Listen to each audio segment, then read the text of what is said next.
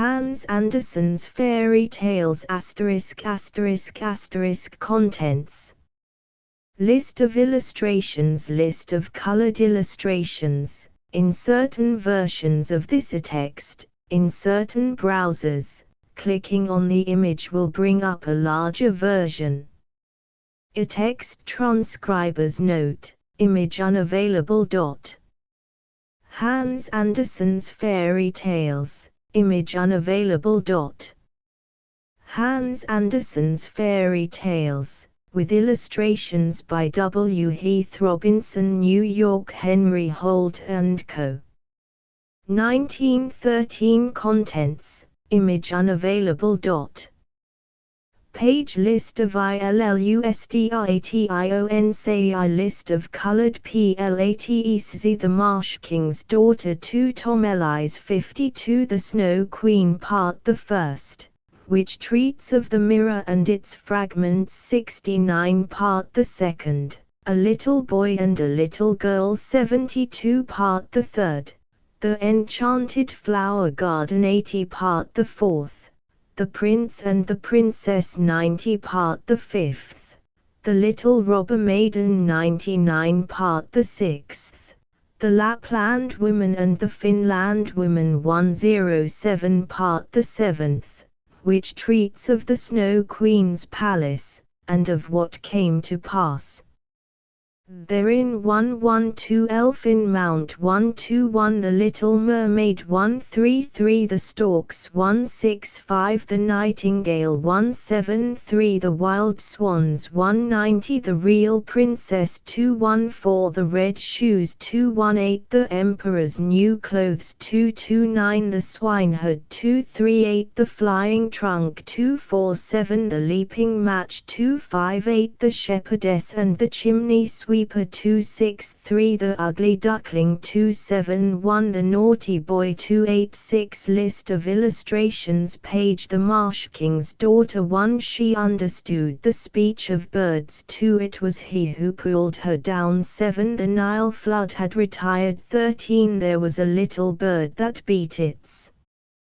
wings. 27. Placed the golden circuit about his neck. 35. Then she saw the storks. 41. The swallow soared high into the air. 51. Thou poor little thing, said the field mouse. 52. This is just the wife for my son, said the toad. 56. Oh, how terrified was poor Tom Ellis. 59. That was the greatest of pleasures. 65. They carried the mirror from place to place. 69. He chuckled with delight. 71. She wore a large hat, with most beautiful flowers painted on it. 79. Godard knew every flower in the garden. 87. Suddenly a large raven hopped upon the snow in front of her. 94. Cabinet councillors were walking about barefooted. 97. And the nearer they were to the door the prouder they looked. 102. And flapped his black wings at the carriage till it was out of sight. 106. The Little Robber Maiden. 109. The Snow Queen. 112. She ran on as fast as she could. 115. She entered the large,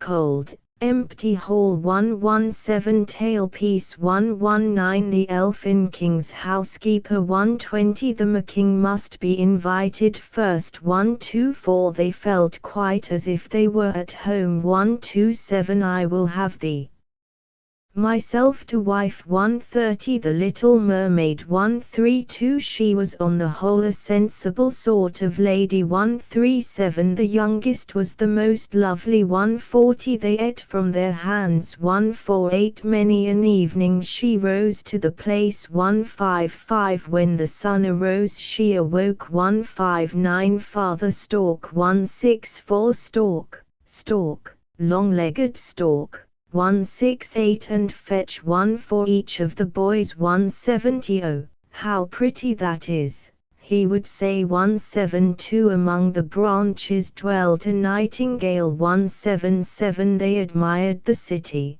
the palace, and the garden. 179. The kitchen maid. 181. The chief imperial Nightingale Bringer 184. He was quite as successful as the real Nightingale 187. The Wild Swans 189. So Elise took off her clothes and stepped into the water 195 and met an old woman with a basket full of berries 198. Not a boat was to be seen 201. There was only just room for her and them 204. I must venture to the churchyard 209. Tailpiece 212. I have scarcely closed my eyes the whole night through 213. The old king himself went out to open it 215 and the pea was preserved in the cabinet of curiosities 216.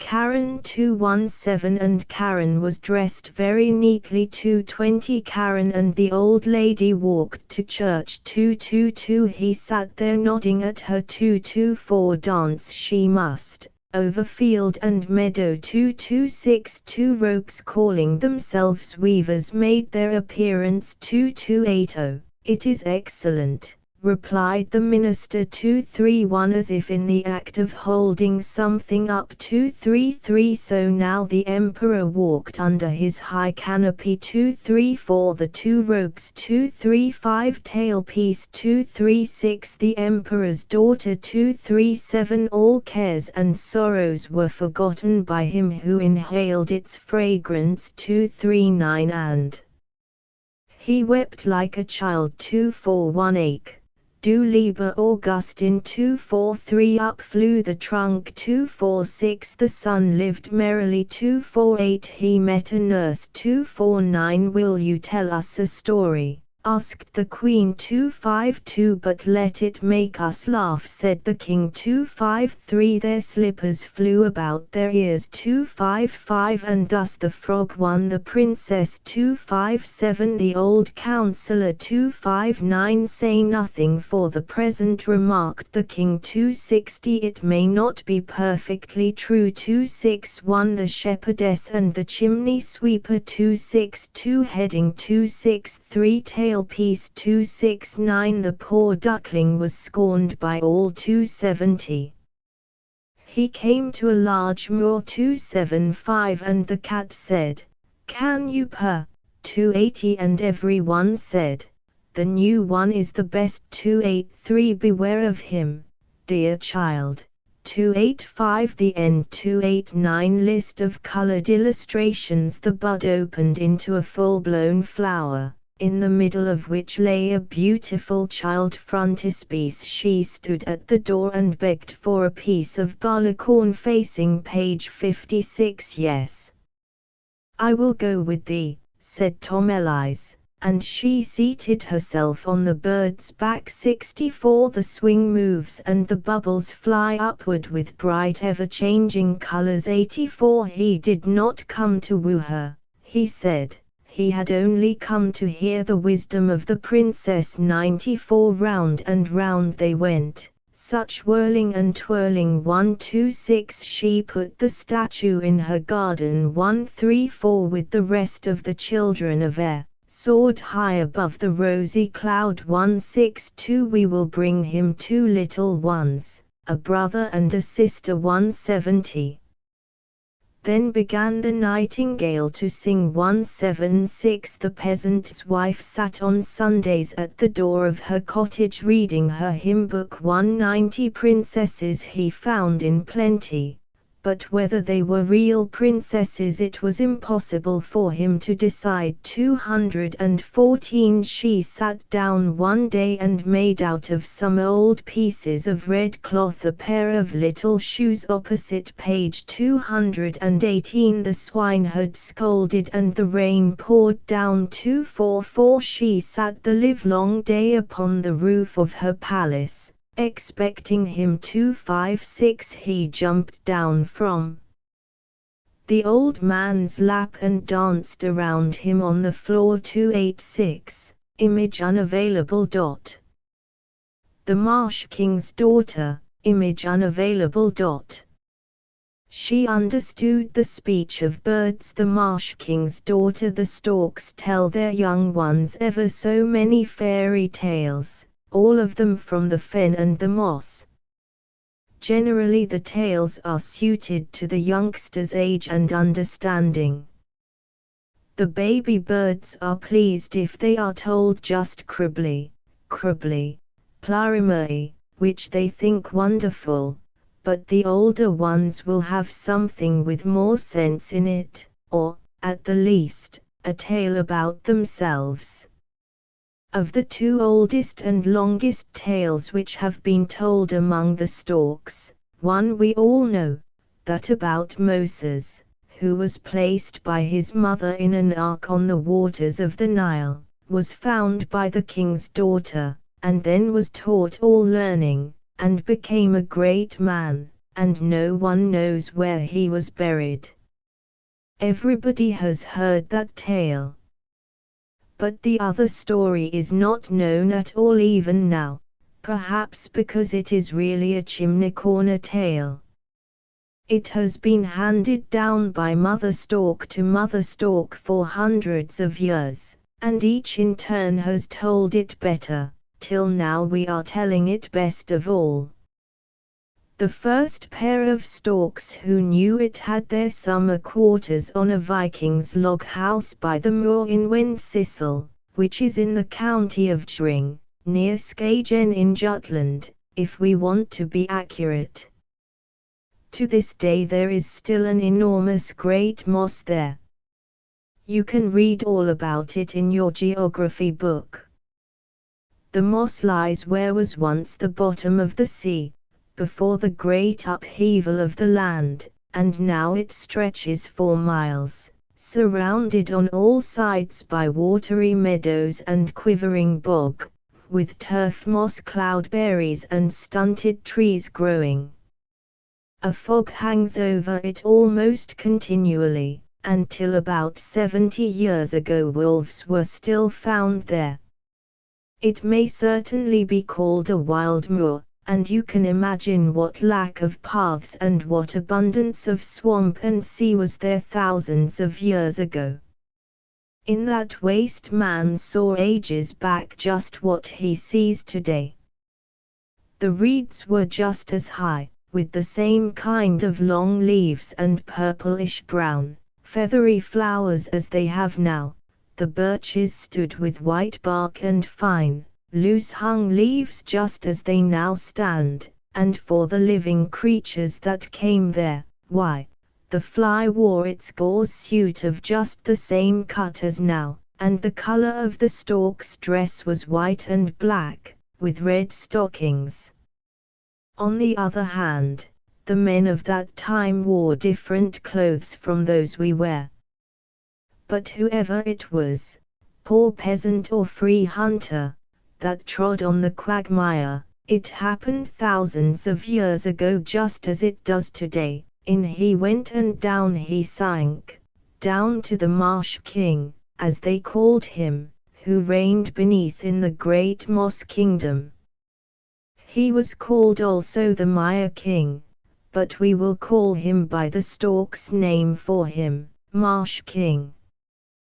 People know very little about how he governed, but perhaps that is just as well. Near to the moss, and right in the Ultimfjord, stood the Viking's log house, with paved cellar and tower 2 stories high. On the roof the storks had built their nest. Mother stork sat on her eggs, and was positive they would turn out well. One evening Father Stork had been out for a long time, and when he came home he seemed excited and flurried. "I've dreadful news for you," he said to Mother Stork. "Don't get excited," said she. "Remember I'm sitting on my eggs, and I might be upset by it, and then the eggs would suffer." "You must know it," he answered. "She has come here, our landlord's daughter in Egypt. She has ventured on the journey here, and she is lost. Why, she is of fairy descent. Tell me all about it, you know I can't bear to wait at this time, when I'm sitting." "Listen," Mother. It's as you told me. She has believed what the doctor said, that the moor flowers here could do her sick father good, and so she has flown here in a feather dress with the other winged princesses, who have to come to the north every year to bathe and renew their youth. She has come, and she is lost. You're getting too long-winded, said Mother Stork. The eggs may be chilled. I can't bear to be excited. I have watched, said Father Stork, and in the evening, when I went into the reeds, where the quagmire is able to bear me, there came 3 swans. Something in the way they flew told me, watch, that isn't a real swan, it's only swan feathers. You know the feeling, Mother, as well as I do, you can tell if it is right. Yes, certainly, said she, but tell me about the princess. I'm tired of hearing about the swan's feathers. Here, in the middle of the moor, you know, said Father Stork, is a kind of lake. You can see a part of it if you stand up. There, by the reeds and the green quagmire, lies a great elder stump. The 3 swans lighted on it, flapped their wings, and looked round them. Then one of them threw off her swan's plumage, and I saw it was our own princess, of our house in Egypt. Then she sat down, and she had no other covering than her own long, black hair. I heard her ask the 2 others to take great care of her swanskin while she plunged under the water to gather a flower which she thought she saw. They nodded, and lifted up the loose feather dress. I wonder what they mean to do with it, said I to myself, and no doubt she asked them the same. And she got an answer, something she could see for herself. They flew aloft with her feather dress. Sink down, they cried, you shall never fly in the swanskin again, never see Egypt again. Stay in the moss. And so they tore her feather dress into 100 pieces, till the feathers flew about as if it was snowing, and off flew the 2 good-for-nothing princesses. Oh, how dreadful, said Mother Stork. I can't bear to hear it. But, tell me, what else happened? Our princess moaned and wept. Her tears fell on the elder stump, and it was quite moved, for it was the Marsh King himself, who lives in the quagmire. I saw the stump turn itself, so it wasn't only a trunk, for it put out long, muddy boughs like arms. Then the unhappy girl was frightened, and sprang aside into the quivering marsh, which will not bear me, much less her. In at once she sank, and down with her went the elder stump. It was he who pulled her down. Then a few big black bubbles, and no trace of her left. She is engulfed in the marsh, and will never return to Egypt with her flower. You couldn't have borne to see it, Mother. You shouldn't have told me anything of the sort just now, it may affect the eggs. The princess can take good care of herself. She'll get help easily enough. Had it been you or I, there would have been an end of us. However, I'll go day by day to see about it, said Father Stork, and so he did. The days and months went by. He saw at last one day that right from the bottom of the marsh a green stalk pushed up till it reached the surface of the water. Out of it grew a leaf, that grew wider and wider, and close to it a bud put out. Then one morning, as the stork was flying over it, it opened, with the sun's warmth, into a full-blown flower, in the middle of which lay a beautiful child, a little girl, as if she were fresh from the bath. So like was the child to the princess from Egypt, that at first the stork believed it to be herself turned a child again. But when he thought it over, he decided that it was more likely to be the child of the princess and the marsh king, and that was why she was lying in a water lily. She mustn't be left lying there, thought Father Stork, and there are too many already in my nest. But I have it. The Viking's wife has no children, and she has often wished for a little one. Yes, I get the name for bringing the babies, I will do it in sober truth for once. I'll fly to the Viking's wife with the child. They'll be delighted. So the stork took the little girl, flew to the log house, made a hole with his beak in the window, with panes made of bladder, laid the child on the bosom of the Viking's wife, and flew away. Image unavailable. It was he who pulled her down to Mother Stork to tell her all about it. Her young ones heard it too, for they were now old enough. Listen, the princess is not dead. She has sent her little one up, and the child has a home found for her. Yes, so I said from the first, said Mother Stork. Now think a little about your own children. It's almost time for our journey. I begin to feel a tingling under my wings. The cuckoo and the nightingale are off already, and I hear the quails chattering about it, and saying that we shall soon have a favorable wind. Our young ones are quite fit for training, I'm sure.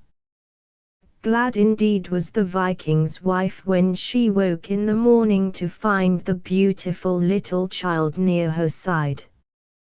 She kissed and fondled it, but it screamed with passion, and threw out its arms and legs, and seemed utterly miserable. At last it cried itself to sleep, and there it lay, one of the prettiest babies you could set eyes on.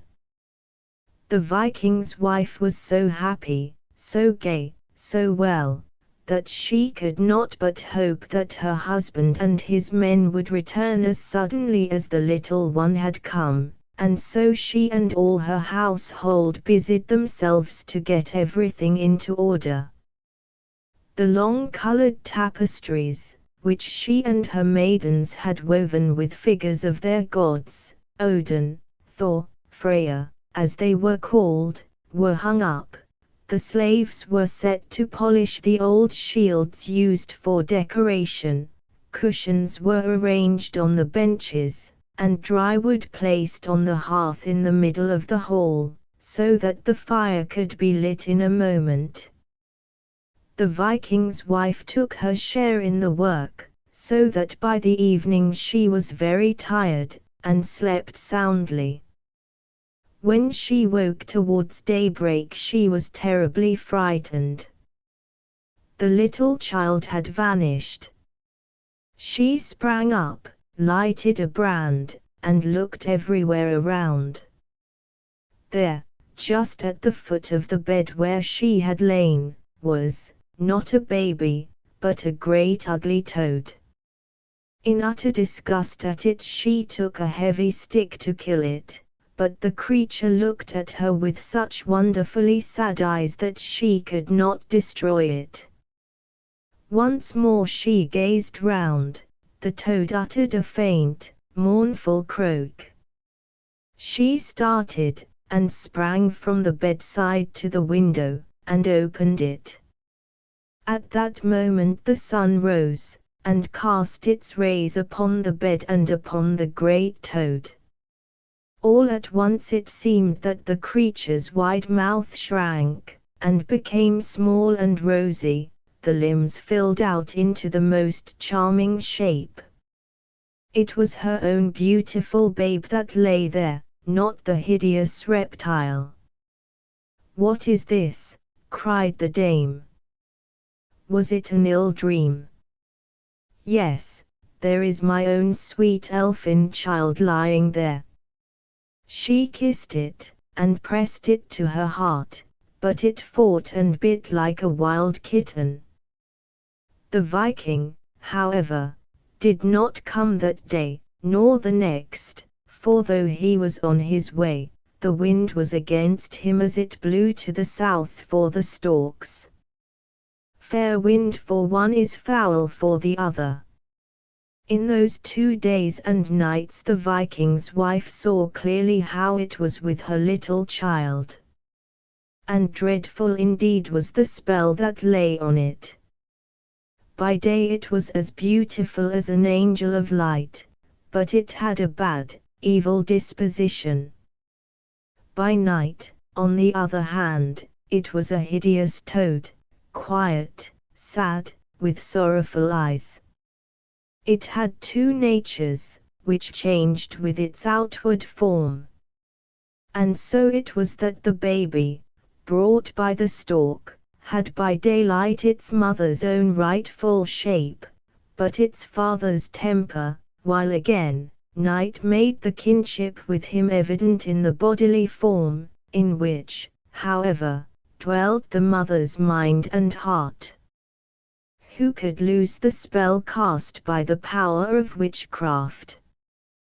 The Viking's wife was worn and distressed about it, and her heart was heavy for the unhappy being, of whose condition she did not think that she dared tell her husband if he came home then, for he would certainly follow the custom and practice of the time, and expose the poor child on the highroad for anyone that liked to take away.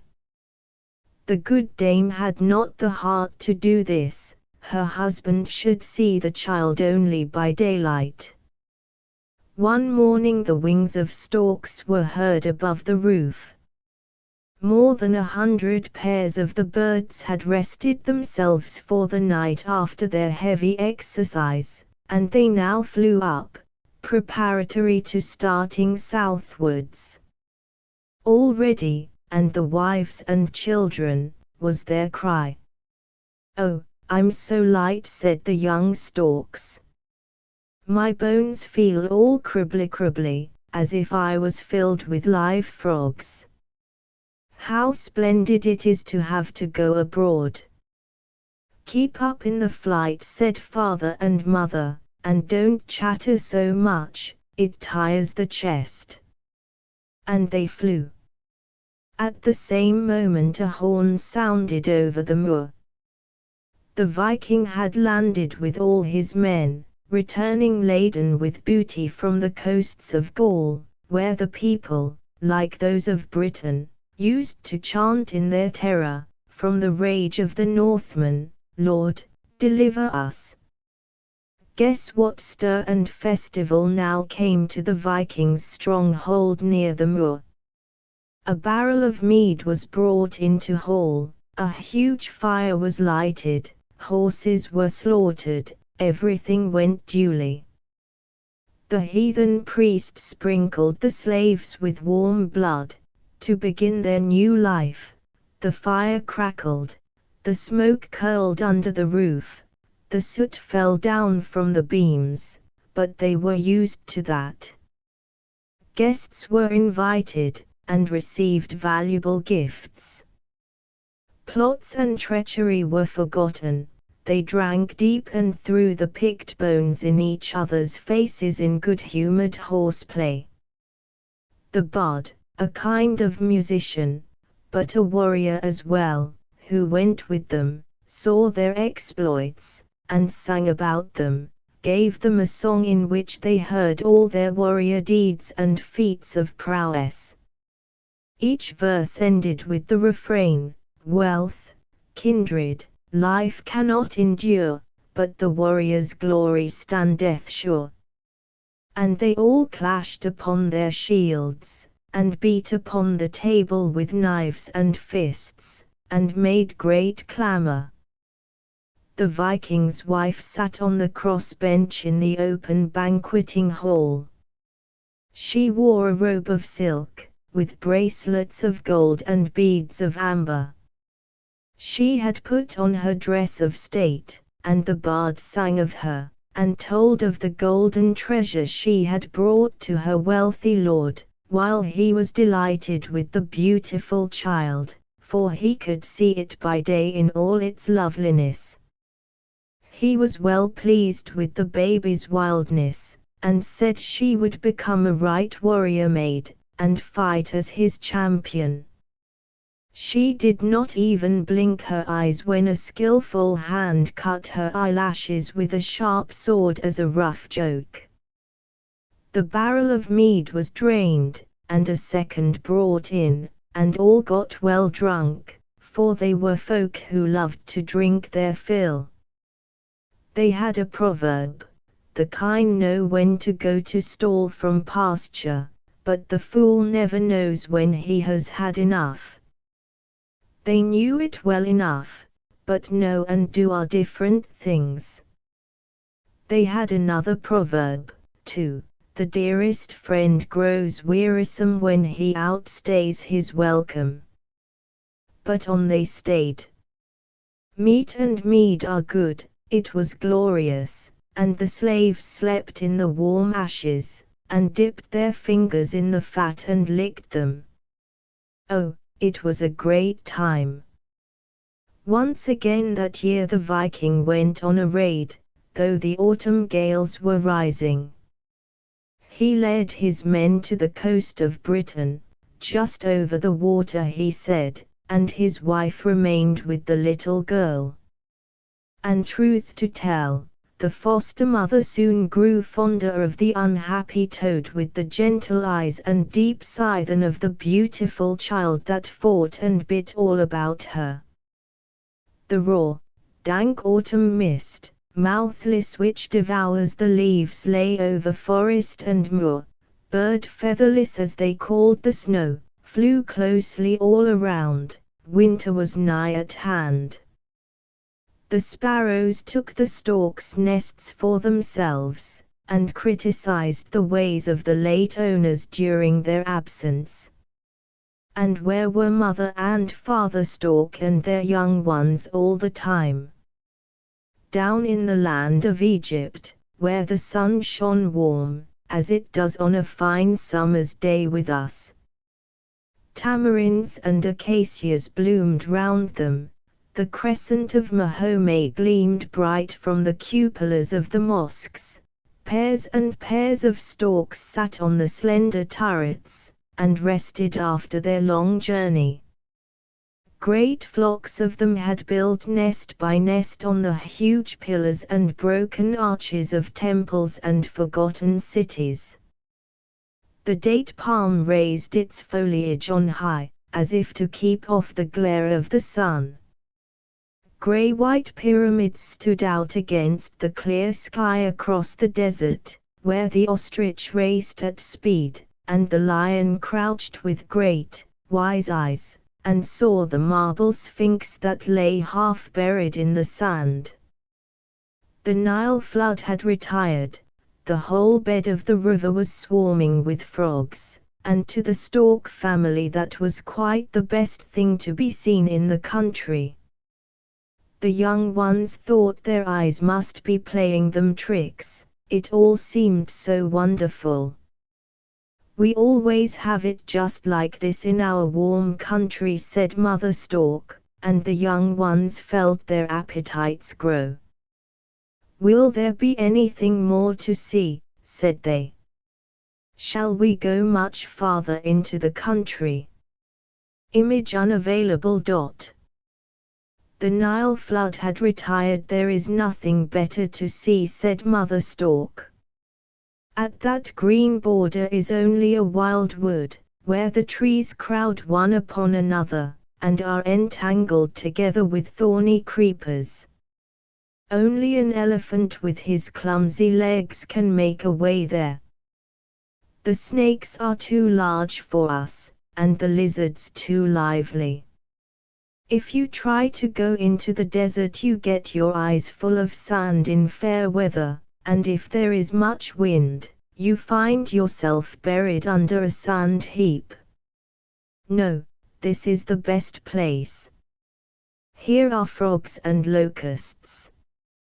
I shall stop here, and you must stay with me. And they stayed. The old ones sat in their nest on the slender minaret and rested themselves, while yet they were busy preening their feathers and rubbing their beaks on their red-stockinged legs. They would raise their necks, bow gravely, and hold up their heads with their high foreheads, fine, smooth feathers, and brown eyes glancing sharply. The young hen storks walked gravely about among the coarse reeds, stealing glances at the other young storks, and devouring a frog at every third step, or else a small snake, which they found so good for their health, and so tasty. The young males began to quarrel, beat each other with their wings, pecked, yes, stabbed till the blood flowed. And so one and another got betrothed, for that was the whole purpose of life. They built nests, and from that sprang new quarrels, for in hot countries tempers are so quick. Nevertheless, it was all delightful, especially to the old ones.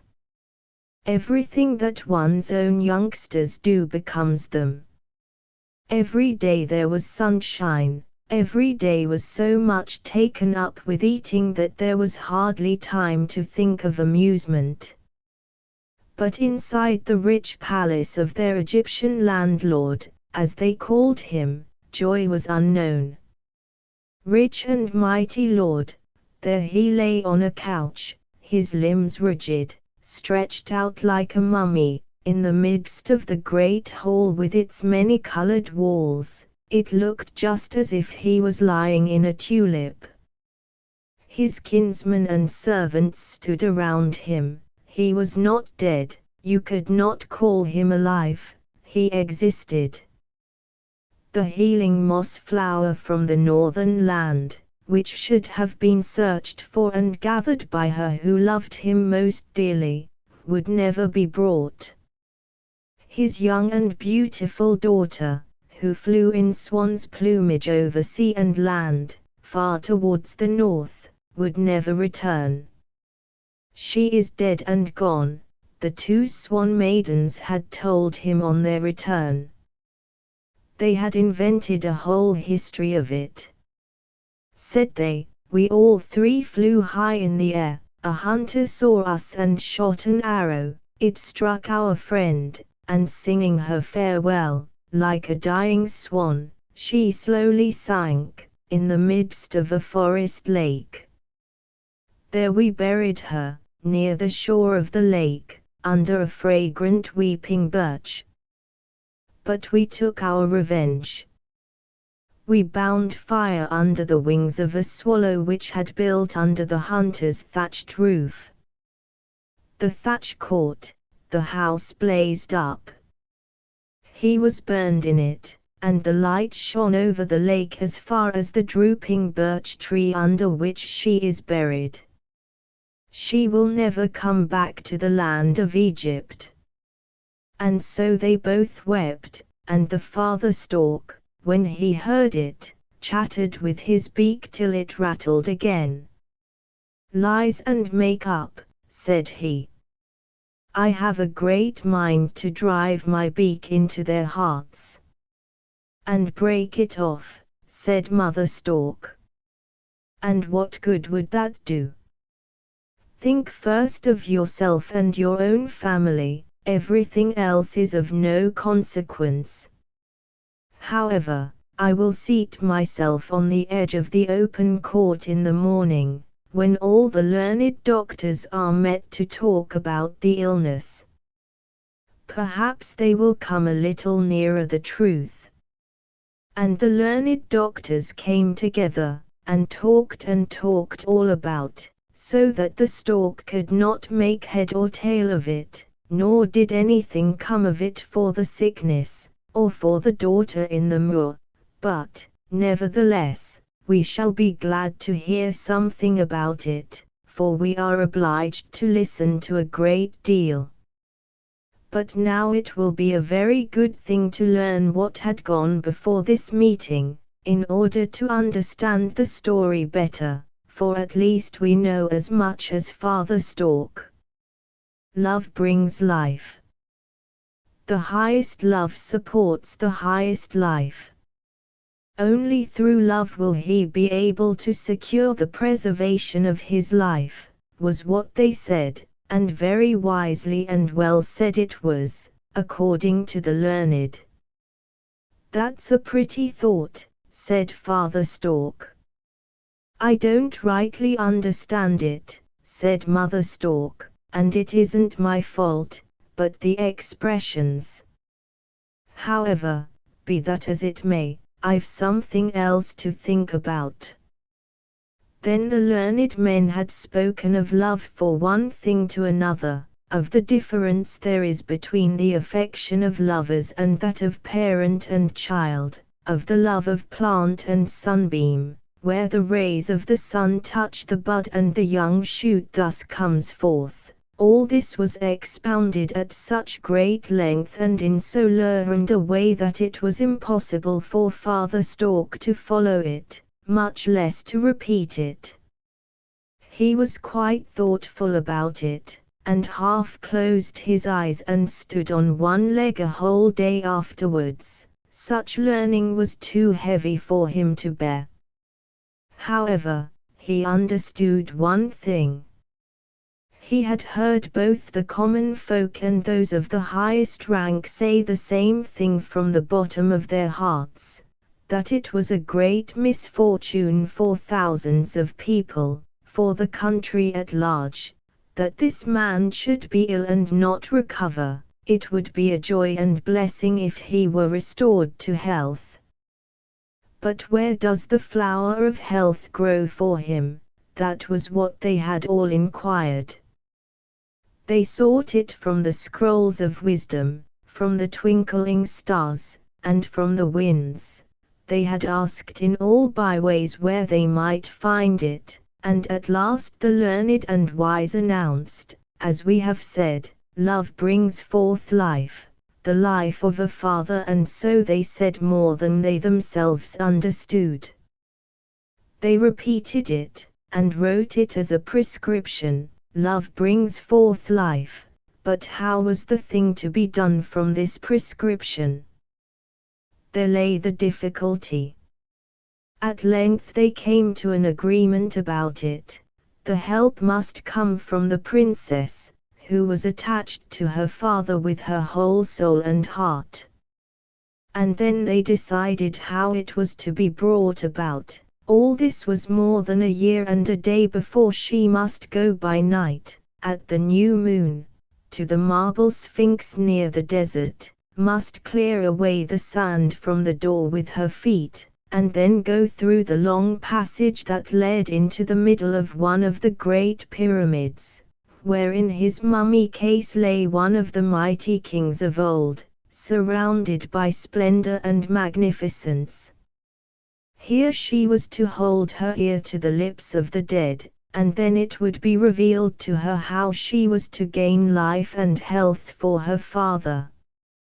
All this she had done, and had learned in vision that, from the deep marsh in the land of Denmark, a spot most clearly indicated, she might bring home the marsh flower, which there in the depth of the water had touched her breast. Then he would be healed. So she flew in swan's plumage from the land of Egypt to the moor.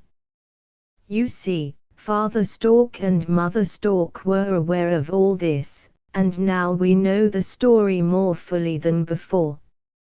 We remember that the Marsh King dragged her down to him, We know that for those at home she is dead and gone. Only the wisest of them all said still, with Mother Stork, she takes good care of herself, and they were obliged to wait, for that was all they knew about it.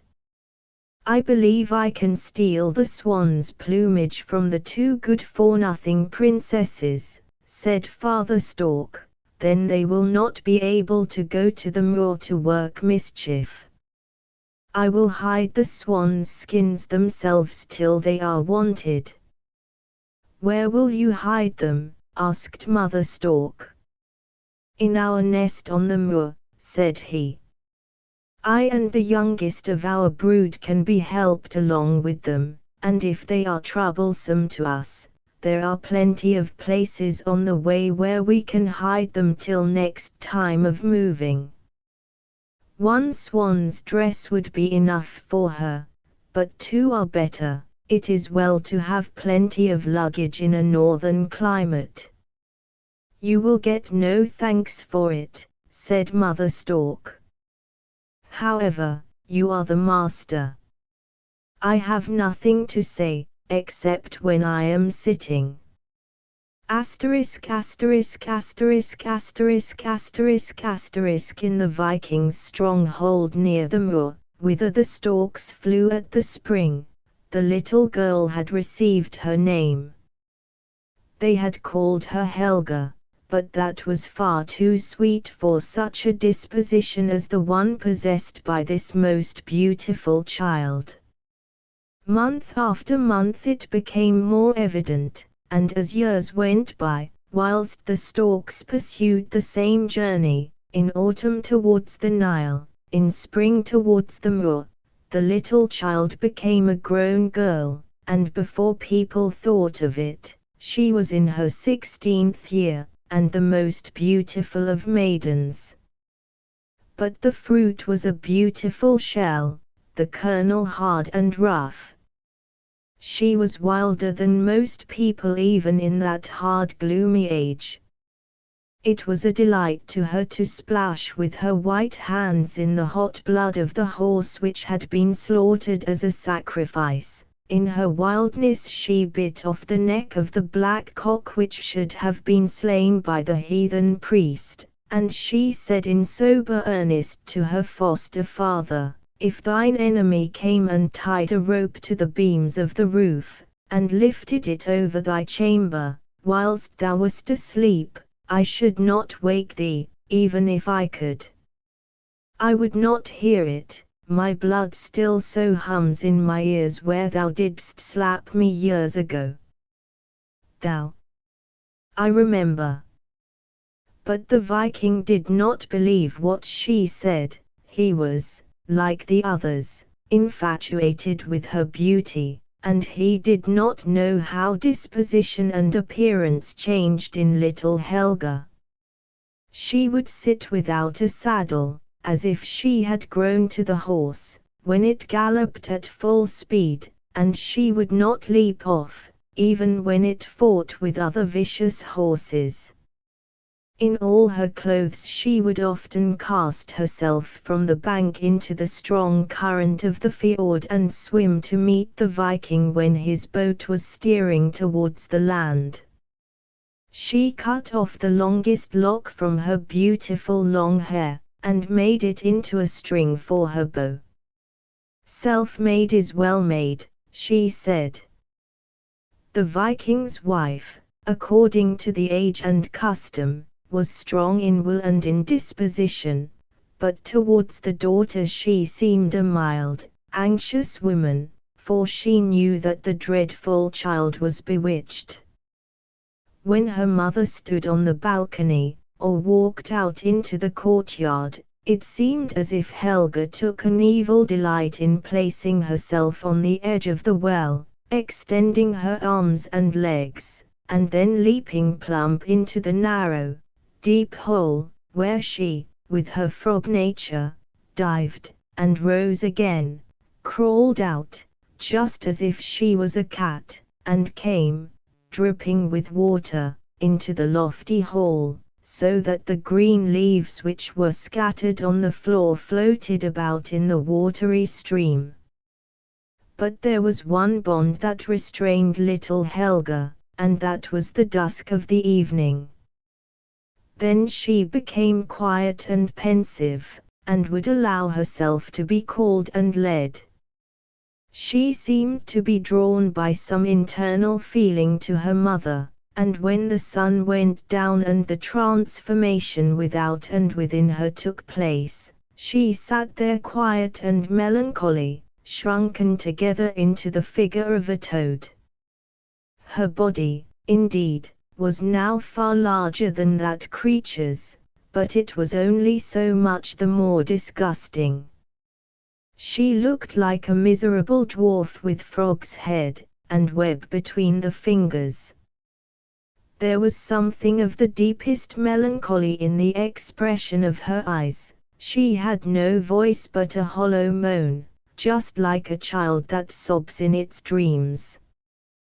The Viking's wife could then take her on her knees. She forgot the ugly form, and looked only at the sorrowful eyes, and more than once she said, "I could wish almost that thou wast always my dumb frog child. Thou art more frightful to look at when thy beauty returns to thee."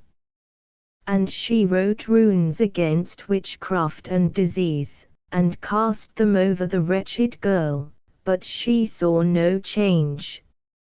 Now that she is a full-grown woman, and so like the Egyptian mother said Father Stork, one could not believe that she was once so little that she lay in a water lily. We have never seen her mother since. She did not take care of herself, as you and the learned men thought. Year out, year in, I have flown now in all directions over the moor, but she has never made any sign. Yes, let me tell you that every year when I have come up here some days ahead of you, to mend the nest and put one thing and another straight, I have flown for a whole night, like an owl or a bat, to and fro over the open water, but it was no use. Nor have the 2 swan dresses been any use which the young ones and I dragged hither from the land of the Nile. Toilsome work it was, and it took us 3 journeys to do it. They have now lain for many years at the bottom of the nest, and if such a disaster as a fire should happen at any time, and the log house be burnt, they would be lost. And our good nest would be lost also, said Mother Stork. You think too little of that, and too much of the feather dress, and your moss princess. You had better take it to her and stay in the bog. You are a useless father to your own family. I have said that ever since I sat on an egg for the first time. I only hope that we or our young ones may not get an arrow in the wing from that mad Viking girl. She does not know what she is doing. We have lived here a little longer than she should remember. We never forget our obligations, we pay our taxes yearly, a feather, an egg, and a young one, as is right. Do you think, when she is outside, I feel inclined to go down there, as in the old days, and as I do in Egypt, where I am half a companion with them, without their forgetting me, and peep into tub and pot? No, I sit up here worrying myself about her, the hussy, and about you too. You ought to have let her lie in the water lily, and there would have been an end of her. You are kinder than your words, said Father Stork. I know you better than you know yourself. And so he gave a jump, 2 heavy strokes of his wings, stretched his legs behind him, and off he flew. He sailed away, without moving his wings. At a good distance off he gave a powerful stroke. The sun shone on his white feathers. He stretched his neck and head forward. That was speed and flight. But he is still the handsomest of them all, said the mother stork, only I don't tell him that.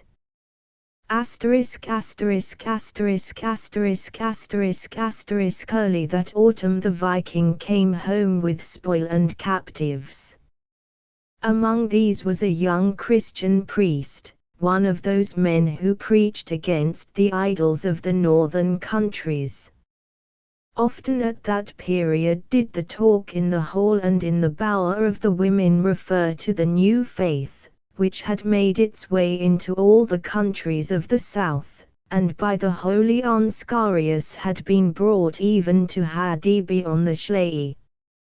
Helga herself had heard of the faith in the White Christ, who out of love to men had given himself to save them, but for her, as they say, it had gone in at one ear and out at the other. She seemed to have only a perception of that word love when she crouched in that closed room in her miserable frog form. But the Viking's wife had listened to it, and felt herself wonderfully affected by the story and traditions of the Son of the only true God. The men, on coming home from their expedition, had told of the splendid temples of costly hewn stone, erected for him whose message was love, and they brought home with them a pair of heavy golden vessels, elaborately pierced, and with a fragrant odor about them, for they were censers, which the Christian priests used to swing before the altar where no blood was ever shed, but wine and consecrated bread changed into his body and blood who had given himself for generations yet unborn. In the deep paved cellar of the log house the young captive Christian priest was confined, his feet and hands securely bound. The Viking's wife said that he was as fair as Balder and she was touched by his distress. But young Helga wished that a rope should be drawn through his legs, and that he should be tied to the tails of wild oxen. Then I would set the dogs loose. Halloo! Away over bog and fen, out to the moor. That would be jolly to see. Jollier still to be able to follow him on his course. But the Viking did not choose that he should be put to death that way, but, as a denier and opposer of the high gods, he should be offered the next morning on the bloodstone in the grove, the first time that a human sacrifice had been offered there. Young Helga asked that she might sprinkle the images of the gods and the people with his blood. She sharpened her gleaming knife, and when one of the great, ferocious dogs, of which there were a good many in the courtyard, ran across her feet, she drove the knife into its side. "That is to test it," said she, and the Viking's wife looked sadly at the wild, ill-tempered girl, and, when the night came, and the beautiful bodily form of her daughter was changed for the beauty of soul, she spoke glowing words of sorrow to her from her own afflicted spirit. The hideous toad with the goblin's body stood before her, and fixed its brown, sorrowful eyes on her, listening and seeming to understand with the intelligence of a human being. Never, even to my husband, has a word fallen from my tongue about the twofold nature I endure in thee, said the Viking's wife. There is more pity in my heart for thee than I could have believed. Great is the love of a mother, but affection never comes into thy mind. Thy heart is like the cold clod. Whence didst thou then come into my house? At that the hideous form trembled and shook. It seemed as if the word touched some connection between body and soul. Great tears came into its eyes. "Thy bitter trial will come some time," said the Viking's wife, "and terrible will it be for me. Better hadst thou been abandoned on the highway as a child, and the night frost had lulled thee into death." And the Viking's wife wept bitter tears, and, wrathful and sad, passed behind the loose curtains which hung over the beam and divided the room. The shrunken toad sat alone in the corner. There was silence, but after a short interval there came from her breast a half-smothered sigh. It was as if, painfully, a soul awoke to life in a corner of her heart.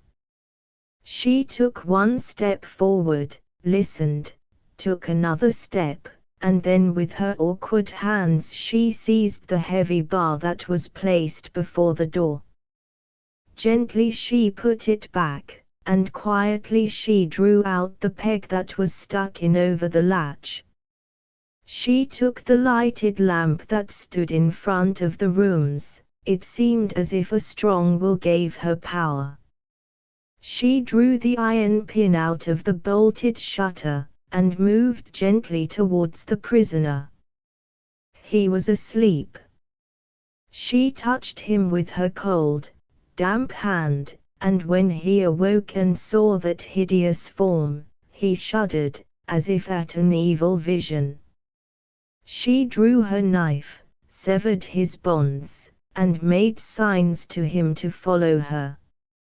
He called upon the holy name, made the sign of the cross, and as the figure stood unchanged, he repeated the words of the Bible: "The Lord will preserve him and keep him alive.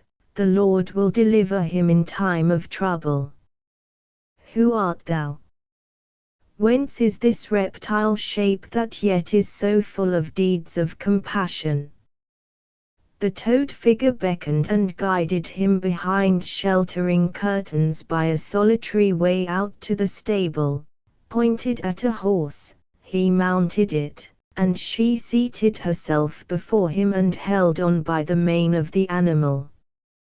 The prisoner understood her, and they rode away at a quick trot, by a path he would never have discovered, out to the open heath. He forgot her hideous form, for the favor and mercy of the Lord were acting through this hobgoblin. He offered up pious prayers, and began to sing holy songs, and she trembled. Was it the power of the prayers and hymns that acted upon her? Or was it the coldness of the morning which was so quickly coming? What was it that she felt? She raised herself up in the breeze, and wished to stop the horse and spring off, but the Christian priest held her fast with all his strength, and sang aloud a psalm, as if that would have power to loose the spell that held her in that hideous frog shape, and the horse galloped forward yet more wildly. The heaven became red, the first ray of the sun shot through the cloud, and with that clear spring of light came the change of form. She was the beautiful young girl with the demoniac, evil temper. In his arms he held a peerless maiden, and in utter terror he sprang from the horse and stopped it, for he thought he was encountering a new and deadly witchcraft. But young Helga at the same time leapt to the ground.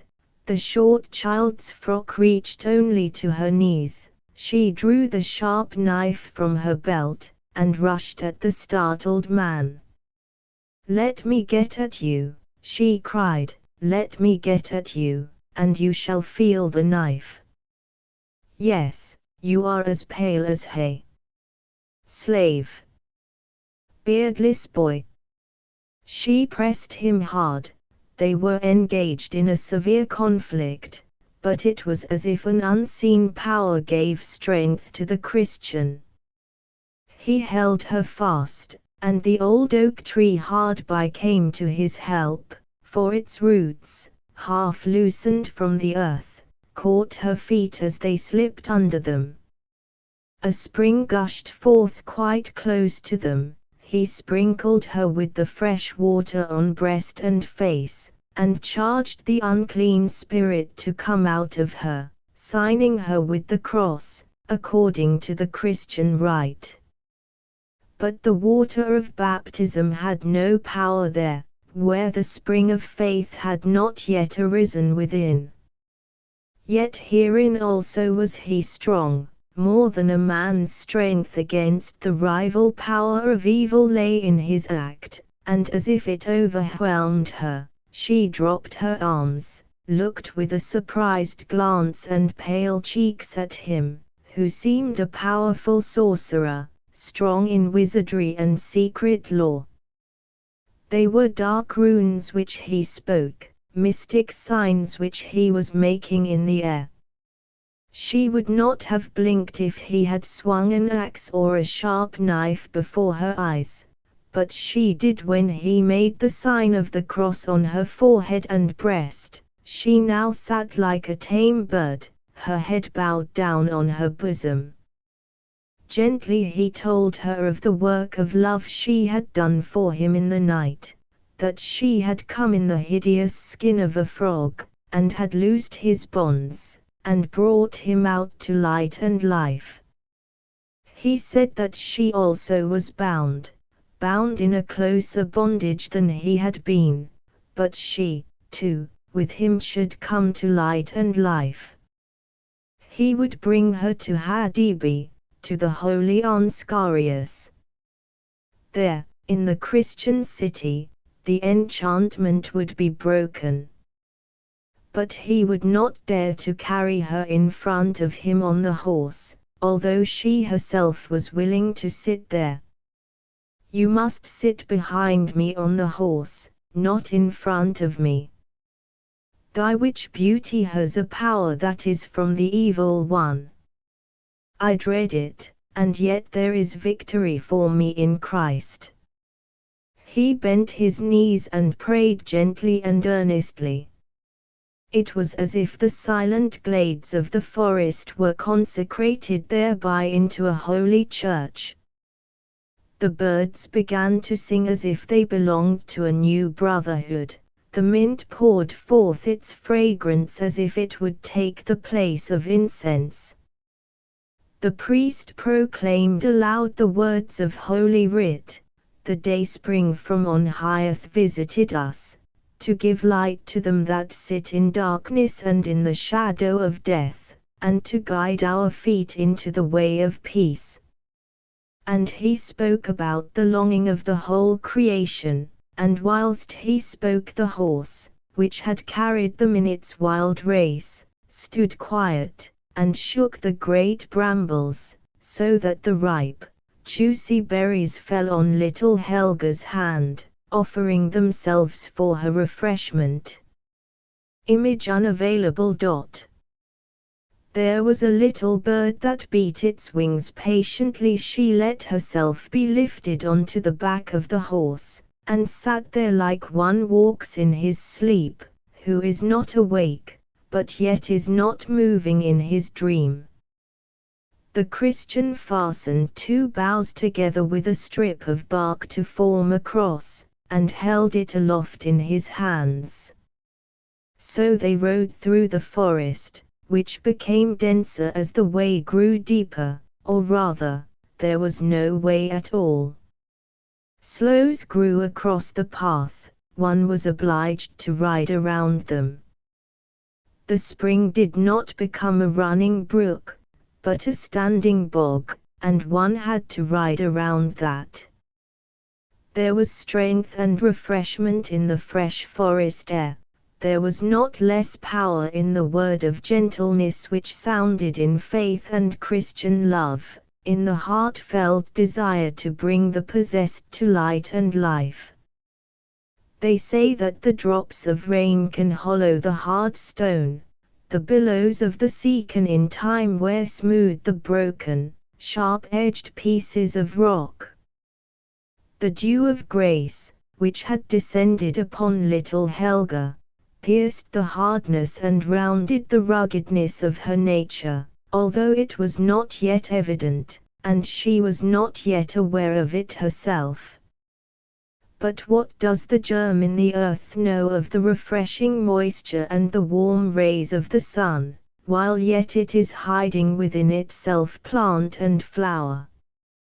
As a mother's song for her child imperceptibly fastens itself into its mind, and it babbles single words after her, without understanding them, although they afterwards collect themselves in its thoughts, and become clear in the course of time, so in her the word worked which is able to create.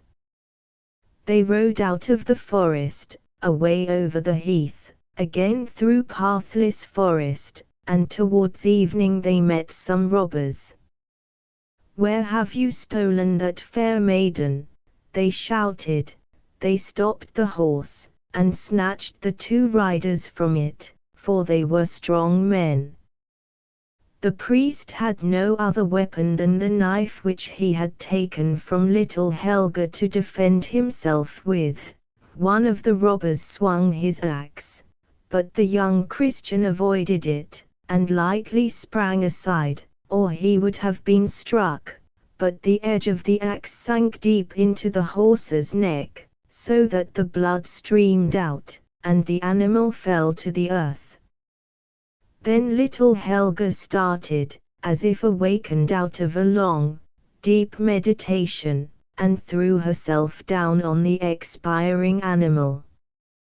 The Christian priest placed himself before her in order to defend her, but one of the robbers dashed a ponderous iron mace against his forehead, crushing it. The blood and brains spurted around, and he fell dead to the earth. The robbers seized little Helga by her white arm. At that moment the sun went down, and as the last ray faded, she was changed to a hideous toad. Her greenish mouth opened across half her face, her arms became thin and slimy, and her hands grew broad and covered with webbing. Terror seized the robbers at the sight. She stood among them, a hideous monster, then, frog-like, hopped away, with bounds higher than she was herself, and vanished in the thicket. The robbers knew it for an evil trick of loge, or secret magic art, and hurried away in affright. Asterisk asterisk asterisk asterisk asterisk asterisk. The full moon was already rising, and soon shone forth in splendor, and little Helga crept forth from the thicket in the skin of a wretched toad. She stood by the bodies of the Christian priest and of the horse, and she looked at them with eyes that seemed to weep. Her frog's head uttered a moan like a child beginning to cry. She threw herself now upon one, now upon the other. She took water in her hand, which the webbed skin had made larger and more hollow, and poured it over them. They were dead, and would remain dead. She understood that. Wild animals would soon come and devour their bodies, but that must not be. So she dug in the earth as deep as she could. To open a grave for them was her wish, but she had nothing to dig it with except a strong bough of a tree and her weak hands, but on them there was webbing stretched between her fingers. She tore it, and the blood flowed. These means would be of no use, she could see. Then she took water and washed the dead man's face, covered it with fresh green leaves, fetched great boughs and laid them over him, shook leaves between them, then took the heaviest stones she was able to lift, laid them over the dead bodies, and filled up the openings with moss. Then the mound seemed strong and protected, But this arduous task had occupied the entire night. The sun now burst forth, and little Helga stood in all her beauty, with bleeding hands, and, for the first time, with tears on her flushed maiden cheeks. In this transformation, it seemed as if the two natures struggled within her. She trembled, and gazed around her as if she had awoke from a frightful dream. Running to a slender beech, she held fast to it for support, then climbed to the top of the tree, as lithely as a cat, and clung fast to it. There she sat like a frightened squirrel, sat there all through the long day in the deep solitude of the forest, where all is still and deathlike as they say. Yet a pair of butterflies fluttered about at play or in quarrel. There were ant hills close by with many hundreds of busy little creatures that crowded backwards and forwards. Countless gnats danced in the air, swarm upon swarm, hosts of buzzing flies chased each other about, birds, dragonflies, and other small winged creatures filled the air. The earthworm crept out from the moist soil, the mole raised itself above the ground. In all else it was still and deathlike around, or what one calls deathlike indeed. Nothing took any notice of little Helga, except the jays, which flew screaming around the top of the tree where she was sitting. They jumped along the branches near her in daring inquisitiveness. One glance of her eye was enough to chase them away again, but they could not quite make her out, neither could she understand herself. When evening was near, and the sun began to go down, her approaching change called her to movement again. She let herself slide down from the tree, and when the last ray of the sun disappeared, she sat there in the toad's shrunken form, with the webbed skin of her hands lacerated, but her eyes now sparkled with a brilliancy of beauty which they had scarcely possessed before, even in her beautiful human shape. They were now the gentle eyes of a pious maiden that looked from behind the reptile's outward shape, and told of a deepened mind, of a true human heart. The beautiful eyes swam with tears, heavy tears that relieved her heart. The cross of boughs bound together with a strip of bark, the last work of him who now lay dead and buried, was still lying on the grave she had made. Little Helga now took it, at some unprompted impulse, and planted it amongst the stones, over him and the slain horse. The sadness of the recollection brought tears to her eyes, and with the grief in her heart she traced the same sign in the earth around the grave that so honorably enclosed the dead.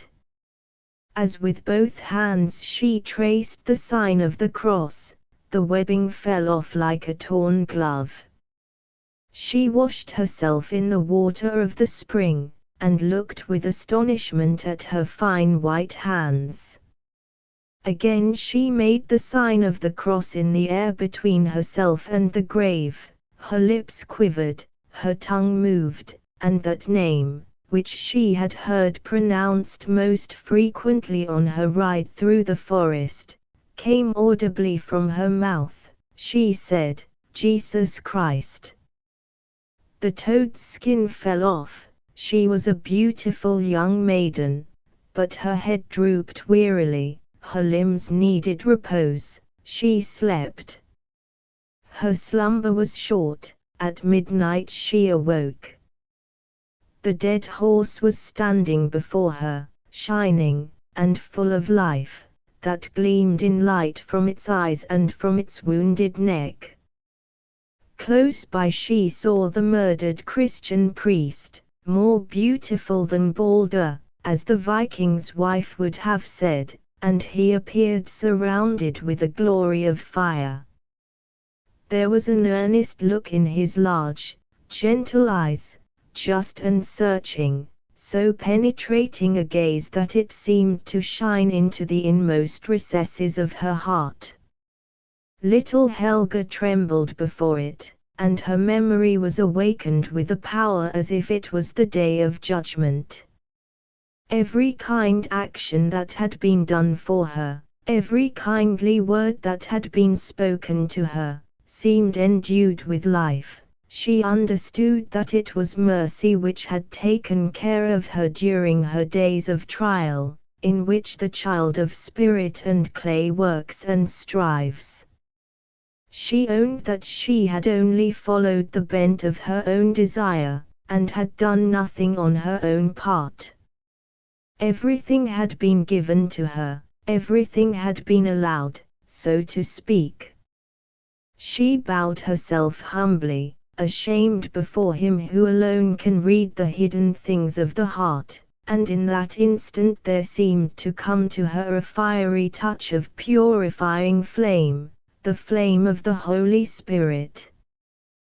"Thou daughter of the mire," said the Christian priest, "from the mire, from the earth thou art sprung, from earth thou shalt again arise."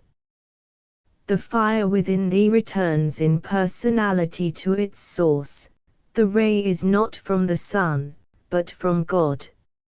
No soul shall perish, but far distant is the time when life shall be merged in eternity.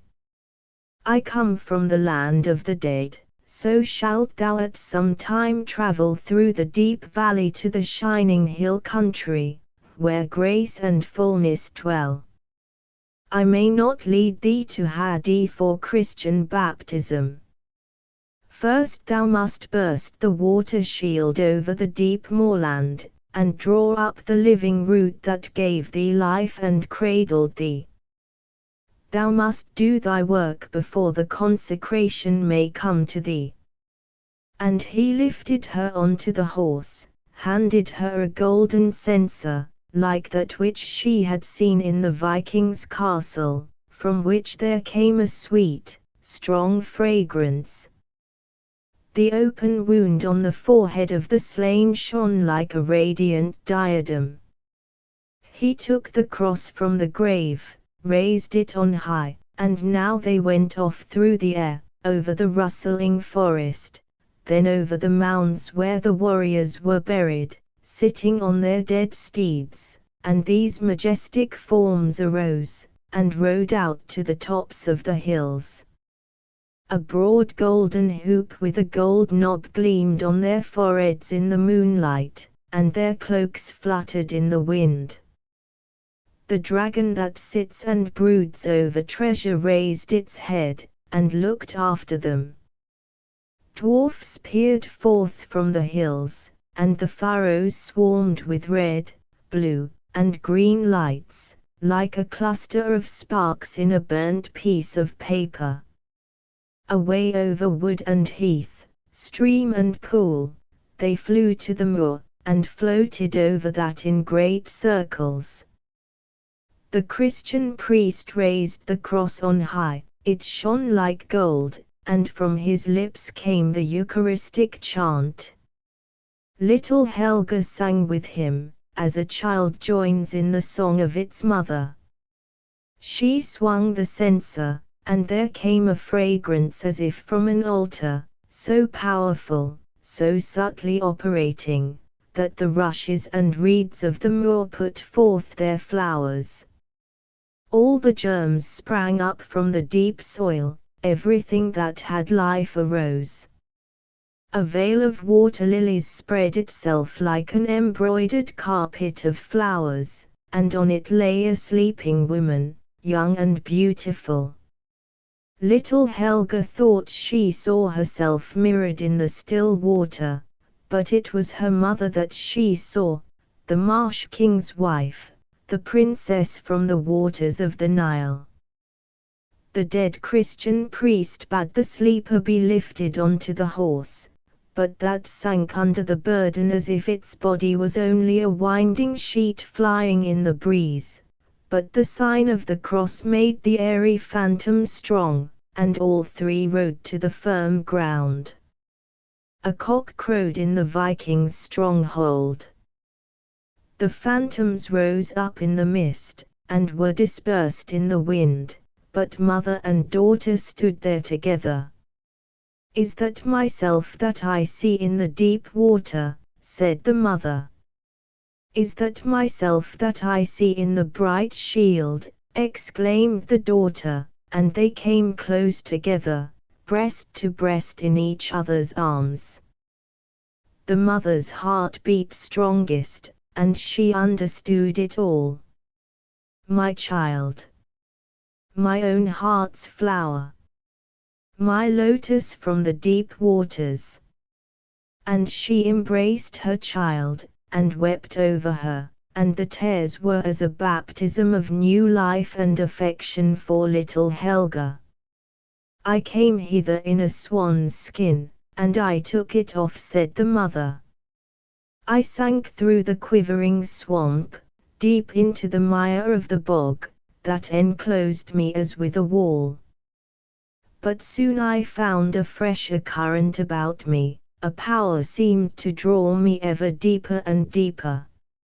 I felt a pressure of sleep on my eyelids, I slept, I dreamt, I seemed to lie again in the pyramids of Egypt, but there still stood before me the moving elder stump, which had frightened me on the surface of the moor. I looked at the crevices in the bark, and they shone forth in colors and became hieroglyphics. It was the case of a mummy which I was looking at.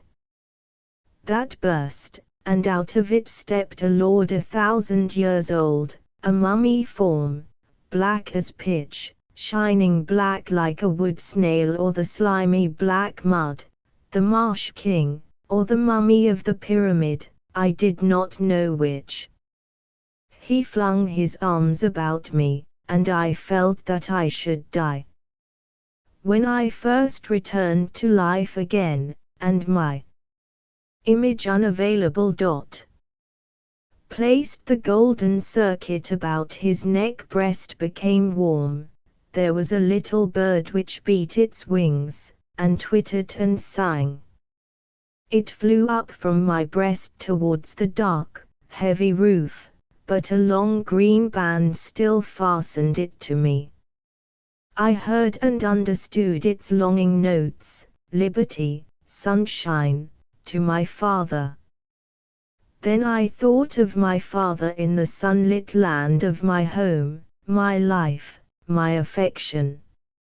And I loosed the band and let him flutter away, home to his father. Since that hour I have not dreamed. I slept a long and heavy sleep till the moment when the sounds and fragrance arose and raised me. That green band from the mother's heart to the bird's wings, whither had it passed now? Where was it lying cast away? Only the stork had seen it. The band was that green stalk. The knot was that shining flower which served as a cradle for the child who now had grown in beauty, and again reposed near the mother's heart. And whilst they stood there in close embrace, the father stork flew in circles about them, made speed to his nest, fetched from thence the feather dresses kept for so many years and threw one over each of them, and they flew, and raised themselves from the earth like two white swans. "Let us talk," said Father Stork, "now that we can understand each other's speech, although the beak is cut differently on one bird and on the other.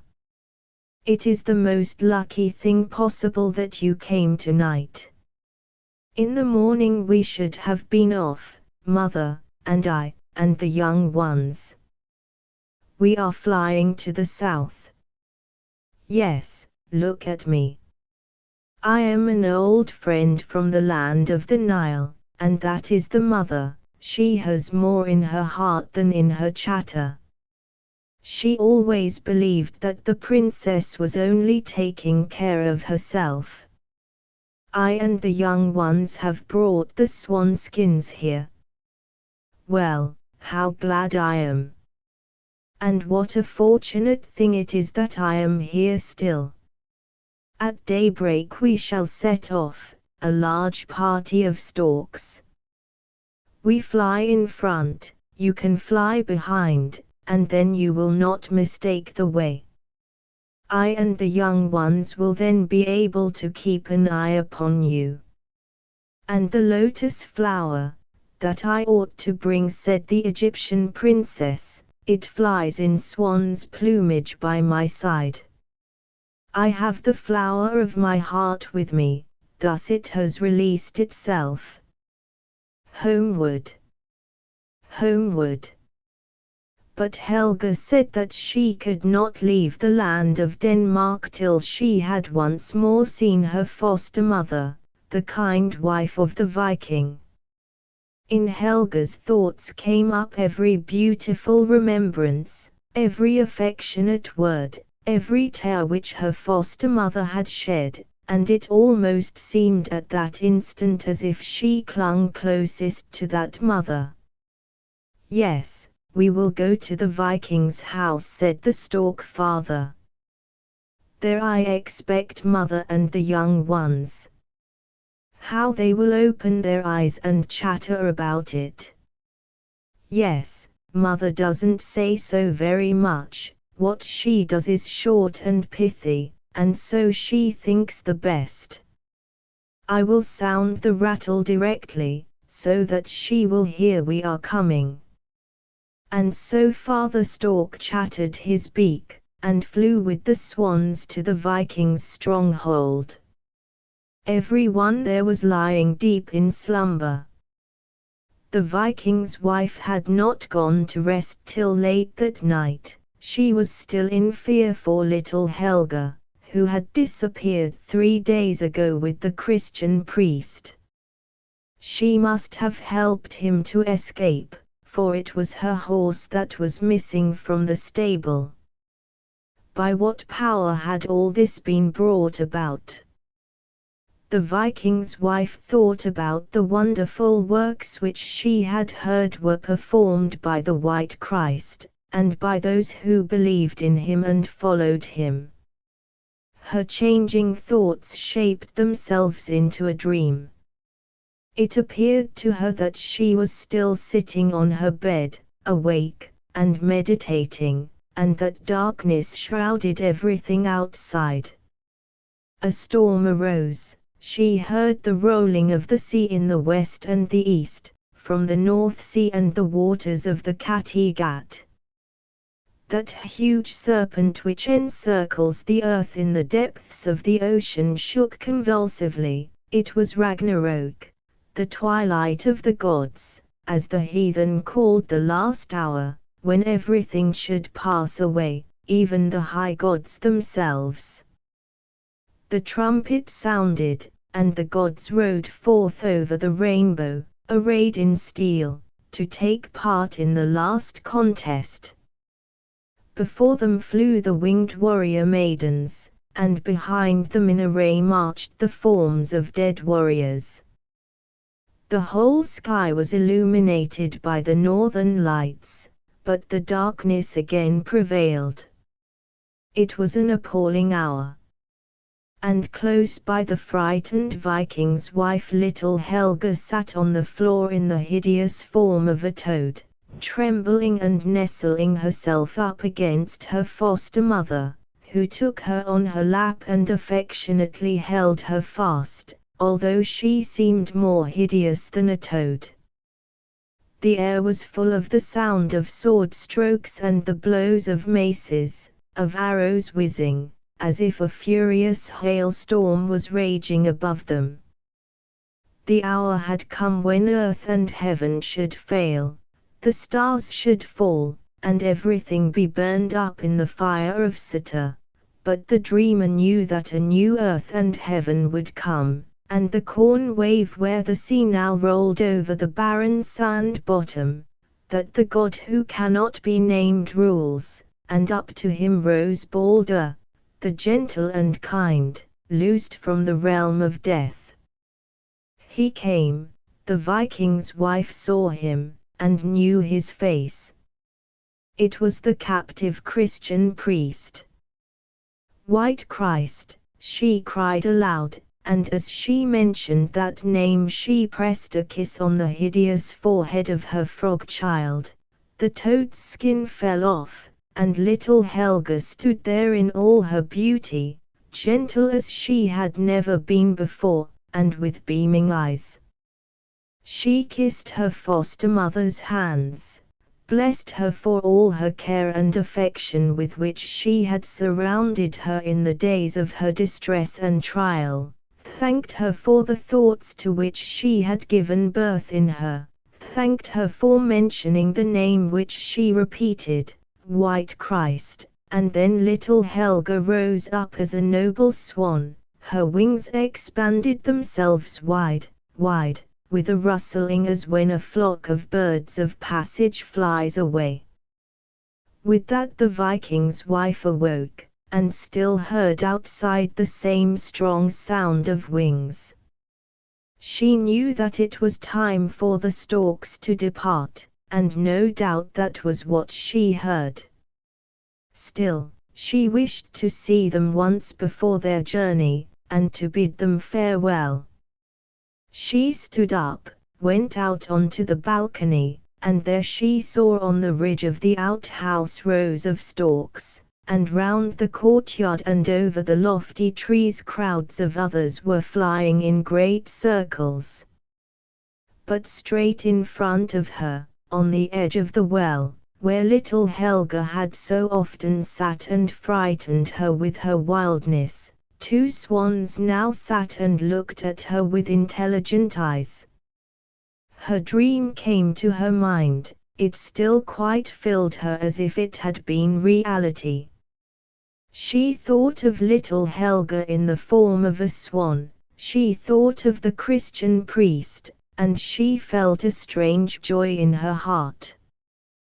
The swans beat their wings, and bent their necks, as if they wished so to salute her, and the Viking's wife stretched out her arms towards them as if she understood, and smiled at them through her tears. Then, with a noise of wings and chattering, all the storks arose to start on their journey to the south. "We cannot wait for the swans," said Mother Stork. "If they wish to come with us they may, but we can't wait here till the plovers start.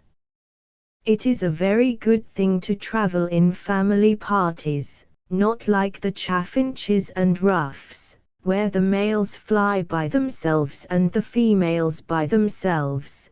That is certainly not proper. And what are those swans flapping their wings for?"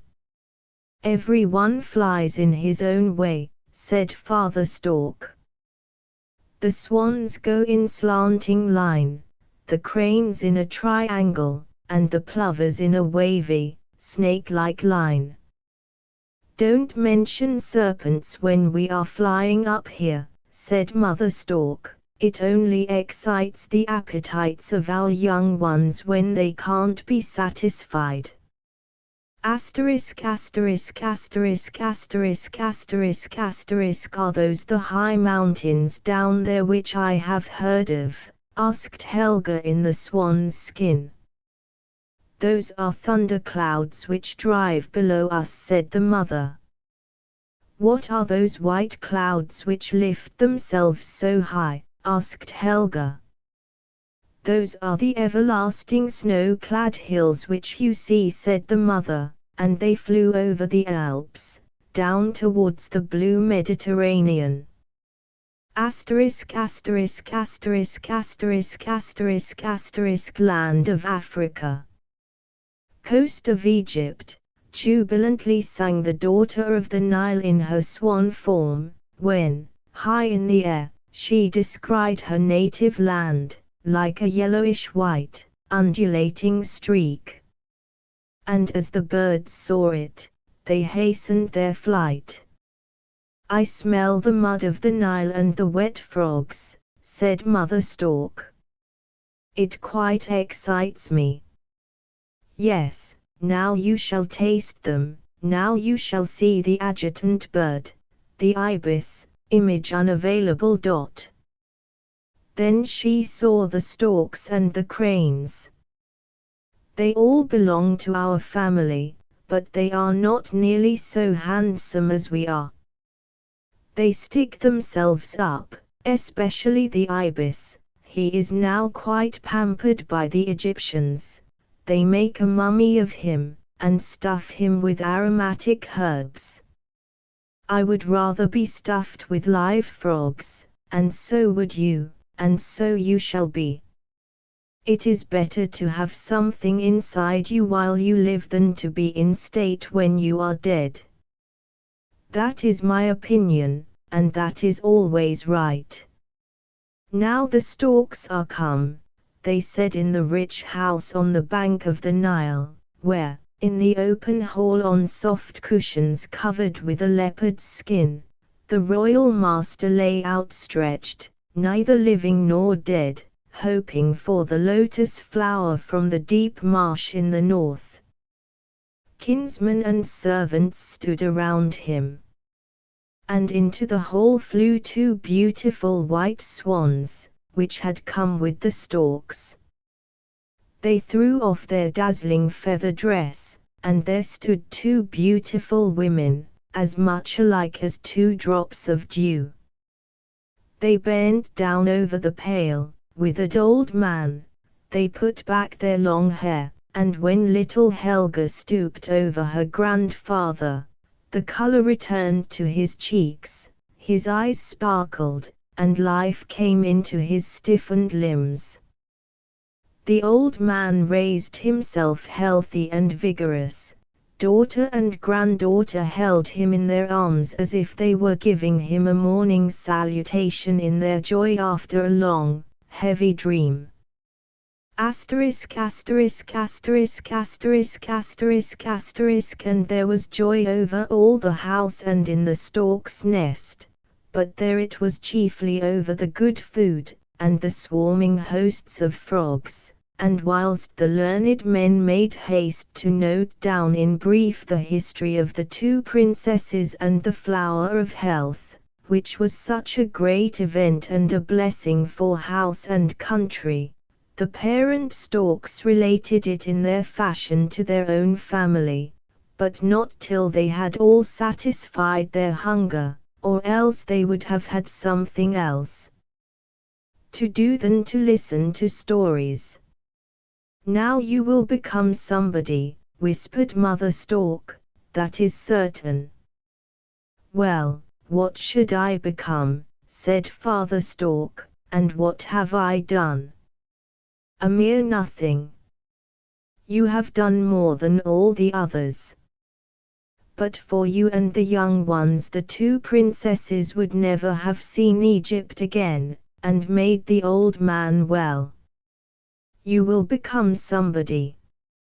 You will certainly receive a doctor's degree, and our young ones will bear it afterwards, and their young ones will have it in turn.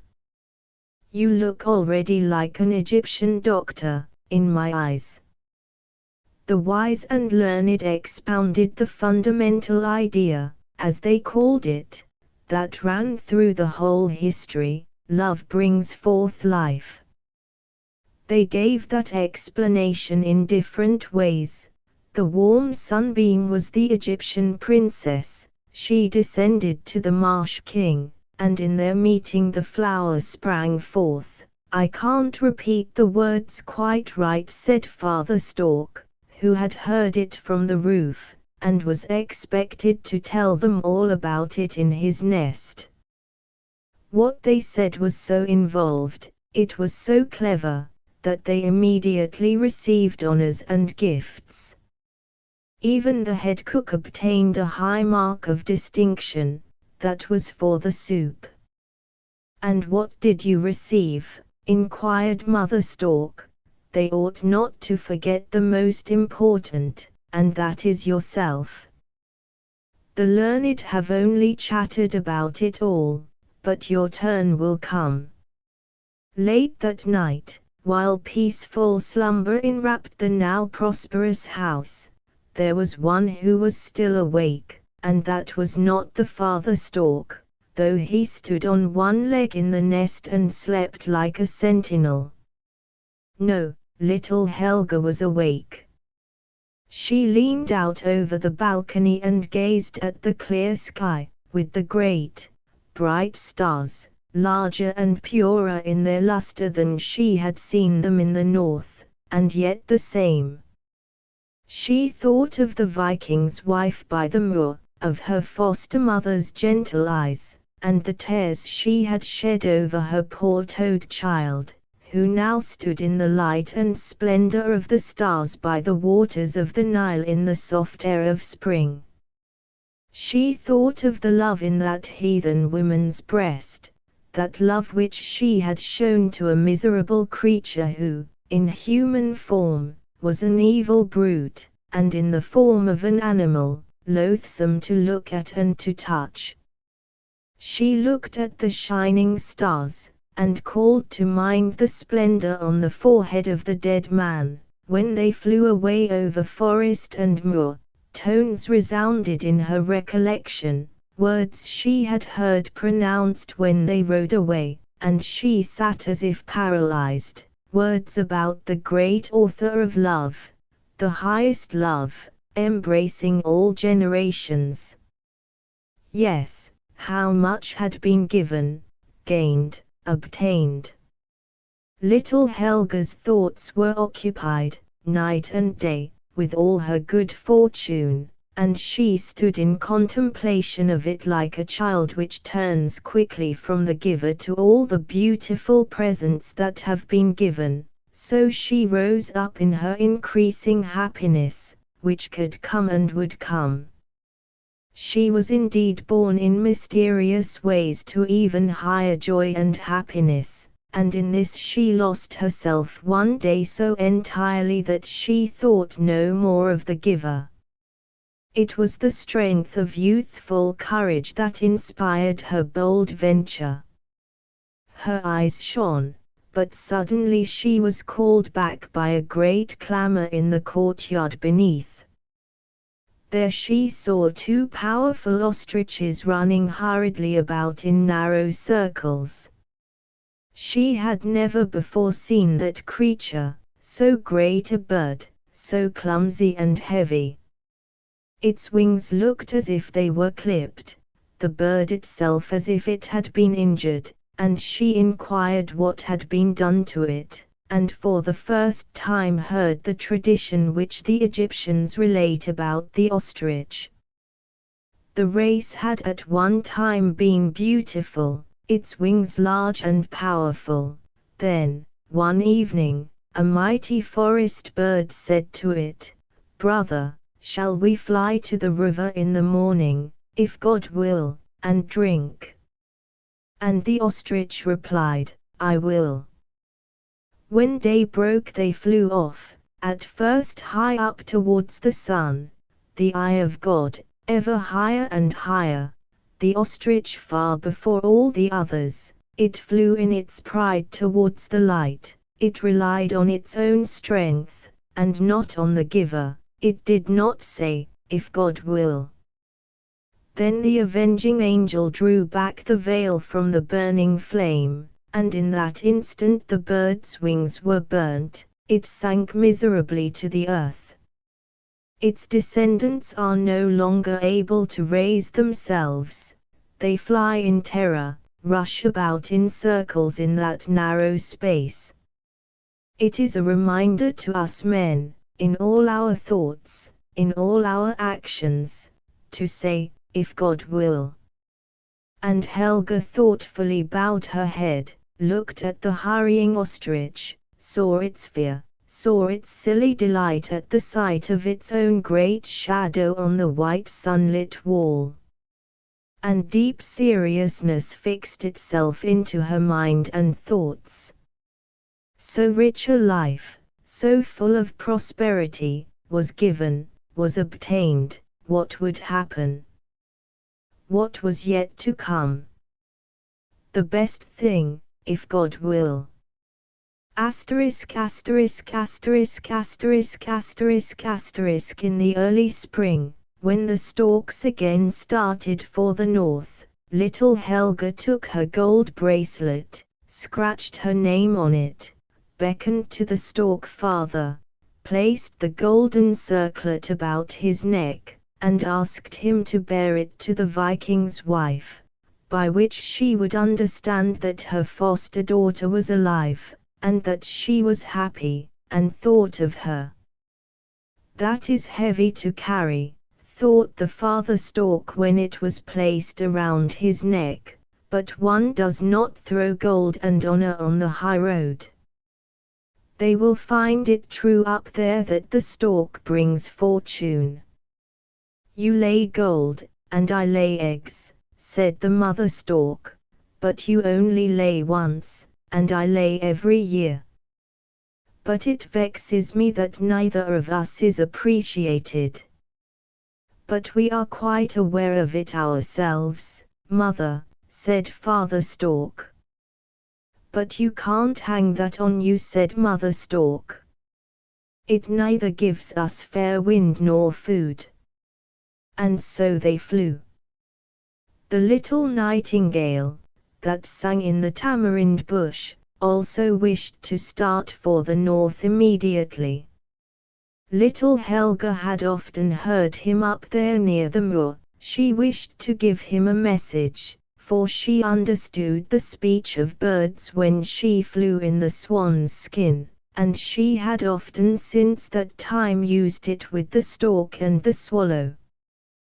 The nightingale would understand her, and she asked him to fly to the beech forest on the peninsula of Jutland, where she had erected the grave of stones and boughs. There she asked him to bid all the small birds to protect the grave, and always to sing their songs around it. And the nightingale flew, and time flew also. Asterisk asterisk asterisk asterisk asterisk asterisk. The eagle stood on the pyramid in the autumn, and saw a magnificent array of richly laden camels, with armed men in costly clothing, on snorting Arabian steeds, shining as white as silver, and with red quivering nostrils, their heavy thick manes hanging down about their slender legs. Rich visitors, a royal prince from the land of Arabia, beautiful as a prince ought to be, came to that noble house, where the stork's nest now stood empty, its former occupants now far away in the northern land, but soon to return. And they came exactly on that day which was most filled with joy and mirth. There was a grand wedding, and little Helga was the bride arrayed in silk and jewels.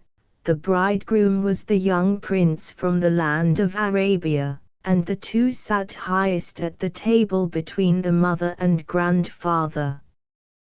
But she did not look at the bridegroom's brown, manly cheek, where his black beard curled. She did not look at his dark, fiery eyes, which were fastened upon her. She looked outwards and upwards towards the twinkling, sparkling stars, which beamed down from heaven. Then there was a rustling sound of strong wing strokes outside in the air.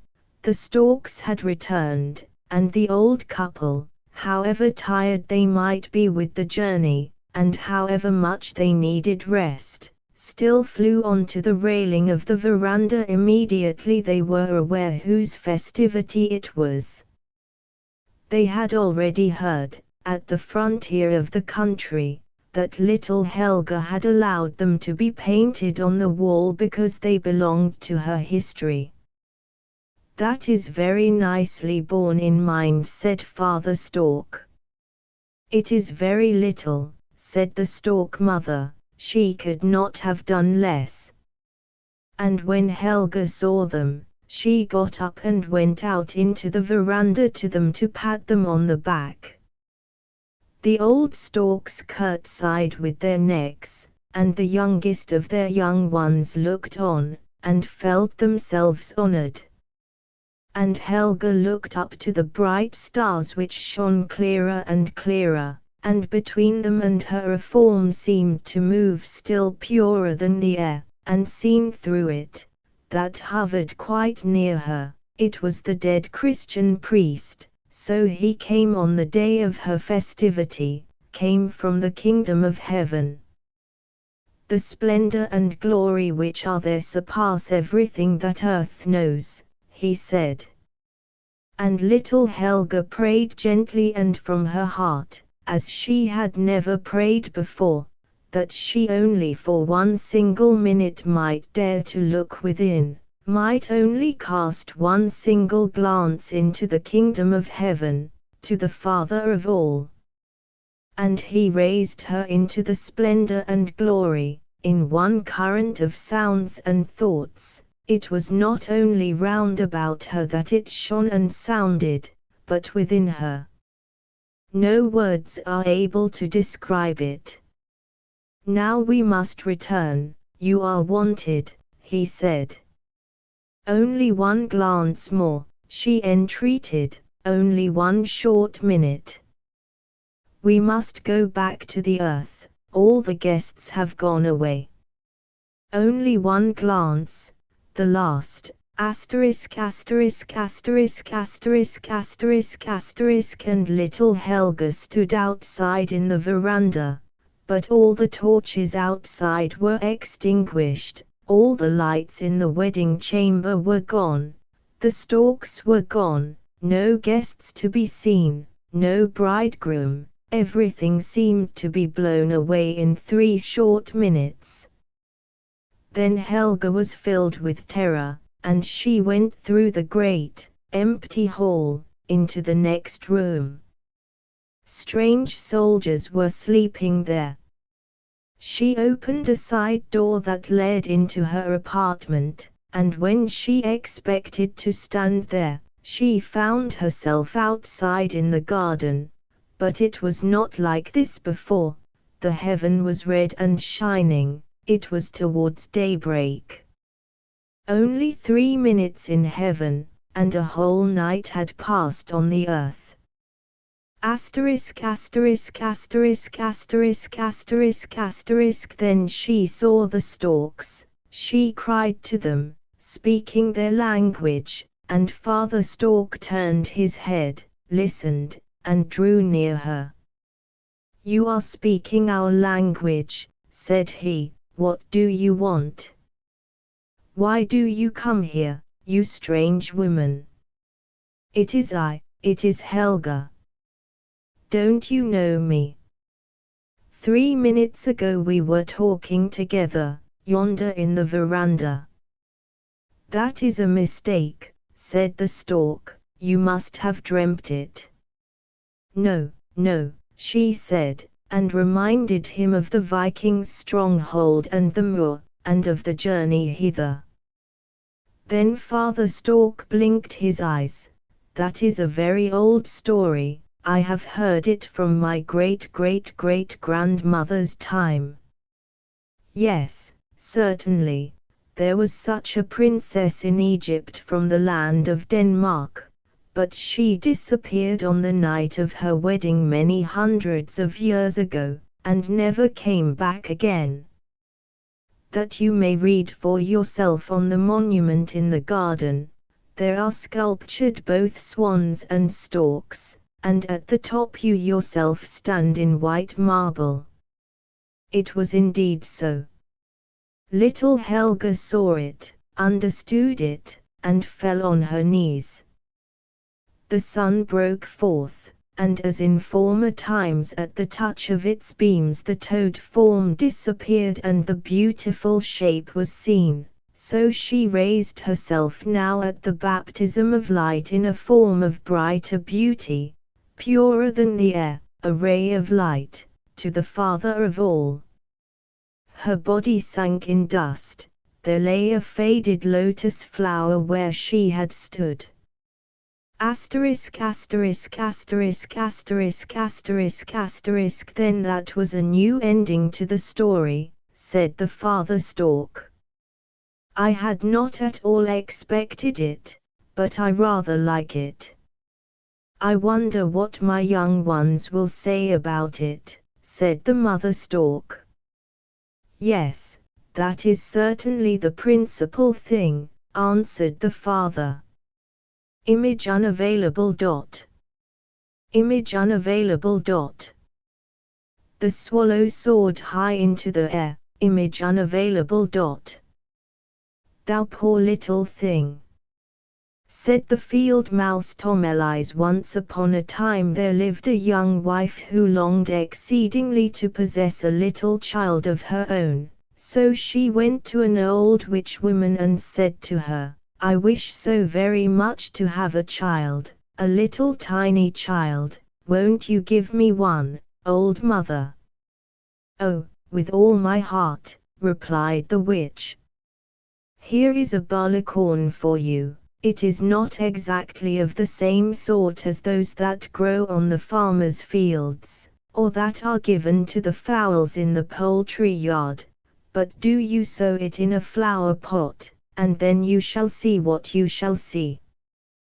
Thank you, cried the woman, and she gave the witch a silver sixpence, and then having returned home sowed the barleycorn as she had been directed, whereupon a large and beautiful flower immediately shot forth from the flower pot. It looked like a tulip, but the petals were tightly folded up. It was still in bud. What a lovely flower, exclaimed the peasant woman, and she kissed the pretty red and yellow leaves, and as she kissed them the flower gave a loud report and opened. It was indeed a tulip, but on the small green pointle in the center of the flower there sat a little tiny girl, so pretty and delicate, but her whole body scarcely bigger than the young peasant's thumb. So she called her Tomelise. A pretty varnished walnut shell was given her as a cradle, blue-violet leaves served as her mattresses, and a rose leaf was her coverlet. Here she slept at night, but in the daytime she played on the table. The peasant wife had filled a plate with water, and laid flowers in it, their blossoms bordering the edge of the plate, while the stalks lay in the water. On the surface floated a large tulip leaf, and on it Tomelise might sit and sail from one side of the plate to the other, 2 white horsehairs having been given her for oars. That looked quite charming. And Tomelise could sing too, and she sang in such low sweet tones as never were heard before.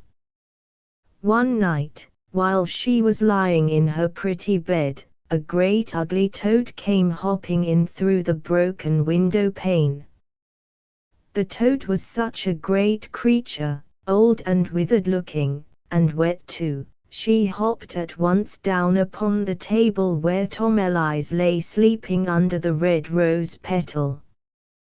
That is just the wife for my son, said the toad, and she seized hold of the walnut shell, with Tomelise in it, and hopped away with her through the broken pane down into the garden.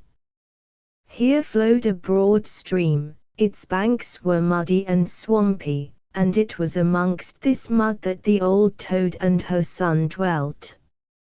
Ah, how hideous and deformed he was! Just like his mother. Coax, coax, breck kex, was all he could find to say on seeing the pretty little maiden in the walnut shell. Don't make such a riot, or you'll wake her, said Old Mother Toad. She may easily run away from us, for she is as light as a swan-down feather. I'll tell you what we'll do, we'll take her out into the brook, and set her down on one of the large water lily leaves. It will be like an island to her, who is so light and small. Then she cannot run away from us, and we can go and get ready the staterooms down under the mud, where you and she are to dwell together." Out in the brook there grew many water lilies, with their broad green leaves, each of which seemed to be floating over the water. The leaf which was the farthest from the shore was also the largest. To it swam Old Mother Toad, and on it she set the walnut shell, with tomelies. The poor little tiny creature awoke quite early next morning, and, when she saw where she was, she began to weep most bitterly, for there was nothing but water on all sides of the large green leaf, and she could in no way reach the land. Old Mother Toad was down in the mud, decorating her apartments with bulrushes and yellow buttercups, so as to make it quite gay and tidy to receive her new daughter-in-law. At last, she and her frightful son swam together to the leaf where she had left Tomelies. They wanted to fetch her pretty cradle, and place it for her in the bridal chamber before she herself was conducted into it. Old Mother Toad bowed low in the water, and said to her, "Here is my son, he is to be thy husband, and you will dwell together so comfortably down in the mud." "Coax, coax, breck kex," was all that her son could say.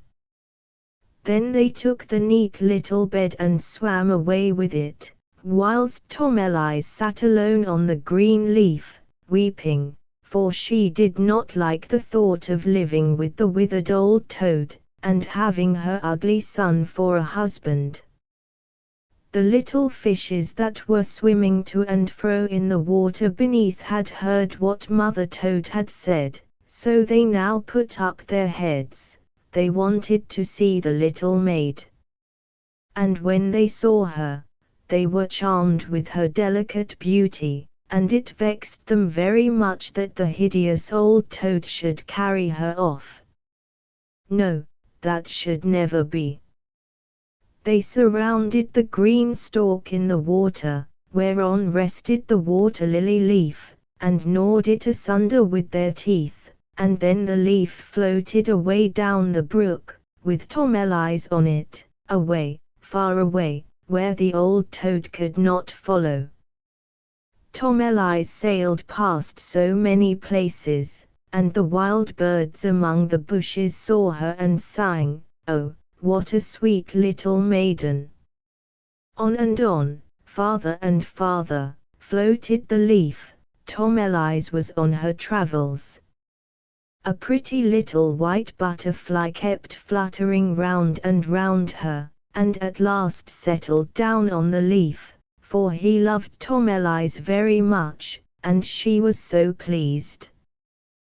There was nothing to trouble her now that she had no fear of the old toad pursuing her, and wherever she sailed everything was so beautiful, for the sun shone down on the water, making it bright as liquid gold.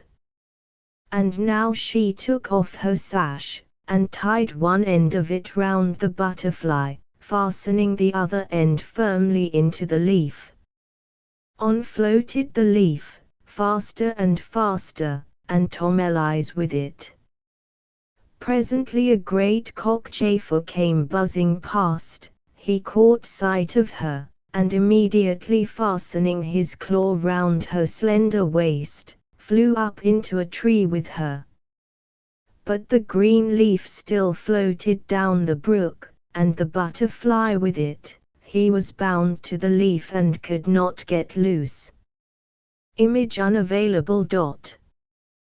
"This is just the wife for my son," said the Todo. How terrified was poor Tomelies when the cockchafer carried her up into the tree, and how sorry she felt, too, for the darling white butterfly which she had left tied fast to the leaf, She feared that if he could not get away, he would perish of hunger. But the cockchafer cared nothing for that. He settled with her upon the largest leaf in the tree, gave her some honey from the flowers to eat, and hummed her praises, telling her she was very pretty, although she was not at all like a image unavailable. Henchafer. And by all the chafers who lived in that tree came to pay her a visit. They looked at Tomelise, and one Miss Henchafer drew in her feelers, saying, "She has only 2 legs, how miserable that looks." "She has no feelers," cried another. "And see how thin and lean her waist is, why, she is just like a human being," observed a third. "How very, very ugly she is," at last cried all the lady chafers in chorus. The chafer who had carried off Tomelise still could not persuade himself that she was otherwise than pretty, but, as all the rest kept repeating and insisting that she was ugly, he at last began to think they must be in the right, and determined to have nothing more to do with her. She might go wherever she would, for aught he cared, he said. And so the whole swarm flew down from the tree with her, and set her on a daisy. Then she wept because she was so ugly that the lady chafers would not keep company with her, and yet Tomelise was the prettiest little creature that could be imagined, soft and delicate and transparent as the loveliest rose leaf. All the summer long poor Tomelise lived alone in the wide wood. She wove herself a bed of grass straw, and hung it under a large burdock leaf which sheltered her from the rain. She dined off the honey from the flowers, and drank from the dew that every morning spangled the leaves and herblets around her. Thus passed the summer and autumn, but then came winter, the cold, long winter. All the birds who had sung so sweetly to her flew away, trees and flowers withered, the large burdock leaf under which Tomelise had lived rolled itself up and became a dry, yellow stalk, and Tomelise was fearfully cold, for her clothes were wearing out, and she herself was so slight and frail, poor little thing. She was nearly frozen to death. It began to snow, and every light flake that fell upon her made her feel as we should if a whole shovelful of snow were thrown upon us, for we are giants in comparison with a little creature only an inch long. She wrapped herself up in a withered leaf, but it gave her no warmth. She shuddered with cold. Close outside the wood, on the skirt of which Tomelise had been living, lay a large cornfield, but the corn had been carried away long ago, leaving only the dry, naked stubble standing up from the hard frozen earth. It was like another wood to Tomelise, and oh, how she shivered with cold as she made her way through. At last she came past the field mouse's door, for the field mouse had made herself a little hole under the stubble, and there she dwelled snugly and comfortably, having a room full of corn, and a neat kitchen and store chamber besides. And poor Tomelise must now play the beggar girl. She stood at the door and begged for a little piece of a barleycorn, for she had had nothing to eat during 2 whole days. "Thou poor little thing," said the field mouse, who was indeed a thoroughly good-natured old creature, "come into my warm room and dine with me." And as she soon took a great liking to Tomelise, she proposed to her to stay.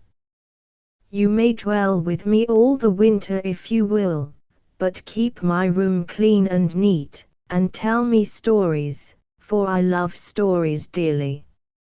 and Tomelise did all that the kind old field mouse required of her, and was made very comfortable in her new abode. "We shall have a visitor presently," observed the field mouse. "My next-door neighbor comes to see me once every week.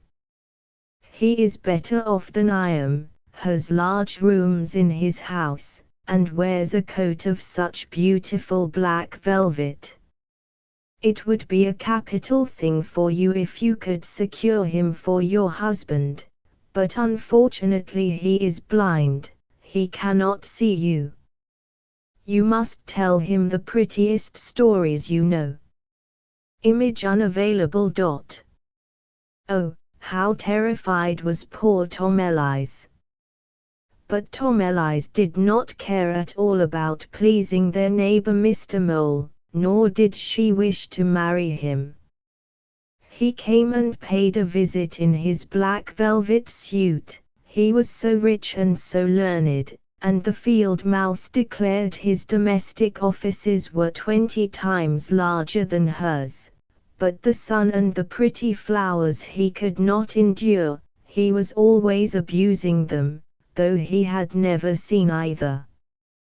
Tomelise was called upon to sing for his amusement, and by the time she had sung "Ladybird, Ladybird, fly away home," and the Friar of Orders Grey the Mole had quite fallen in love with her through the charm of her sweet voice. However, he said nothing, he was such a prudent, cautious animal. He had just been digging a long passage through the earth from their house to his, and he now gave permission to the field mouse and Tomelise to walk in it as often as they liked. However, he bade them not be afraid of the dead bird that lay in the passage. It was a whole bird, with beak and feathers entire, and therefore he supposed it must have died quite lately, at the beginning of the winter, and had been buried just in the place where he had dug his passage. The Mole took a piece of tinder, which shines like fire in the dark, in his mouth, and went on first to light his friends through the long dark passage, and when they came to the place where the dead bird lay, he thrust his broad nose up against the ceiling and pushed up the earth, so as to make a great hole for the light to come through. In the midst of the floor lay a swallow, his wings clinging firmly to his sides, his head and legs drawn under the feathers. The poor bird had evidently died of cold. Tomelise felt so very sorry, for she loved all the little birds, who had sung and chirped so merrily to her the whole summer long. But the Mole kicked it with his short legs, saying, "Here's a fine end to all its whistling, a miserable thing it must be to be born a bird. None of my children will be birds, that's a comfort.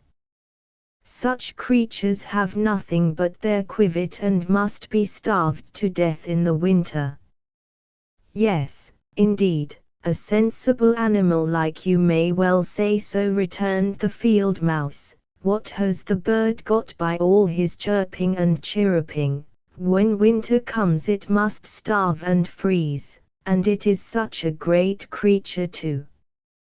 Tomelise said nothing, but when the two others had turned their backs upon the bird, she bent over it, smoothed down the feathers that covered its head, and kissed the closed eyes. "Perhaps it was this one that sang so delightfully to me in the summer time," thought she. "How much pleasure it has given me, the dear, dear bird." The Mole now stopped up the hole through which the daylight had pierced, and then followed the ladies home. But Tomelise could not sleep that night, so she got out of her bed, and wove a carpet out of hay, and then went out and spread it round the dead bird. She also fetched some soft cotton from the field mouse's room, which she laid over the bird, that it might be warm amid the cold earth. "Farewell, thou dear bird," said she, "farewell, and thanks for thy beautiful song in the summer time, when all the trees were green, and the sun shone so warmly upon us." And she pressed her head against the bird's breast, but was terrified to feel something beating within it. It was the bird's heart. The bird was not dead, it had lain in a swoon, and now that it was warmer its life returned. Every autumn all the swallows fly away to warm countries, but if one of them linger behind, it freezes and falls down as though dead, and the cold snow covers it. Tomelli's trembled with fright, for the bird was very large compared with her, who was only an inch in length. However, she took courage, laid the cotton more closely round the poor swallow, and fetching a leaf which had served herself as a coverlet, spread it over the bird's head. The next night she stole out again, and found that the bird's life had quite returned, though it was so feeble that only for one short moment could it open its eyes to look at Tomelli's, who stood by with a piece of tinder in her hand. She had no other lantern. "Thanks to thee, thou sweet little child," said the sick swallow. "I feel delightfully warm now, soon I shall recover my strength, and be able to fly again, out in the warm sunshine." "Oh, no," she replied, "it is too cold without, it snows and freezes. Thou must stay in thy warm bed, I will take care of thee." She brought the swallow water in a flower petal and he drank, and then he told her how he had torn one of his wings in a thorn bush, and therefore could not fly fast enough to keep up with the other swallows who were all migrating to the warm countries. He had at last fallen to the earth, and more than that he could not remember. He did not at all know how he had got underground. However, underground he remained all the winter long, and Tomelli's was kind to him, and loved him dearly, but she never said a word about him either to the mole or the field mouse, for she knew they could not endure the poor swallow. As soon as the spring came and the sun's warmth had penetrated the earth, the swallow said farewell to Tomelli's, and she opened for him the covering of earth which the mole had thrown back before. The sun shone in upon them so deliciously, and the swallow asked whether she would not go with him. She might sit upon his back, and then they would fly together far out into the green wood. But Tomelli's knew it would vex the old field mouse if she were to leave her. "No, I cannot, I must not go," said Tomelli's. "Fare thee well, then, thou good and pretty maiden," said the swallow, and away he flew into the sunshine. Tomelli's looked after him and the tears came into her eyes, for she loved the poor swallow so much. "Quivet, quivet," sang the bird, as he flew into the green wood. And Tomelli's was now sad indeed. She was not allowed to go out into the warm sunshine. The wheat that had been sown in the field above the field mouse's house grew up so high that it seemed a perfect forest to the poor little damsel who was only an inch in stature. "This summer you must work at getting your wedding clothes ready," said the field mouse, for their neighbor, the blind dull mole in the black velvet suit, had now made his proposals in form to Tomelli's. "You shall have worsted and linen in plenty, you shall be well provided with all manner of clothes and furniture before you become the mole's wife." So Tomelli's was obliged to work hard at the distaff, and the field mouse hired 4 spiders to spin and weave night and day. Every evening came the mole, and always began to talk about the summer soon coming to an end, and that then, when the sun would no longer shine so warmly, scorching the earth till it was as dry as a stone, yes, then, his nuptials with Tomelise should take place. But this sort of conversation did not please her at all. She was thoroughly wearied of his dullness and his prating. Every morning when the sun rose, and every evening when it set, she used to steal out at the door, and when the wind blew the tops of the corner side, so that she could see the blue sky through the opening, she thought how bright and beautiful it was out here, and wished most fervently to see the dear swallow once more. But he never came. He must have been flying far away in the beautiful green wood. Autumn came, and Tomelise's wedding clothes were ready. 4 weeks more, and you shall be married, said the field mouse. But Tomelise wept, and said she would not marry the dull mole. Fiddlestick, exclaimed the field mouse, don't be obstinate, child, or I shall bite thee with my white teeth. Is he not handsome, pray? Why, the queen has not got such a black velvet dress as he wears. And isn't he rich? Rich both in kitchens and cellars. Be thankful to get such a husband. So Tomelise must be married. The day fixed had arrived. The mole had already come to fetch his bride, and she must dwell with him, deep under the earth, never again to come out into the warm sunshine which she loved so much, and which he could not endure. The poor child was in despair at the thought that she must now bid farewell to the beautiful sun of which she had at least been allowed to catch a glimpse every now and then while she lived with the field mouse. Farewell, thou glorious sun, she cried, throwing her arms up into the air, and she walked on a little way beyond the field mouse's door. The corn was already reaped, and only the dry stubble surrounded her. Farewell, farewell, repeated she, as she clasped her tiny arms round a little red flower that grew there.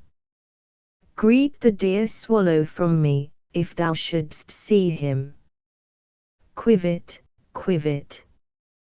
There was a fluttering of wings just over her head. She looked up, and behold, the little swallow was flying past.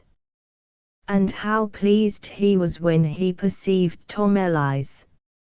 She told how that she had been obliged to accept the disagreeable mole as a husband, and that she would have to dwell deep underground where the sun never pierced. And she could not help weeping as she spoke. The cold winter will soon be here, said the swallow. I shall fly far away to the warm countries. Wilt thou go with me? Thou canst sit on my back, and tie thyself firmly. Image unavailable. To me with thy sash, and thus we shall fly away from the stupid mole and his dark room, far away over the mountains to those countries where the sun shines so brightly, where it is always summer, and flowers blossom all the year round. Come and fly with me, thou sweet little Tomelise, who didst save my life when I lay frozen in the dark cellars of the earth. Image unavailable. That was the greatest of pleasures. Yes, I will go with thee, said Tomelise. And she seated herself on the bird's back, her feet resting on the outspread wings, and tied her girdle firmly round one of the strongest feathers, and then the swallow soared high into the air, and flew away over forest and over lake, over mountains whose crests are covered with snow all the year round.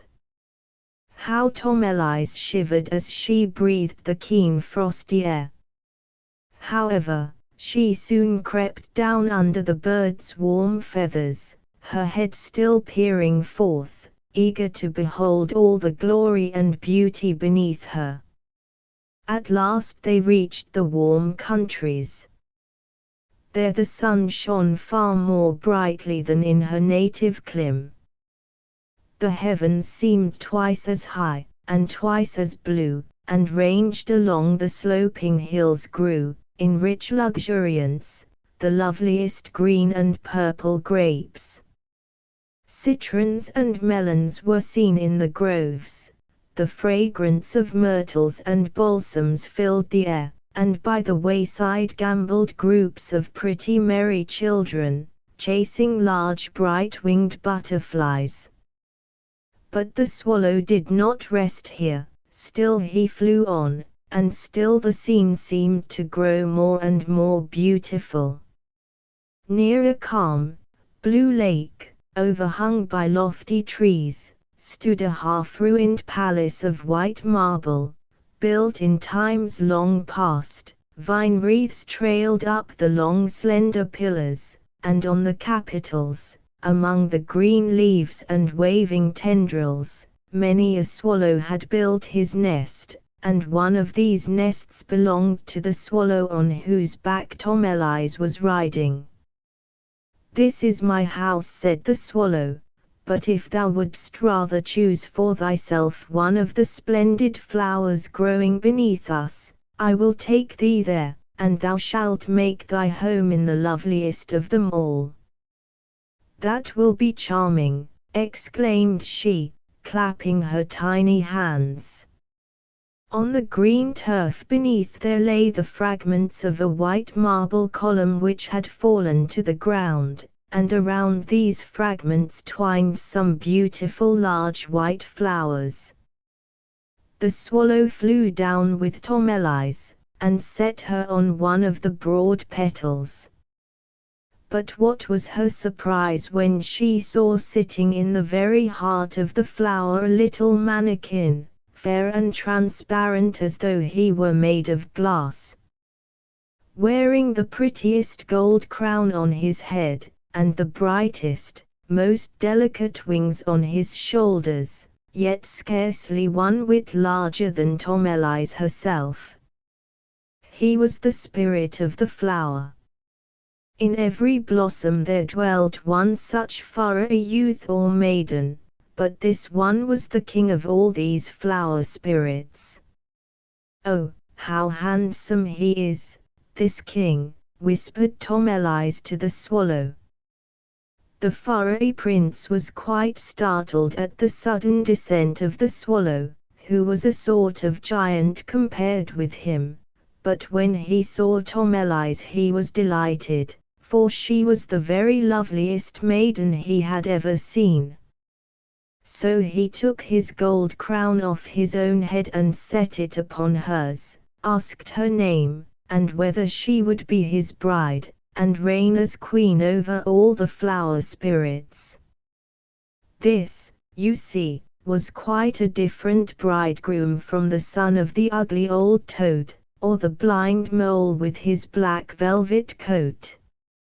So Tomelise replied yes to the beautiful prince, and then the lady and gentleman fairies came out, each from a separate flower, to pay their homage to Tomelise. So gracefully and courteously they paid their homage, and every one of them brought her a present. But the best of all the presents was a pair of transparent wings. They were fastened on Tomelise's shoulders, and enabled her to fly from flower to flower. That was the greatest of pleasures, and the little swallow sat in his nest above and sang to her his sweetest song. In his heart, however, he was very sad, for he loved Tomelise, and would have wished never to part from her. "Thou shalt no longer be called Tomelise," said the King of Flowers to her, "for it is not a pretty name, and thou art so lovely. We will call thee Maya." "Farewell, farewell," sang the swallow, and away he flew from the warm countries, far away back to Denmark. There he had a little nest just over the window of the man who writes stories for children. "Quivet, quivet, quivet," he sang to him, and from him we have learned this history. Image unavailable. Image unavailable. They carried the mirror from place to place, the Snow Queen, in 7 parts. Part the first, which treats of the mirror and its fragments. Listen. We are beginning our story. When we arrive at the end of it we shall, it is to be hoped, know more than we do now. There was once a magician. A wicked magician. A most wicked magician. Great was his delight at having constructed a mirror possessing this peculiarity, viz., that everything good and beautiful, when reflected in it, shrank up almost to nothing, whilst those things that were ugly and useless were magnified, and made to appear 10 times worse than before. The loveliest landscapes reflected in this mirror looked like boiled spinach, and the handsomest persons appeared odious, or as if standing upon their heads, their features being so distorted that their friends could never have recognized them. Moreover, if one of them had a freckle, he might be sure that it would seem to spread over the nose and mouth, and if a good or pious thought glanced across his mind, a wrinkle was seen in the mirror. All this the magician thought highly entertaining, and he chuckled with delight at his own clever invention. Those who frequented the school of magic where he taught spread abroad the fame of this wonderful mirror, and declared that by its means the world and its inhabitants might be seen now for the first time as they really were. They carried the mirror from place to place, till at last there was no country nor person that had not been misrepresented in it. Its admirers now must needs fly up to the sky with it, to see if they could carry on their sport even there. But the higher they flew the more wrinkled did the mirror become, they could scarcely hold it together. They flew on, higher and higher, till at last the mirror trembled so fearfully that it escaped, image unavailable. He chuckled with delight from their hands, and fell to the earth, breaking into millions, billions, and trillions of pieces. And then it caused far greater unhappiness than before, for fragments of it, scarcely so large as a grain of sand, would be flying about in the air, and sometimes get into people's eyes, causing them to view everything the wrong way, or to have eyes only for what was perverted and corrupt, each little fragment having retained the peculiar properties of the entire mirror. Some people were so unfortunate as to receive a little splinter into their hearts. That was terrible. The heart became cold and hard, like a lump of ice. Some pieces were large enough to be used as window panes, but it was of no use to look at one's friends through such panes as those. Other fragments were made into spectacles, and then what trouble people had with setting and resetting them. The wicked magician was greatly amused with all this, and he laughed till his sides ached. There are still some little splinters of this mischievous mirror flying about in the air. We shall hear more about them very soon. Part the second. A little boy and a little girl in a large town, where there are so many houses and inhabitants that there is not room enough for all the people to possess a little garden of their own, and therefore many are obliged to content themselves with keeping a few plants in pots. There dwelt two poor children, whose garden was somewhat larger than a flower pot. They were not brother and sister, but they loved each other as much as if they had been, and their parents lived in two attics exactly opposite. The roof of one neighbor's house nearly joined the other, the gutter ran along between, and there was in each roof a little window, so that you could stride across the gutter from one window to the other.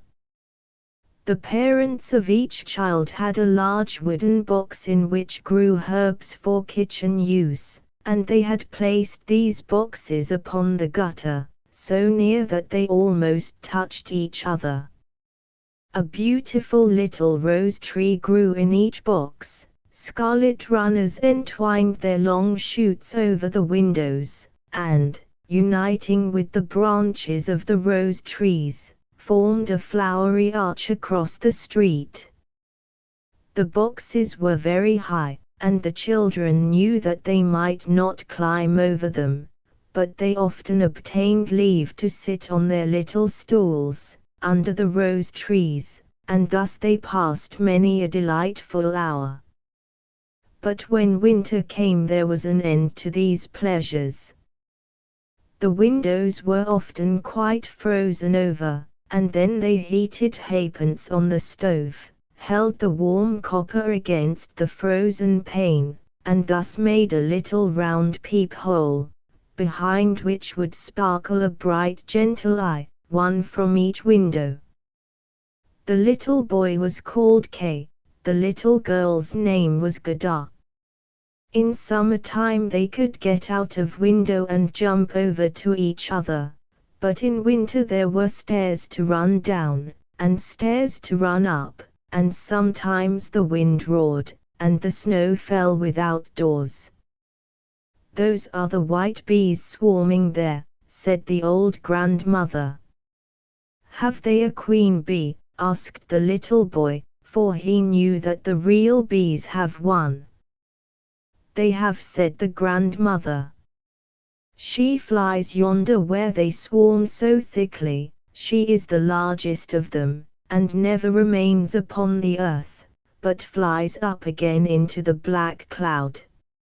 Sometimes on a winter's night she flies through the streets of the town, and breathes with her frosty breath upon the windows, and then they are covered with strange and beautiful forms, like trees and flowers." "Yes, I have seen them," said both the children. They knew that this was true. "Can the Snow Queen come in here?" asked the little girl. "If she do come in," said the boy, "I will put her on the warm stove and then she will melt." And the grandmother stroked his hair and told him some stories. That same evening, after little Kay had gone home, and was half undressed, he crept upon the chair by the window and peeped through the little round hole. Just then a few snowflakes fell outside, and one, the largest of them, remained lying on the edge of one of the flower pots. The snowflake appeared larger and larger, and at last took the form of a lady dressed in the finest white crepe, her attire being composed of millions of star-like particles. She was exquisitely fair and delicate, but entirely of ice, glittering, dazzling ice. Her eyes gleamed like two bright stars, but there was no rest or repose in them. She nodded at the window, and beckoned with her hand. The little boy was frightened and jumped down from the chair. He then fancied he saw a large bird fly past the window. There was a clear frost next day, and soon afterwards came spring. The trees and flowers budded, the swallows built their nests, the windows were opened, and the little children sat once more in their little garden upon the gutter that ran along the roofs of the houses. The roses blossomed beautifully that summer, and the little girl had learned a hymn in which there was something about roses. It reminded her of her own. So she sang it to the little boy, and he sang it with her. Our roses bloom and fade away, our infant Lord abides alway, may we be blessed his face to see, and ever little children be. And the little ones held each other by the hand, kissed the roses, and looked up into the blue sky, talking away all the time. What glorious summer days were those! How delightful it was to sit under those rose trees which seemed as if they never intended to leave off blossoming. One day Kay and Godard were sitting looking at their picture book full of birds and animals, when suddenly, the clock on the old church tower was just striking 5. Kay exclaimed, "Oh, dear, what was that shooting pain in my heart, and now again, something has certainly got into my eye." The little girl turned and looked at him. He winked his eyes. No, there was nothing to be seen. "I believe it is gone," said he, but gone it was not. It was one of those glass splinters from the magic mirror, the wicked glass which made everything great and good reflected in it to appear little and hateful, and which magnified everything ugly and mean. Poor Kay had also received a splinter in his heart. It would now become hard and cold like a lump of ice. He felt the pain no longer, but the splinter was there. "Why do you cry?" asked he. "You look so ugly when you cry." "There is nothing the matter with me." "Fie!" exclaimed he again. "This rose has an insect in it, and just look at this. After all, they are ugly roses. And it is an ugly box they grow in." Then he kicked the box, and tore off the roses. "Okay, what are you doing?" cried the little girl, but when he saw how it grieved her, he tore off another rose, and jumped down through his own window, away from his once dear little Godard. Ever afterwards, when she brought forward the picture book, he called it a baby's book, and when her grandmother told stories, he interrupted her with a "but," and sometimes, whenever he could manage it, he would get behind her, put on her spectacles, and speak just as she did. He did this in a very droll manner, and so people laughed at him. Very soon he could mimic everybody in the street. All that was singular and awkward about them could Kay imitate, and his neighbors said, "What a remarkable head that boy has." But no, it was the glass splinter which had fallen into his eye, the glass splinter which had pierced into his heart. It was these which made him regardless whose feelings he wounded, and even made him tease the little Godard who loves him so fondly. His games were now quite different from what they used to be. They were so rational. One winter's day when it was snowing, he came out with a large burning glass in his hand, and holding up the skirts of his blue coat let the snowflakes fall upon them. "Now look through the glass, Godard," said he, returning to the house. Every snowflake seemed much larger, and resembled a splendid flower, or a star with 10 points. They were quite beautiful. "See, how curious," said Kay. These are far more interesting than real flowers. There is not a single blemish in them. They would be quite perfect if only they did not melt. Soon after this Kay came in again, with thick gloves on his hands, and his sledge slung across his back.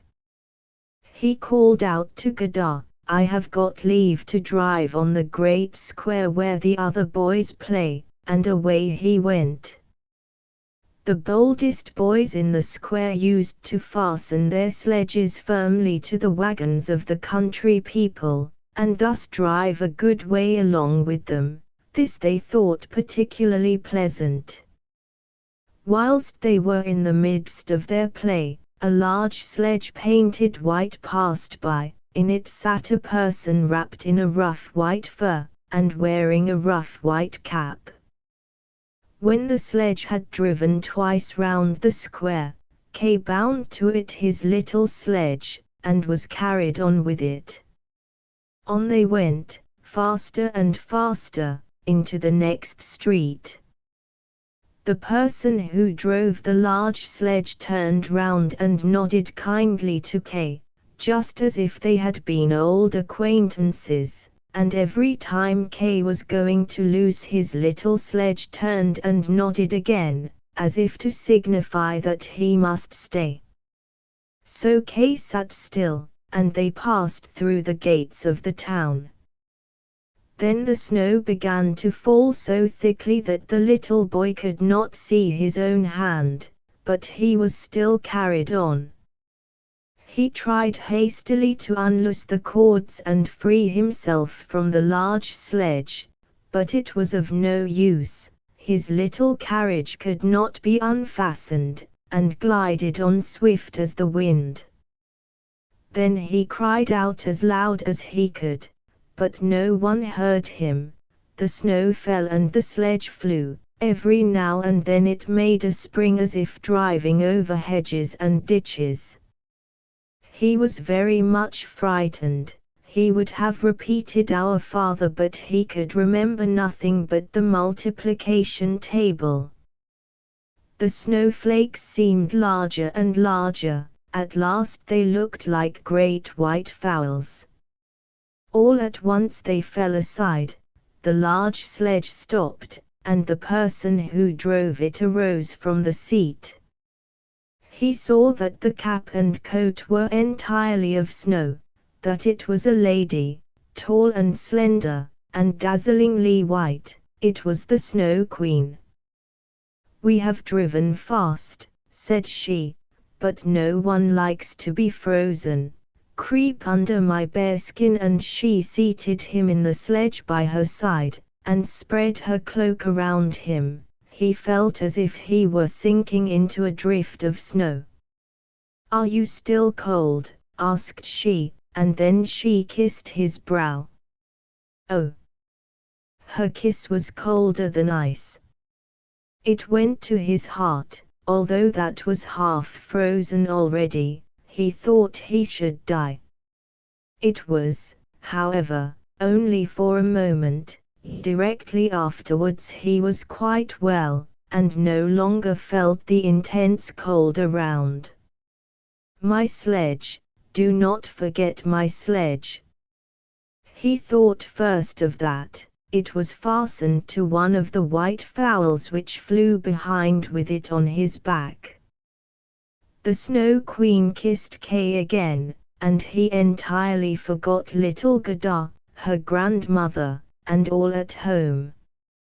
"Now you must have no more kisses," said she, "else I should kiss thee to death."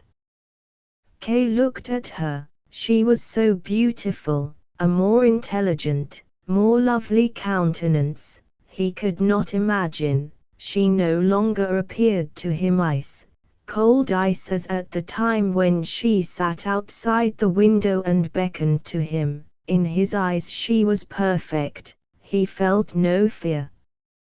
He told her how well he could reckon in his head, even fractions, that he knew the number of square miles of every country, and the number of the inhabitants contained in different towns. She smiled, and then it occurred to him that, after all, he did not yet know so very much.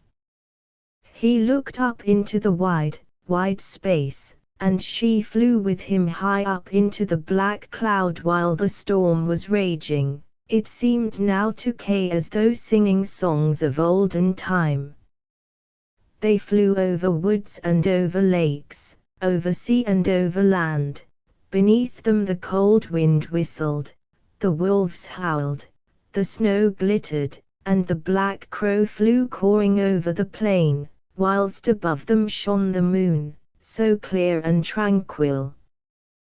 Thus did Kay spend the long, long winter night. All day he slept at the feet of the Snow Queen. Image unavailable. She wore a large hat, with most beautiful flowers painted on it. Part the third. The enchanted flower garden. But how fared it with little Godard when Kay never returned? Where could he be? No one knew, no one could give any account of him. The boy said that they had seen him fasten his sledge to another larger and very handsome one which had driven into the street, and thence through the gates of the town. No one knew where he was, and many were the tears that were shed. Little Godard wept much and long, for the boys said he must be dead. He must have been drowned in the river that flowed not far from the town. Oh, how long and dismal the winter days were now! At last came the spring, with its warm sunshine. Alas, Kay is dead and gone, said little Godard. That I do not believe, said the sunshine. He is dead and gone, said she to the swallows. That we do not believe, returned they, and at last little Godard herself did not believe it. I will put on my new red shoes, said she one morning, those which Kay has never seen, and then I will go down to the river and ask after him. It was quite early. She kissed her old grandmother, who was still sleeping, put on her red shoes, and went alone through the gates of the town towards the river. Is it true, said she, that thou hast taken my little playfellow away? I will give thee my red shoes if thou wilt restore him to me. And the wavelets of the river flowed towards her in a manner which she fancied was unusual. She fancied that they intended to accept her offer. So she took off her red shoes, though she prized them more than anything else she possessed, and threw them into the stream, but they fell near the shore, and the little waves bore them back to her, as though they would not take from her what she most prized, as they had not got little Kay. However, she thought she had not thrown the shoes far enough. So she stepped into a little boat which lay among the reeds by the shore, and, standing at the farthest end of it, threw them from thence into the water. The boat was not fastened, and her movements in it caused it to glide away from the shore. She saw this, and hastened to get out. But by the time she reached the other end of the boat it was more than a yard distant from the land. She could not escape, and the boat glided on. Little Godard was much frightened and began to cry, but no one besides the sparrows heard her, and they could not carry her back to the land. However, they flew along the banks, and sang, as if to comfort her, "Here we are, here we are." The boat followed the stream. Little Godard sat in it quite still, her red shoes floated behind her, but they could not overtake the boat, which glided along faster than they did. Beautiful were the shores of that river, lovely flowers, stately old trees, and bright green hills dotted with sheep and cows, were seen in abundance, but not a single human being. Perhaps the river may bear me to my dear Kay, thought Gadar, and then she became more cheerful, and amused herself for hours with looking at the lovely country around her. At last she glided past a large cherry garden, wherein stood a little cottage with thatched roof and curious red and blue windows. 2 wooden soldiers stood at the door, who presented arms when they saw the little vessel approach. Gadar called to them, thinking that they were alive, but they, naturally enough, made no answer. She came close up to them, for the stream drifted the boat to the land. Gadar called still louder, whereupon an old lady came out of the house, supporting herself on a crutch. She wore a large hat, with most beautiful flowers painted on it. "Thou poor little child," said the old woman, "the mighty flowing river has indeed borne thee a long, long way." And she walked right into the water, seized the boat with her crutch, drew it to land, and took out the little girl. Gadar was glad to be on dry land again, although she was a little afraid of the strange old lady. "Come and tell me who thou art, and how thou camest hither," said she. And Gadar told her all, and the old lady shook her head, and said, "Hem, hem."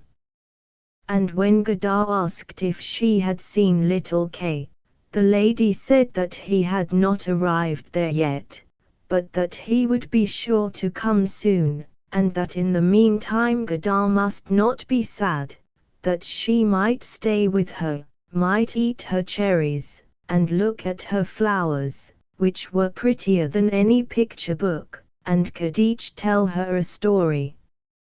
She then took Gadar by the hand. They went together into the cottage, and the old lady shut the door.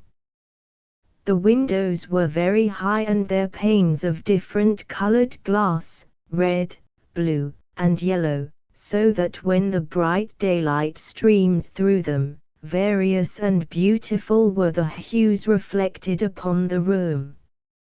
Upon a table in the center was placed a plate of very fine cherries, and of these Gadar was allowed to eat as many as she liked.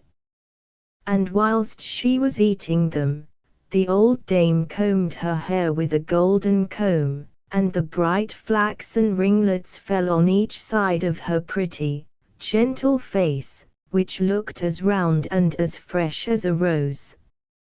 "I have long wished for such a dear little girl," said the old lady. "We shall see if we cannot live very happily together." And, as she combed little Gadar's hair, the child thought less and less of her foster brother Kay, for the old lady was an enchantress. She did not, however, practice magic for the sake of mischief, but merely for her own amusement.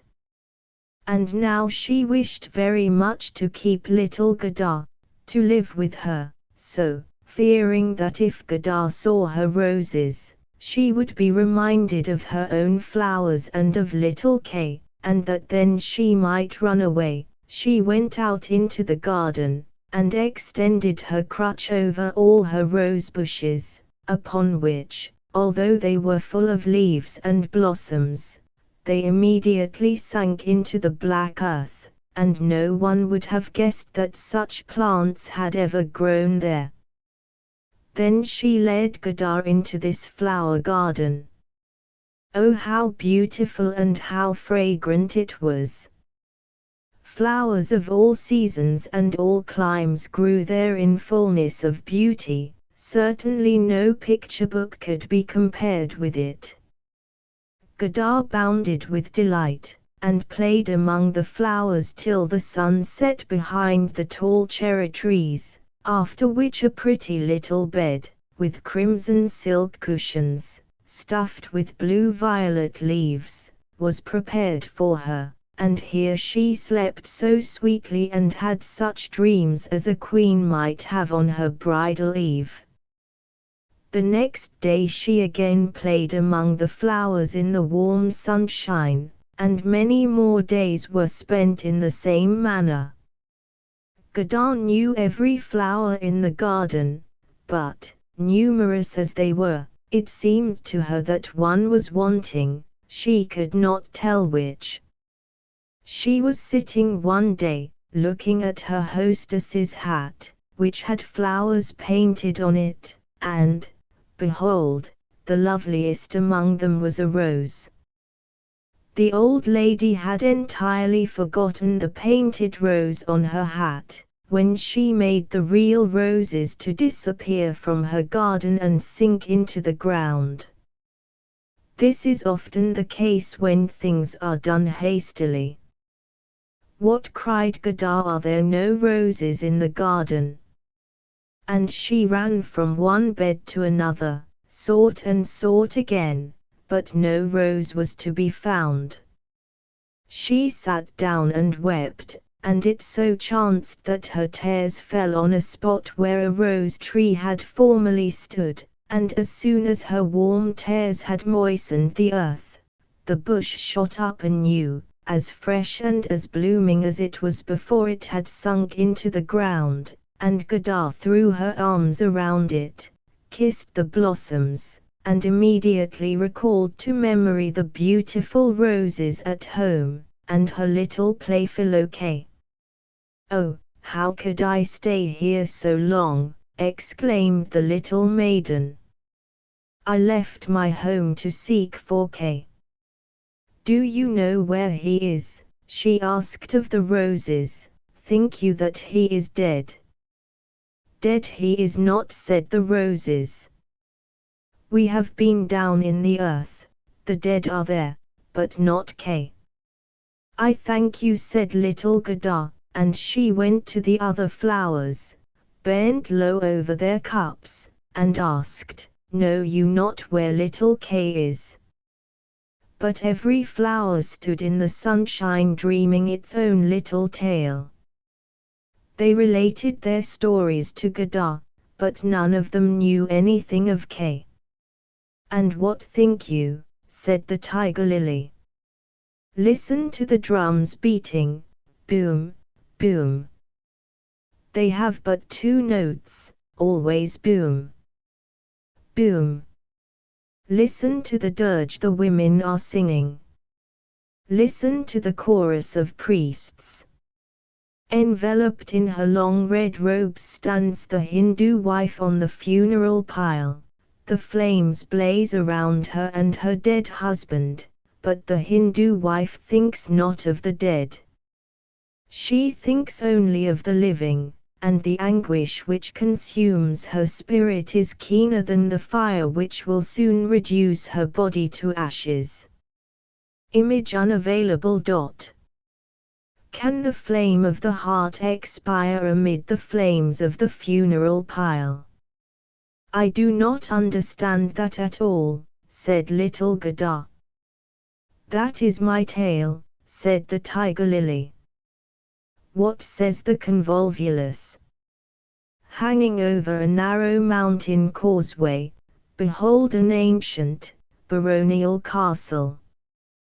Thick evergreens grow amongst the time-stained walls, their leafy branches entwine about the balcony, and there stands a beautiful maiden. She bends over the balustrades and fixes her eyes with eager expectation on the road winding beneath. The rose hangs not fresher and lovelier on its stem than she, the apple blossom which the wind threatens every moment to tear from its branch is not more fragile and trembling. Listen to the rustling of her rich silken robe. Listen to her half-whispered words, "He comes not yet." "Is it Kay you mean?" asked little Godard. "I do but tell you my tale, my dream," replied the convolvulus. What says the little snowdrop? between two trees hangs a swing. Two pretty little maidens, their dresses white as snow, and long green ribands fluttering from their hats, sit and swing themselves in it.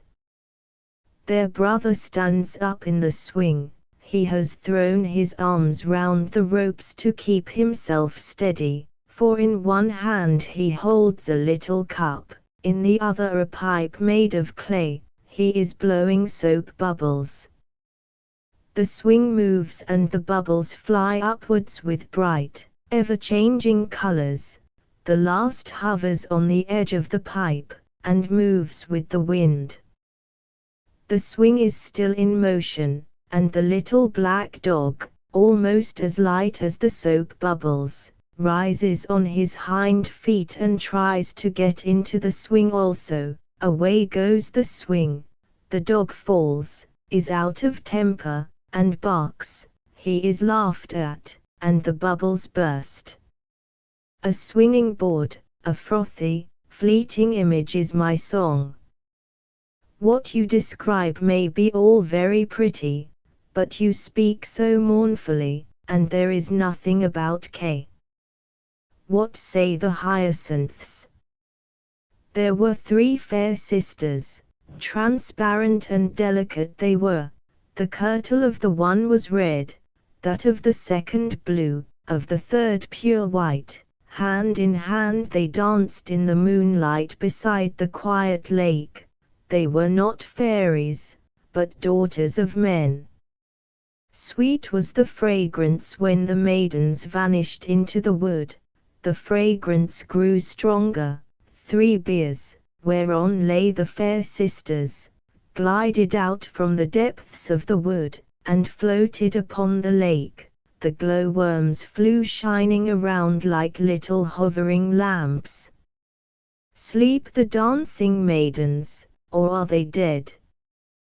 The odor from the flowers tells us they are corpses. The evening bells peal out their dirge. You make me quite sad, said little Godard. Your fragrance is so strong I cannot help thinking of the dead maidens. Alas! And is little Kay dead? The roses have been under the earth, and they say no. Ding dong, rang the hyacinth bells. We toll not for little Kay, we know him not. We do but sing our own song, the only one we know. And Godard went to the buttercup, which shone so brightly from among her smooth green leaves. Thou art like a little bright sun, said Godard. Tell me, if thou canst, where I may find my playfellow.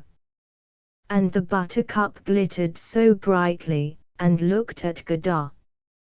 What song could the buttercup sing? Neither was hers about Kay. One bright spring morning, the sun shone warmly upon a little courtyard. The bright beams streamed down the white walls of a neighboring house, and close by, image unavailable.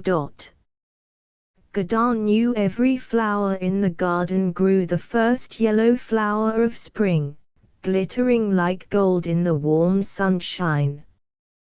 An old grandmother sat without in her armchair. Her granddaughter, a pretty, lowly maiden, had just returned home from a short visit. She kissed her grandmother. There was gold, pure gold, in that loving kiss. Gold was the flower. Gold the fresh, bright, morning hour. That is my little story, said the buttercup.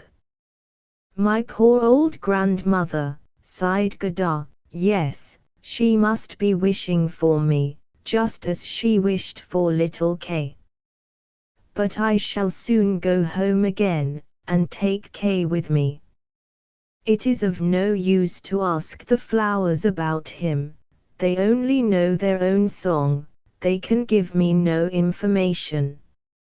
And she folded her little frock round her, that she might run the faster, but, in jumping over the narcissus, it caught her foot, as if wishing to stop her, so she turned and looked at the tall yellow flower. "Have you any news to give me?"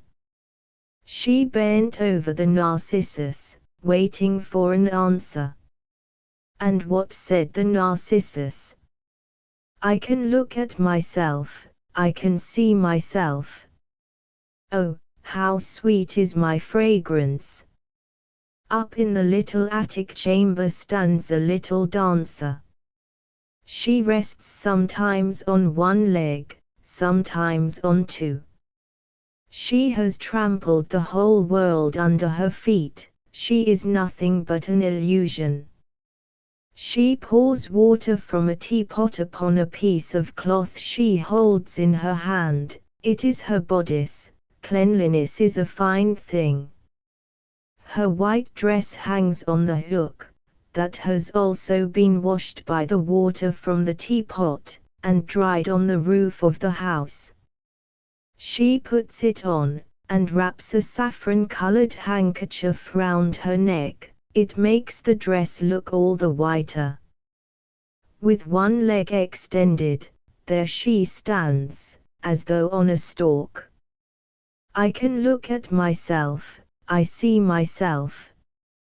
I don't care if you do, said Godard. You need not have told me that, and away she ran to the end of the garden. The gate was closed, but she pressed upon the rusty lock till it broke. The gate sprang open, and little Godard, with bare feet, ran out into the wide world. 3 times she looked back, there was no one following her, she ran till she could run no longer, and then sat down to rest upon a large stone. Casting a glance around, she saw that the summer was past, that it was now late in the autumn. Of course, she had not remarked this in the enchanted garden, where there were sunshine and flowers all the year round. How long I must have stayed there, said little Godard. So, it is now autumn. Well, then, there is no time to lose, and she rose to pursue her way. Oh, how sore and weary were her little feet, and all around looked so cold and barren. The long willow leaves had already turned yellow, and the dew trickled down from them like water. The leaves fell off the trees, one by one, the sloe alone bore fruit, and its berries were so sharp and bitter. Cold, and grey, and sad seemed the world to her that day. Image unavailable.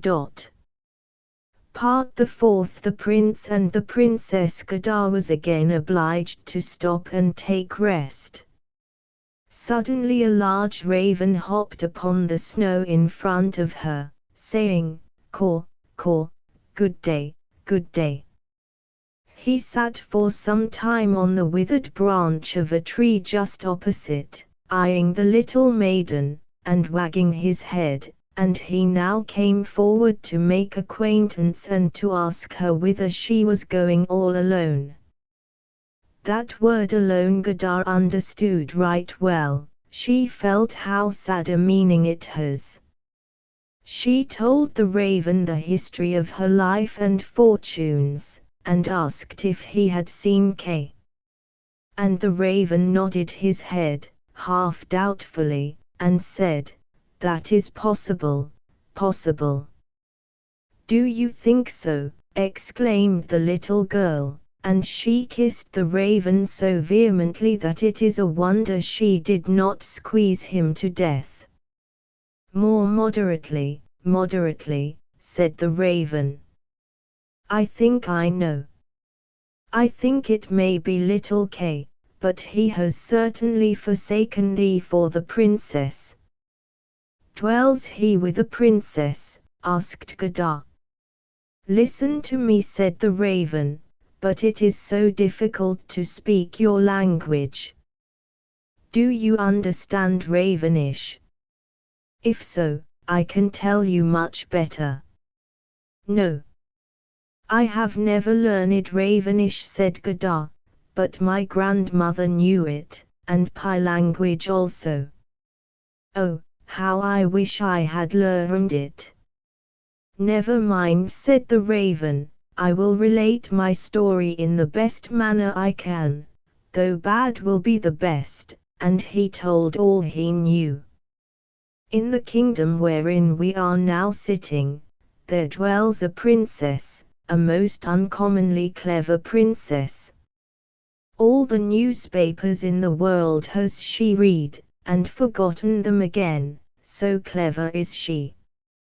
It is not long since she ascended the throne, which I have heard is not quite so agreeable a situation as one would fancy, and immediately after she began to sing a new song, the burden of which was this: why should I not marry me?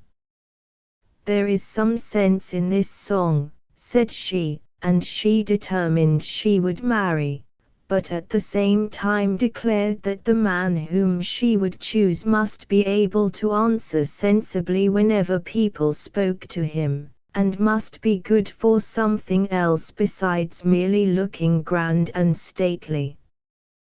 The ladies of the court were then all drummed together, in order to be informed of her intentions, whereupon they were highly delighted, and one exclaimed, "That is just what I wish," and another, that she had lately been thinking of the very same thing. Believe me, continued the raven, every word I say is true, for I have a tame beloved who hops at pleasure about the palace, and she has told me all this. Of course the beloved was also a raven, for birds of a feather flock together. Proclamations, adorned with borders of hearts, were immediately issued, wherein, after enumerating the style and titles of the princess, it was set forth that every well-favored youth was free to go to the palace and converse with the princess, and that whoever should speak in such wise as showed that he felt himself at home, there would be the one the princess would choose for her husband. Yes, indeed, continued the raven, you may believe me, all this is as true as that I sit here.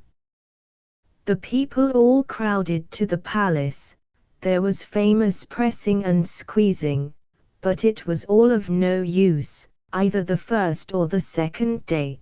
The young men could speak well enough while they were outside the palace gates, but when they entered, and saw the royal guard in silver uniform, and the lackeys on the staircase in gold, and the spacious saloon, all lighted up, they were quite confounded. They stood before the throne where the princess sat, and when she spoke to them, they could only repeat the last word she had uttered, which, you know, it was not particularly interesting for her to hear over again. It was just as though they had been struck dumb the moment they entered the palace, for as soon as they got out, they could talk fast enough. There was a regular procession constantly moving from the gates of the town to the gates of the palace. I was there, and saw it with my own eyes, said the raven. They grew both hungry and thirsty whilst waiting at the palace, but no one could get even so much as a glass of water. To be sure, some of them, wiser than the rest, had brought with them slices of bread and butter, but none would give any to his neighbor, for he thought to himself, let him look hungry, and then the princess will be sure not to choose him. But little K, when did he come? Asked Gadar. Was he among the crowd? Presently, we have just come to him. On the third day arrived a youth with neither horse nor carriage, Gaily he marched up to the palace, his eyes sparkled like yours, he had long beautiful hair, but was very meanly clad. That was Kay, exclaimed Godard.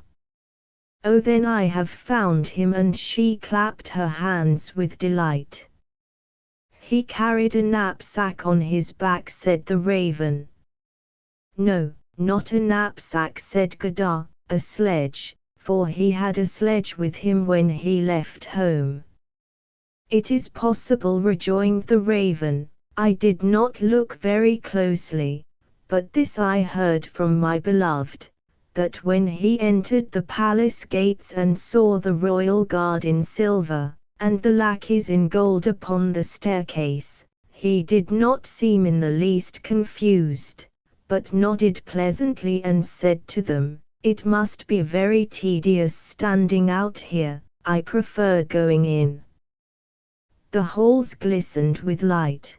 Cabinet councillors and excellencies were walking about barefooted and carrying golden keys. It was just a place to make a man solemn and silent, and the youth's boots creaked horribly, yet he was not at all afraid. That most certainly was Kay, said Godard. I know he had new boots, I have heard them creak in my grandmother's room. Indeed they did creak, said the raven, but merrily went he up to the princess, who was sitting upon a pearl as large as a spinning wheel, whilst all the ladies of the court, with the maids of honor and their handmaidens, ranged in order, stood on one side, and all the gentlemen in waiting, with their gentlemen, and their gentlemen's gentlemen, who also kept pages, stood ranged in order on the other side, and the nearer they were to the door the prouder they looked. The gentleman's page, who always wears slippers, one dare hardly look at, so proudly he stands at the door. That must be dreadful, said little Godard. And has Kay really won the princess? Had I not been a raven I should have won her myself. Image unavailable. Suddenly a large raven hopped upon the snow in front of her. Image unavailable. Notwithstanding my being betrothed. The young man spoke as well as I speak when I converse in Ravenish, that I have heard from my tame beloved. He was handsome and lively, he did not come to woo her, he said, he had only come to hear the wisdom of the princess, and he liked her much, and she liked him in return. Yes, to be sure, that was Kay, said Godard, he was so clever, he could reckon in his head, even fractions. Oh, will you not take me into the palace? Ah, that is easily said, replied the raven, but how is it to be done? I will talk it over with my tame beloved, she will advise us what to do, for I must tell you that such a little girl as you are will never gain permission to enter publicly. Yes, I shall, cried Godard. When Kay knows that I am here, he will immediately come out and fetch me. Wait for me at the trellis yonder, said the raven. He wagged his head and away he flew. The raven did not return till late in the evening. Caw, caw, said he. My tame beloved greets you kindly, and sends you a piece of bread which she took from the kitchen. There is plenty of bread there, and you must certainly be hungry. It is not possible for you to enter the palace, for you have bare feet, the royal guard in silver uniform, and the lackeys in gold, would never permit it, but do not weep, thou shalt go there.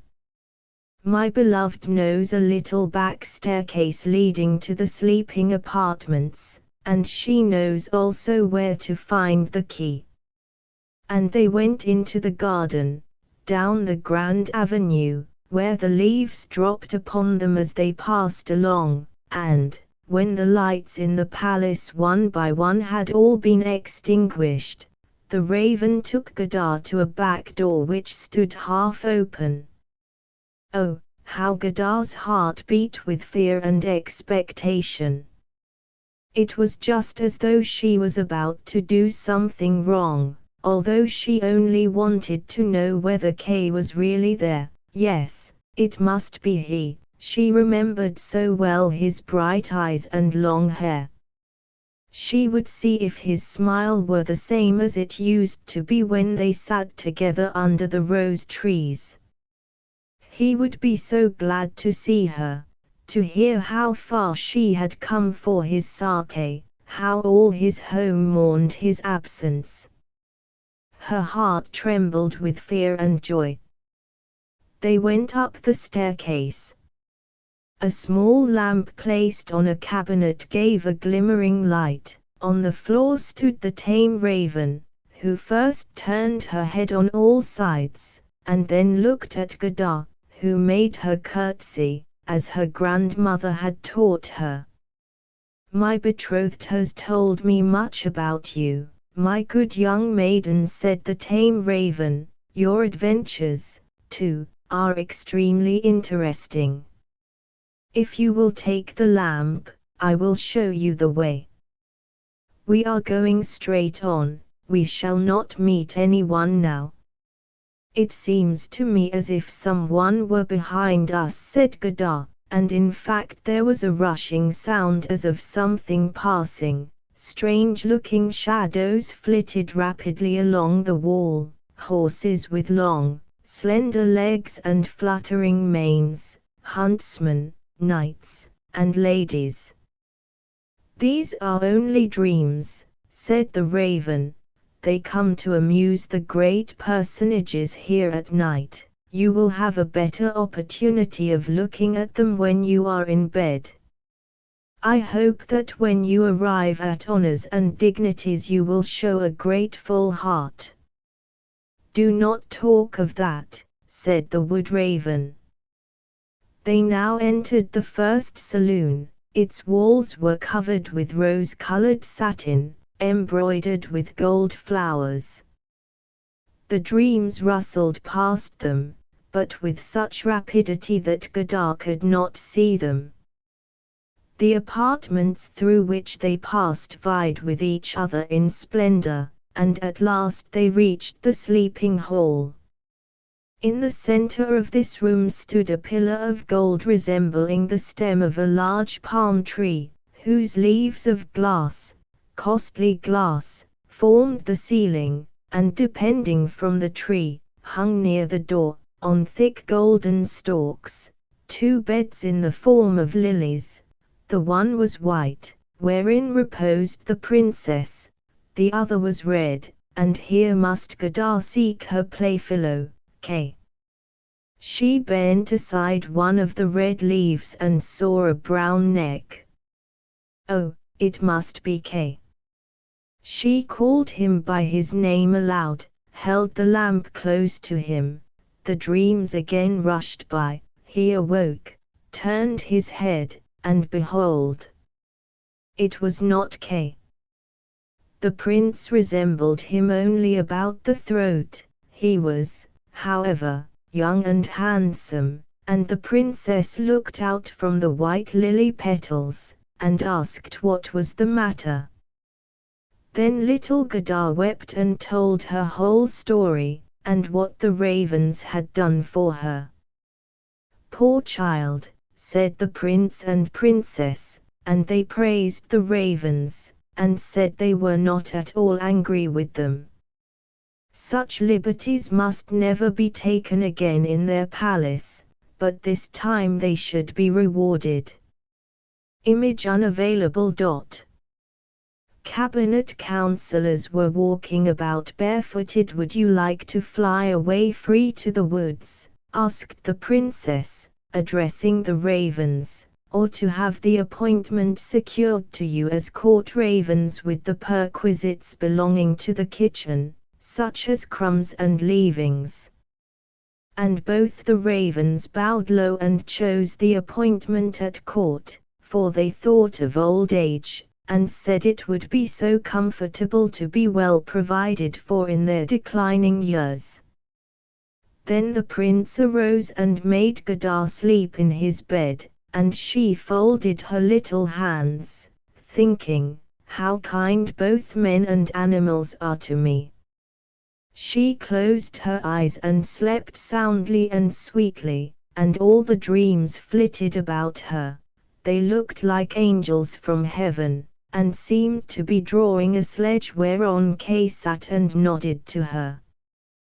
But this was only fancy, for as soon as she awoke all the beautiful visions had vanished. The next day she was dressed from head to foot in silk and velvet. She was invited to stay at the palace and enjoy all sorts of diversions, but she begged only for a little carriage and a horse, and a pair of little boots. All she desired was to go again into the wide world to seek Kay. And they gave her the boots and a muff besides. She was dressed so prettily. And as soon as she was ready there drove up to the door a new carriage of pure gold with the arms of the prince and princess glittering upon it like a star, the coachman, the footman, and outriders, all wearing gold crowns. The prince and princess themselves helped her into the carriage and wished her success. The wood raven, who was now married, accompanied her the first 3 miles. He sat by her side, for riding backwards was a thing he could not bear. The other raven stood at the door flapping her wings. She did not go with them on account of a headache she had felt ever since she had received her appointment, in consequence of eating too much. The carriage was well provided with sugar plums, fruit, and gingerbread nuts. "Farewell, farewell," cried the prince and princess. Little Gadar wept, and the raven wept out of sympathy. But his farewell was a farce or a trial. He flew up to the branch of a tree and flapped his black wings at the carriage till it was out of sight. Image unavailable. Part the 5th. The little robber maiden. They drove through the dark, dark forest. The carriage shone like a torch. Unfortunately its brightness attracted the eyes of the robbers who dwelt in the forest shades. They could not bear it. "That is gold, gold," cried they. Forward they rushed, seized the horses, stabbed the outriders, coachman, and footman to death, and dragged little Gadar out of the carriage. "She is plump, she is pretty, she has been fed on nut kernels," said the old robber wife, who had a long, bristly beard, and eyebrows hanging like bushes over her eyes. "She is like a little fat lamb, and how smartly she is dressed," and she drew out her bright dagger, glittering most terribly. "Oh, oh," cried the woman, for at the very moment she had lifted her dagger to stab Gadar, her own wild and wilful daughter jumped upon her back and bit her ear violently. "You naughty child," said the mother. "She shall play with me," said the little robber maiden. "She shall give me her muff and her pretty frock, and sleep with me in my bed." And then she bit her mother again, till the robber wife sprang up and shrieked with pain, whilst the robbers all laughed, saying, "Look at her playing with her young one. I will get into the carriage." And so spoiled and wayward was the little robber maiden that she always had her own way, and she and Gadar sat together in the carriage, and drove over stock and stone farther and farther into the wood. The little robber maiden was about as tall as Gadar, but much stronger, She had broad shoulders, and a very dark skin. Her eyes were quite black, and had an expression almost melancholy. She put her arm round Godard's waist, and said, "She shall not kill thee so long as I love thee. Art thou not a princess?" "No," said Godard, and then she told her all that had happened to her, and how much she loved little Kay. The robber maiden looked earnestly in her face, shook her head, and said, "She shall not kill thee even if I do quarrel with thee. Then, indeed, I would rather do it myself." And she dried Godard's tears, and put both her hands into the pretty muff that was so soft and warm. The carriage at last stopped in the middle of the courtyard of the robber's castle. This castle was half ruined. Crows and ravens flew out of the openings, and some fearfully large bulldogs, looking as if they could devour a man in a moment, jumped round the carriage. They did not bark, for that was forbidden. The maidens entered a large, smoky hall, where a tremendous fire was blazing on the stone floor. The smoke rose up to the ceiling, seeking a way of escape, for there was no chimney. A large cauldron full of soup was boiling over the fire, whilst hares and rabbits were roasting on the spit.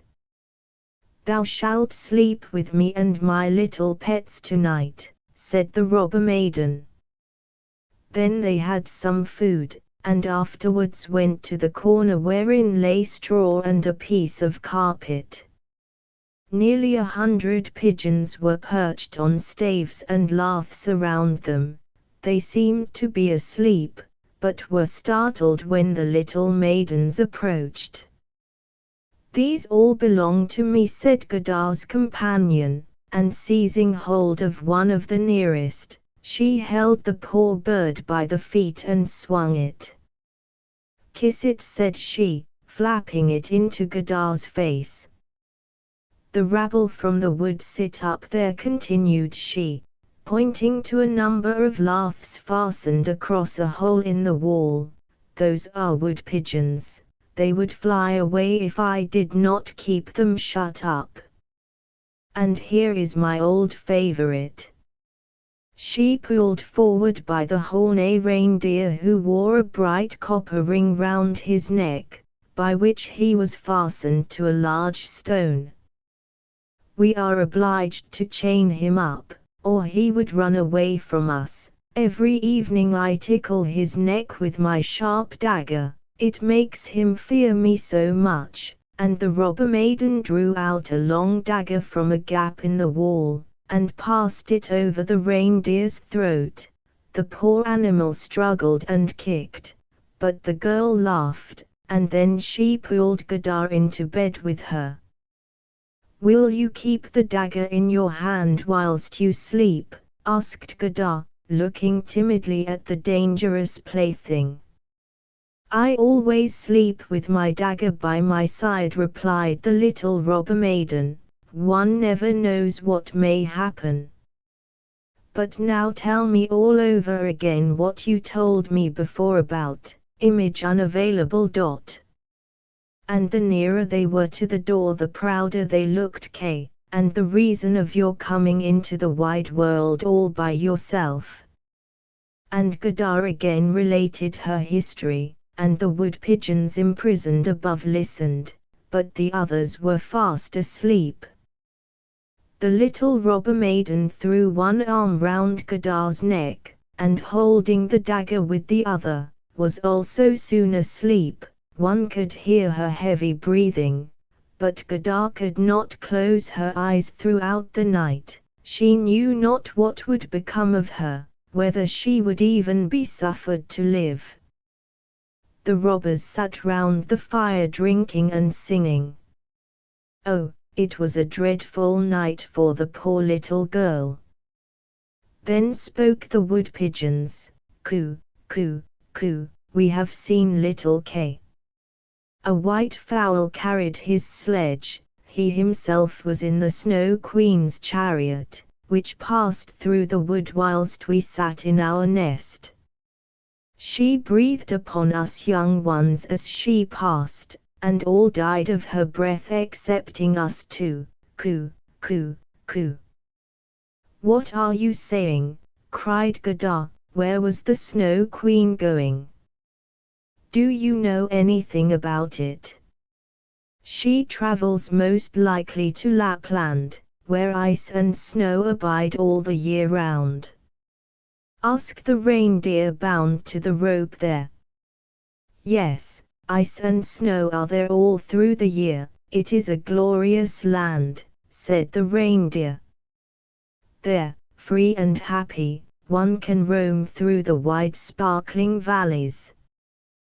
There the Snow Queen has her summer tent. Her strong castle is very far off, near the North Pole, on the island called Spitsbergen. Okay, dear Kay, sighed Godard. You must lie still, said the robber maiden, or I will thrust my dagger into your side. When morning came, Godard repeated to her what the wood pigeons had said, and the little robber maiden looked grave for a moment, then nodded her head, saying, No matter, no matter.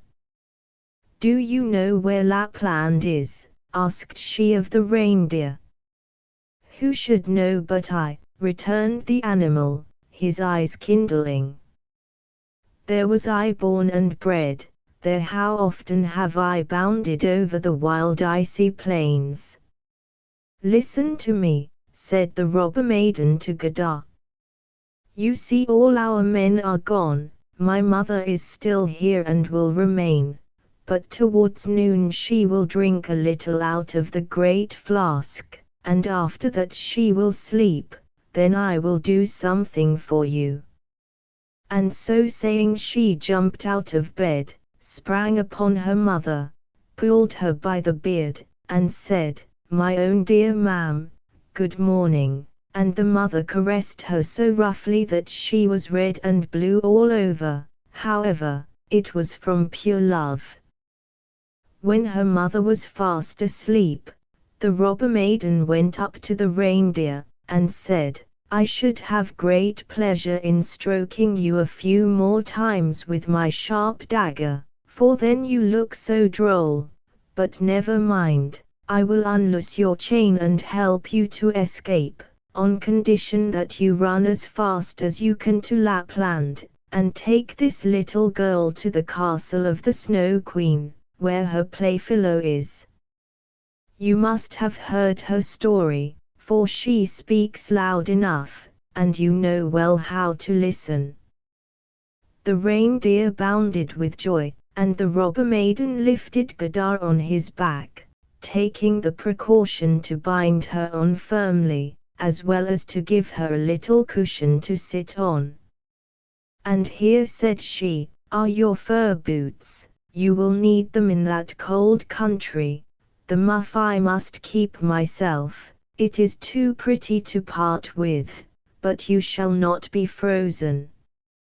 Here are my mother's huge gloves, they reach up to the elbow, put them on. Now your hands look as clumsy as my old mother's. And Godard shed tears of joy. I cannot bear to see you crying, said the little robber maiden, you ought to look glad. See, here are 2 loaves and a piece of bacon for you, that you may not be hungry on the way. She fastened this provender also on the reindeer's back, opened the door, called away the great dogs, and then cutting asunder with her dagger the rope which bound the reindeer, shouted to him, Now then, run, but take good care of the little girl. And Godard stretched out her hands to the robber maiden and bade her farewell, and the reindeer fleeted through the forest, over stock and stone, over desert and heath, over meadow and moor. The wolves howled and the ravens shrieked. Ish! Ish! A red light flashed, one might have fancied the sky was sneezing. "Those are my dear old northern lights," said the reindeer. "Look at them, how beautiful they are." And he ran faster than ever, night and day he ran. The loaves were eaten, so was the bacon, at last they were in Lapland.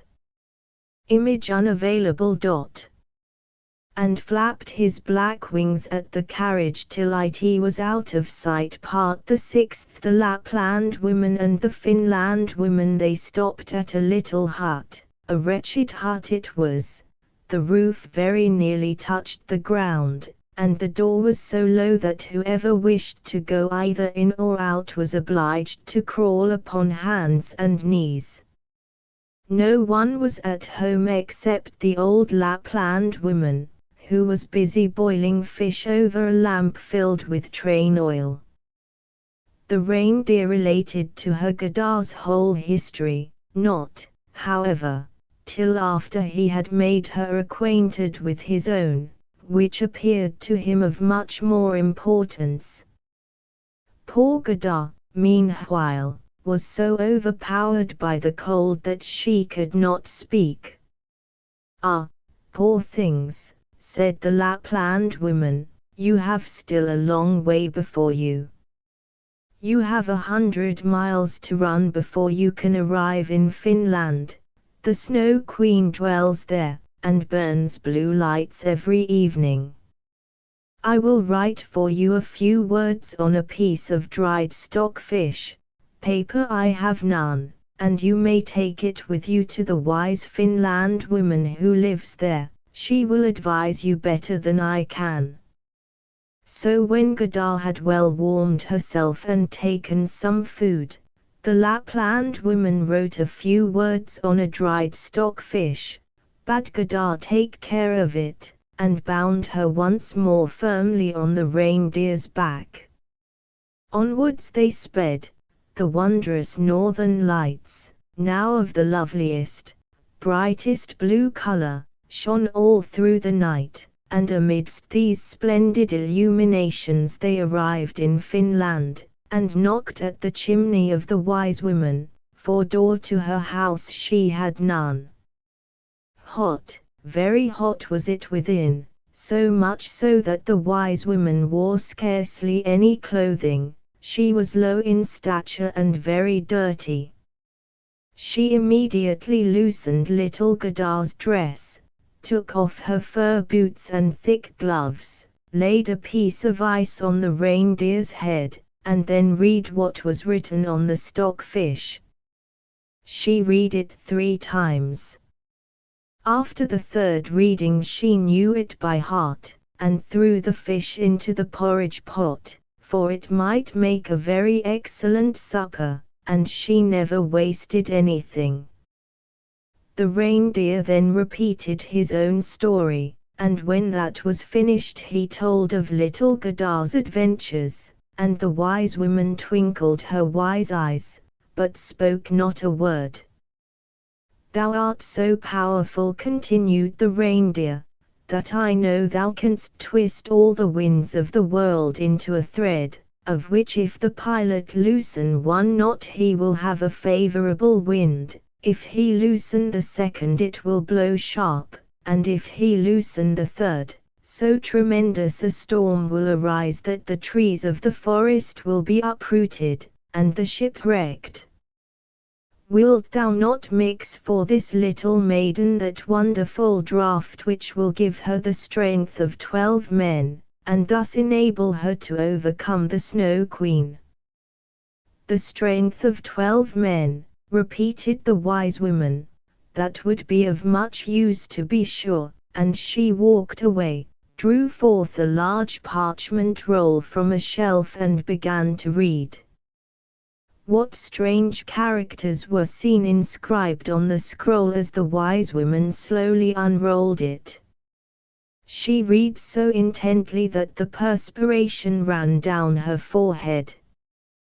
But the reindeer pleaded so earnestly for little Godard, and Godard's eyes were raised so entreatingly and tearfully, that at last the wise woman's eyes began to twinkle again out of sympathy, and she drew the reindeer into a corner, and putting a fresh piece of ice upon his head, whispered thus, "Little Kay is still with the Snow Queen, in whose abode everything is according to his taste, and therefore he believes it to be the best place in the world. But that is because he has a glass splinter in his heart, and a glass splinter in his eye. Until he has got rid of them he will never feel like a human being, and the Snow Queen will always maintain her influence over him. But canst thou not give something to little Gadar whereby she may overcome all these evil influences?" Image unavailable. The little robber maiden, I can give her no power so great as that which she already possesses. Seest thou not how strong she is? Seest thou not that both men and animals must serve her, a poor little girl wandering barefoot through the world? Her power is greater than ours, it proceeds from her heart, from her being a loving and innocent child. If this power which she already possesses cannot give her access to the Snow Queen's palace, and enable her to free Kay's eye and heart from the glass fragment, we can do nothing for her. 2 miles hence is the Snow Queen's garden, thither thou canst carry the little maiden. Put her down close by the bush bearing red berries and half covered with snow. Lose no time, and hasten back to this place." And the wise woman lifted Gadar on the reindeer's back, and away they went. "Oh, I have left my boots behind. I have left my gloves behind," cried little Gadar, when it was too late. The cold was piercing, but the reindeer dared not stop. On he ran until he reached the bush with the red berries. Here he set Gadar down, kissed her, the tears rolling down his cheeks the while, and ran fast back again, which was the best thing he could do. And there stood poor Gadar, without shoes, without gloves, alone in that barren region, that terribly ice-cold Finland. She ran on as fast as she could, a whole regiment of snowflakes came to meet her. They did not fall from the sky, which was cloudless and bright with the northern lights. They ran straight along the ground, and the farther Gadar advanced the larger they grew. Gadar then remembered how large and curious the snowflakes had appeared to her when one day she had looked at them through a burning glass. These, however, were very much larger. They were living forms. They were in fact the Snow Queen's guards. Their shapes were the strangest that could be imagined. Some looked like great ugly porcupines, others like snakes rolled into knots with their heads peering forth, and others like little fat bears with bristling hair. All, however, were alike dazzlingly white, all were living snowflakes. Little Gadar began to repeat Our Father. Meanwhile, the cold was so intense that she could see her own breath, which, as it escaped her mouth, ascended into the air like vapor. The cold grew intense, the vapor more dense, and at length took the forms of little bright angels which, as they touched the earth, became larger and more distinct. They wore helmets on their heads, and carried shields and spears in their hands. Their number increased so rapidly that, by the time Gadar had finished her prayer, a whole legion stood around her. They thrust with their spears against the horrible snowflakes, which fell into thousands of pieces, and little Gadar walked on unhurt and undaunted. The angels touched her hands and feet, and then she scarcely felt the cold, and boldly approached the Snow Queen's palace. But before we accompany her there, let us see what Kay is doing. He is certainly not thinking of little Godard, least of all can he imagine that she is now standing at the palace gate. Image unavailable. Part the 7th, which treats of the Snow Queen's palace, and of what came to pass therein. The walls of the palace were formed of the driven snow, its doors and windows of the cutting winds.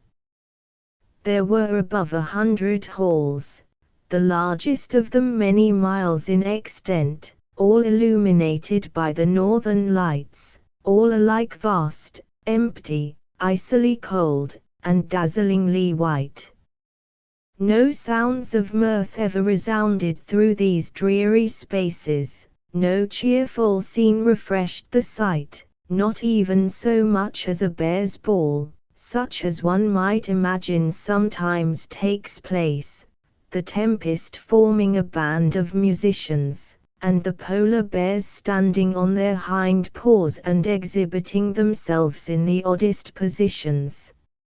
Nor was there ever a card assembly, wherein the cards might be held in the mouth and dealt out by paws, nor even a small select coffee party for the white young lady foxes.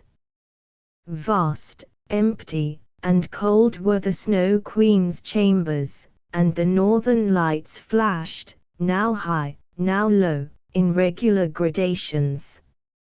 In the midst of the empty, interminable snow saloon lay a frozen lake. It was broken into 1,000 pieces, but these pieces so exactly resembled each other, that the breaking of them might well be deemed a work of more than human skill.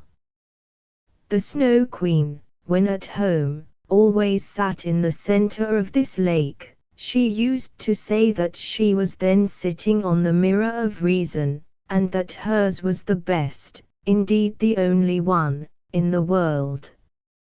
Little Kay was quite blue, nay, almost black with cold, but he did not observe it, for the Snow Queen had kissed away the shrinking feeling he used to experience, and his heart was like a lump of ice. He was busied among the sharp icy fragments, laying and joining them together in every possible way, just as people do with what are called Chinese puzzles. Kay could form the most curious and complete figures. This was the ice puzzle of reason, and in his eyes these figures were of the utmost importance. He often formed whole words, but there was one word he could never succeed in forming. It was eternity. The Snow Queen had said to him, "When thou canst put that figure together, thou shalt become thine own master, and I will give thee the whole world, and a new pair of skates besides." But he could never do it. "Now I am going to the warm countries," said the Snow Queen. "I shall flit through the air, and look into the black cauldrons." She meant the burning mountains, Etna and Vesuvius. "I shall whiten them a little, that will be good for the citrons and vineyards." So away flew the Snow Queen, leaving Kay sitting all alone in the large empty hall of ice. He looked at the fragments, and thought till his head ached. He sat so still and so stiff that one might have fancied that he too was frozen. Cold and cutting blew the winds when little Godard passed through the palace gates, but she repeated her evening prayer, and they immediately sank to rest. She entered the large, cold, empty hall. She saw Kay, she recognized him, she flew upon his neck. She held him fast, and cried, "Kay, dear, dear Kay." I have found thee at last. But he sat still as before, cold, silent, motionless. His unkindness wounded poor Godard deeply. Hot and bitter were the tears she shed. They fell upon his breast, they reached his heart, they thawed the ice and dissolved the tiny splinter of glass within it. He looked at her whilst she sang her hymn, "Our roses bloom and fade away, our infant Lord abides alway, may we be blessed his face to see, and ever little children be." Then Kay burst into tears. He wept till the glass splinter floated in his eye and fell with his tears. He knew his old companion immediately, and exclaimed with joy, "Godard, my dear little Godard, where hast thou been all this time, and where have I been?" He looked around him. "How cold it is here, how wide and empty," and he embraced Godard, whilst she laughed and wept by turns. Even the pieces of ice took part in their joy, they danced about merrily, and when they were wearied and lay down they formed of their own accord the mystical letters of which the Snow Queen had said that when Kay could put them together he should be his own master, and that she would give him the whole world, with a new pair of skates besides. And Godard kissed his cheeks, whereupon they became fresh and glowing as ever. She kissed his eyes, and they sparkled like her own. She kissed his hands and feet, and he was once more healthy and merry. The Snow Queen might now come home as soon as she liked, it mattered not. Kay's Charter of Freedom stood written on the mirror in bright icy characters. Image unavailable. She ran on as fast as she could. They took each other by the hand, and wandered forth out of the palace, talking meanwhile about the aged grandmother and the rose trees on the roof of their houses, and as they walked on, the winds were hushed into a calm, and the sun burst forth in splendor from among the dark storm clouds. When they arrived at the bush with the red berries, they found the reindeer standing by awaiting their arrival. He had brought with him another and younger reindeer, whose udders were full, and who gladly gave her warm milk to refresh the young travelers. The old reindeer and the young hind now carried Kay and Godard on their backs, first to the little hot room of the wise women of Finland, where they warmed themselves, and received advice how to proceed in their journey home, and afterwards to the abode of the Lapland women, who made them some new clothes and provided them with a sledge. The whole party now ran on together till they came to the boundary of the country, but just where the green leaves began to sprout, the Lapland women and the two reindeers took their leave. "Farewell, farewell," said they all. And the first little birds they had seen for many a long day began to chirp, and warble their pretty songs, and the trees of the forest burst upon them full of rich and variously tinted foliage. Suddenly the green boughs parted asunder, and a spirited horse galloped up. Godard knew it well, for it was the one which had been harnessed to her gold coach, and on it sat a young girl wearing a bright scarlet cap, and with pistols on the holster before her. It was indeed no other than the robber maiden, who, weary of her home in the forest, was going on her travels, first to the north and afterwards to other parts of the world. She at once recognized Godard, and Godard had not forgotten her. Most joyful was their greeting. "A fine gentleman you are, to be sure, you graceless young truant," said she to Kay. I should like to know if you deserved that anyone should be running to the end of the world on your account. Image unavailable. She entered the large, cold, empty hall, but Gadar stroked her cheeks, and asked after the prince and princess. They are gone traveling into foreign countries, replied the robber maiden. And the raven? Asked Gadar. Ah, the raven is dead, returned she. The tame beloved has become a widow, so she hops about with a piece of worsted wound round her leg. She moans most piteously, and chatters more than ever.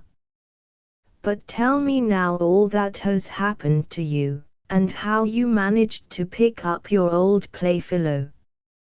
And Gadar and Kay told their story. Snip snap snarbasalar, said the robber maiden. She pressed the hands of both, promised that if ever she passed through their town she would pay them a visit, and then bade them farewell, and rode away out into the wide world.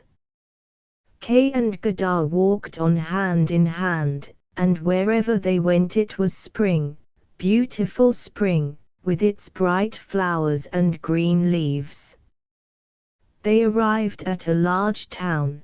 The church bells were ringing merrily, and they immediately recognized the high towers rising into the sky. It was the town wherein they had lived. Joyfully they passed through the streets, joyfully they stopped at the door of Gadar's grandmother. They walked up the stairs and entered the well-known room. The clock said tick, tick, and the hands moved as before. Only one alteration could they find, and that was in themselves, for they saw that they were now full-grown persons. The rose trees on the roof blossomed in front of the open window, and there beneath them stood the children's stools. Kay and Gadar went and sat down upon them, still holding each other by the hands. The cold, hollow splendor of the Snow Queen's palace they had forgotten, it seemed to them only an unpleasant dream. The grandmother meanwhile sat amid God's bright sunshine, and read from the Bible these words, "Unless ye become as little children, ye shall not enter into the kingdom of heaven." And Kay and Gadar gazed on each other. They now understood the words of their hymn, "Our roses bloom and fade away, our infant Lord abides alway, may we be blessed his face to see, and ever little children be." There they sat, those two happy ones, grown up and yet children, children in heart, while all around them glowed bright summer, warm, glorious summer. Image unavailable. Image unavailable. The Elfin King's housekeeper Elfin Mount. Several large lizards were running nimbly in and out among the clefts of an old tree. They could understand each other perfectly well, for they all spoke the lizard's language. "Only hear what a rumbling and grumbling there is in the old Elfin Mount yonder," observed one lizard. "I have not been able to close my eyes for the last 2 nights. I might as well have had the toothache, for the sleep I have had." "There is something in the wind, most certainly," rejoined the second lizard. "They raise the mount upon 4 red pillars till cock crowing.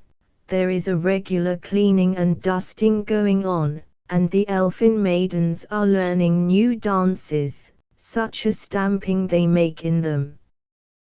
There is certainly something in the wind."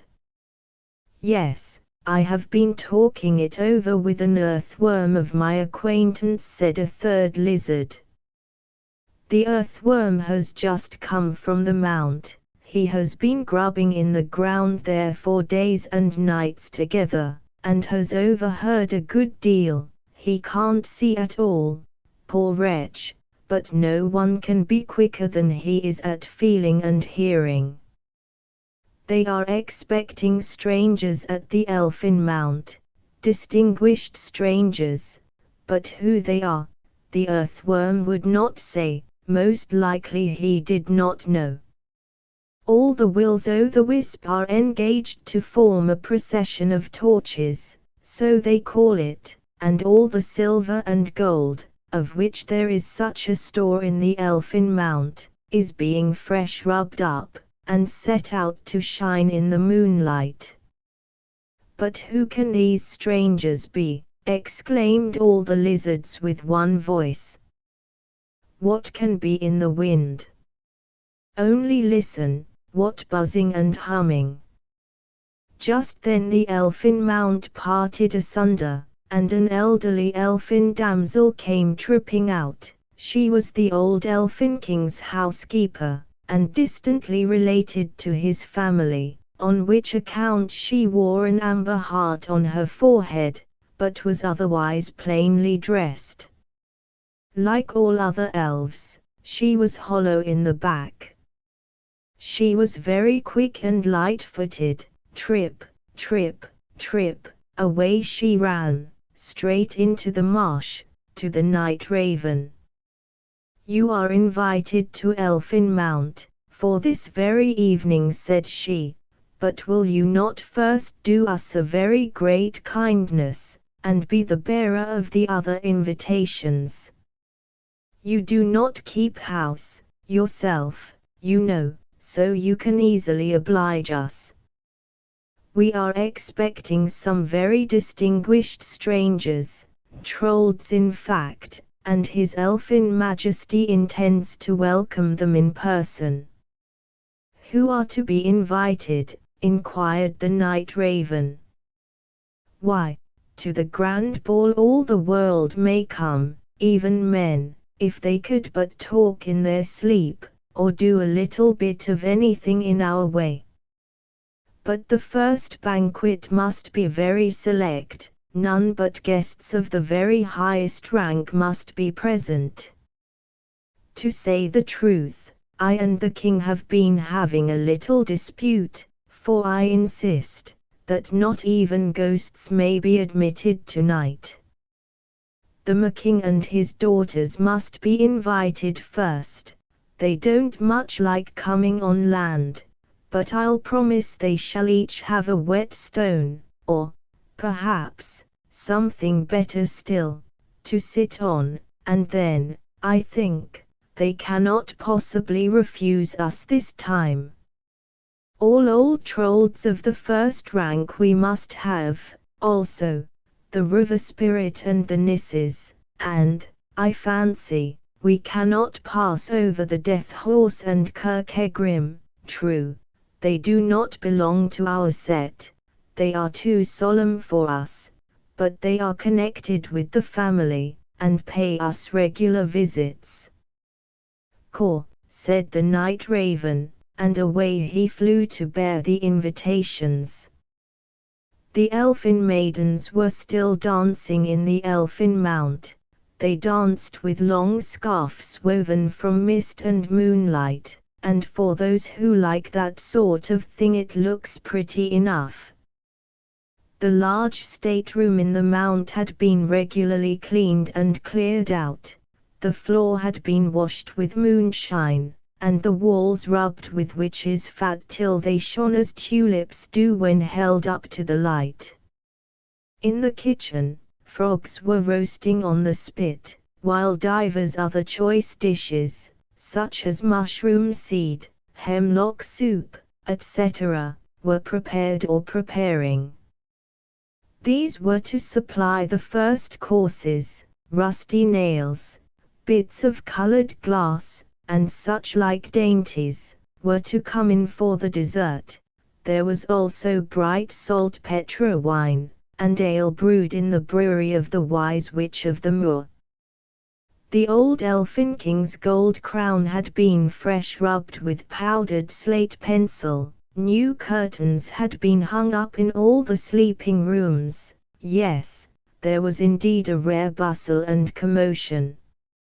"Now, we must have the rooms scented with cows' hairs and swine's bristles, and then, I think, I shall have done my part," said the Elfin King's housekeeper. "Dear Papa," said the youngest of the daughters, "won't you tell me now who these grand visitors are?" "Well," replied His Majesty, "I suppose there's no use in keeping it a secret. Let 2 of my daughters get themselves ready for their wedding day, that's all. 2 of them most certainly will be married.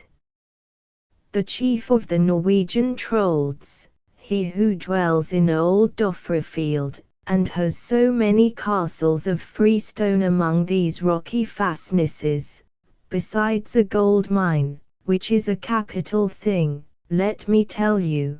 He is coming down here with his 2 boys, who are both to choose themselves a bride. Such an honest, straightforward, true old Norseman is this mountain chief. So merry and jovial. He and I are old comrades. He came down here years ago to fetch his wife. She is dead now. She was the daughter of the Rock King at Moan. Oh, how I long to see the old Norseman again. His sons, they say, are rough unmannerly cubs, but perhaps report may have done them injustice, and at any rate they are sure to improve in a year or 2, when they have sown their wild oats. Let me see how you will polish them up. Image unavailable. The Emir King must be invited first, and how soon are they to be here? Inquired his youngest daughter again. That depends on wind and weather, returned the Elfin King. They travel economically, they come at the ship's convenience. I wanted them to pass over by Sweden, but the old man would not hear of that. He does not keep pace with the times, that's the only fault I can find with him.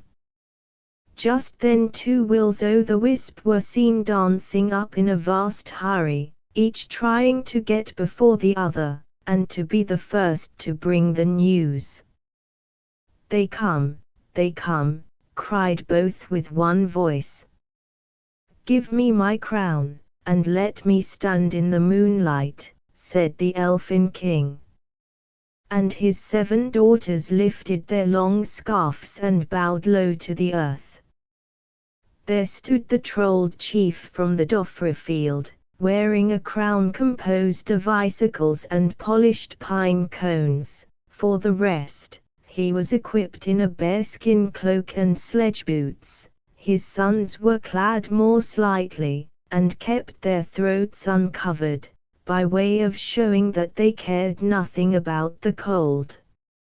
Is that a mount? Asked the youngest of them, pointing to it. Why, up in Norway we should call it a cave. You foolish boy, replied his father, a cave you go into, a mount you go up. Where are your eyes, not to see the difference? The only thing that surprised them in this country, they said, was that the people should speak and understand their language. Behave yourselves now, said the old man, don't let your host fancy you never went into decent company before. And now they all entered the Elfin Mount, into the grand saloon, where a really very select party was assembled, although at such short notice that it seemed almost as though some fortunate gust of wind had blown them together. And every possible arrangement had been made for the comfort of each of the guests. The Making's family, for instance, sat at table in large tubs of water, and they declared they felt quite as if they were at home. All behaved with strict good breeding except the 2 young northern Trolls, who at last so far forgot themselves as to put their legs on the table. "Take your legs away from the plates," said their father, and they obeyed, but not so readily as they might have done. Presently they took some pine cones out of their pockets and began pelting the lady who sat between them, and then, finding their boots incommode them, they took them off, and coolly gave them to this lady to hold.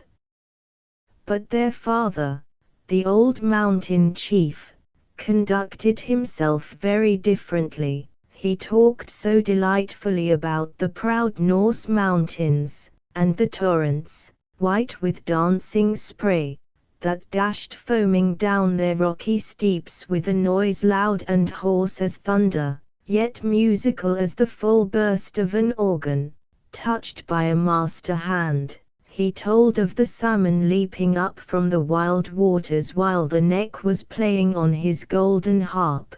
He told of the starlight winter nights when the sledge bells tinkled so merrily, and the youths ran with lighted torches over the icy crust, so glassy and transparent that through it they could see the fishes whirling to and fro in deadly terror beneath their feet. He told of the gallant northern youths and pretty maidens singing songs of old time, and dancing the Horlinge dance. Yes, so charmingly he described all this, that you could not but fancy you heard and saw it all. Oh fie, for shame! All of a sudden the mountain chief turned round upon the elderly elfin maiden, and gave her a cousinly salute, and he was not yet connected ever so remotely with the family. The young elfin maidens were now called upon to dance. First they danced simple dances, then stamping dances, and image unavailable. They did both remarkably well. Last came the most difficult of all, the dance out of the dance as it was called. Bravo! How long their legs seemed to grow, and how they whirled and spun about! You could hardly distinguish legs from arms, or arms from legs. Round and round they went, such whirling and twirling, such whirring and whizzing there was that it made the death horse feel quite dizzy, and at last he grew so unwell that he was obliged to leave the table. Image unavailable. They felt quite as if they were at home. Hurrah! Cried the mountain chief. They know how to use their limbs with a vengeance, but can they do nothing else than dance, stretch out their feet, and spin round like a whirlwind? You shall judge for yourself, replied the elfin king, and here he called the eldest of his daughters to him.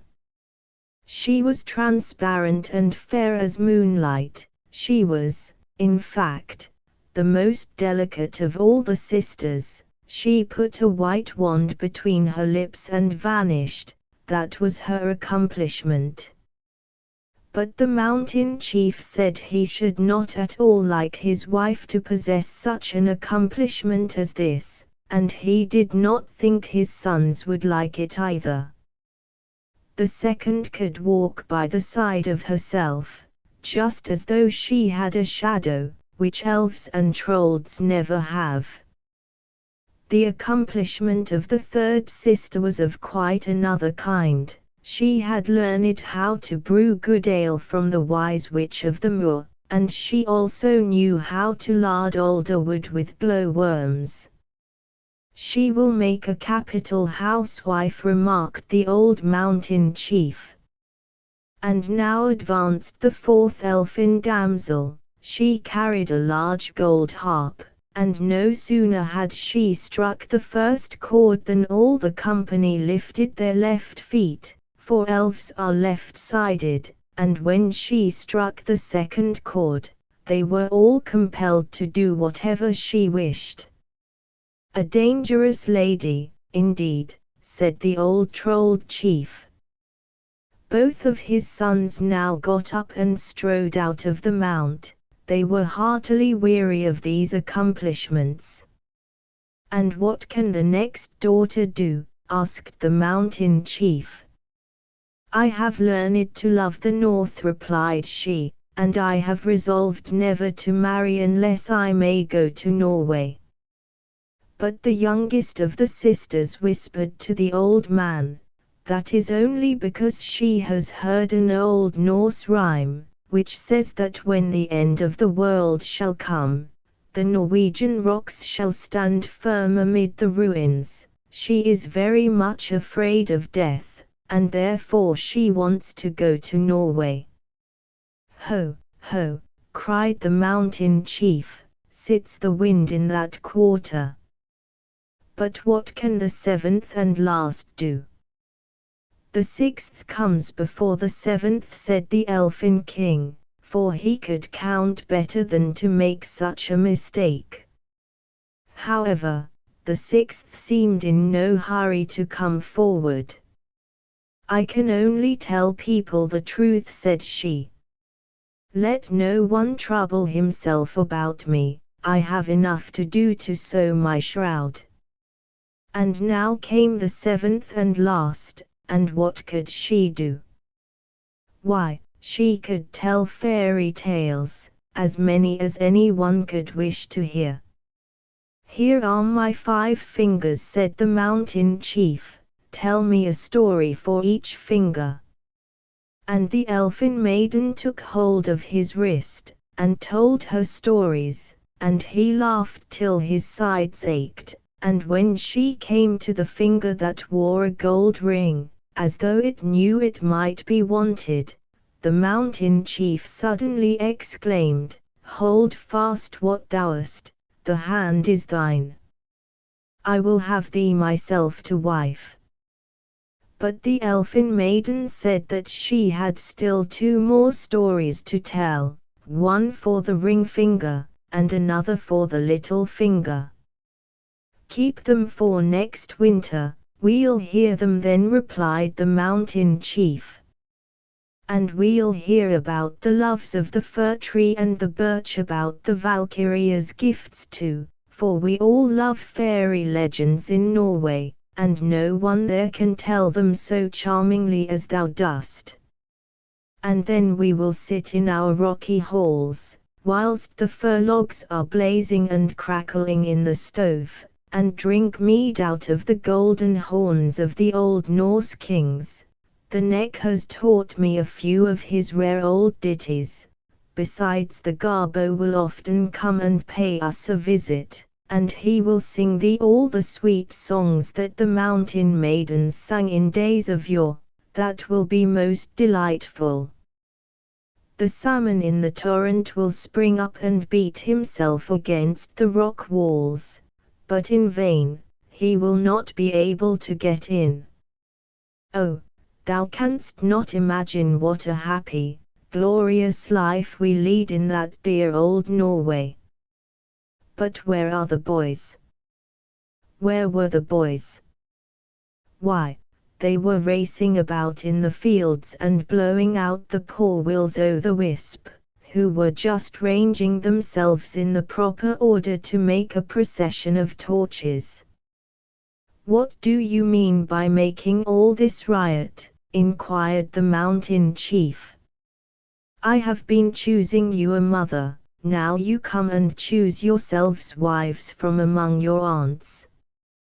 Image unavailable. I will have thee myself to wife." But his sons said they would rather make speeches and drink toasts. They had not the slightest wish to marry.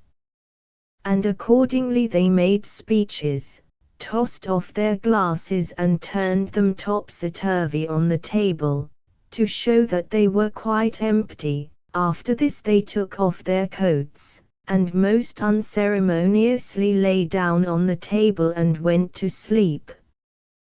But the old mountain chief, the while, danced round the hall with his young bride, and exchanged boots with her, because that is not so vulgar as exchanging rings. "Listen, the cock is crowing," exclaimed the lady housekeeper. "We must make haste and shut the window shutters close, or the sun will scorch our complexions."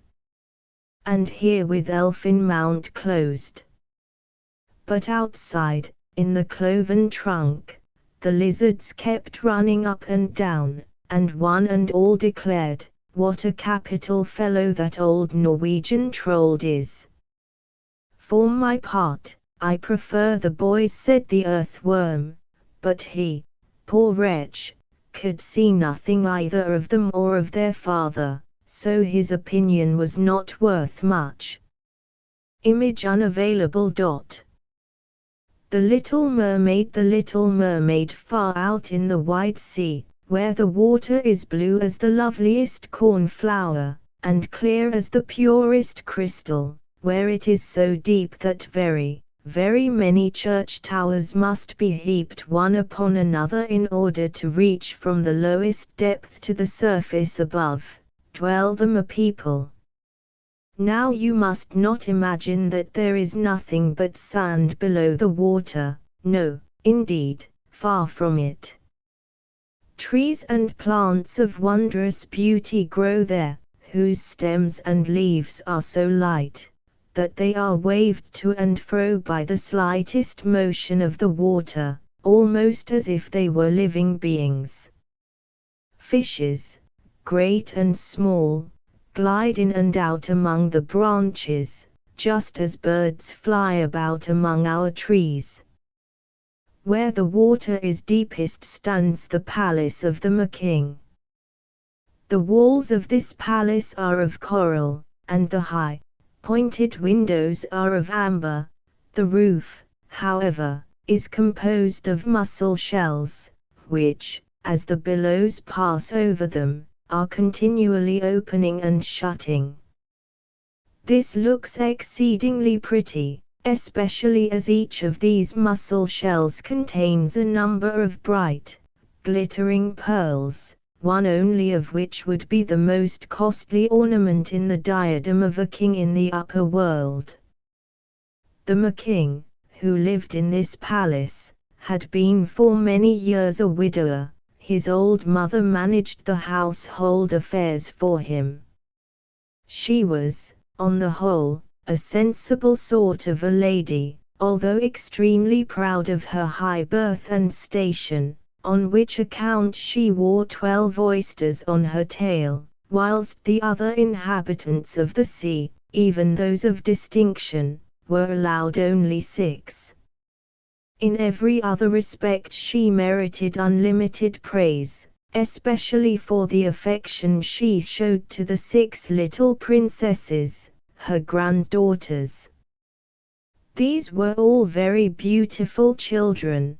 The youngest was, however, the most lovely. Her skin was as soft and delicate as a rose leaf, her eyes were of as deep a blue as the sea, but like all other mermaids, she had no feet, her body ended in a tail like that of a fish. The whole day long the children used to play in the spacious apartments of the palace, where beautiful flowers grew out of the walls on all sides around them. When the great amber windows were opened, fishes would swim into these apartments as swallows fly into our rooms, but the fishes were bolder than the swallows. They swam straight up to the little princesses, ate from their hands, and allowed themselves to be caressed.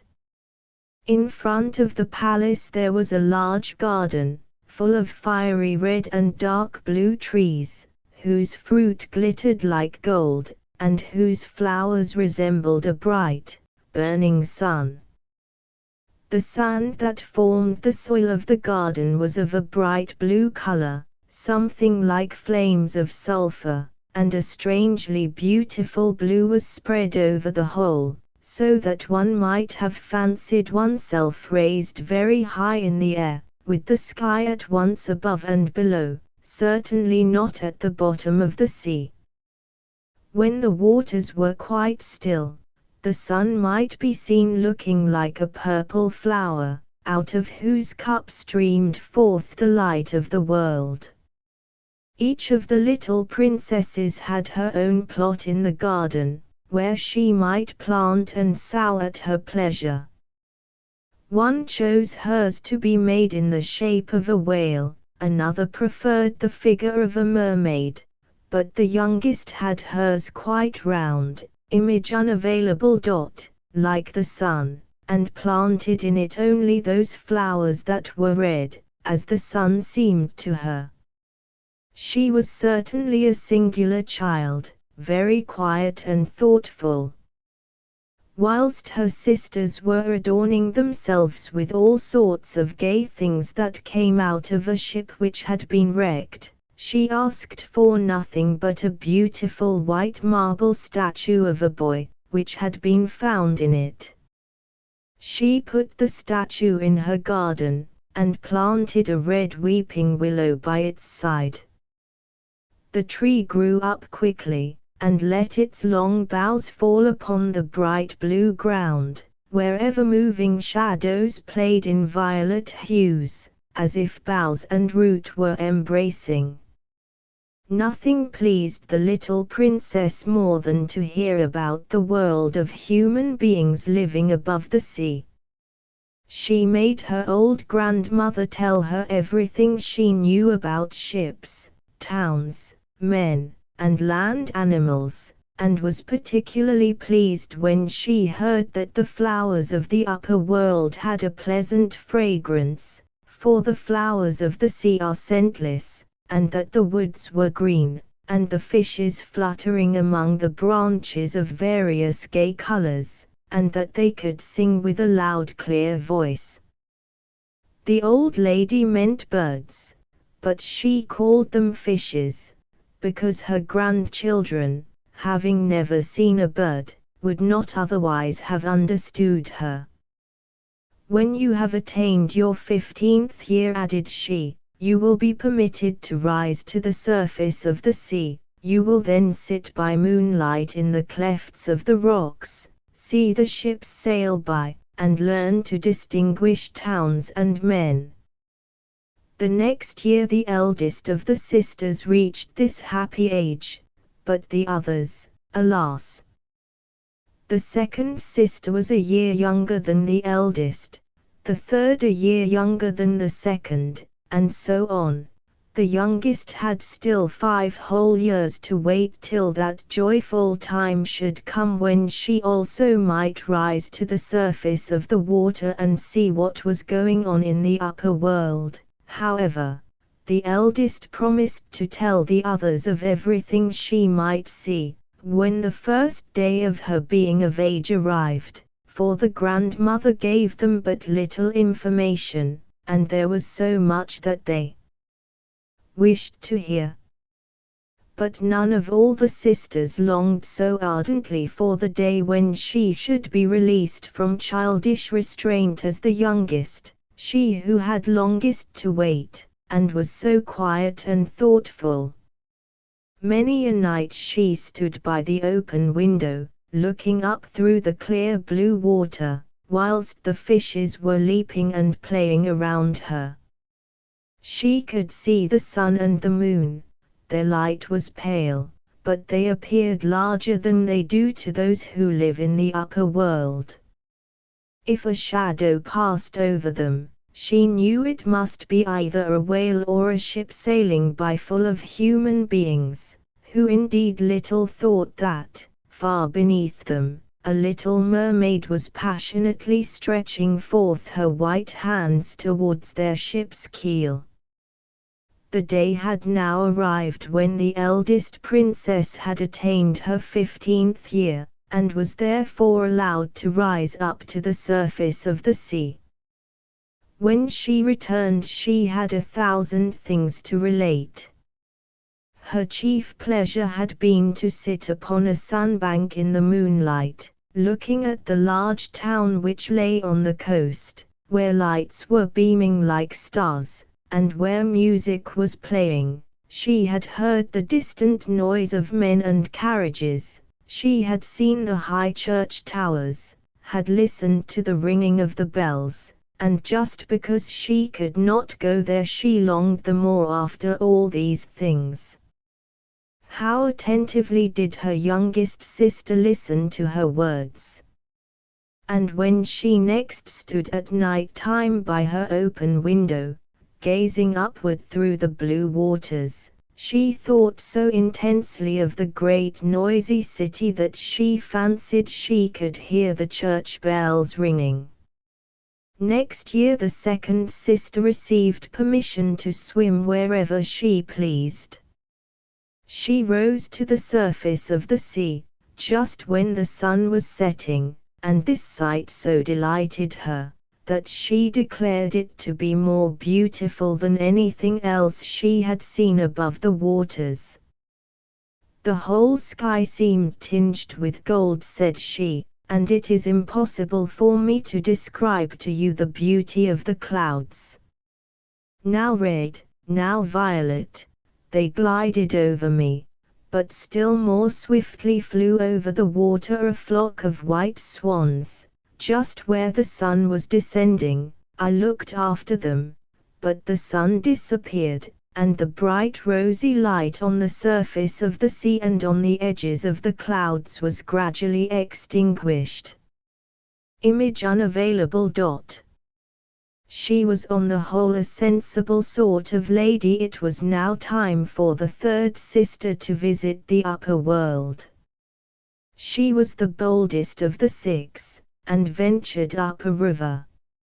On its shores she saw green hills covered with woods and vineyards, from among which arose houses and castles. She heard the birds singing, and the sun shone with so much power that she was continually obliged to plunge below, in order to cool her burning face.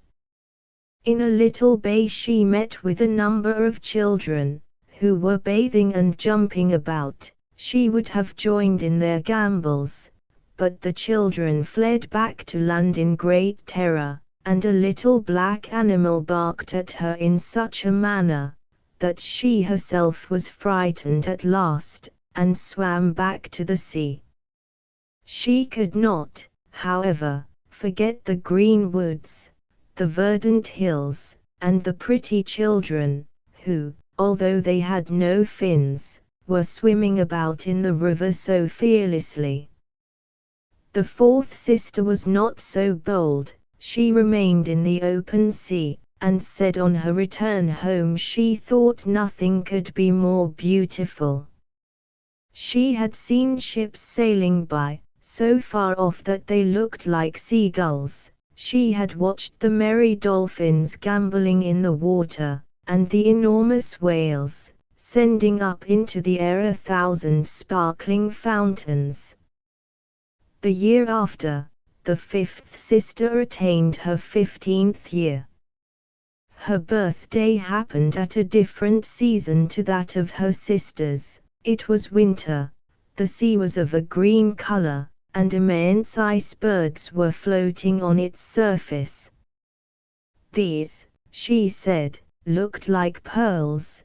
They were, however, much larger than the church towers in the land of human beings.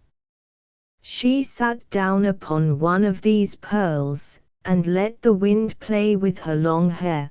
But then all the ships hoisted their sails in terror, and escaped as quickly as possible. In the evening the sky was covered with sails, and whilst the great mountains of ice alternately sank and rose again, and beamed with a reddish glow, flashes of lightning burst forth from the clouds, and the thunder rolled on, peal after peal. The sails of all the ships were instantly furled, and horror and affright reigned on board, but the princess sat still on the iceberg, looking unconcernedly at the blue zigzag of the flashes. The first time that either of these sisters rose out of the sea, She was quite enchanted at the sight of so many new and beautiful objects, but the novelty was soon over, and it was not long ere their own home appeared more attractive than the upper world, for there only did they find everything agreeable. Many an evening would the 5 sisters rise hand in hand from the depths of the ocean. Their voices were far sweeter than any human voice, and when a storm was coming on, they would swim in front of the ships, and sing. Oh, how sweetly did they sing! Describing the happiness of those who lived at the bottom of the sea, and entreating the sailors not to be afraid, but to come down to them. The mariners, however, did not understand their words. They fancied the song was only the whistling of the wind, and thus they lost the hidden glories of the sea, for if their ships were wrecked, all on board were drowned, and none but dead men ever entered the king's palace. Whilst the sisters were swimming at evening time, the youngest would remain motionless and alone, in her father's palace, looking up after them. She would have wept, but mermaids cannot weep, and therefore, when they are troubled, suffer infinitely more than human beings do. "Oh, if I were but 15, sighed she, "I know that I should love the upper world and its inhabitants so much."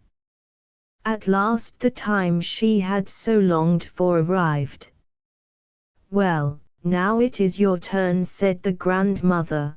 "Come here, that I may adorn you like your sisters." And she wound around her hair a wreath of white lilies, whose every petal was the half of a pearl, and then commanded 8 large oysters to fasten themselves to the princess's tail, in token of her high rank. "But that is so very uncomfortable," said the little princess. "One must not mind slight inconveniences when one wishes to look well," said the old lady. How willingly would the princess have given up all this splendor, and exchanged her heavy crown for the red flowers of her garden, which were so much more becoming to her. But she dared not do so. "Farewell," said she, and she rose from the sea, light as a flake of foam. Image unavailable. The youngest was the most lovely when, for the first time in her life, she appeared on the surface of the water. The sun had just sunk below the horizon. The clouds were beaming with bright golden and rosy hues. The evening star was shining in the pale western sky.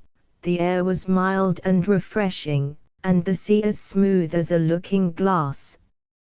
A large ship with 3 masts lay on the still waters. One sail only was unfurled, but not a breath was stirring, and the sailors were quietly seated on the cordage and ladders of the vessel. Music and song resounded from the deck, and after it grew dark, hundreds of lamps all on a sudden burst forth into light, whilst innumerable flags were fluttering overhead. The little mermaid swam close up to the captain's cabin, and every now and then when the ship was raised by the motion of the water, she could look through the clear window panes. She saw within many richly dressed men. The handsomest among them was a young prince with large black eyes. He could not certainly be more than 16 years old, and it was in honor of his birthday that a grand festival was being celebrated. The crew were dancing on the deck, and when the young prince appeared among them, 100 rockets were sent up into the air, turning night into day, and so terrifying the little mermaid, that for some minutes she plunged beneath the water. However, she soon raised her little head again, and then it seemed as if all the stars were falling down upon her. Such a fiery shower she had never even seen before, never had she heard that men possessed such wonderful powers. Large suns revolved around her, bright fishes swam in the air, and everything was reflected perfectly on the clear surface of the sea. It was so light in the ship, that everything could be seen distinctly. Oh, how happy the young prince was! He shook hands with the sailors, laughed and jested with them, whilst sweet notes of music mingled with the silence of night. It was now late, but the little mermaid could not tear herself away from the ship and the handsome young prince. She remained looking through the cabin window, rocked to and fro by the waves. There was a foaming and fermentation in the depths beneath, and the ship began to move on faster.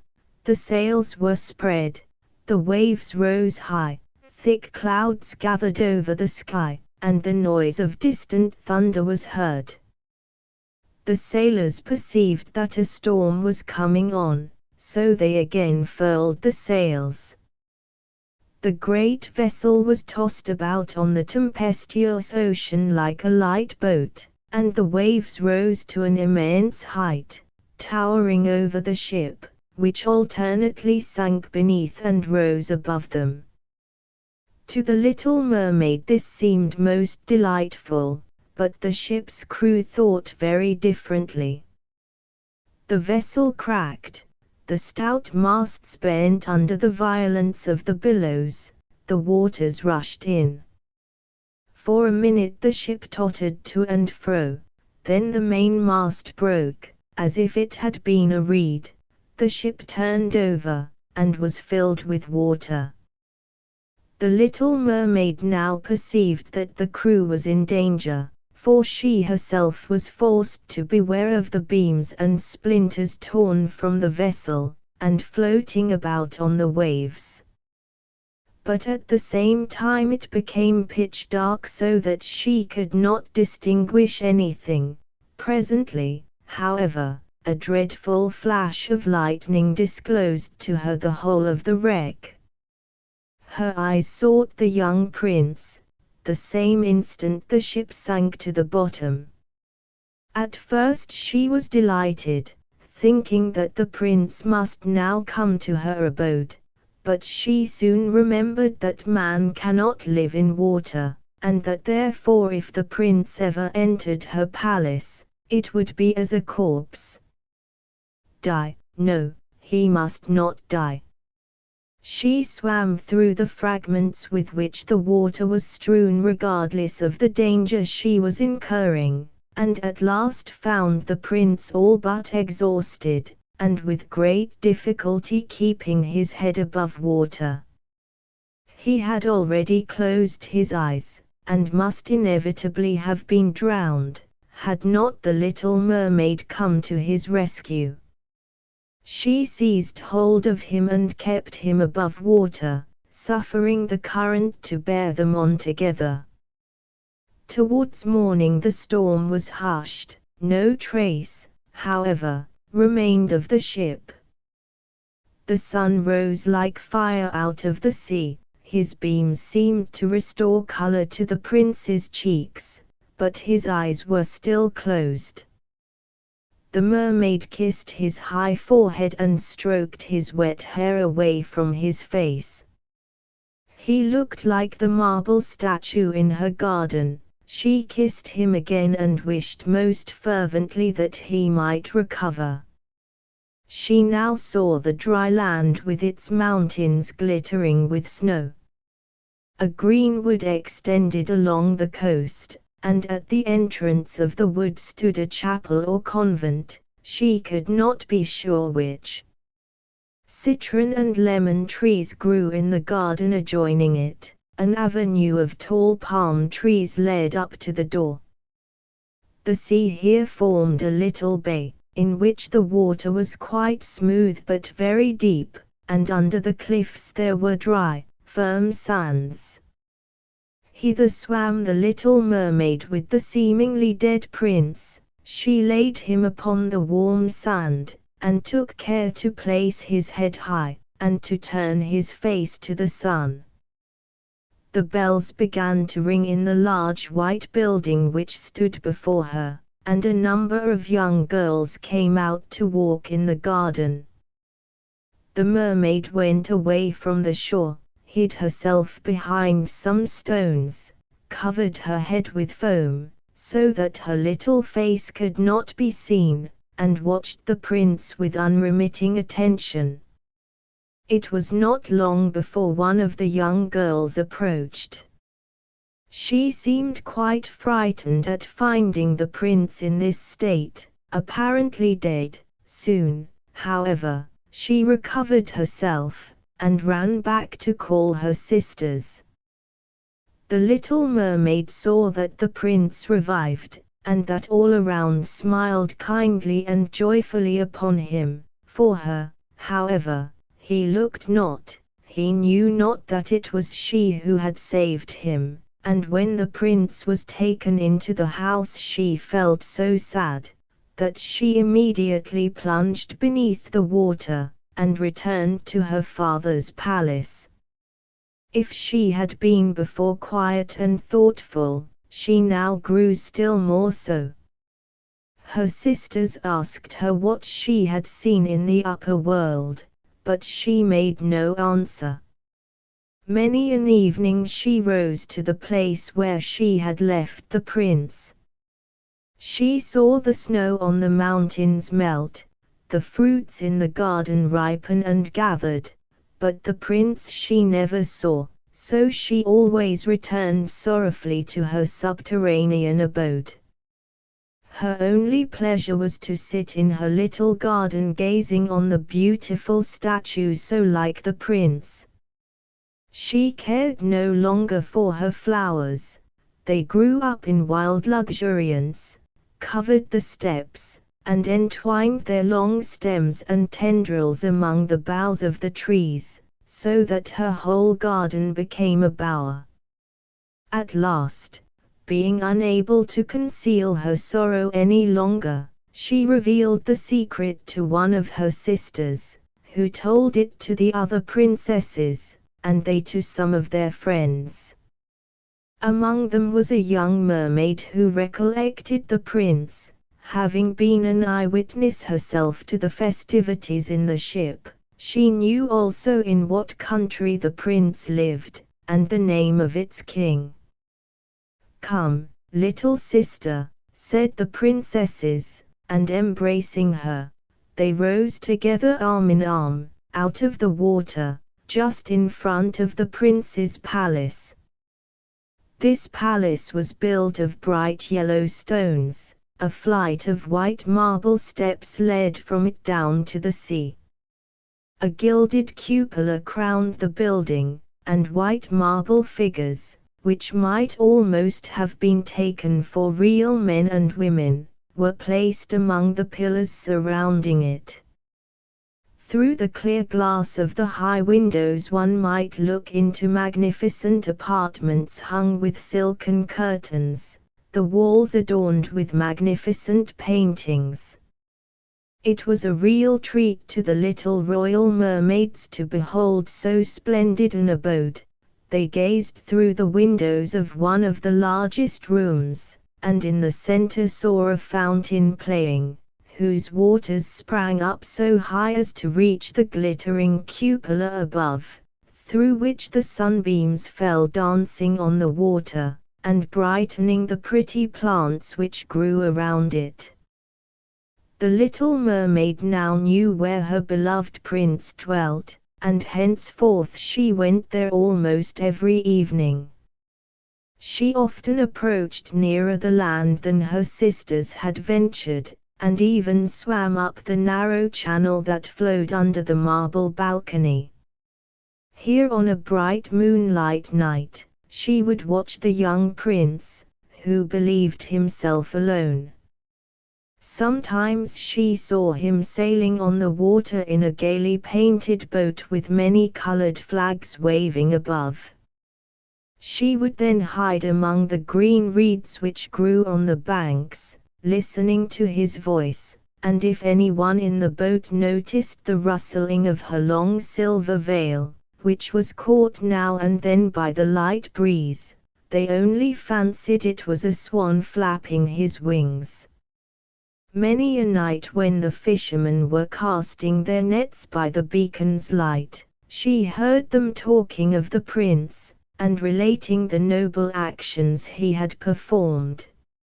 She was then so happy, thinking how she had saved his life when struggling with the waves, and remembering how his head had rested on her bosom, and how she had kissed him when he knew nothing of it, and could never even dream of such a thing. Human beings became more and more dear to her every day. She wished that she were one of them.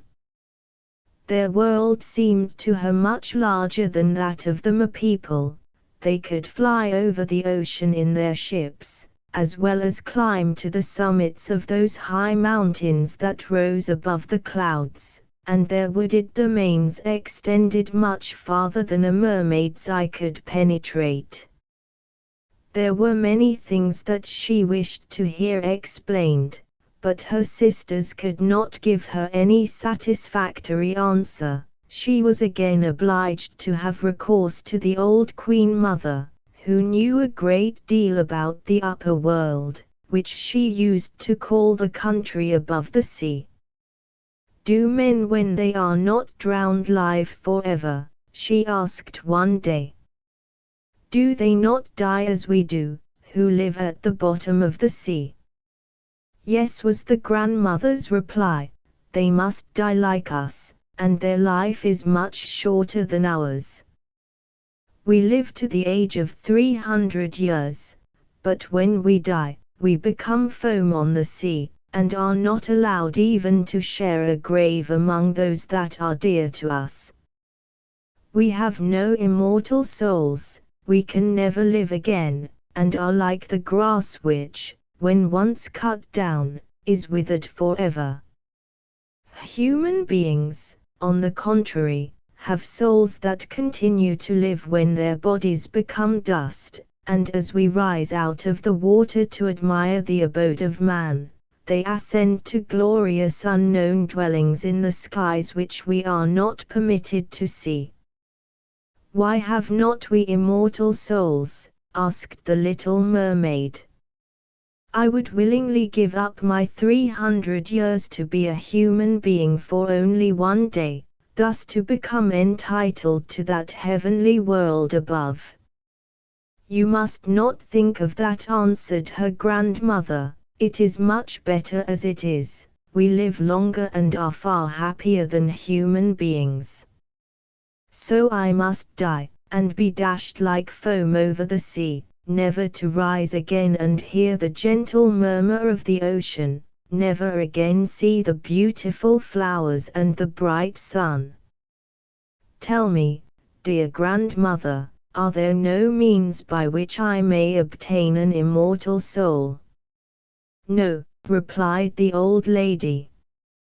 "It is true that if thou couldst so win the affections of a human being as to become dearer to him than either father or mother, if he loved thee with all his heart, and promised whilst the priest joined his hands with thine to be always faithful to thee, then his soul would flow into thine, and thou wouldst then become partaker of human bliss. But that can never be. For what in our eyes is the most beautiful part of our body, the tail, the inhabitants of the earth think hideous, they cannot bear it. To appear handsome to them, the body must have two clumsy props which they call legs."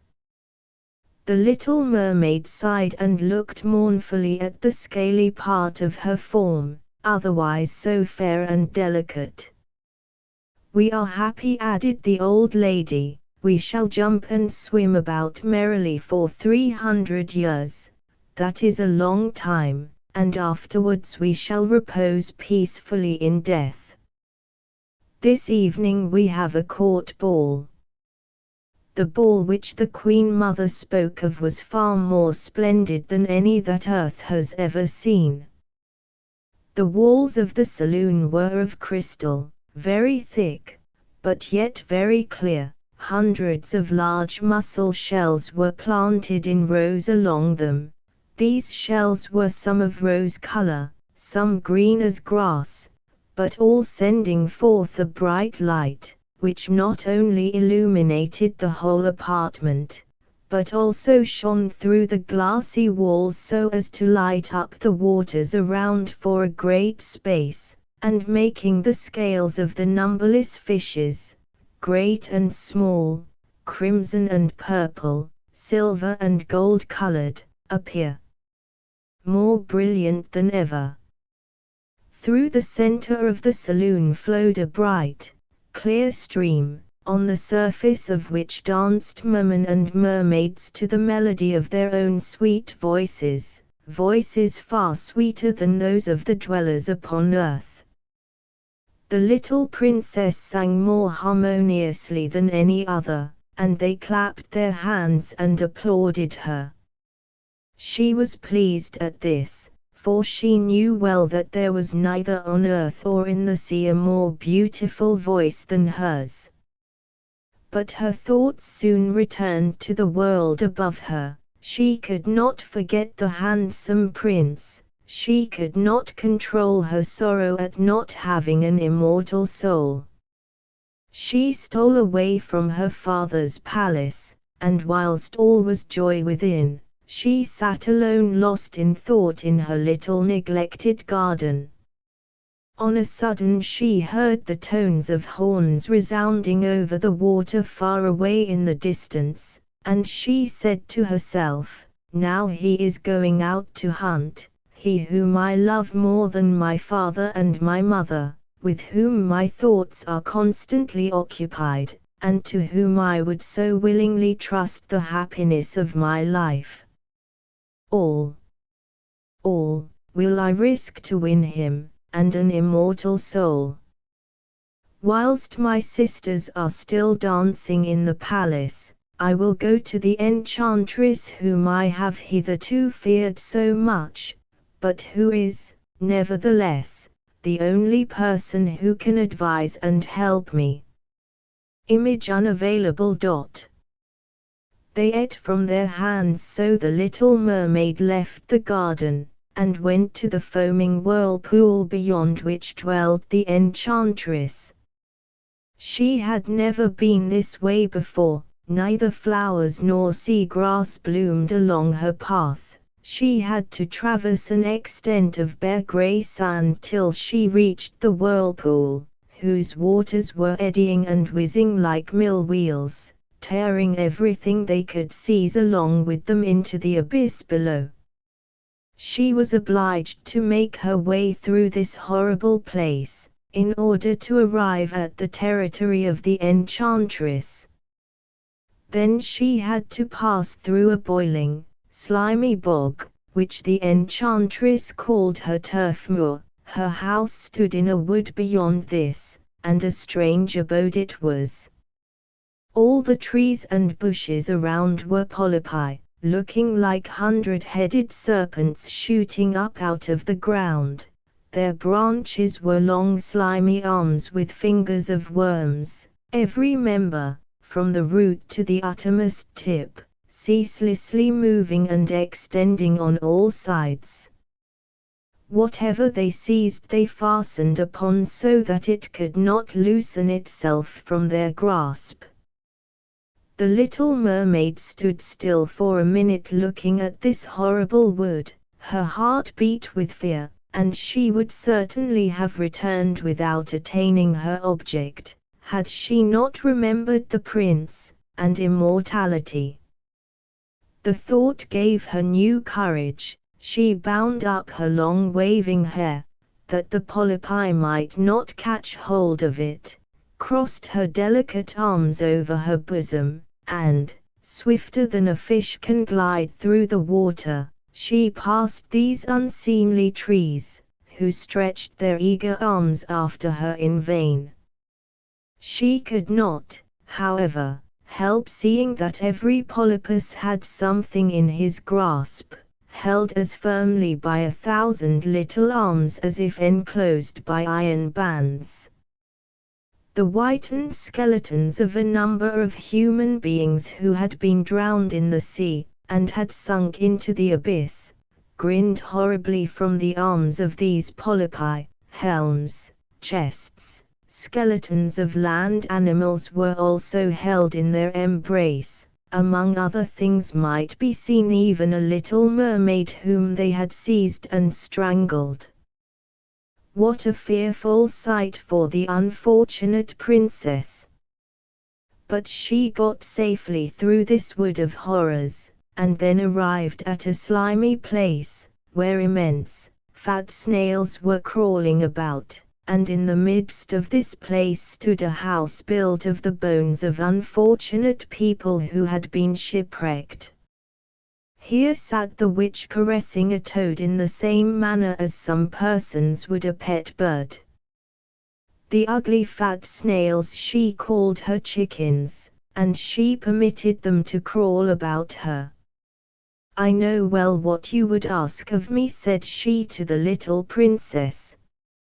"Your wish is foolish enough, yet it shall be fulfilled, though its accomplishment is sure to bring misfortune on you, my fairest princess.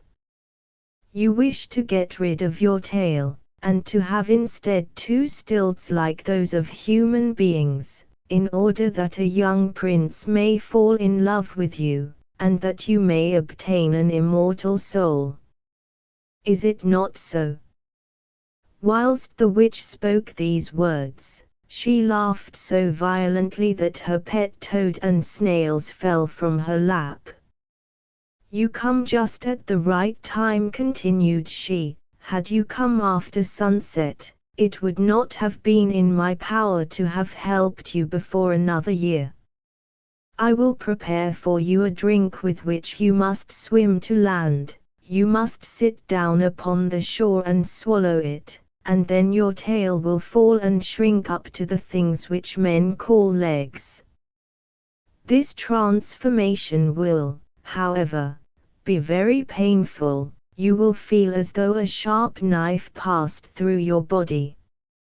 All who look on you after you have been thus changed will say that you are the loveliest child of earth they have ever seen. You will retain your peculiar undulating movements, and no dancer will move so lightly, but every step you take will cause you pain all but unbearable. It will seem to you as though you were walking on the sharp edges of swords, and your blood will flow. Can you endure all this suffering? If so, I will grant your request."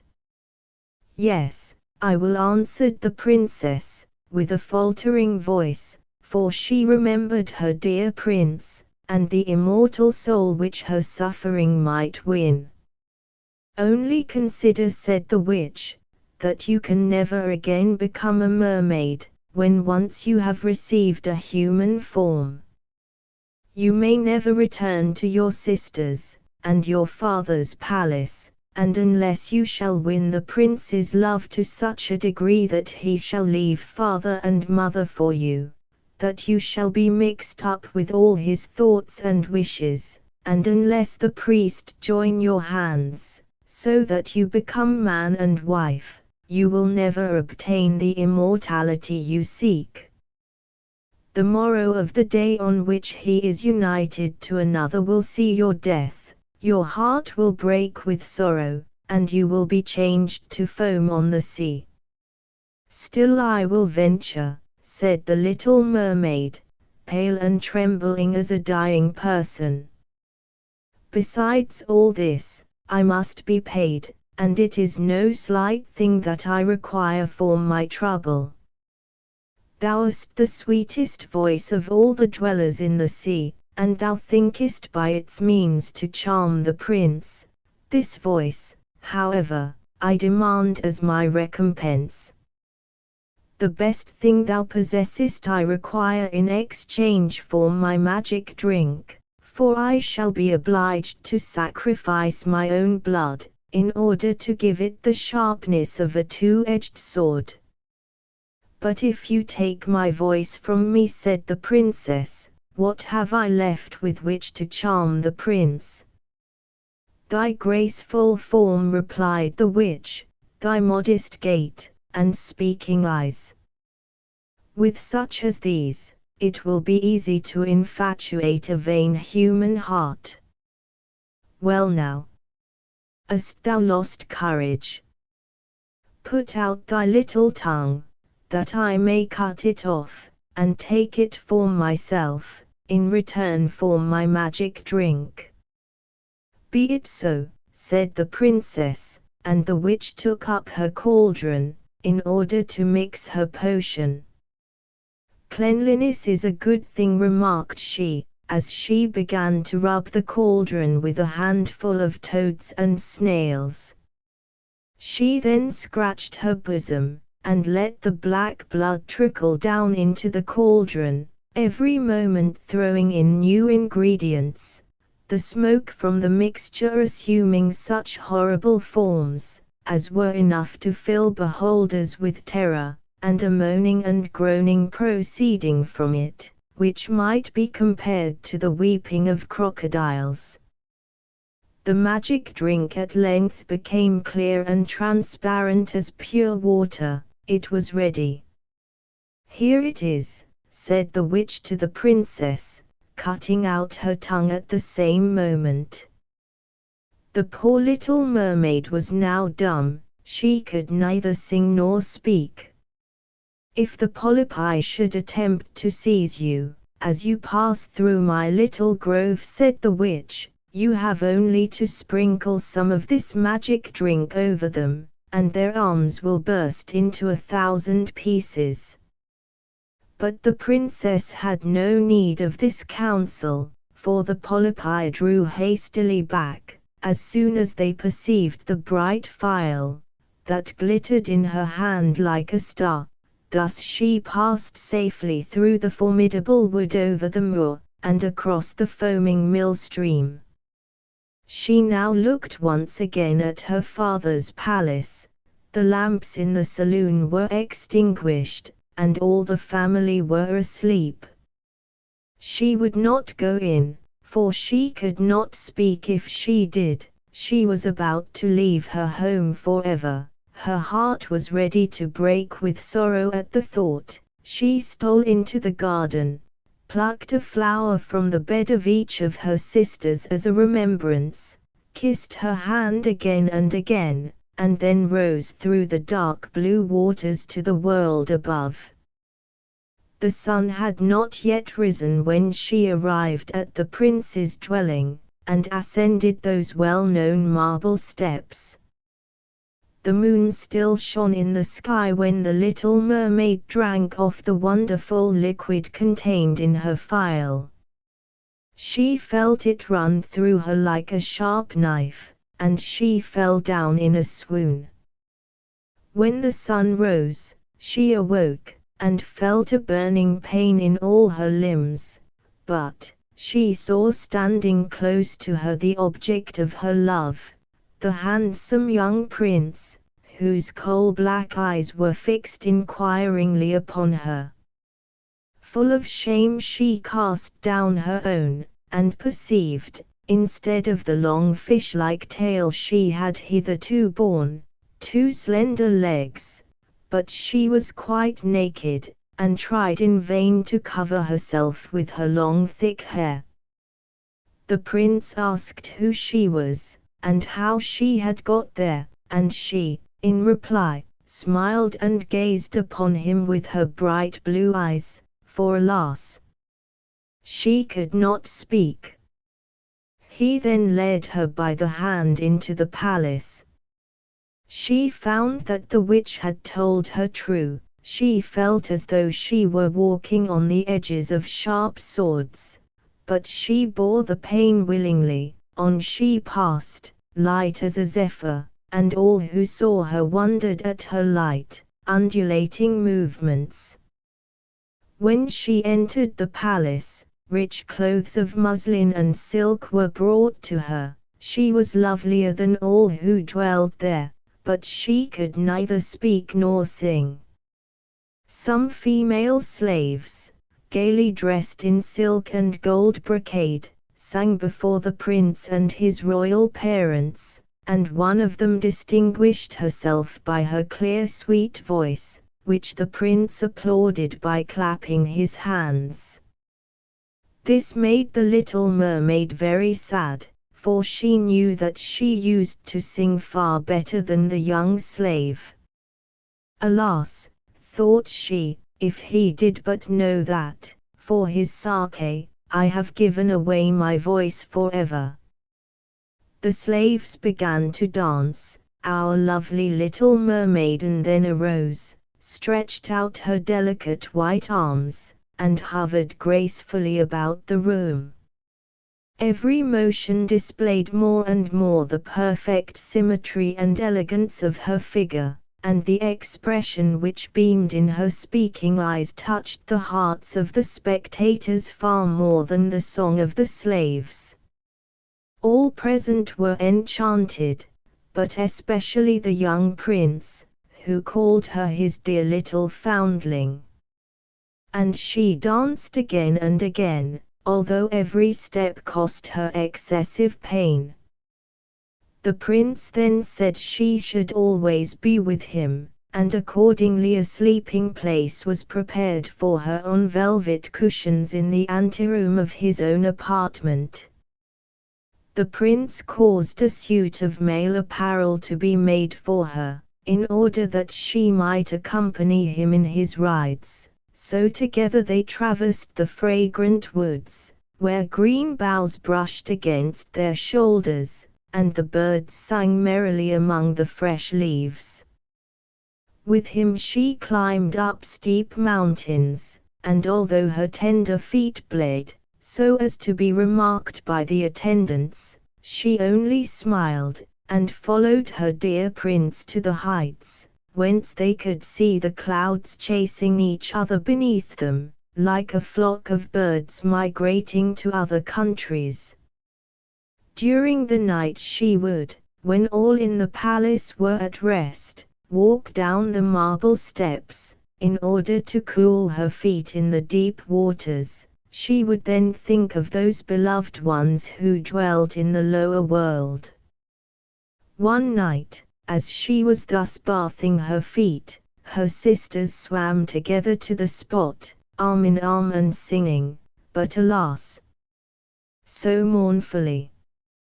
She beckoned to them, and they immediately recognized her, and told her how great was the mourning in her father's house for her loss. From this time the sisters visited her every night, and once they brought with them the old grandmother, who had not seen the upper world for a great many years. They likewise brought their father, the king, with his crown on his head, but these two old people did not venture near enough to land to be able to speak to her.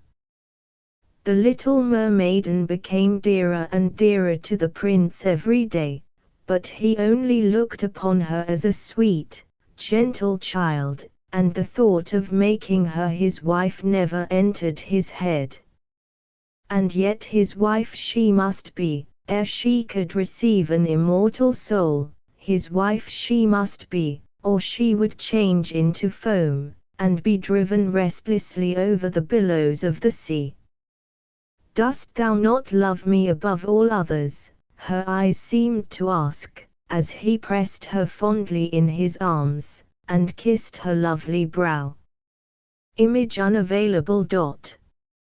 Many an evening she rose to the place. Yes, the prince would say, thou art dearer to me than any other, for no one is as good as thou art.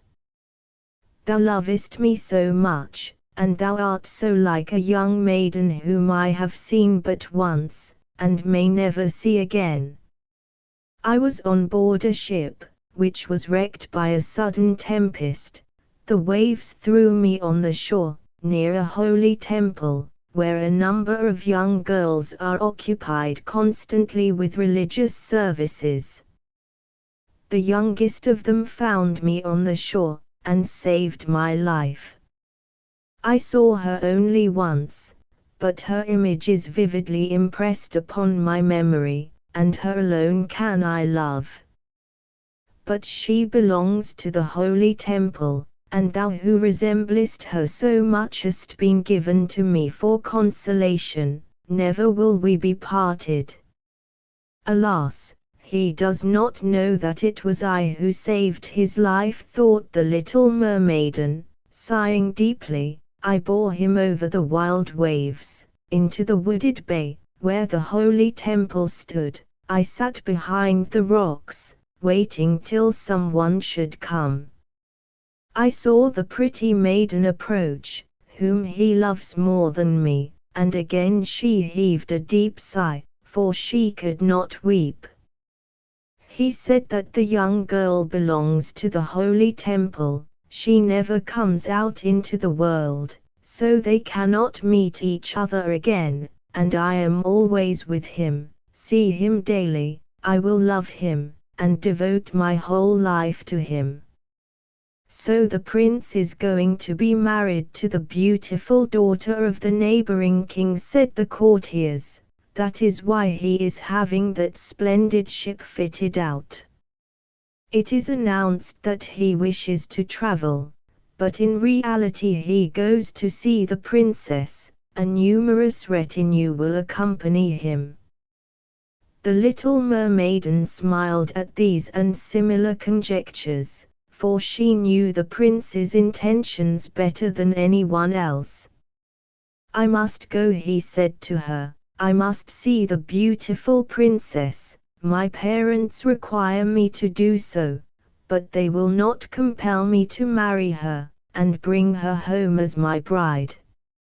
And it is quite impossible for me to love her, for she cannot be so like the beautiful girl in the temple as thou art, and if I were obliged to choose, I should prefer thee, my little silent foundling, with the speaking eyes. And he kissed her rosy lips, played with her locks, and folded her in his arms, whereupon arose in her heart a sweet vision of human happiness, and immortal bliss. Thou art not afraid of the sea, art thou, my sweet silent child? Asked he tenderly, as they stood together in the splendid ship, which was to take them to the country of the neighboring king. And then he told her of the storms that sometimes agitate the waters, of the strange fishes that inhabit the deep, and of the wonderful things seen by divers. But she smiled at his words, for she knew better than any child of earth what went on in the depths of the ocean.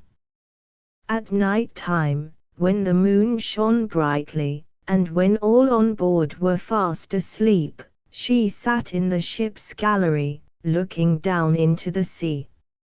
It seemed to her, as she gazed through the foamy track made by the ship's keel, that she saw her father's palace, and her grandmother's silver crown. She then saw her sisters rise out of the water, looking sorrowful and stretching out their hands towards her. She nodded to them, smiled, and would have explained that everything was going on quite according to her wishes, but just then the cabin boy approached, upon which the sisters plunged beneath the water so suddenly that the boy thought what he had seen on the waves was nothing but foam. The next morning the ship entered the harbor of the king's splendid capital.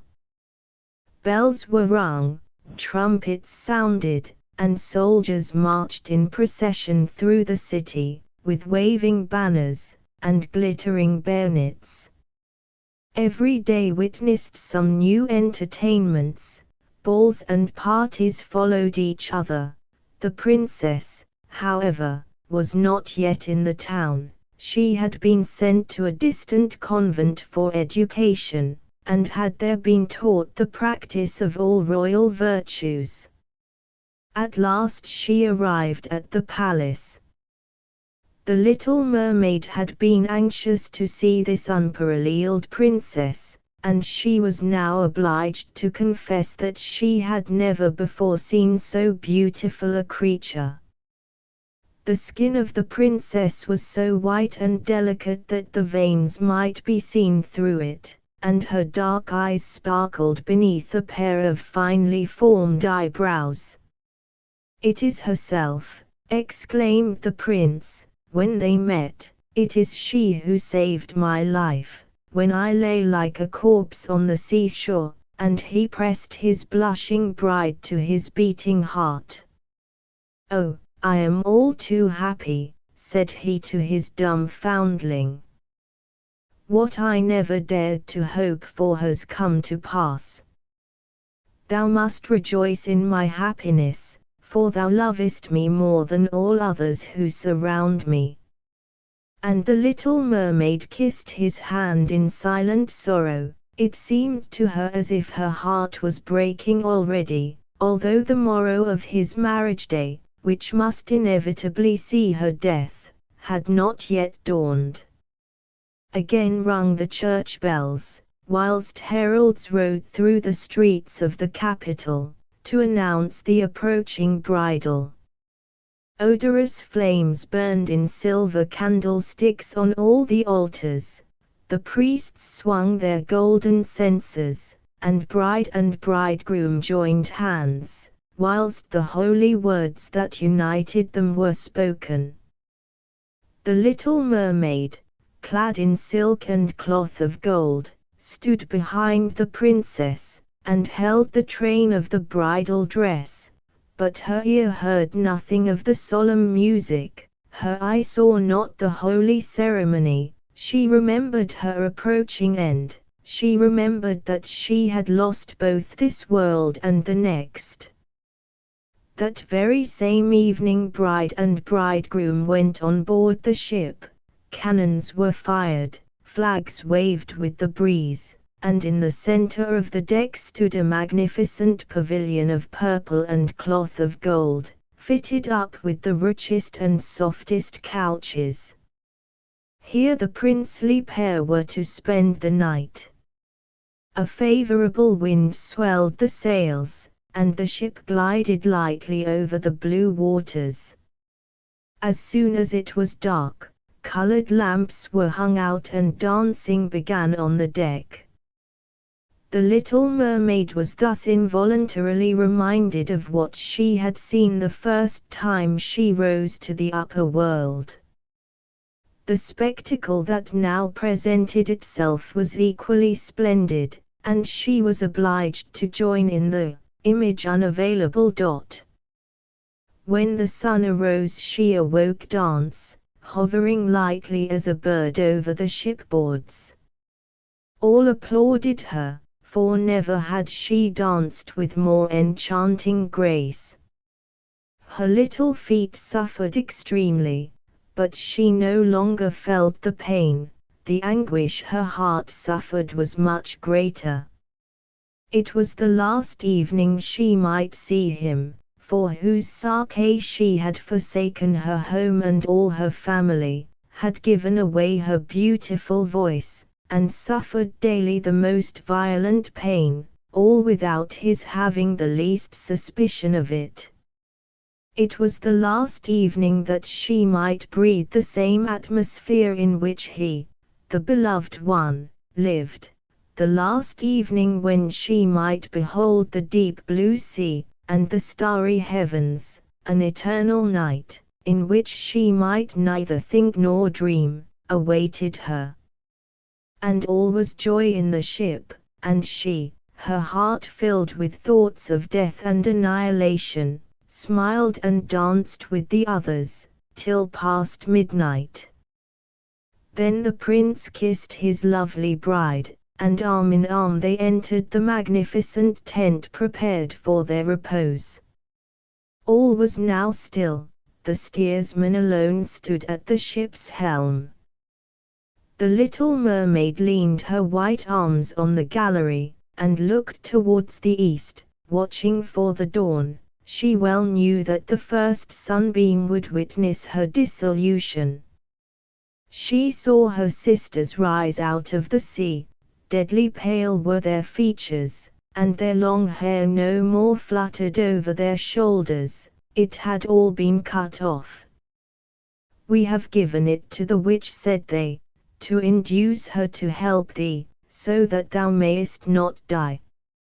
She has given to us a penknife, here it is.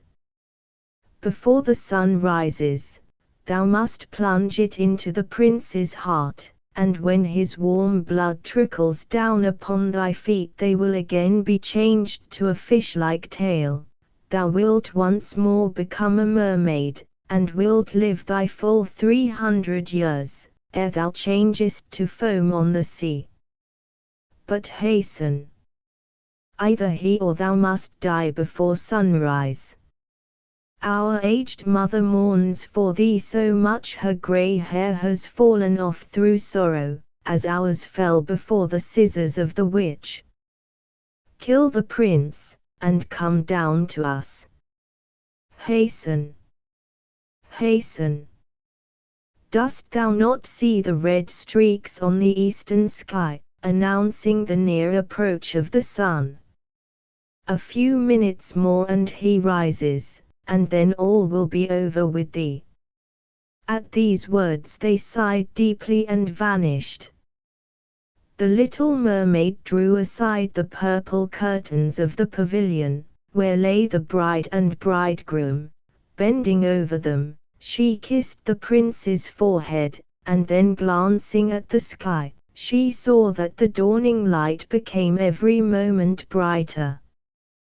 The prince's lips unconsciously murmured the name of his bride. He was dreaming of her, and her only, whilst the fatal penknife trembled in the hand of the unhappy mermaid. All at once, she threw far out into the sea that instrument of death.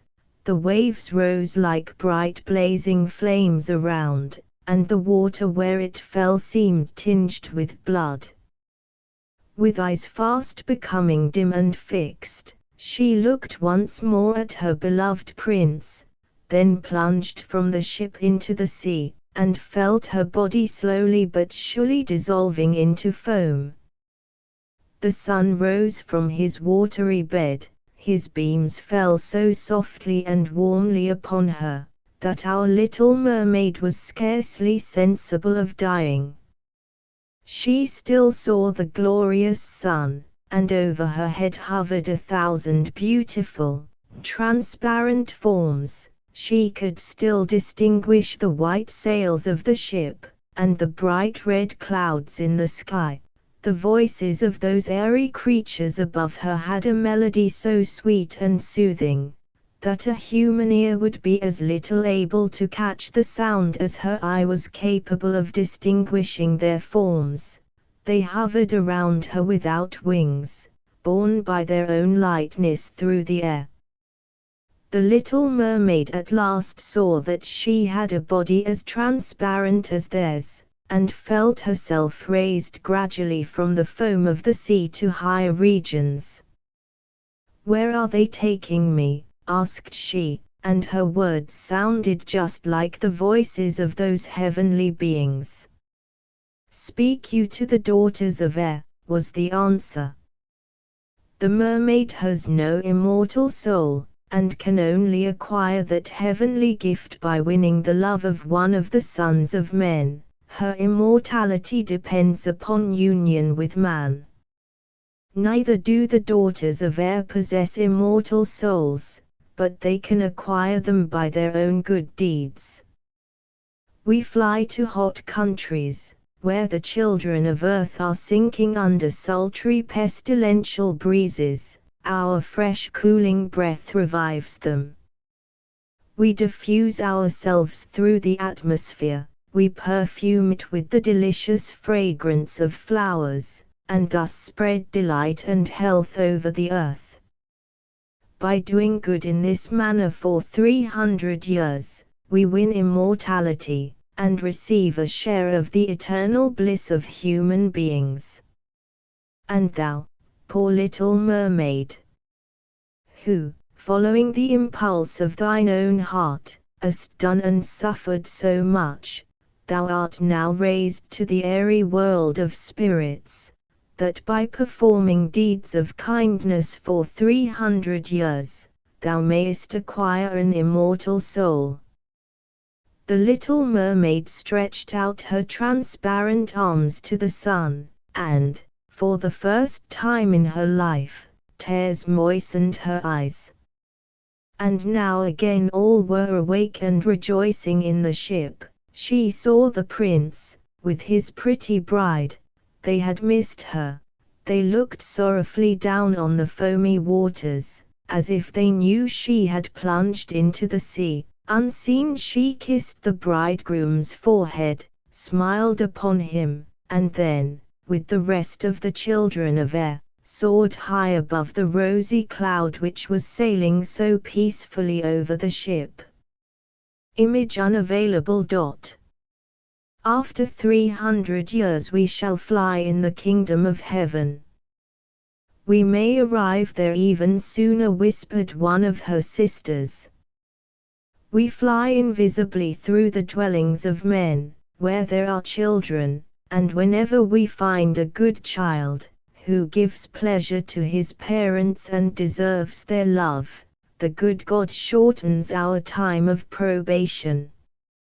No child is aware that we are flitting about his room, and that whenever joy draws from us a smile, a year is struck out of our 300.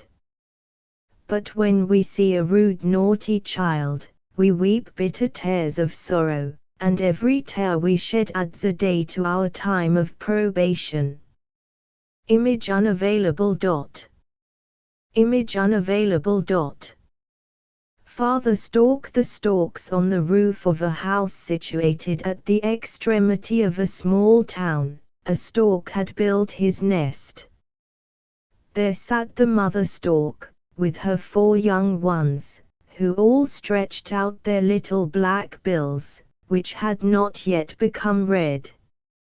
Not far off, upon the parapet, erect and proud, stood the father stork. He had drawn one of his legs under him, being weary of standing on 2. You might have fancied him carved in wood, he stood so motionless. It looks so grand, thought he, for my wife to have a sentinel to keep guard over her nest. People cannot know that I am her husband. They will certainly think that I am commanded to stand here. How well it looks. And so he remained standing on one leg.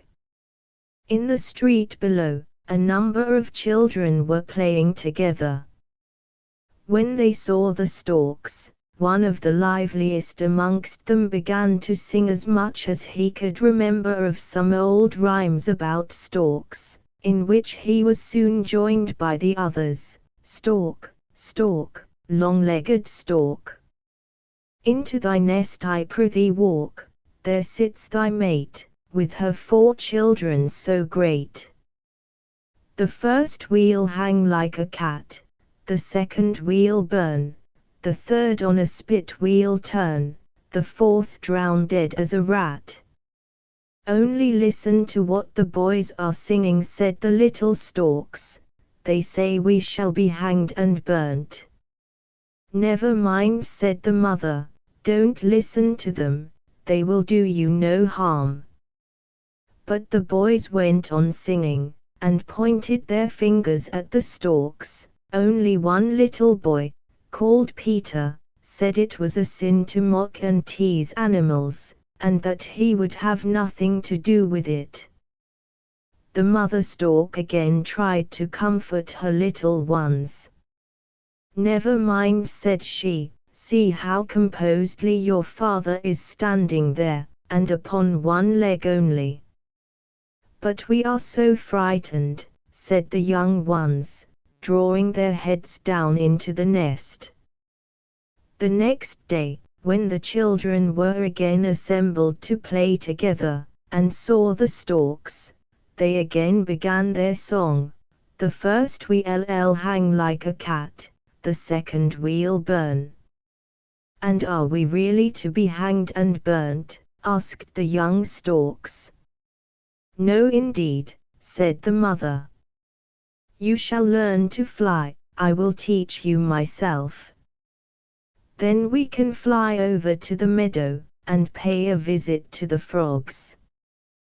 They will bow to us in the water, and say, croak, croak, and then we shall eat them. Will not that be nice? And what then? Asked the little storks.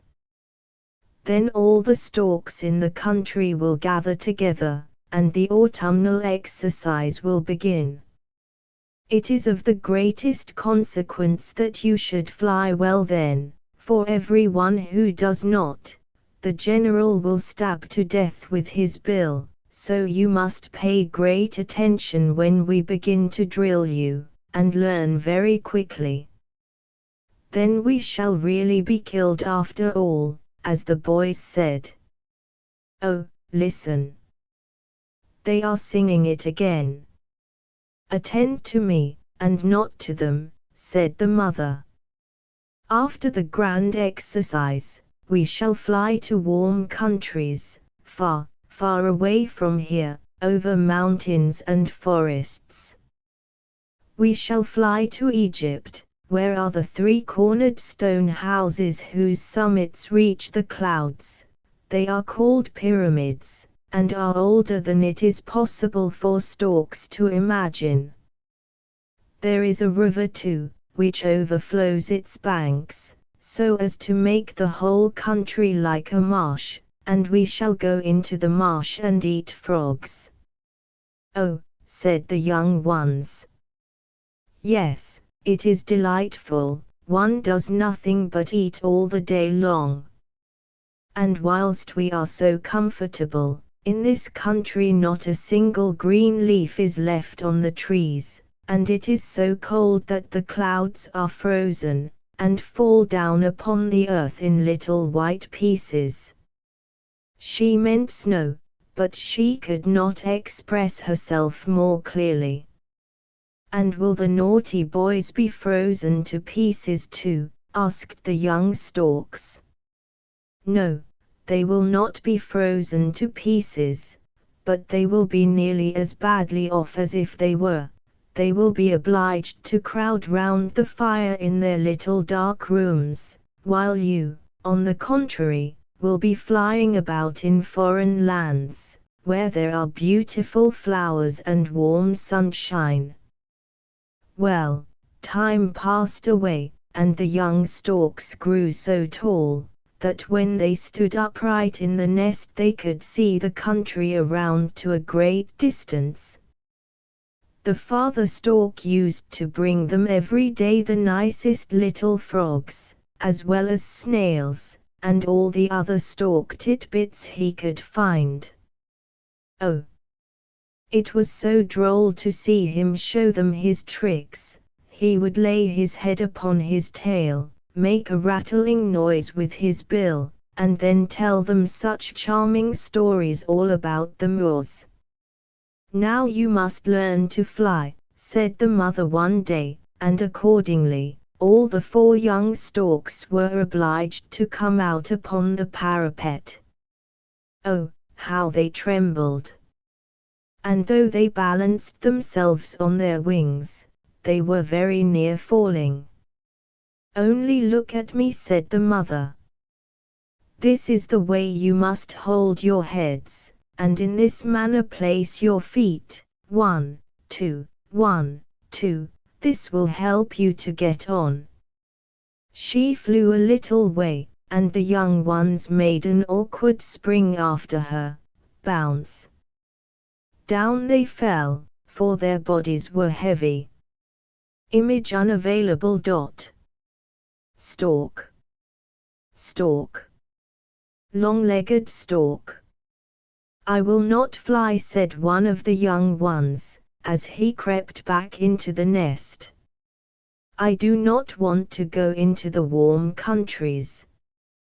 Do you want to be frozen to death during the winter? Shall the boys come, and hang, burn, or roast you?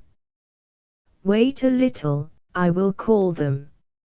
Oh no, said the little stork, and again he began to hop about on the roof like the others.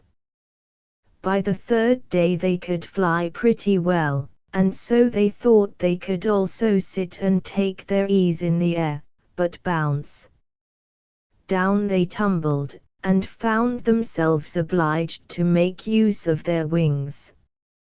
The boys now came into the street, singing their favorite song, Stork, stork, long-legged stork. Shall not we fly down and peck out their eyes, said the young ones. No, leave them alone, said the mother. Attend to me, that is of much more importance. 1, 2, 3, now to the right, 1, 2, 3, now to the left, round the chimney pot. That was very well, you managed your wings so neatly last time, that I will permit you to come with me tomorrow to the marsh. Several first-rate stork families will be there with their children. Let it be said that mine are the prettiest and best behaved of all, and remember to stand very upright, and to throw out your chest, that looks well, and gives such an air of distinction. But are we not to take revenge upon those rude boys? Asked the young ones. Let them screech as much as they please. You will fly among the clouds. You will go to the land of the pyramids, when they must shiver with cold, and have not a single green leaf to look at, nor a single sweet apple to eat. Yes, we shall be revenged, whispered they one to another. And then they were drilled again. Of all the boys in the town, the forwardest in singing nonsensical verses was always the same one who had begun teasing the storks, a little urchin not more than 6 years old. The young storks indeed fancied him 100 years old, because he was bigger than either their father or mother, and what should they know about the ages of children, or grown-up human beings? All their schemes of revenge were aimed at this little boy. He had been the first to tease them, and continued to do so. The young storks were highly excited about it, and the older they grew, the less they were inclined to endure persecution. Their mother, in order to pacify them, at last promised that they should be revenged, but not until the last day of their stay in this place. We must first see how you behave yourselves at the grand exercise. If then you should fly badly, and the general should thrust his beak into your breast, the boys will, in some measure, be proved in the right. Let me see how well you will behave. Yes, that you shall, said the young ones. And now they really took great pains, practiced every day, and at last flew so lightly and prettily, that it was a pleasure to see them. Image unavailable. And fetch one for each of the boys. Well, now came the autumn. All the storks assembled, in order to fly together to warm countries for the winter. What a practicing there was! Away they went over woods and fields, towns and villages, merely to see how well they could fly, for they had a long journey before them. The young storks distinguished themselves so honorably that they were pronounced worthy of frogs and serpents. This was the highest character, image unavailable. They could obtain. Now they were allowed to eat frogs and serpents, and accordingly they did eat them. "Now we will have our revenge," said they. "Very well," said the mother, "I have been thinking what will be the best. I know where the pool is in which all the little human children lie until the storks come and take them to their parents. The pretty little things sleep and dream so pleasantly as they will never dream again. All parents like to have a little child, and all children like to have a little brother or sister. We will fly to the pool and fetch one for each of the boys who has not sung that wicked song, nor made a jest of the storks, and the other naughty children shall have none. But he who first sung those naughty rhymes, that great ugly fellow, what shall we do to him?" cried the young storks. "In the pool there lies a little child who has dreamed away his life. We will take it for him, and he will weep because he has only a little dead brother. But as to the good boy who said it was a sin to mock and tease animals, surely you have not forgotten him. We will bring him 2 little ones, a brother and a sister. And as this little boy's name is Peter, you too shall for the future be called Peter." And it came to pass just as the mother said, and all the storks were called Peter and are still so called to this very day. Image unavailable. Oh, how pretty that is! He would say the nightingale in China, as you well know. The emperor is Chinese, and all around him are Chinese also. Now what I am about to relate happened many years ago, but even on that very account it is the more important that you should hear the story now, before it is forgotten. The emperor's palace was the most magnificent palace in the world. It was made entirely of fine porcelain, exceedingly costly, but at the same time so brittle, that it was dangerous even to touch it. The choicest flowers were to be seen in the garden, and to the most splendid of all these little silver bells were fastened, in order that their tinkling might prevent anyone from passing by without noticing them. Yes. Everything in the emperor's garden was excellently well arranged, and the garden extended so far, that even the gardener did not know the end of it. Whoever walked beyond it, however, came to a beautiful wood, with very high trees, and beyond that, to the sea.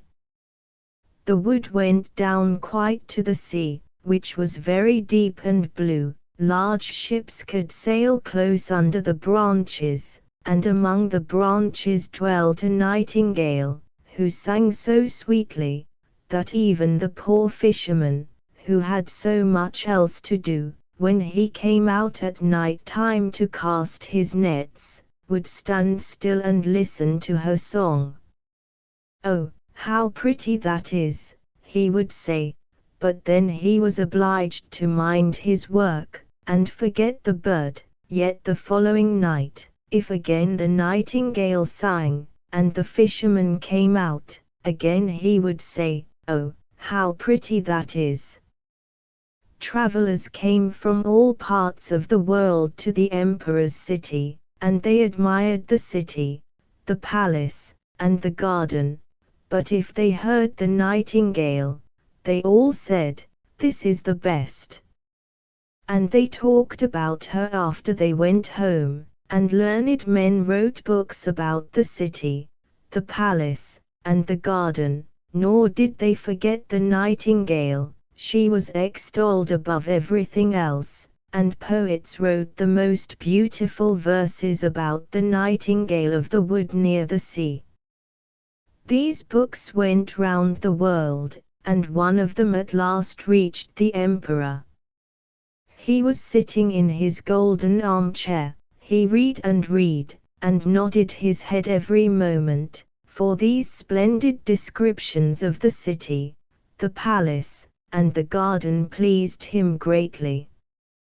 But the nightingale is the best of all was written in the book. "What in the world is this?" said the emperor. "The nightingale.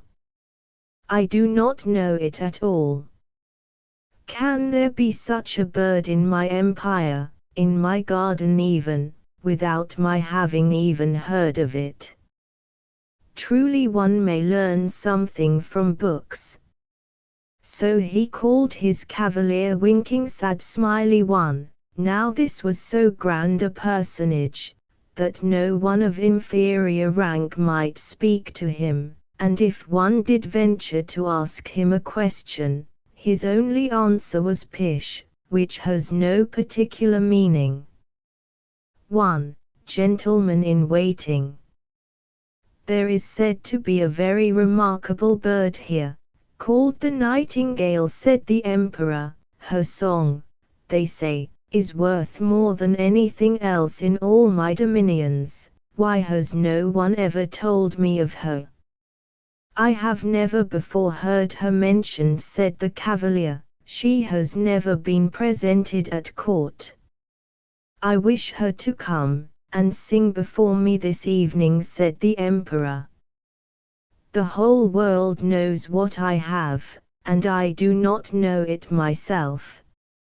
I have never before heard her mentioned, said the cavalier, but I will seek her, I will find her. But where was she to be found? The cavalier ran up one flight of steps, down another, through halls, and through passages. Not one of all whom he met had ever heard of the nightingale, and the cavalier returned to the emperor, and said, "It must certainly be an invention of the man who wrote the book. Your Imperial Majesty must not believe all that is written in books. Much in them is pure invention, and there is what is called the black art.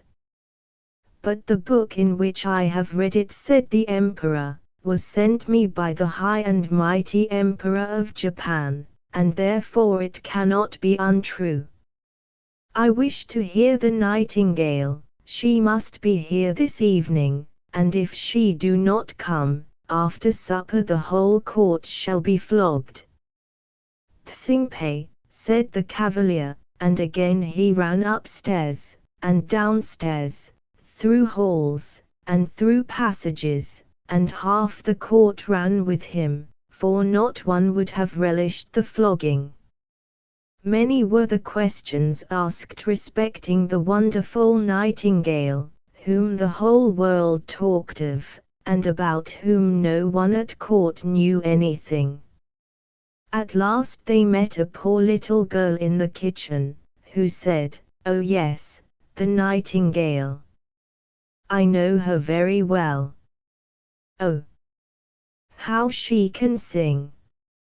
Every evening I carry the fragments left at table to my poor sick mother. She lives by the seashore, and when I am coming back, and stay to rest a little in the wood, I hear the nightingale sing. It makes the tears come into my eyes.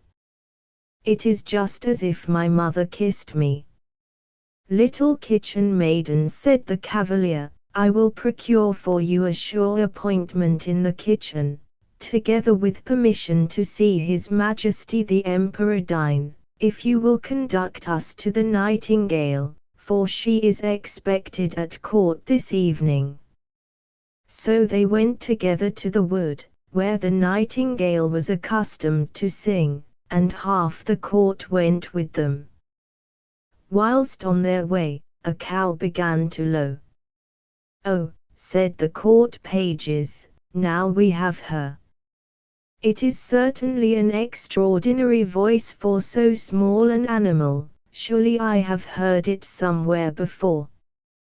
"No, those are cows you hear lowing," said the little kitchen maid. "We are still far from the place." The frogs were now croaking in the pond. "That is famous," said the chief court preacher. Now I hear her, it sounds just like little church bells. No, those are frogs, said the little kitchen maid, but now I think we shall soon hear her. Then began the nightingale to sing. There she is, said the little girl. Listen, listen, there she sits, and she pointed to a little grey bird up in the branches. Is it possible, said the cavalier. I should not have thought it. How simple she looks. She must certainly have changed color at the sight of so many distinguished personages. Little Nightingale, called out the kitchen maid, our gracious emperor wishes you to sing something to him. With the greatest pleasure, said the nightingale, and she sang in such a manner that it was delightful to hear her. It sounds like glass bells, said the cavalier. And look at her little throat, how it moves. It is singular that we should never have heard her before. She will have great success at court. Image unavailable. Shall I sing again to the emperor? Asked the nightingale, for she thought the emperor was among them. Most excellent nightingale, said the cavalier, I have the honor to invite you to a court festival, which is to take place this evening, when His Imperial Majesty will be enchanted with your delightful song. Image unavailable. Among the branches dwelt a nightingale. My song would sound far better among the green trees, said the nightingale. However, she followed willingly when she heard that the emperor wished it. There was a regular trimming and polishing at the palace. The walls and the floors, which were all of porcelain, glittered with 1,000 gold lamps. The loveliest flowers, with the merriest tinkling bells, were placed in the passages. There was a running to and fro, which made all the bells to ring, so that one could not hear his own words. In the midst of the grand hall where the emperor sat, a golden perch was erected, on which the nightingale was to sit. The whole court was present, and the little kitchen maid received permission to stand behind the door, for she had now actually the rank and title of maid of the kitchen. All were dressed out in their finest clothes, and all eyes were fixed upon the little grey bird, to whom the emperor nodded as a signal for her to begin. And the nightingale sang so sweetly, that tears came into the emperor's eyes, tears rolled down his cheeks, and the nightingale sang more sweetly still, and touched the hearts of all who heard her, and the emperor was so merry, that he said, the nightingale should have his golden slippers, and wear them round her neck. But the nightingale thanked him, and said she was already sufficiently rewarded. I have seen tears in the emperor's eyes, that is the greatest reward I can have. The tears of an emperor have a particular value. Heaven knows I am sufficiently rewarded. And then she sang again with her sweet, lovely voice. It is the most amiable coquetry ever known, said the ladies present, and they put water into their mouths, and tried to move their throats as she did when they spoke. They thought to become nightingales also. Indeed, even the footmen and chambermaids declared that they were quite contented, which was a great thing to say, for of all people they are the most difficult to satisfy. Yes, indeed. The nightingale's success was complete. She was now to remain at court, to have her own cage, with permission to fly out twice in the day, and once in the night. 12 attendants were allotted her, who were to hold a silken band, fastened round her foot, and they kept good hold. There was no pleasure in excursions made in this manner. Image unavailable.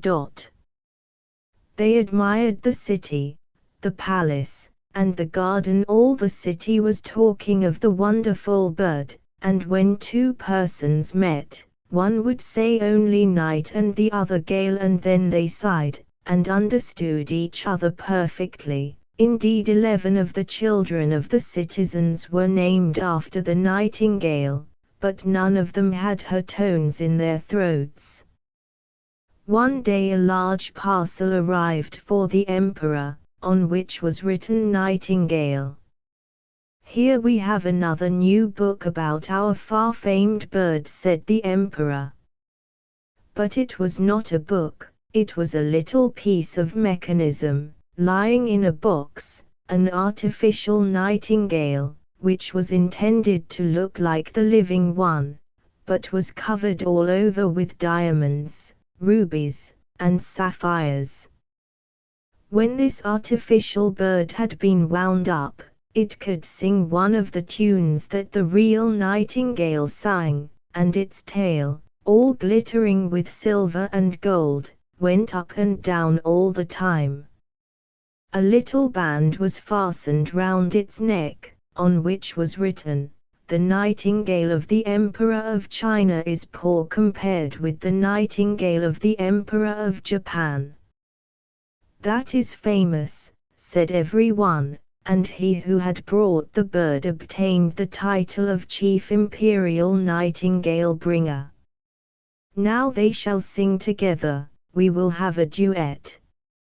And so they must sing together, but it did not succeed, for the real nightingale sang in her own way, and the artificial bird produced its tones by wheels. "It is not his fault," said the artist, "he keeps exact time and quite according to method." So the artificial bird must now sing alone. He was quite as successful as the real nightingale, and then he was so much prettier to look at, his plumage sparkled like jewels.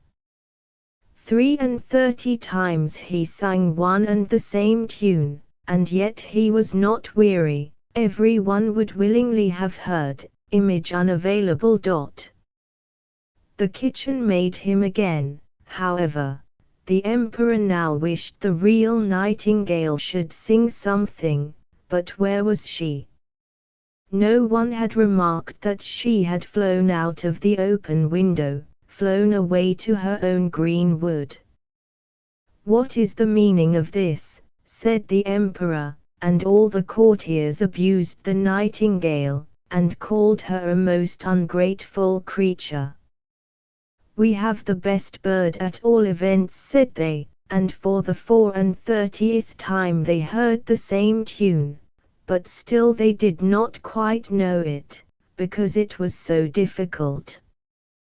The artist praised the bird inordinately. Indeed, he declared it was superior to the real nightingale, not only in its exterior, all sparkling with diamonds, but also intrinsically.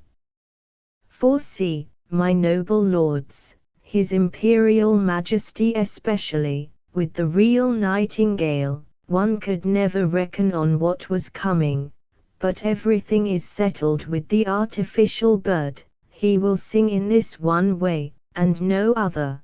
This can be proved, he can be taken to pieces, and the works can be shown, where the wheels lie, how they move, and how one follows from another."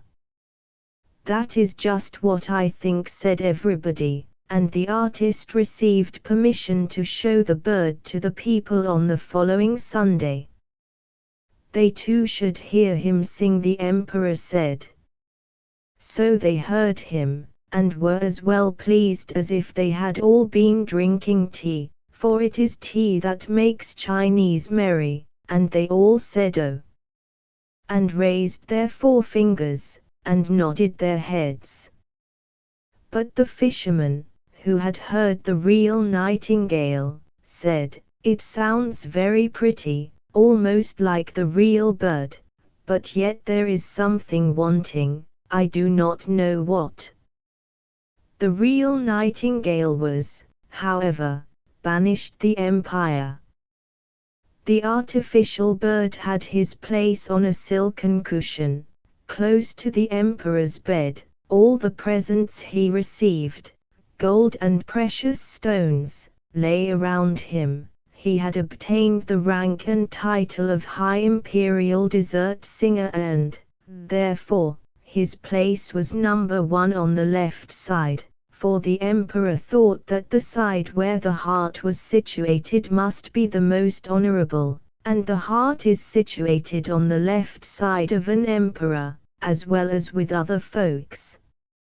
And the artist wrote 25 volumes about the artificial bird, with the longest and most difficult words that are to be found in the Chinese language. So, of course, all said they had read and understood them, otherwise they would have been stupid, and perhaps would have been flogged. Thus it went on for a year. The emperor, the court, and all the Chinese knew every note of the artificial bird's song by heart, but that was the very reason they enjoyed it so much, they could now sing with him. The little boys in the street sang zee, cluck, cluck, cluck, and the emperor himself sang too. Yes indeed, that was charming. But one evening, when the bird was in full voice, and the emperor lay in bed, and listened, there was suddenly a noise, bang inside the bird, then something sprang for all the wheels were running about, and the music stopped. The emperor jumped quickly out of bed, and had his chief physician called, but of what use could he be? Then a clockmaker was fetched, and at last, after a great deal of discussion and consultation, the bird was in some measure put to rights again, but the clockmaker said he must be spared much singing, for the pegs were almost worn out, and it was impossible to renew them, at least so that the music should be correct. There was great lamentation, for now the artificial bird was allowed to sing only once a year, and even then there were difficulties. However, the artist made a short speech full of his favorite long words, and said the bird was as good as ever. So then, of course, it was as good as ever. When 5 years were passed away, a great affliction visited the whole empire, for in their hearts the people thought highly of their emperor, and now he was ill, and it was reported that he could not live. A new emperor had already been chosen, and the people stood in the street, outside the palace, and asked the cavalier how the emperor was. Image unavailable. The chief imperial nightingale bring a pish, said he, and shook his head. Cold and pale lay the emperor in his magnificent bed, all the court believed him to be already dead, and every one had hastened away to greet the new emperor. The men ran out for a little gossip on the subject, and the maids were having a grand coffee party. The floors of all the rooms and passages were covered with cloth, in order that not a step should be heard. It was everywhere so still. So still. But the emperor was not yet dead. Stiff and pale he lay in his splendid bed, with the long velvet curtains, and heavy gold tassels. A window was opened above, and the moon shone down on the emperor and the artificial bird. The poor emperor could scarcely breathe.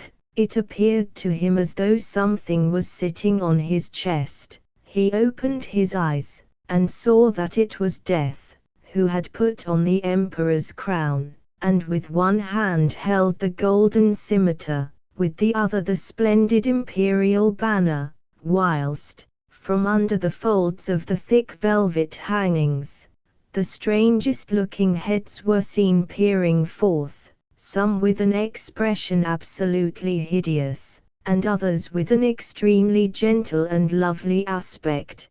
They were the bad and good deeds of the emperor, which were now all fixing their eyes upon him, whilst death sat on his heart. "Dost thou know this?" they whispered one after another. "Dost thou remember that?" And they began reproaching him in such a manner that the sweat broke out upon his forehead. "I have never known anything like it," said the emperor. "Music, music, the great Chinese drum," cried he, "let me not hear what they are saying." They went on, however, and Death, quite in the Chinese fashion, nodded his head to every word. "Music, music," cried the emperor. "Thou dear little artificial bird, sing, I pray thee, sing. I have given thee gold and precious stones, I have even hung my golden slippers round thy neck, sing, I pray thee, sing." But the bird was silent, there was no one there to wind him up, and he could not sing without this. Death continued to stare at the emperor with his great hollow eyes. And everywhere it was still, fearfully still. All at once the sweetest song was heard from the window. It was the little living nightingale who was sitting on a branch outside. She had heard of her emperor's severe illness, and was come to sing to him of comfort and hope. As she sang, the spectral forms became paler and paler, the blood flowed more and more quickly through the emperor's feeble members, and even Death listened and said, "Go on, little nightingale, go on. Wilt thou give me the splendid gold scimitar? Wilt thou give me the gay banner, and the emperor's crown?" And Death gave up all these treasures for a song, and the nightingale sang on. She sang of the quiet churchyard, where white roses blossom, where the lilac sends forth its fragrance, and the fresh grass is bedewed with the tears of the sorrowing friends of the departed. Then Death was seized with a longing after his garden, and like a cold white shadow, flew out at the window. "Thanks, thanks," said the emperor, "thou heavenly little bird, I know thee well. I have banished thee from my realm, and thou hast sung away those evil faces from my bed, and death from my heart. How shall I reward thee?" "Thou hast already rewarded me," said the nightingale. "I have seen tears in thine eyes, as when I sang to thee for the first time. Those I shall never forget. They are jewels which do so much good to a minstrel's heart. But sleep now, and wake fresh and healthy, I will sing thee to sleep." And she sang, and the emperor fell into a sweet sleep. Oh, how soft and kindly was that sleep! The sun shone in at the window when he awoke, strong and healthy. Not one of his servants had returned, for they all believed him dead, but the nightingale still sat and sang. Image unavailable. He was quite as successful as the real nightingale. "Thou shalt always stay with me," said the emperor. "Thou shalt only sing when it pleases thee, and the artificial bird I will break into 1,000 pieces." "Do not so," said the nightingale, "truly he has done what he could, take care of him.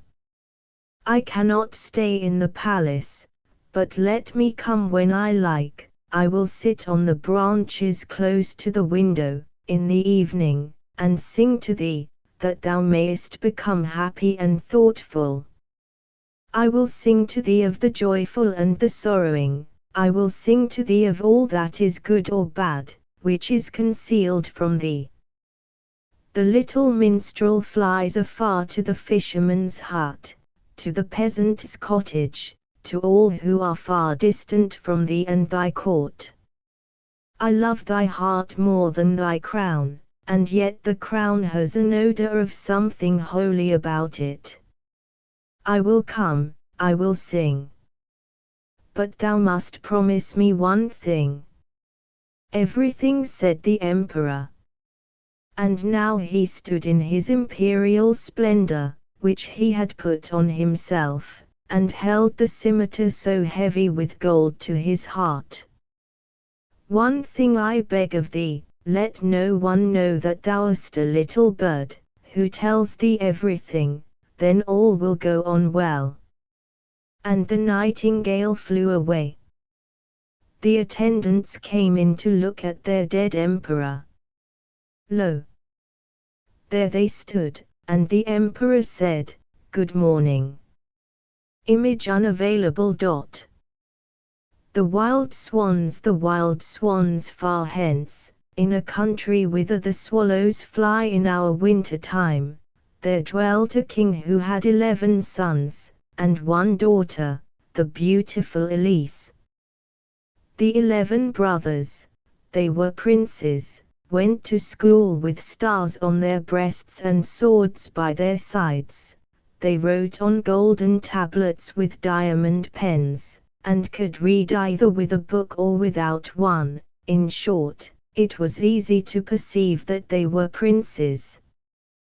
Their sister Elise used to sit upon a little glass stool, and had a picture book which had cost the half of a kingdom.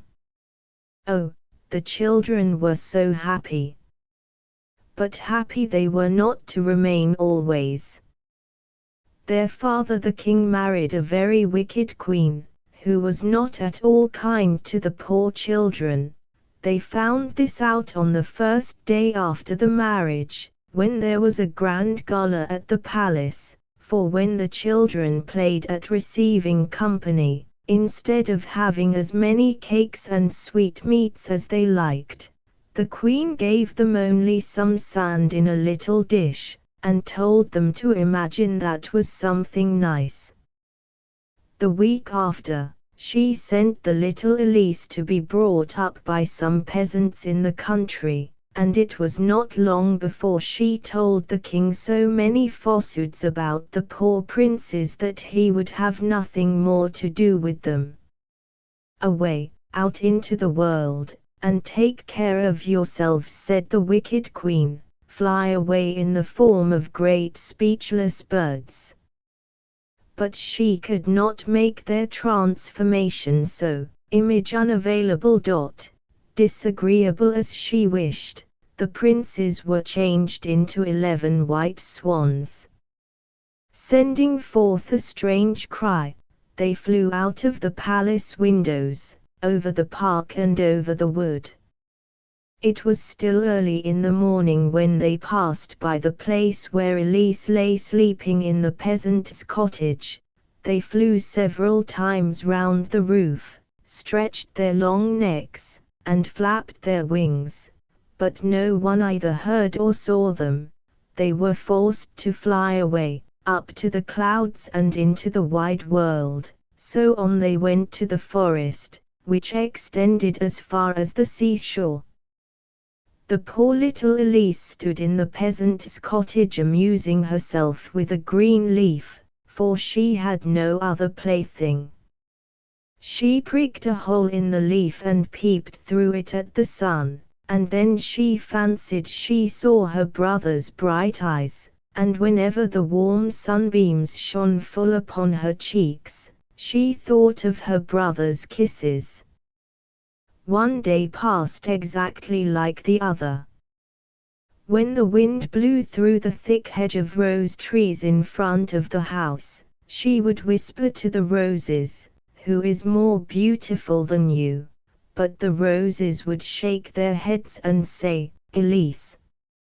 And when the peasant's wife sat on Sundays at the door of her cottage reading her hymn book, the wind would rustle in the leaves and say to the book, "Who is more pious than thou?" "Elise," replied the hymn book. And what the roses and the hymn book said was no more than the truth. Elise was now 15 years old. She was sent for home, but when the queen saw how beautiful she was, she hated her the more, and would willingly have transformed her like her brothers into a wild swan, but she dared not do so, because the king wished to see his daughter. So the next morning the queen went into a bath which was made of marble, and fitted up with soft pillows and the gayest carpets. She took 3 toads, kissed them, and said to one, "Settle thou upon Elise's head that she may become dull and sleepy like thee." "Settle thou upon her forehead," said she to another, "and let her become ugly like thee, so that her father may not know her again." "And do thou place thyself upon her bosom," whispered she to the third, "that her heart may become corrupt and evil, a torment to herself." She then put the toads into the clear water, which was immediately tinted with a green color, and having called Elise, took off her clothes and made her get into the bath. One toad settled among her hair, another on her forehead, and the third upon her bosom, but Elise seemed not at all aware of it. She rose up and 3 poppies were seen swimming on the water. Had not the animals been poisonous and kissed by a witch, they would have been changed into roses whilst they remained on Elise's head and heart. She was too good for magic to have any power over her. When the queen perceived this, she rubbed walnut juice all over the maiden's skin, so that it became quite swarthy, smeared a nasty salve over her lovely face, and entangled her long thick hair. It was impossible to recognize the beautiful Elise after this. When her father saw her he was shocked, and said she could not be his daughter. No one would have anything to do with her but the mastiff and the swallows, but they, poor things, could not say anything in her favor. Poor Elise wept, and thought of her 11 brothers, not one of whom she saw at the palace. In great distress she stole away and wandered the whole day over fields and moors, till she reached the forest. She knew not where to go, but she was so sad, and longed so much to see her brothers, who had been driven out into the world, that she determined to seek and find them. She had not been long in the forest when night came on, and she lost her way amid the darkness. So she lay down on the soft moss, said her evening prayer, and leaned her head against the trunk of a tree. It was so still in the forest, the air was mild, and from the grass and mold around gleamed the green light of many hundred glowworms, and when Elise lightly touched one of the branches hanging over her, bright insects fell down upon her like falling stars. All the night long she dreamed of her brothers.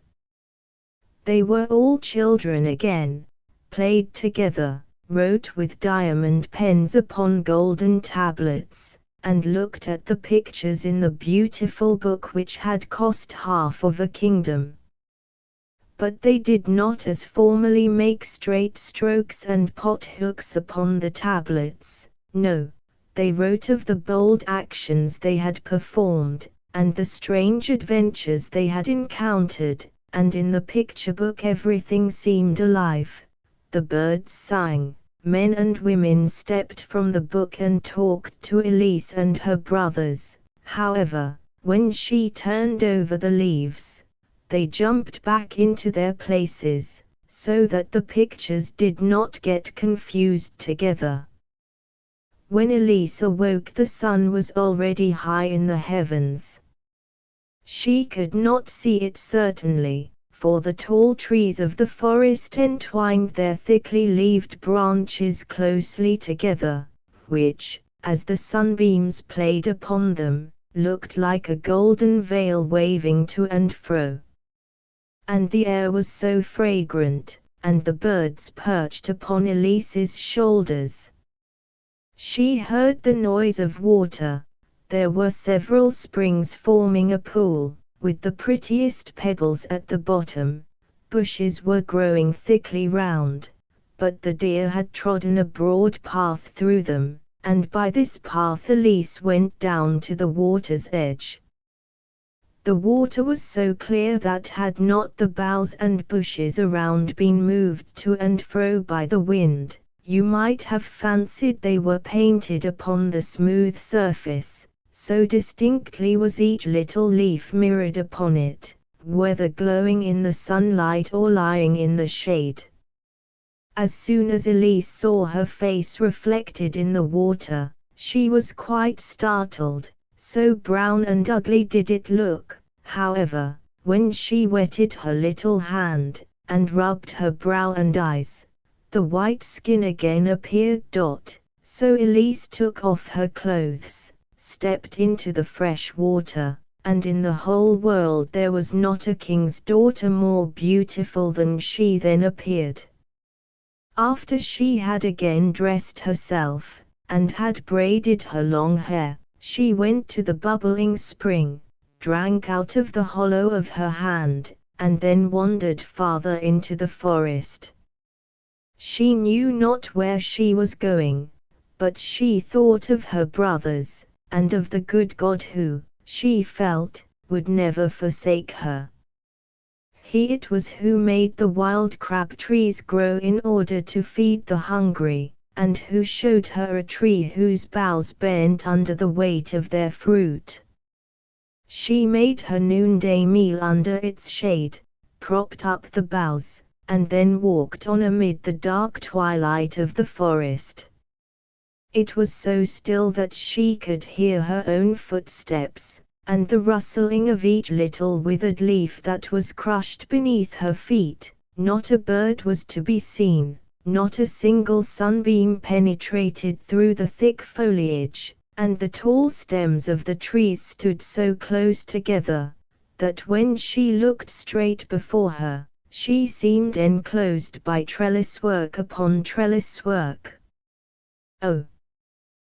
There was a solitariness in this forest such as Elise had never known before.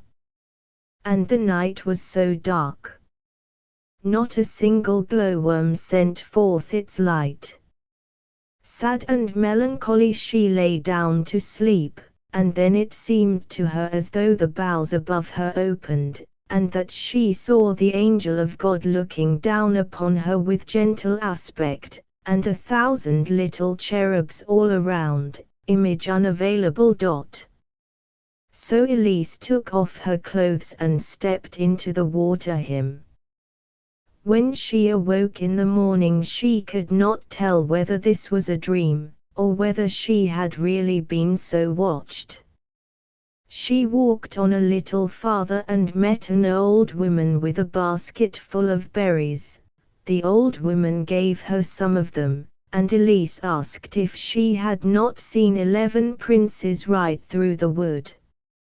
No, said the old woman, but I saw yesterday 11 swans with golden crowns on their heads swim down the brook near this place.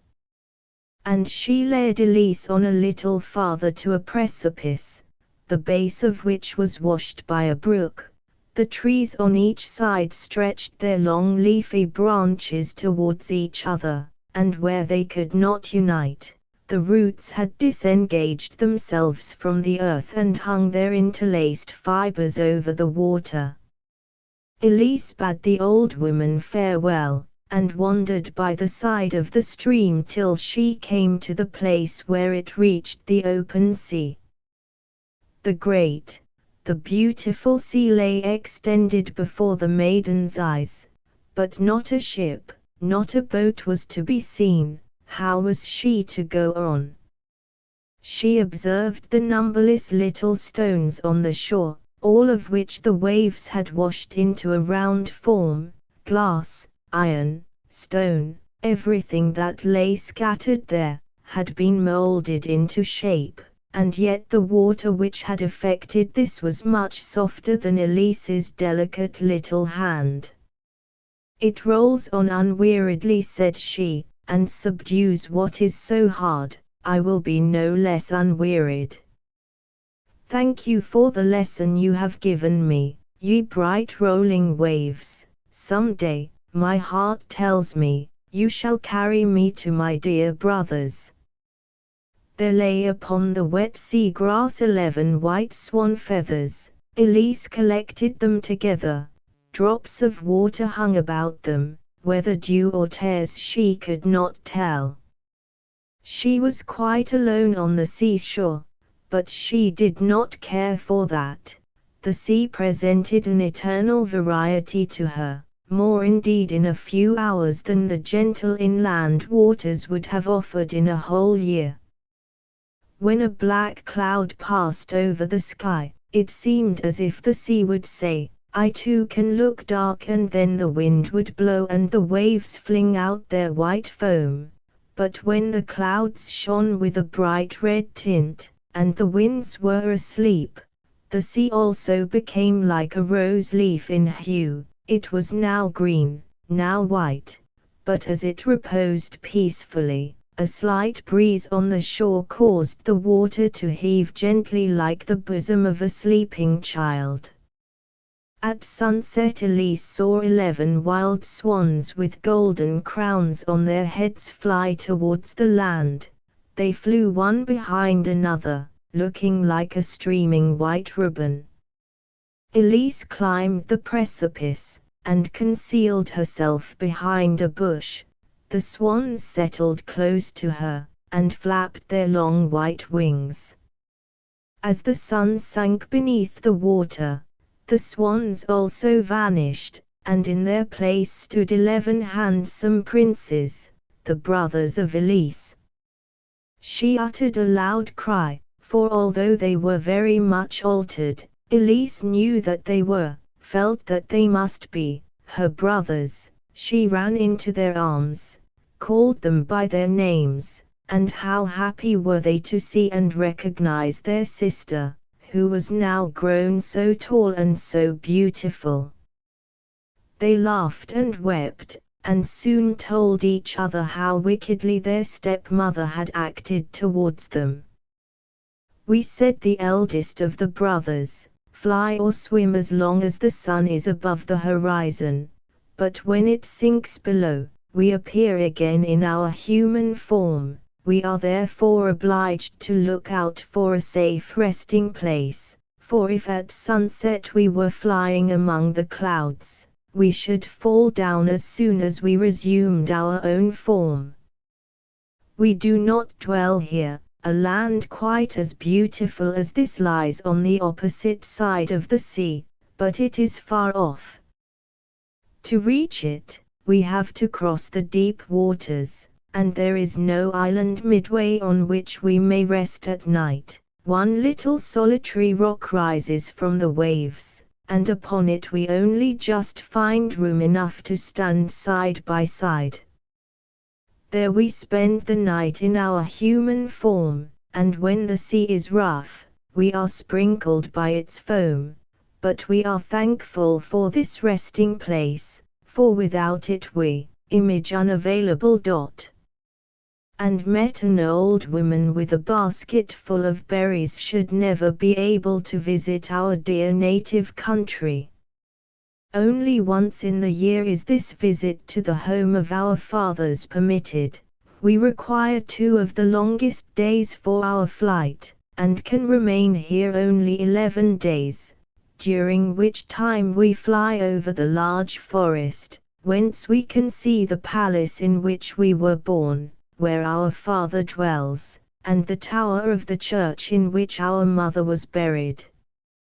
Here even the trees and bushes seem of kin to us, here the wild horses still race over the plains, as in the days of our childhood, here the charcoal burner still sings the same old tunes to which we used to dance in our youth, here we are still attracted, and here we have found thee, thou dear little sister.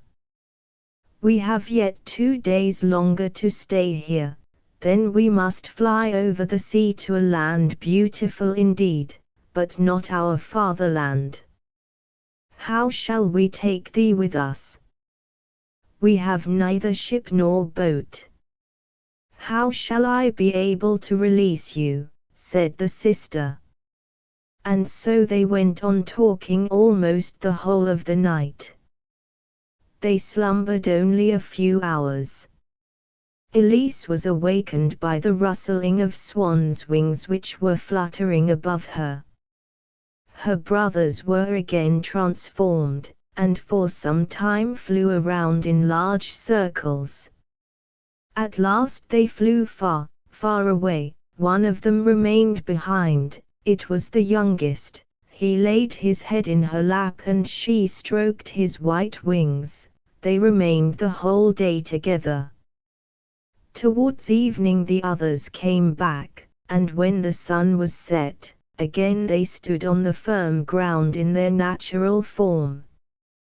Tomorrow we shall fly away, and may not return for a year, but we cannot leave thee. Hast thou courage to accompany us? My arm is strong enough to bear thee through the forest. Shall we not have sufficient strength in our wings to transport thee over the sea? Yes, take me with you, said Elise. They spent the whole night in weaving a mat of the pliant willow bark and the tough rushes, and their mat was thick and strong. Elise lay down upon it, and when the sun had risen, and the brothers were again transformed into wild swans, they seized the mat with their beaks and flew up high among the clouds with their dear sister, who was still sleeping. The sunbeams shone full upon her face, so one of the swans flew over her head, and shaded her with his broad wings. They were already far from land when Elise awoke. She thought she was still dreaming, so strange did it appear to her to be traveling through the air, and over the sea. By her side lay a cluster of pretty berries, and a handful of savory roots. Her youngest brother had collected and laid them there, and she thanked him with a smile, for she knew him as the swan who flew over her head and shaded her with his wings. They flew so high, that the first ship they saw beneath them seemed like a white seagull hovering over the water. Elise saw behind her a large cloud, it looked like a mountain, and on it she saw the gigantic shadows of herself and the 11 swans. It formed a picture more splendid than any she had ever yet seen. Soon, however, the sun rose higher. The cloud remained far behind, and then the floating shadowy picture disappeared. The whole day they continued flying with a whizzing noise somewhat like an arrow, but yet they went slower than usual. They had their sister to carry. A heavy tempest was gathering. The evening approached. Anxiously did Elise watch the sun. It was setting. Still the solitary rock could not be seen. It appeared to her that the swans plied their wings with increasing vigor. Alas! It would be her fault if her brothers did not arrive at the place in time. They would become human beings when the sun set, and if this happened before they reached the rock, they must fall into the sea, and be drowned. She prayed to God most fervently, Still no rock was to be seen. The black clouds drew nearer. Violent gusts of wind announced the approach of a tempest. The clouds rested perpendicularly upon a fearfully large wave which rolled quickly forwards. One flash of lightning rapidly succeeded another. The sun was now on the rim of the sea. Elise's heart beat violently. The swans shot downwards so swiftly that she thought she must fall. But again they began to hover. The sun was half sunk beneath the water, and at that moment she saw the little rock below her. It looked like a seal's head when he raises it just above the water. And the sun was sinking fast. It seemed scarcely larger than a star. Her foot touched the hard ground, and it vanished altogether, like the last spark on a burnt piece of paper. Arm in arm stood her brothers around her. There was only just room for her and them. The sea beat tempestuously against the rock, flinging over them a shower of foam. The sky seemed in a continual blaze, with the fast succeeding flashes of fire that lightened it, and peal after peal rolled on the thunder, but sister and brothers kept firm hold of each other's hands. They sang a psalm, and their psalm gave them comfort and courage. Image unavailable. Not a boat was to be seen by daybreak. The air was pure and still, and as soon as the sun rose, the swans flew away with Elise from the rock. The waves rose higher and higher, and when they looked from the clouds down upon the blackish-green sea, covered as it was with white foam, they might have fancied that millions of swans were swimming on its surface. As day advanced, Elise saw floating in the air before her a land of mountains intermixed with glaciers, and in the center a palace a mile in length, with splendid colonnades, surrounded by palm trees and gorgeous-looking flowers as large as mill wheels.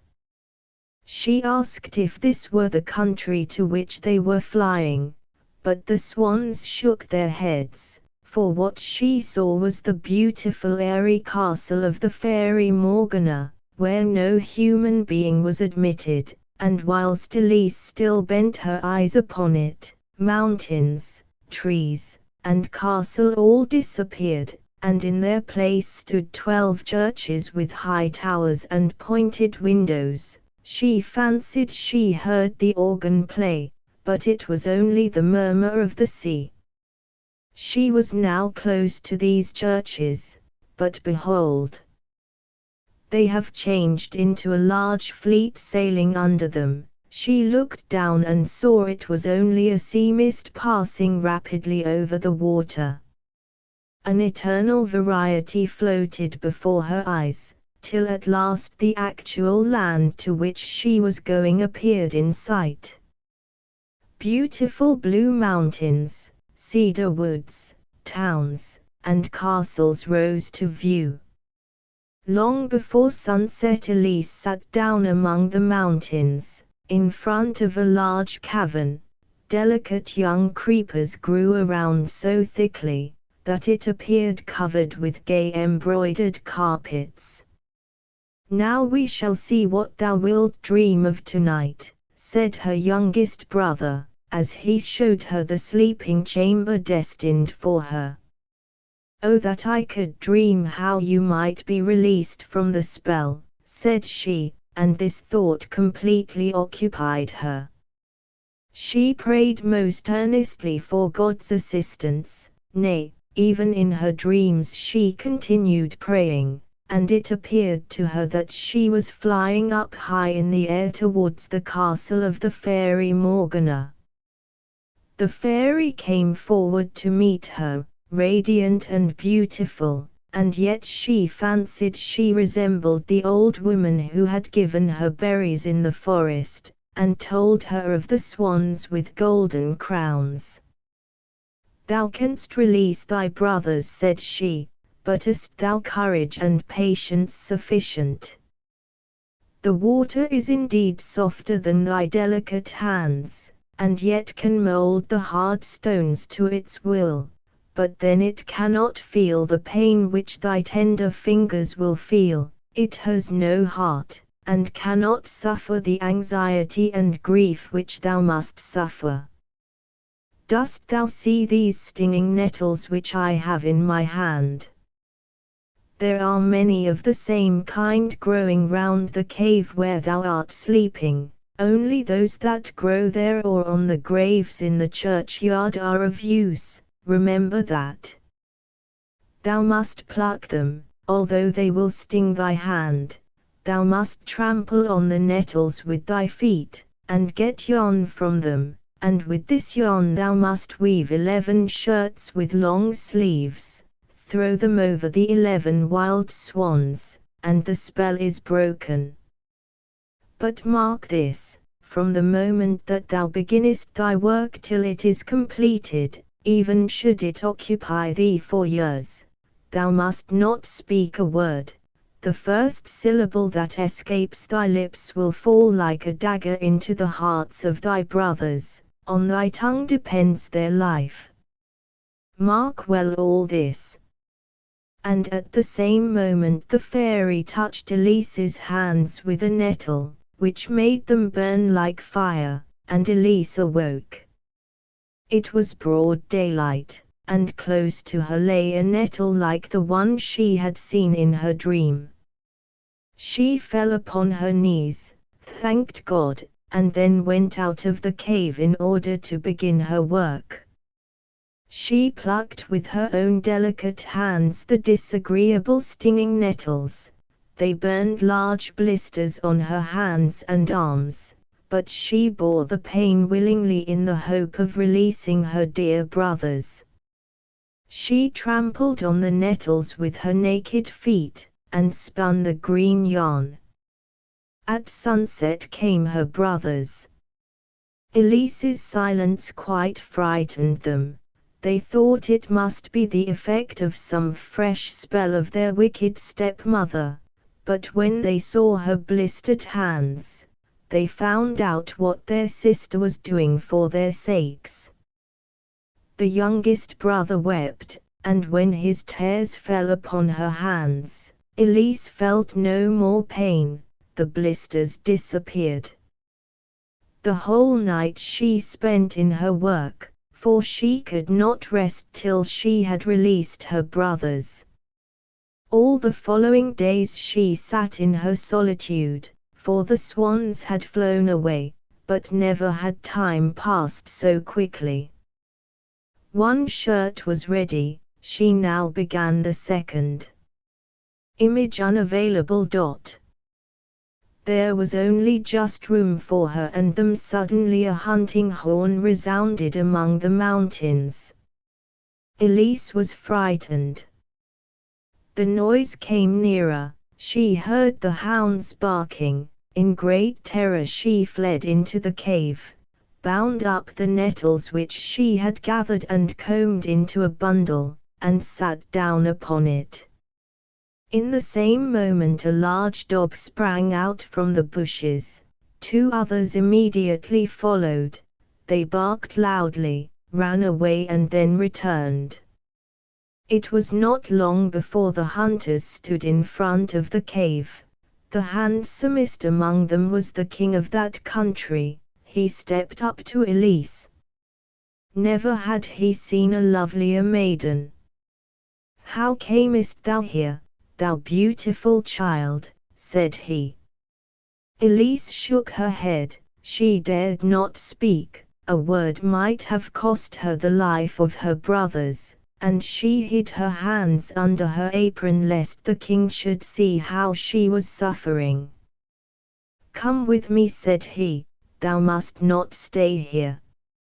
If thou art good as thou art beautiful, I will dress thee in velvet and silk. I will put a gold crown upon thy head, and thou shalt dwell in my palace."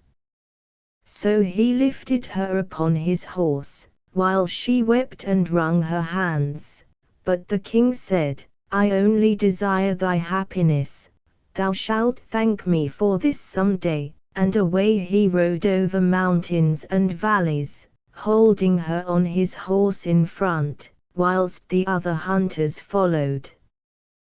When the sun set, the king's magnificent capital with its churches and cupolas lay before them, and the king led Elise into the palace, where, in a high marble hall, fountains were playing, and the walls and ceiling displayed the most beautiful paintings. But Elise cared not for all this splendor. She wept and mourned in silence, even whilst some female attendants dressed her in royal robes, wove costly pearls in her hair, and drew soft gloves over her blistered hands.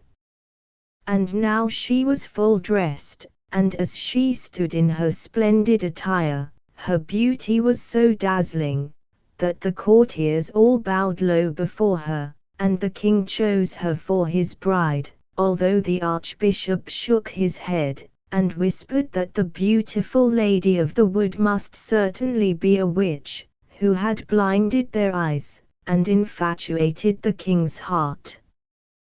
But the king did not listen. He ordered that music should be played. A sumptuous banquet was served up, and the loveliest maidens danced round the bride. She was led through fragrant gardens into magnificent halls, but not a smile was seen to play upon her lips or beam from her eyes. The king then opened a small room next her sleeping apartment. It was adorned with costly green tapestry, and exactly resembled the cave in which she had been found. Upon the ground lay the bundle of yarn which she had spun from the nettles, and by the wall hung the shirt she had completed. One of the hunters had brought all this, thinking there must be something wonderful in it. "Here thou mayest dream of thy former home," said the king. "Here is the work which employed thee. Amidst all thy present splendor it may sometimes give thee pleasure to fancy thyself there again." When Elise saw what was so dear to her heart, she smiled, and the blood returned to her cheeks. She thought her brothers might still be released, and she kissed the king's hand. He pressed her to his heart and ordered the bells of all the churches in the city to be rung, to announce the celebration of their wedding. The beautiful dumb maiden of the wood was to become queen of the land.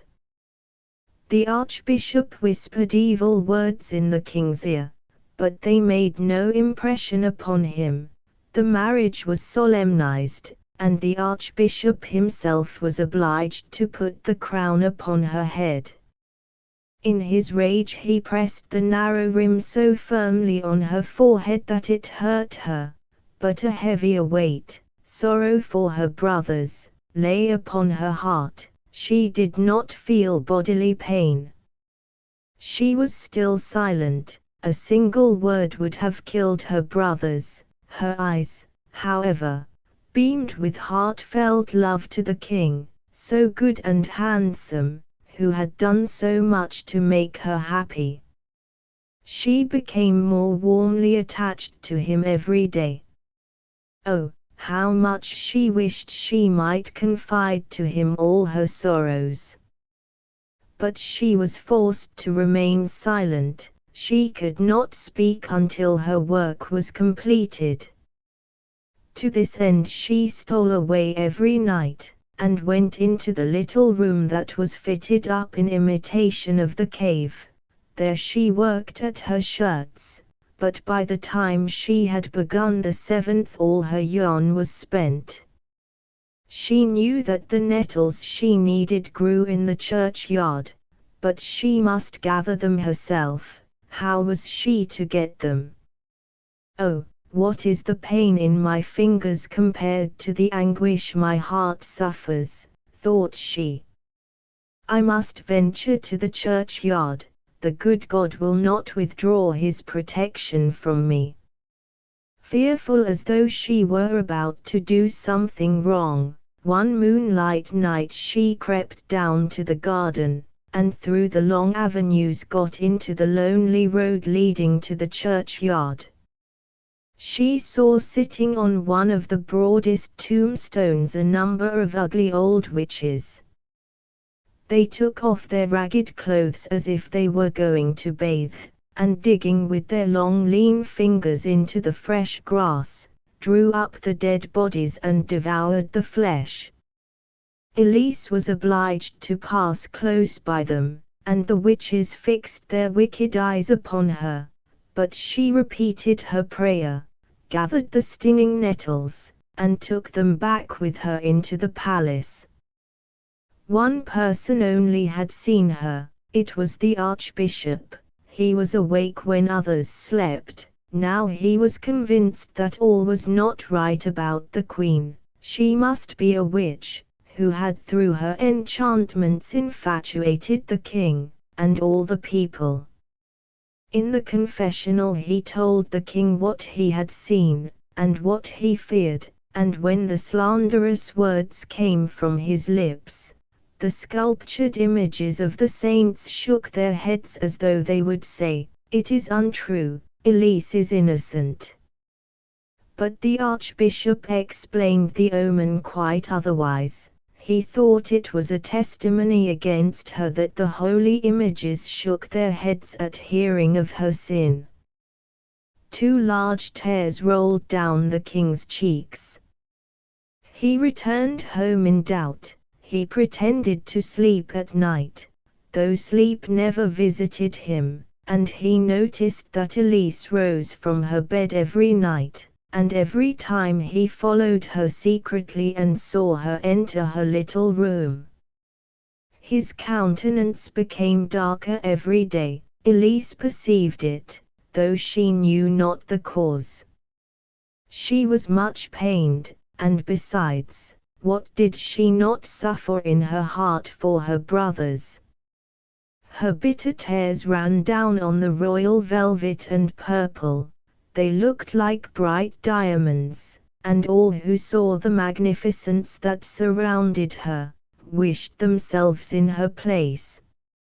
She had now nearly finished her work, only one shirt was wanting. Unfortunately, yarn was wanting also. She had not a single nettle left. Once more, only this one time, she must go to the churchyard and gather a few handfuls. She shuddered when she thought of the solitary walk and of the horrid witches, but her resolution was as firm as her trust in God. Elise went. The king and the archbishop followed her.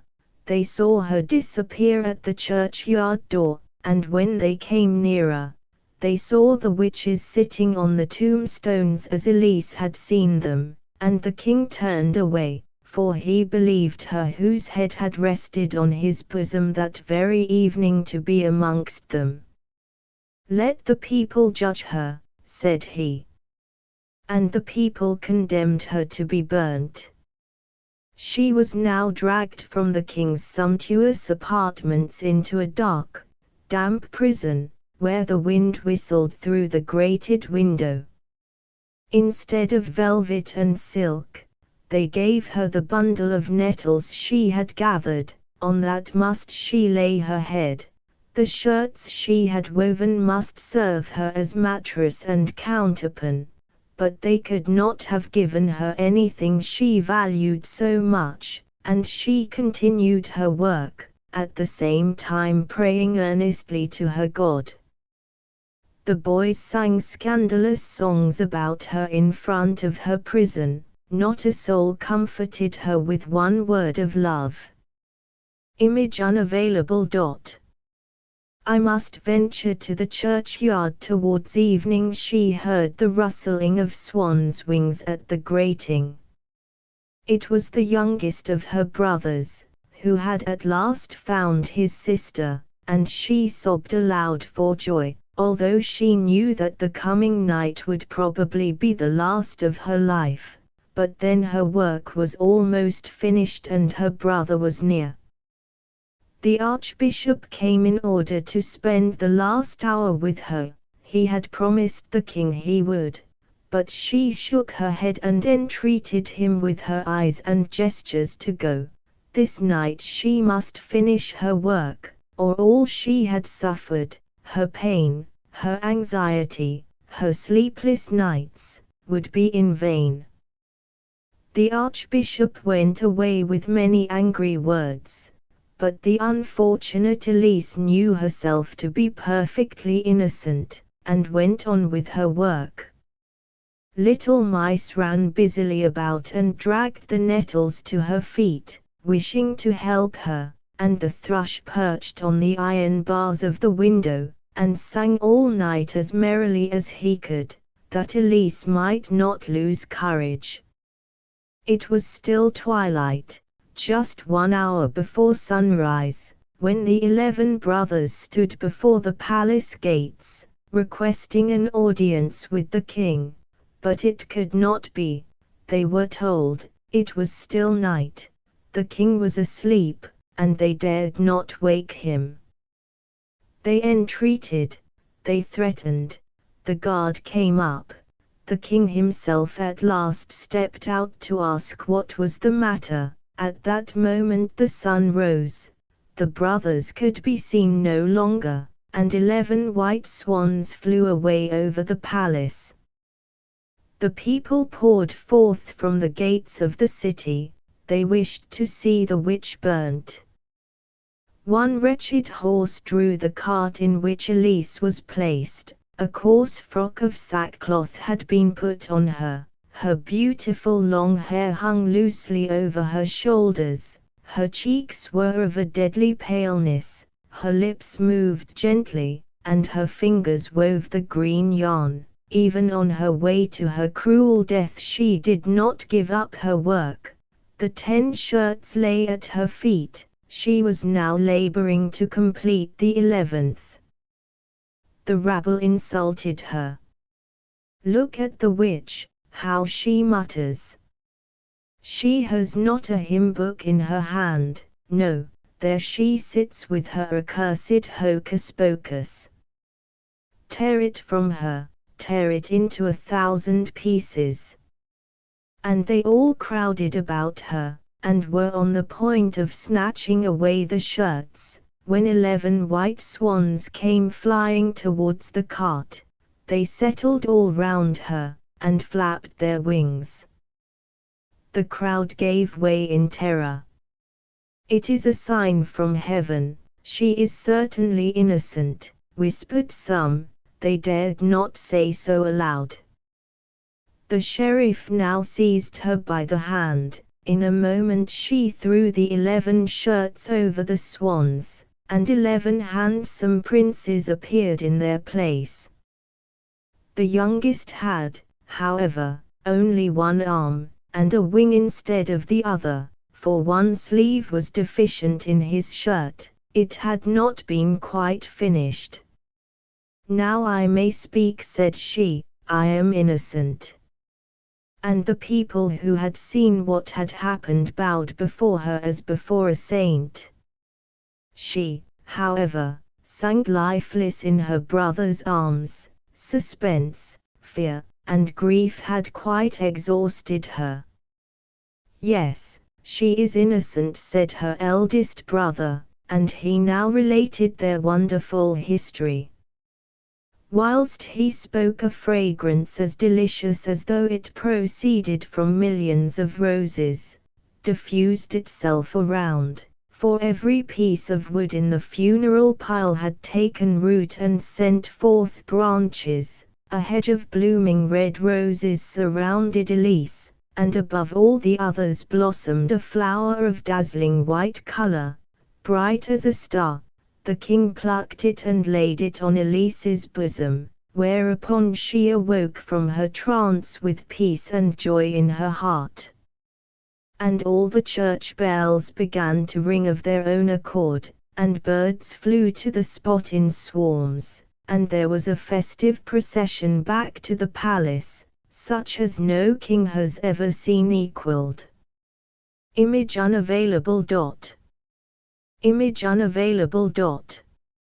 I have scarcely closed my eyes the whole night through. The real princess. There was once a prince who wished to marry a princess, but then she must be a real princess. He traveled all over the world in hopes of finding such a lady, but there was always something wrong. Princesses he found in plenty, but whether they were real princesses it was impossible for him to decide, for now one thing, now another, seemed to him not quite right about the ladies. At last he returned to his palace quite cast down, because he wished so much to have a real princess for his wife. One evening a fearful tempest arose, it thundered and lightened, and the rain poured down from the sky in torrents. Besides, it was as dark as pitch. All at once there was heard a violent knocking at the door, and the old king, the prince's father, went out himself to open it. It was a princess who was standing outside the door. What with the rain and the wind, she was in a sad condition. The water trickled down from her hair, and her clothes clung to her body. She said she was a real princess. Ah, we shall soon see that, thought the old queen mother. However, she said not a word of what she was going to do, but went quietly into the bedroom, took all the bedclothes off the bed, and put 3 little peas on the bedstead. She then laid 20 mattresses one upon another over the 3 peas, and put 20 feather beds over the mattresses. Upon this bed the princess was to pass the night. Image unavailable. The next morning she was asked how she had slept. Oh, very badly indeed, she replied. I have scarcely closed my eyes the whole night through. I do not know what was in my bed, but I had something hard under me, and am all over black and blue. It has hurt me so much. Image unavailable. The old king himself went out to open it. Now it was plain that the lady must be a real princess, since she had been able to feel the 3 little peas through the 20 mattresses and 20 feather beds. None but a real princess could have had such a delicate sense of feeling. Image unavailable.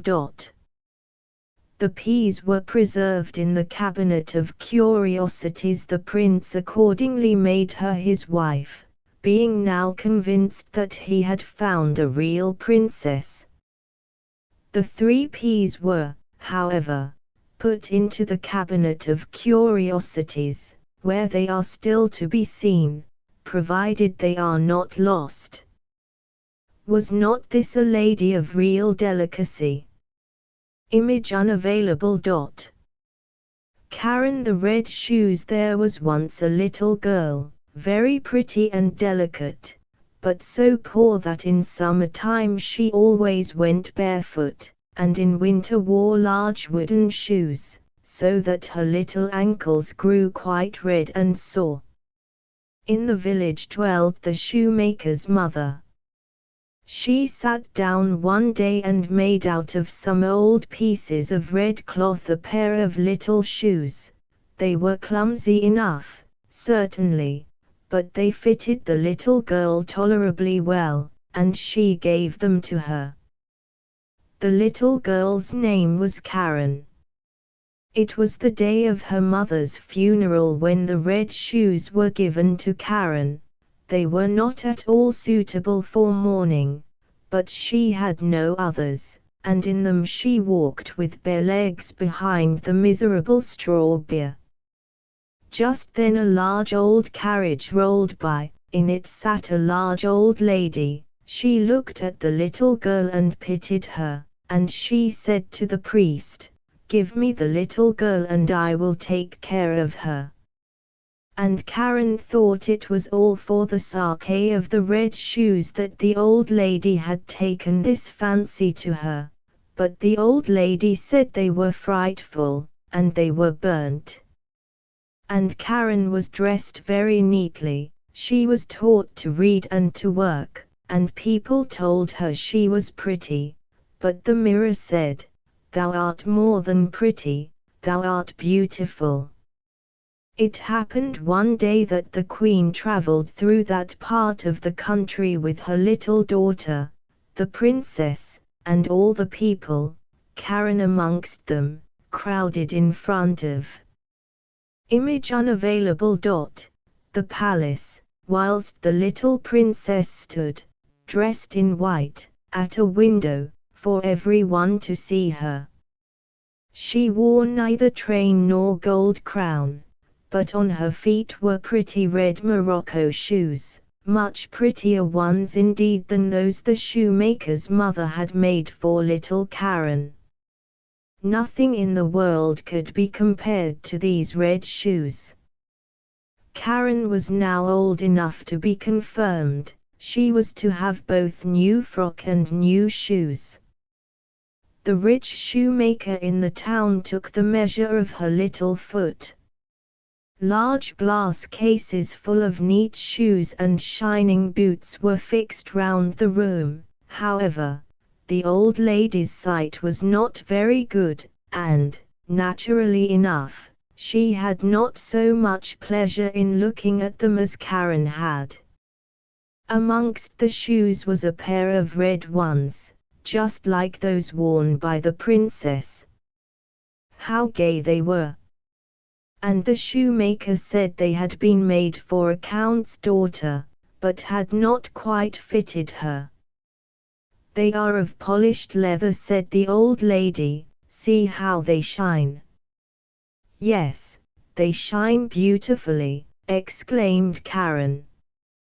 And as the shoes fitted her, they were bought, but the old lady did not know that they were red, for she would never have suffered Karen to go to confirmation in red shoes. But Karen did so. Everybody looked at her feet, and as she walked up the nave to the chancel, it seemed to her that even the antique sculptured figures on the monuments, with their stiff ruffs and long black robes, fixed their eyes on her red shoes.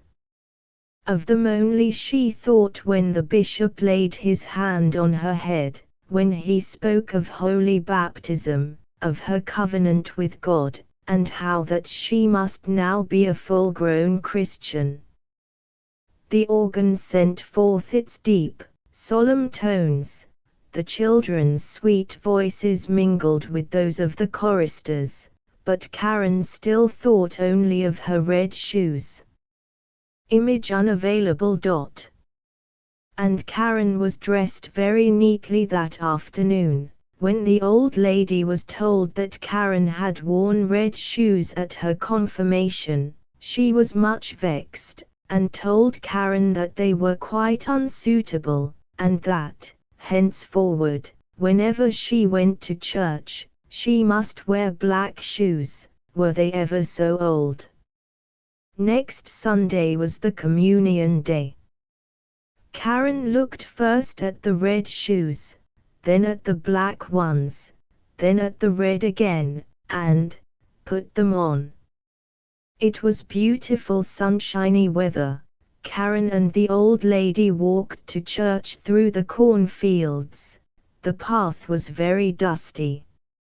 At the church door stood an old soldier. He was leaning on crutches, and had a marvelously long beard, not white, but reddish-hued, and he bowed almost to the earth, and asked the old lady if he might wipe the dust off her shoes.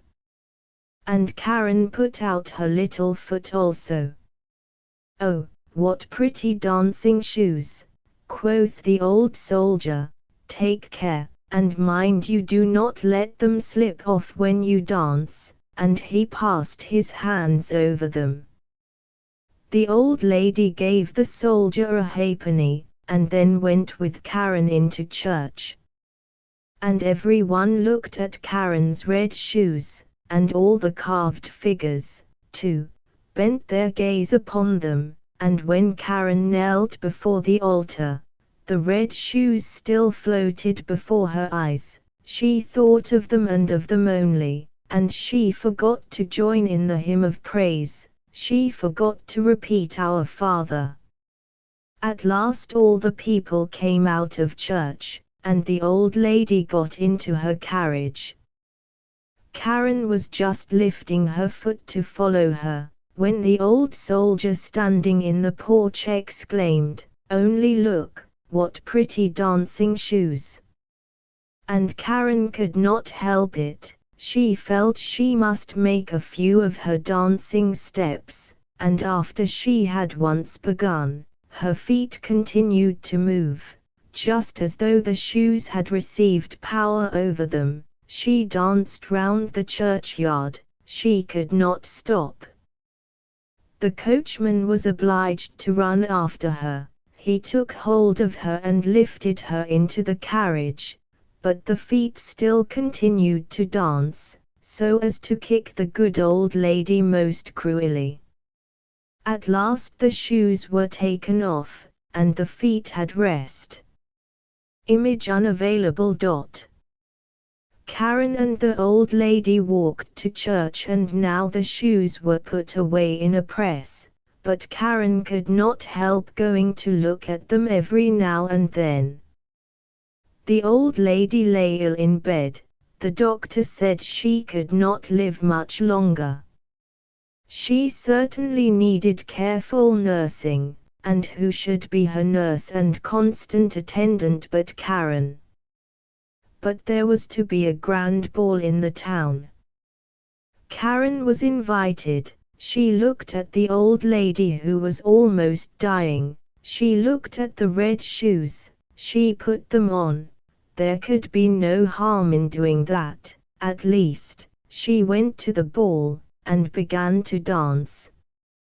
But when she wanted to move to the right, the shoes bore her to the left, and when she would dance up the room, the shoes danced down the room, danced down the stairs, through the streets, and through the gates of the town.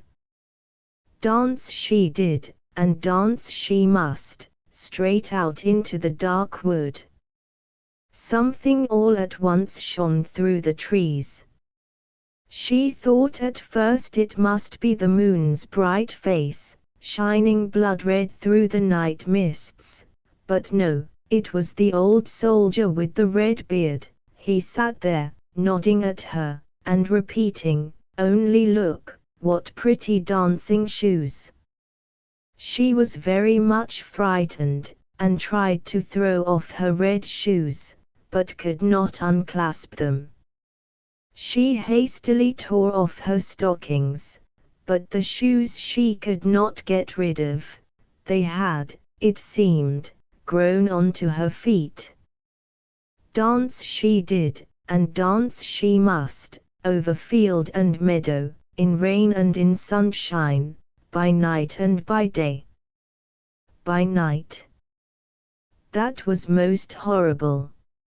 She danced into the lonely churchyard, but the dead there danced not, they were at rest. She would fain have sat down on the poor man's grave, where the bitter tansy grew, but for her there was neither rest nor respite. She danced past the open church door. There she saw an angel, clad in long white robes, and with wings that reached from his shoulders to the earth. His countenance was grave and stern, and in his hand he held a broad glittering sword. "Dance thou shalt," said he, "dance on, in thy red shoes, till thou art pale and cold, and thy skin shrinks and crumples up like a skeleton's. Dance thou shalt still, from door to door, and wherever proud, vain children live thou shalt knock, so that they may hear thee and fear. Dance shalt thou, dance on, mercy, cried Karen, but she heard not the angel's answer, for the shoes carried her through the gate, into the fields, along highways and byways, and still she must dance. One morning she danced past a door she knew well, she heard psalm singing from within, and presently a coffin, strewn with flowers, was borne out. Then Karen knew that the good old lady was dead, and she felt herself a thing forsaken by all mankind, and accursed by the angel of God. Image unavailable. He sat there nodding at her. Dance she did, and dance she must, even through the dark night. The shoes bore her continually over thorns and briars, till her limbs were torn and bleeding. Away she danced over the heath to a little solitary house. She knew that the headsman dwelled there, and she tapped with her fingers against the panes, crying, "Come out, come out, I cannot come into you, I am dancing." And the headsman replied, "Surely thou knowest not who I am. I cut off the heads of wicked men, and my axe is very sharp and keen." "Cut not off my head," said Karen, "for then I could not live to repent of my sin, but cut off my feet with the red shoes." And then she confessed to him all her sin, and the headsman cut off her feet with the red shoes on them.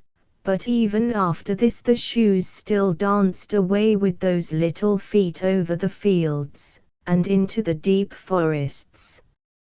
And the headsman made her a pair of wooden feet and hewed down some boughs to serve her as crutches, and he taught her the psalm which is always repeated by criminals, and she kissed the hand that had guided the axe, and went her way over the heath.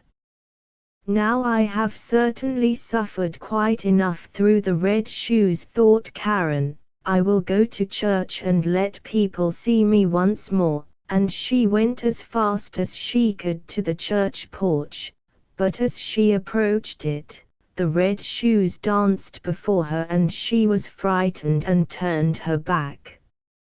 All that week through she endured the keenest anguish and shed many bitter tears. However, when Sunday came, she said to herself, "Well, I must have suffered and striven enough by this time. I dare say I am quite as good as many of those who are holding their heads so high in church." So she took courage and went there, but she had not passed the churchyard gate before she saw the red shoes again dancing before her, and in great terror she again turned back, and more deeply than ever bewailed her sin. She then went to the pastor's house, and begged that some employment might be given her, promising to work diligently and do all she could. She did not wish for any wages, she said, she only wanted a roof to shelter her, and to dwell with good people. And the pastor's wife had pity on her, and took her into her service. And Karen was grateful and industrious. Every evening she sat silently listening to the pastor, while he read the Holy Scriptures aloud. All the children loved her, but when she heard them talk about dress and finery, and about being as beautiful as a queen, she would sorrowfully shake her head. Image unavailable. Dance she must, over field and meadow again. Sunday came, all the pastor's household went to church, and they asked her if she would not go too. But she sighed and looked with tears in her eyes upon her crutches. When they were all gone, she went into her own little, lowly chamber, It was but just large enough to contain a bed and chair, and there she sat down with her psalm book in her hand, and whilst she was meekly and devoutly reading in it, the wind wafted the tones of the organ from the church into her room, and she lifted up her face to heaven and prayed, with tears, "O God, help me." Then the sun shone brightly, so brightly, and behold, close before her stood the white-robed angel of God, the same whom she had seen on that night of horror at the church porch, but his hand wielded not now, as then, a sharp, threatening sword. He held a lovely green bough, full of roses. With this he touched the ceiling, which immediately rose to a great height, a bright gold star spangling in the spot where the angel's green bough had touched it. And he touched the walls, whereupon the room widened, and Karen saw the organ, the old monuments, and the congregation all sitting in their richly carved seats and singing from their psalm books. For the church had come home to the poor girl in her narrow chamber, or rather the chamber had grown, as it were, into the church. She sat with the rest of the pastor's household, and, when the psalm was ended, they looked up and nodded to her, saying, "Thou didst well to come, Karen." "This is mercy," said she. And the organ played again, and the children's voices in the choir mingled so sweetly and plaintively with it. The bright sunbeams streamed warmly through the windows upon Karen's seat. Her heart was so full of sunshine, of peace and gladness, that it broke. Her soul flew upon a sunbeam to her Father in heaven, where not a look of reproach awaited her, not a word was breathed of the red shoes. Image unavailable. 2 rogues calling themselves weavers made their appearance the emperor's new clothes many years ago. There was an emperor, who was so excessively fond of new clothes that he spent all his money in dress. He did not trouble himself in the least about his soldiers, nor did he care to go either to the theatre or the chase, except for the opportunities then afforded him for displaying his new clothes. He had a different suit for each hour of the day, and as of any other king or emperor one is accustomed to say, "He is sitting in council," it was always said of him, "The emperor is sitting in his wardrobe." Time passed away merrily in the large town which was his capital. Strangers arrived every day at the court. One day, 2 rogues, calling themselves weavers, made their appearance. They gave out that they knew how to weave stuffs of the most beautiful colors and elaborate patterns, the clothes manufactured from which should have the wonderful property of remaining invisible to everyone who was unfit for the office he held, or who was extraordinarily simple in character. These must indeed be splendid clothes, thought the emperor. Had I such a suit, I might, at once, find out what men in my realms are unfit for their office, and also be able to distinguish the wise from the foolish. This stuff must be woven for me immediately. And he caused large sums of money to be given to both the weavers, in order that they might begin their work directly. So the 2 pretended weavers set up 2 looms, and affected to work very busily, though in reality they did nothing at all. They asked for the most delicate silk and the purest gold thread, put both into their own knapsacks, and then continued their pretended work at the empty looms until late at night. "I should like to know how the weavers are getting on with my cloth," said the emperor to himself. After some little time had elapsed, he was, however, rather embarrassed, when he remembered that a simpleton, or one unfit for his office, would be unable to see the manufacture. To be sure, he thought, he had nothing to risk in his own person, but yet, he would prefer sending somebody else, to bring him intelligence about the weavers, and their work, before he troubled himself in the affair. All the people throughout the city had heard of the wonderful property the cloth was to possess, and all were anxious to learn how wise, or how ignorant, their neighbors might prove to be. "I will send my faithful old minister to the weavers," said the emperor at last, after some deliberation. "He will be best able to see how the cloth looks, for he is a man of sense, and no one can be more suitable for his office than he is." So the faithful old minister went into the hall, where the knaves were working with all their might at their empty looms. "What can be the meaning of this?" thought the old man, opening his eyes very wide. "I cannot discover the least bit of thread on the looms." However, he did not express his thoughts aloud. The impostors requested him very courteously to be so good as to come nearer their looms, and then asked him whether the design pleased him, and whether the colors were not very beautiful, at the same time pointing to the empty frames. The poor old minister looked and looked. He could not discover anything on the looms, for a very good reason, viz. There was nothing there.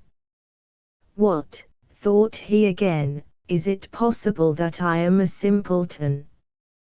I have never thought so myself, and no one must know it now if I am so. Can it be that I am unfit for my office? No, that must not be said either. I will never confess that I could not see the stuff." "Well, Sir Minister," said one of the knaves, still pretending to work, "you do not say whether the stuff pleases you." "Oh, it is excellent," replied the old minister, looking at the loom through his spectacles. "This pattern, and the colors, yes, I will tell the emperor without delay how very beautiful I think them. Image unavailable. Oh, it is excellent," replied the minister. "We shall be much obliged to you," said the impostors, and then they named the different colors and described the pattern of the pretended stuff.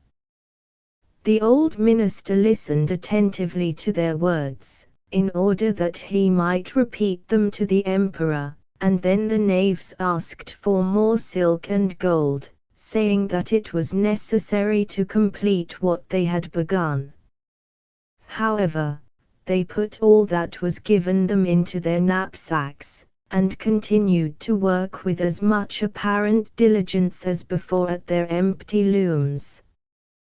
The emperor now sent another officer of his court to see how the men were getting on, and to ascertain whether the cloth would soon be ready.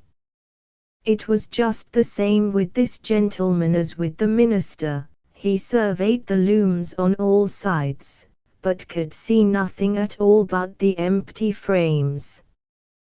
"Does not the stuff appear as beautiful to you as it did to my lord the minister?" asked the impostors of the emperor's second ambassador, at the same time making the same gestures as before, and talking of the design and colors which were not there. "I certainly am not stupid," thought the messenger. "It must be that I am not fit for my good, profitable office. That is very odd. However, no one shall know anything about it. and accordingly he praised the stuff he could not see, and declared that he was delighted with both colors and patterns. "Indeed, please your Imperial Majesty," said he to his sovereign, when he returned, "the cloth which the weavers are preparing is extraordinarily magnificent." The whole city was talking of the splendid cloth which the emperor had ordered to be woven at his own expense. And now the emperor himself wished to see the costly manufacture whilst it was still on the loom. Accompanied by a select number of officers of the court, among whom were the two honest men who had already admired the cloth, he went to the crafty impostors, who, as soon as they were aware of the emperor's approach, went on working more diligently than ever, although they still did not pass a single thread through the looms. "Is not the work absolutely magnificent?" said the two officers of the crown, already mentioned. "If your Majesty will only be pleased to look at it, what a splendid design, what glorious colors!" And, at the same time, they pointed to the empty frames, for they imagined that every one else could see this exquisite piece of workmanship. "How is this?" said the emperor to himself. "I can see nothing. This is indeed a terrible affair. Am I a simpleton, or am I unfit to be an emperor? That would be the worst thing that could happen. Oh! The cloth is charming," said he aloud. "It has my complete approbation."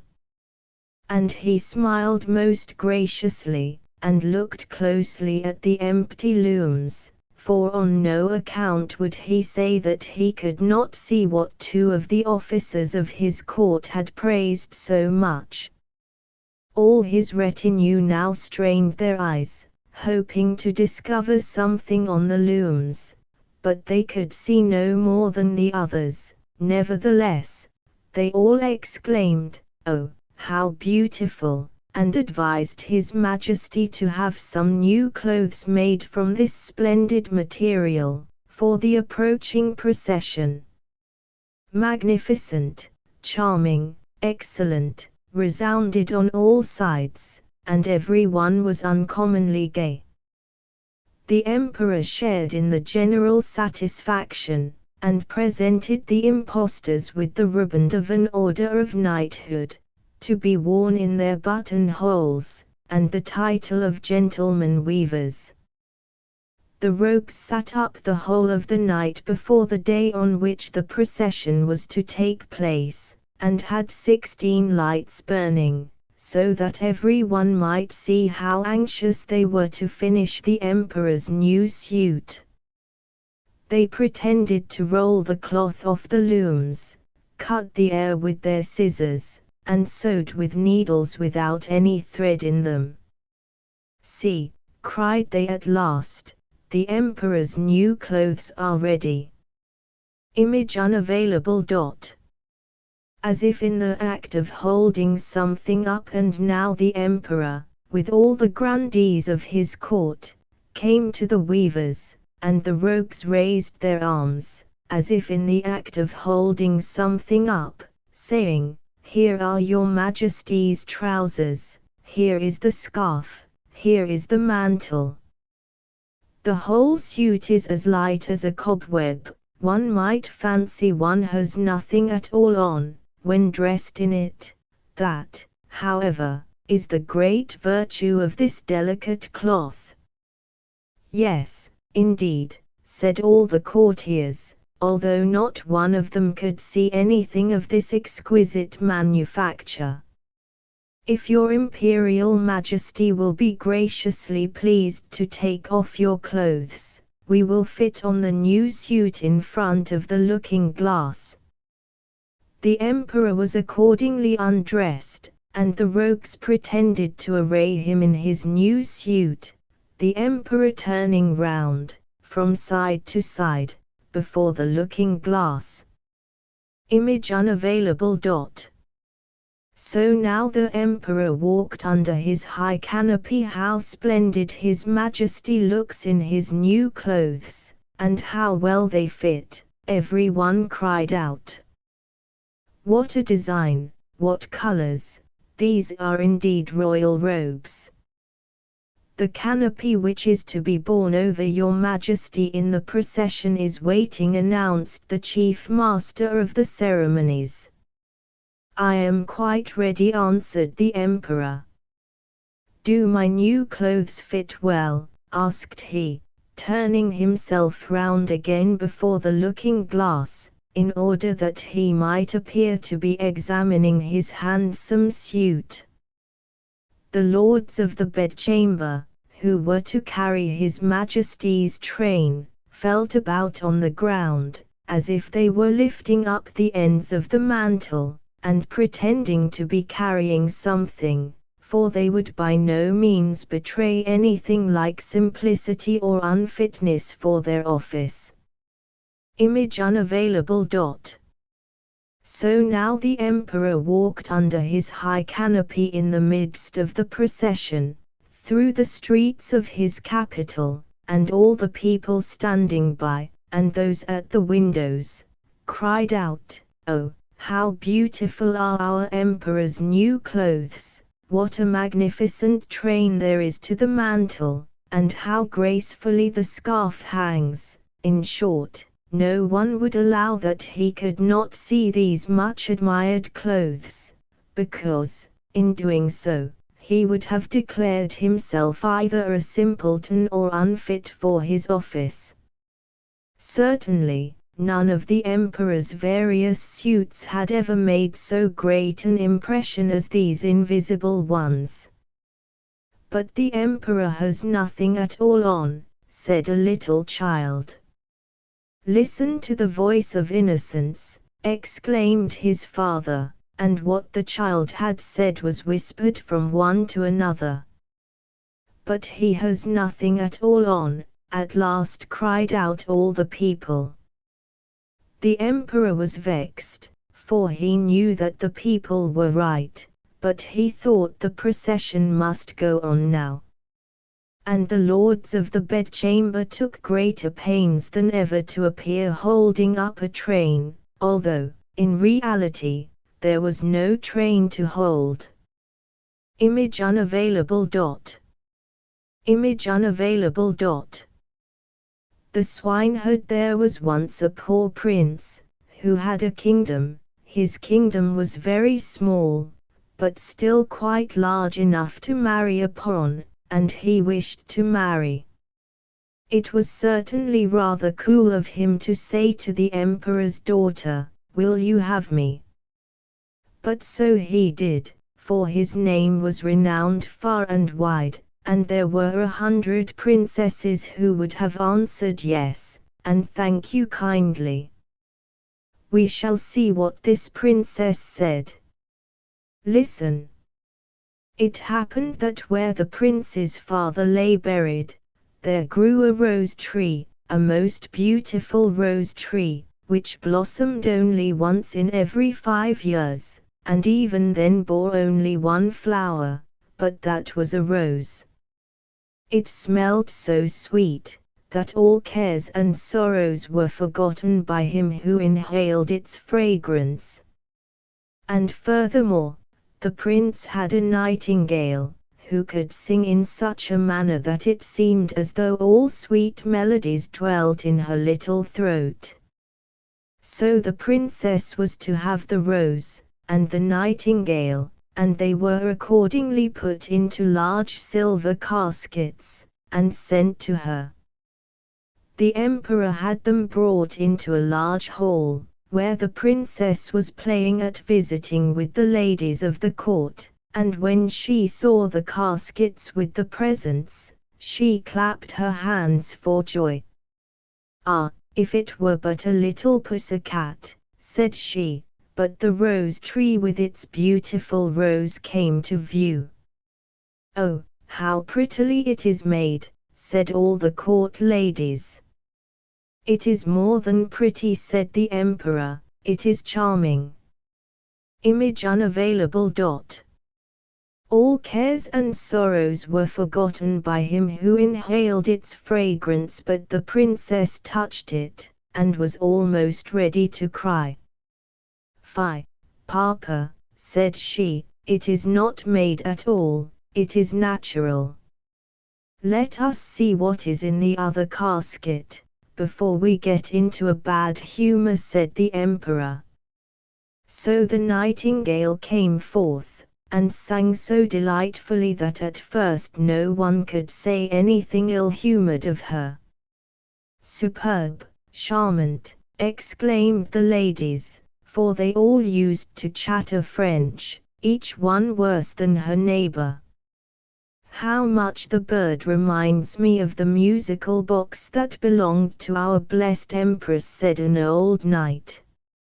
"Oh yes, these are the same tones, the same execution." "Yes, yes," said the emperor, and he wept like a child at the remembrance. "I will still hope that it is not a real bird," said the princess. "Yes, it is a real bird," said those who had brought it. "Well, then, let the bird fly," said the princess, and she positively refused to see the prince. However, he was not to be discouraged. He daubed his face over brown and black, pulled his cap over his ears, and knocked at the door. "Good day to my lord the emperor," said he. "Can I have employment at the palace?" "Why, yes," said the emperor, "I want someone to take care of the pigs, for we have a great many of them." So the prince was appointed imperial swineherd. He had a dirty little room close by the pigsty, and there he sat the whole day, and worked. By the evening he had made a pretty little kitchen pot. Little bells were hung all round it, and when the pot was boiling, these bells tinkled in the most charming manner, and played the old melody, "Ach, du lieber Augustin, alles ist weg, weg, weg. Ah, dear Augustin, all is gone, gone, gone." But what was still more curious, whoever held his finger in the smoke of the kitchen pot, immediately smelled all the dishes that were cooking on every hearth in the city. This, you see, was something quite different from the rose. Image unavailable. And he wept like a child. Now the princess happened to walk that way, and when she heard the tune, she stood quite still, and seemed pleased, for she could play Lieber Augustin. It was the only piece she knew, and she played it with one finger. "Why, there is my piece," said the princess. "That swineherd must certainly have been well educated. Go in and ask him the price of the instrument." So one of the court ladies must run in. However, she drew on wooden slippers first. "What will you take for the kitchen pot?" said the lady.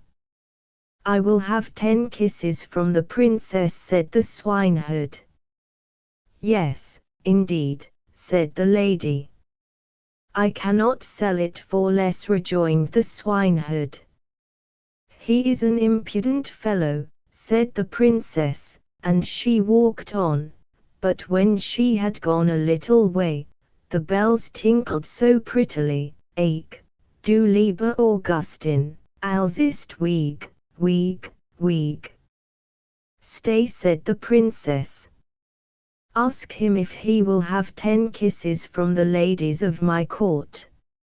"No, thank you," said the swineherd, 10 kisses from the princess, or I keep the kitchen pot myself." "That must not be either," said the princess, "but do you all stand before me that no one may see us." And the court ladies placed themselves in front of her, and spread out their dresses. The swineherd got 10 kisses, and the princess, the kitchen pot. That was delightful. The pot was boiling the whole evening, and the whole of the following day. They knew perfectly well what was cooking at every fire throughout the city, from the chamberlains to the cobblers. The court ladies danced, and clapped their hands. We know who has soup, and who has pancakes for dinner today, who has cutlets, and who has eggs. How interesting! Yes, but keep my secret, for I am an emperor's daughter. Image unavailable. ACH.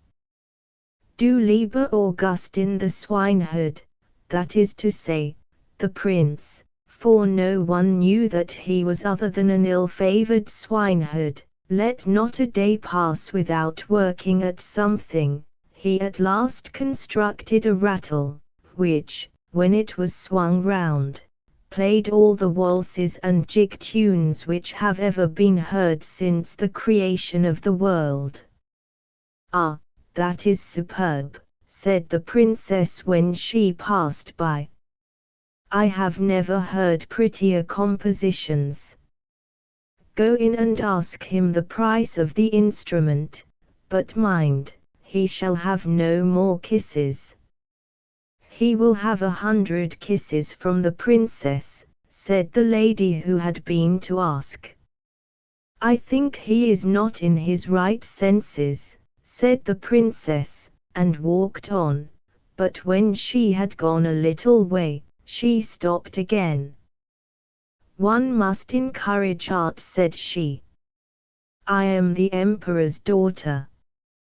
Tell him he shall, as on yesterday, have 10 kisses from me, and may take the rest from the ladies of the court." "Oh, but we should not like that at all," said they. "What are you muttering?" asked the princess. "If I can kiss him, surely you can. Remember that you owe everything to me." So the ladies were obliged to go to him again. 100 kisses from the princess," said he, "or else let every one keep his own." "Stand round," said she, and all the ladies stood round her whilst the kissing was going on. "What can be the reason for such a crowd close by the pigsty?" said the emperor, who happened just then to step out on the balcony. He rubbed his eyes and put on his spectacles. "They are the ladies of the court. I must go down and see what they are about." So he pulled up his slippers at the heel, for he had trodden them down.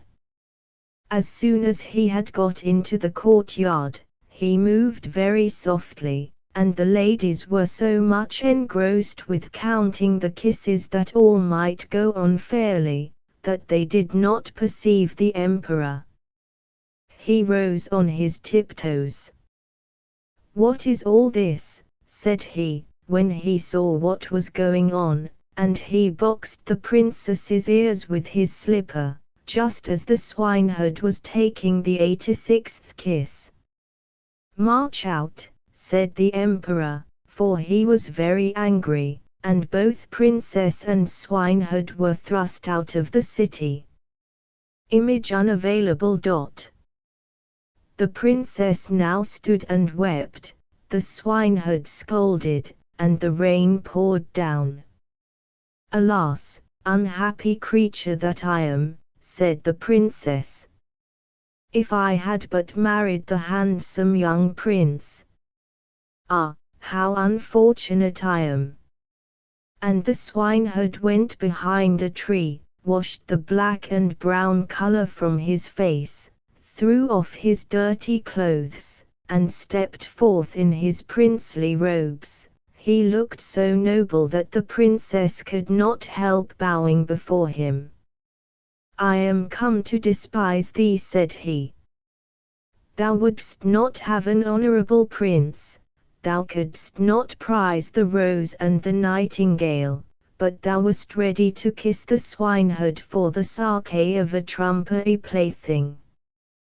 Thou art rightly served. He then went back to his own little kingdom, and shut the door of his palace in her face. Now she might well sing ache, du lieber Augustin, als ist weak, weak, weak. Image unavailable.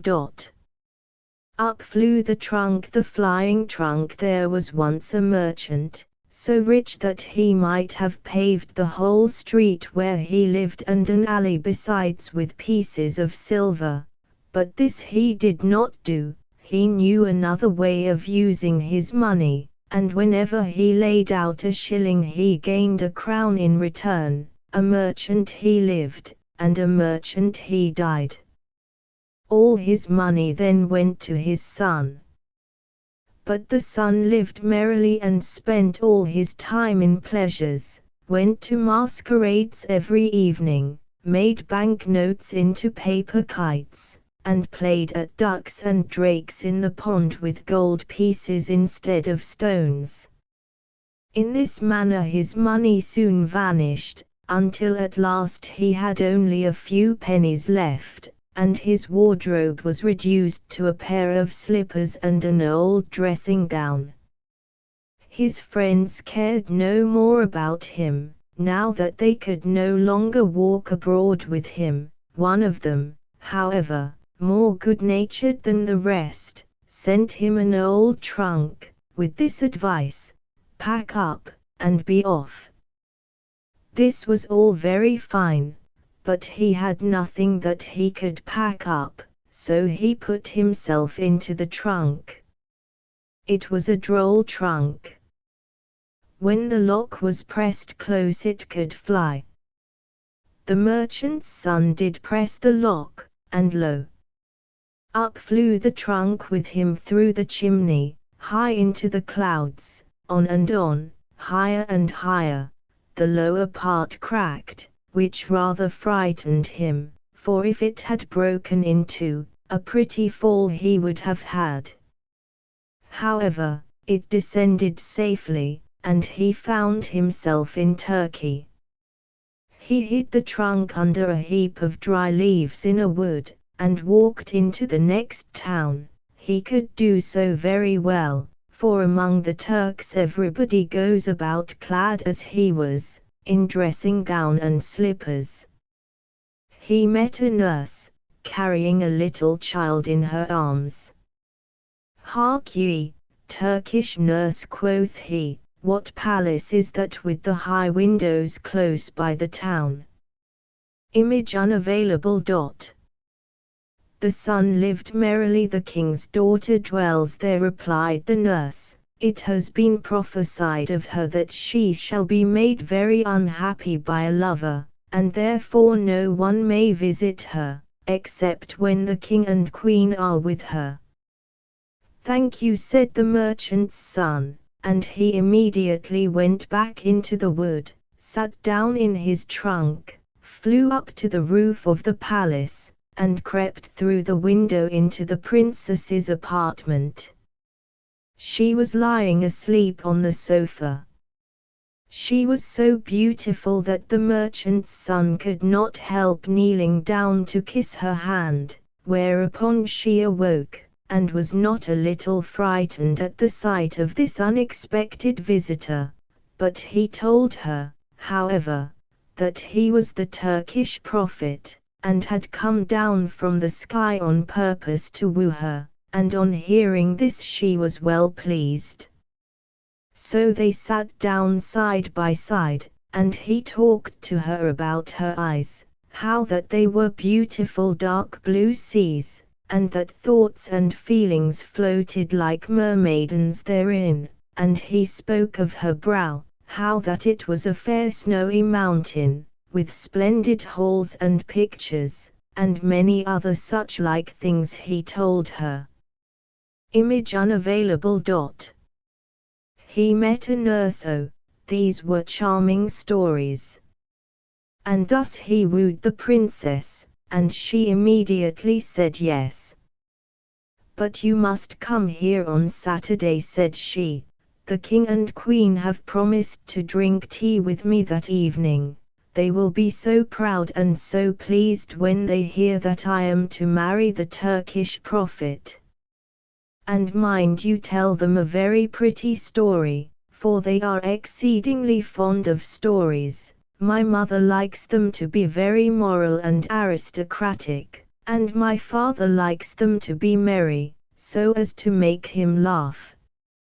"Yes, I shall bring no other bridal present than a tail," replied the merchant's son, and here they parted, but not before the princess had given her lover a saber all covered with gold. He knew excellently well what use to make of this present.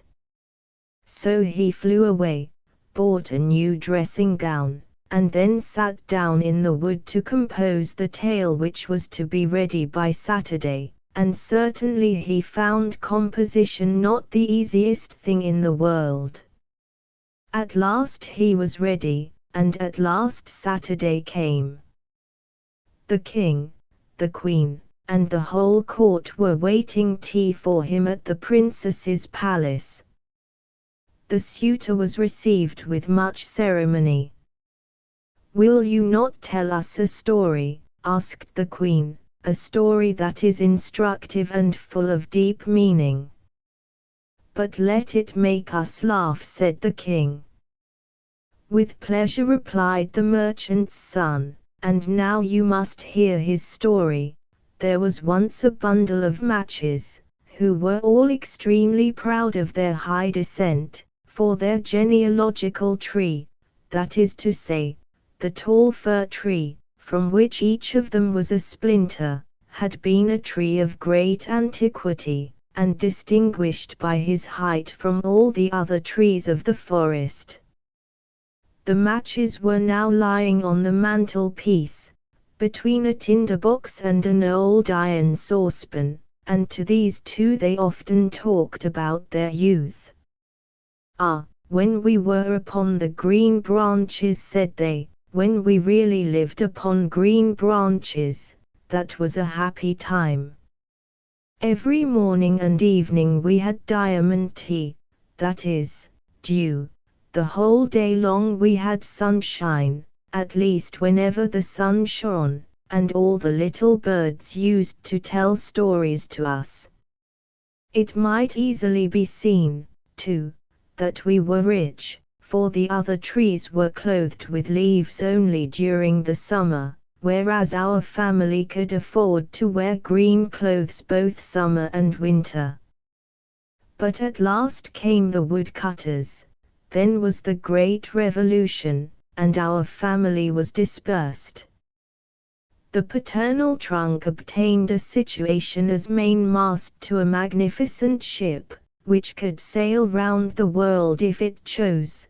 The boughs were transported to various places, and our vocation was henceforth to kindle lights for low, common people.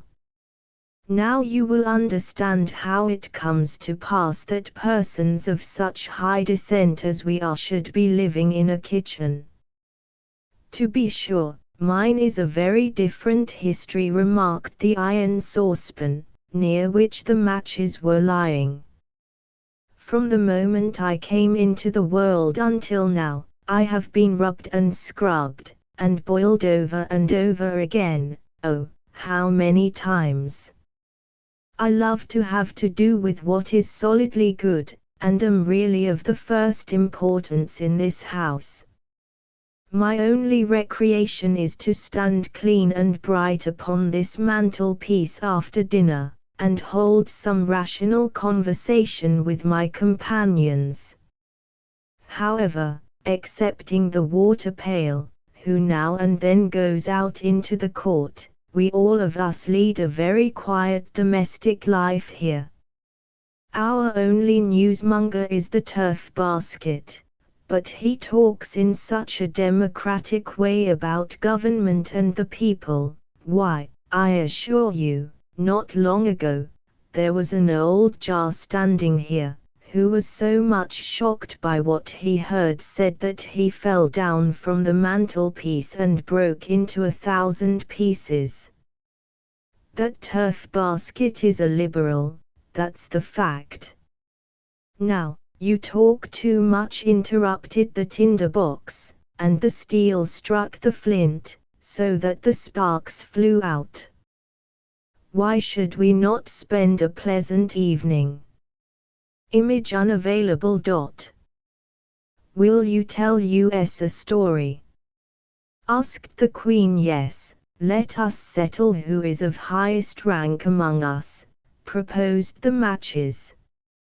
Oh no, for my part I would rather not speak of myself, objected the earthenware pitcher.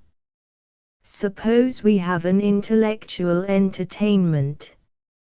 I will begin. I will relate something of everyday life, such as we have all experienced. One can easily transport oneself into it, and that is so interesting.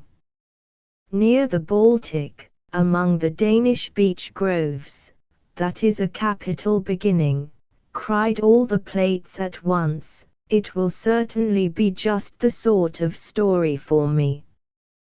Yes, there I spent my youth in a very quiet family. The furniture was rubbed, the floors were washed, clean curtains were hung up every fortnight. How very interesting, what a charming way you have of describing things, said the hair broom. Anyone might guess immediately that it is a lady who is speaking, the tale breathes such a spirit of cleanliness. Very true, so it does, exclaimed the water pail, and in the excess of his delight he gave a little jump, so that some of the water splashed upon the floor. And the pitcher went on with her tale, and the end proved as good as the beginning. All the plates clattered applause, and the hair broom took some green parsley out of the sand hole and crowned the pitcher, for he knew that this would vex the others, and, thought he, if I crown her today, she will crown me tomorrow. Now I will dance, said the fire tongs, and accordingly she did dance, and oh! It was wonderful to see how high she threw one of her legs up into the air. The old chair cover in the corner tore with horror at seeing her. Am not I to be crowned too? Asked the tongs, and she was crowned forthwith. These are the vulgar rabble, thought the Matches. Image unavailable. But let it make us laugh, said the king. The tea-urn was now called upon to sing, but she had a cold. She said she could only sing when she was boiling. However, this was all her pride and affectation. The fact was she never cared to sing except when she was standing on the parlor table before company. On the window ledge lay an old quill pen, with which the maids used to write. There was nothing remarkable about her, except that she had been dipped too low in the ink. However, she was proud of that. If the tea-urn does not choose to sing, quoth she may let it alone. There is a nightingale in the cage hung just outside, he can sing. To be sure, he had never learned the notes. Never mind. We will not speak evil of anyone this evening. I think it highly indecorous, observed the tea kettle, who was the vocalist of the kitchen, and a half-brother of the tea-urns, that a foreign bird should be listened to. Is it patriotic? I appeal to the turf basket. I am only vexed, said the turf basket. I am vexed from my inmost soul that such things are thought of at all. Is it a becoming way of spending the evening? Would it not be much more rational to reform the whole house, and establish a totally new order of things, rather more according to nature. Then everyone would get into his right place, and I would undertake to direct the revolution. What say you to it? That would be something worth the doing. Oh yes, we will make a grand commotion, cried they all. Just then the door opened. It was the servant maid. They all stood perfectly still, not one dared stir, yet there was not a single kitchen utensil among them all but was thinking about the great things he could have done, and how great was his superiority over the others. Ah, if I had chosen it, thought each of them, what a merry evening we might have had. The maid took the matches and struck a light. Oh, how they sputtered and blazed up! Now everyone may see, thought they, that we are of highest rank. What a splendid, dazzling light we give, how glorious! And in another moment they were burnt out. That is a capital story, said the Queen. I quite felt myself transported into the kitchen. Yes, thou shalt have our daughter. With all my heart, said the King. On Monday thou shalt marry our daughter. They said thou to him now, since he was so soon to become one of the family. The wedding was a settled thing, and on the evening preceding, the whole city was illuminated. Cakes, buns, and sugar plums were thrown out among the people. All the little boys in the streets stood upon tiptoes, shouting hurrah, and whistling through their fingers. It was famous. Image unavailable. Their slippers flew about their ears. Well, I suppose I ought to do my part too, thought the merchant's son. So he went and bought skyrockets, squibs, Catherine wheels, Roman candles, and all kinds of fireworks conceivable, put them all into his trunk, and flew up into the air, letting them off as he flew. Hurrah! What a glorious skyrocket was that! All the Turks jumped up to look, so hastily that their slippers flew about their ears. Such a meteor they had never seen before. Now they might be sure that it was indeed the prophet who was to marry their princess. As soon as the merchant's son had returned in his trunk to the wood, he said to himself, I will now go into the city and hear what people say about me, and what sort of figure I made in the air. And, certainly, this was a very natural idea. Oh, what strange accounts were given! Everyone whom he accosted had beheld the bright vision in a way peculiar to himself, but all agreed that it was marvelously beautiful. I saw the great prophet with my own eyes, declared one. He had eyes like sparkling stars, and a beard like foaming water. He flew enveloped in a mantle of fire, said another. The prettiest little cherubs were peeping forth from under its folds. Yes, he heard of many beautiful things, and the morrow was to be his wedding day. He now went back to the wood, intending to get into his trunk again, but where was it? Alas! The trunk was burnt. One spark from the fireworks had been left in it, and set it on fire. The trunk now lay in ashes. The poor merchant's son could never fly again, could never again visit his bride. She sat the livelong day upon the roof of her palace expecting him. She expects him still. He, meantime, goes about the world telling stories, but none of his stories now are so pleasant as that one which he related in the princess's palace about the brimstone matches. Image unavailable.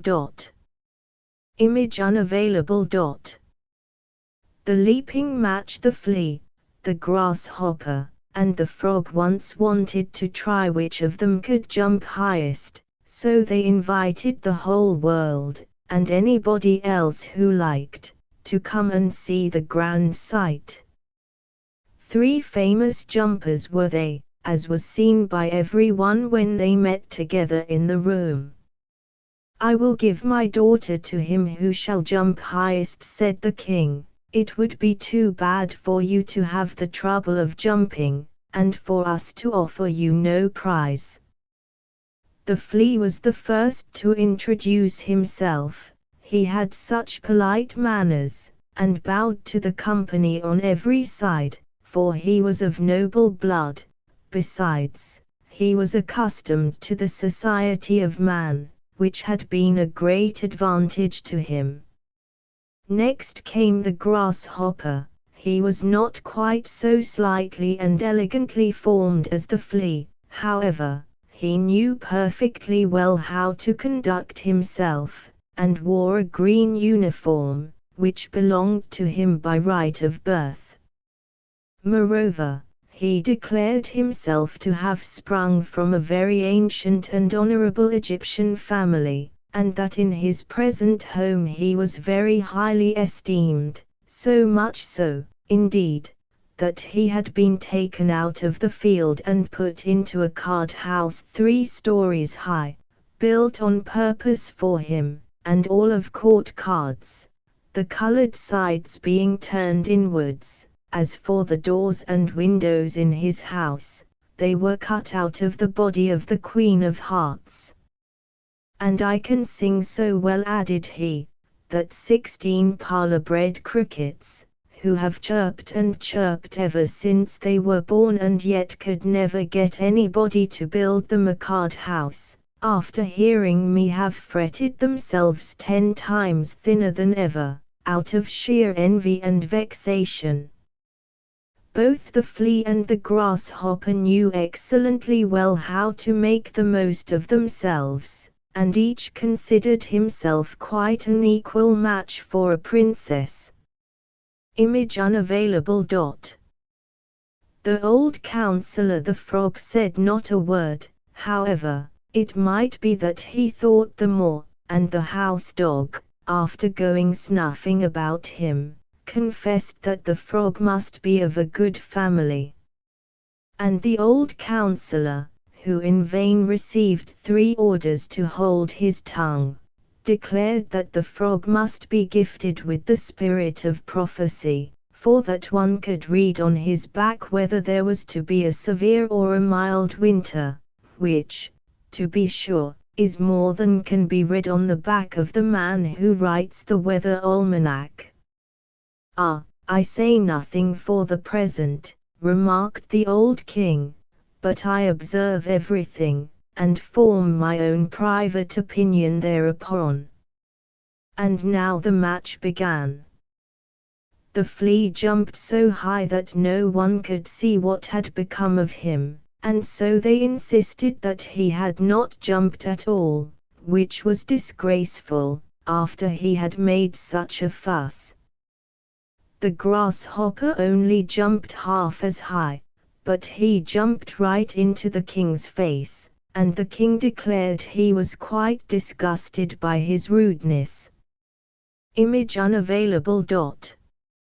"I say nothing for the present," remarked the king. The frog stood still as if lost in thought. At last people fancied he did not intend to jump at all. "I'm afraid he is ill," said the dog, and he went snuffing at him again, when lo! all at once he made a little sidelong jump into the lap of the princess, who was sitting on a low stool close by. Then spoke the king, "There is nothing higher than my daughter, therefore he who jumps up to her jumps highest, but only a person of good understanding would ever have thought of that, and thus the frog has shown us that he has understanding. He has brains in his head, that he has. Image unavailable. And thus the frog won the princess. I jumped highest for all that, exclaimed the flea. But it's all the same to me, let her have the stiff-legged, slimy creature, if she like him. I jumped highest, but I am too light and airy for this stupid world. The people can neither see me nor catch me, dullness and heaviness win the day with them. And so the flea went into foreign service, where, it is said, he was killed. And the grasshopper sat on a green bank, meditating on the world and its goings-on, and at length he repeated the flea's last words, yes, dullness and heaviness win the day, dullness and heaviness win the day. And then he again began singing his own peculiar, melancholy song, and it is from him that we have learned this history, and yet, my friend, though you read it here in a printed book, it may not be perfectly true. Image unavailable. The Shepherdess and the Chimney Sweeper, image unavailable. The Shepherdess and the Chimney Sweeper. Have you never seen an old-fashioned oakenwood cabinet, quite black with age and covered with varnish and carving work? Just such a piece of furniture, an old heirloom that had been the property of its present mistress's great-grandmother, once stood in a parlor. It was carved from top to bottom, roses, tulips, and little stags' heads with long, branching antlers, peering forth from the curious scrolls and foliage surrounding them. Moreover, in the center panel of the cabinet was carved the full-length figure of a man, who seemed to be perpetually grinning, perhaps at himself, for in truth he was a most ridiculous figure. He had crooked legs, small horns on his forehead, and a long beard. The children of the house used to call him the crooked-legged Field Marshal Major General Corporal Sergeant, for this was a long, hard name, and not many figures, whether carved in wood or in stone, could boast of such a title. There he stood, his eyes always fixed upon the table under the pier glass, for on this table stood a pretty little porcelain shepherdess, her mantle gathered gracefully round her, and fastened with a red rose, her shoes and hat were gilt, her hand held a crook. Oh, she was charming. Close by her stood a little chimney sweeper, likewise of porcelain. He was as clean and neat as any of the other figures. Indeed, the manufacturer might just as well have made a prince as a chimney sweeper of him, for though elsewhere black as a coal, his face was as fresh and rosy as a girl's, which was certainly a mistake. It ought to have been black. His ladder in his hand, there he kept his station, close by the little shepherdess. They had been placed together from the first, had always remained on the same spot, and had thus plighted their troth to each other.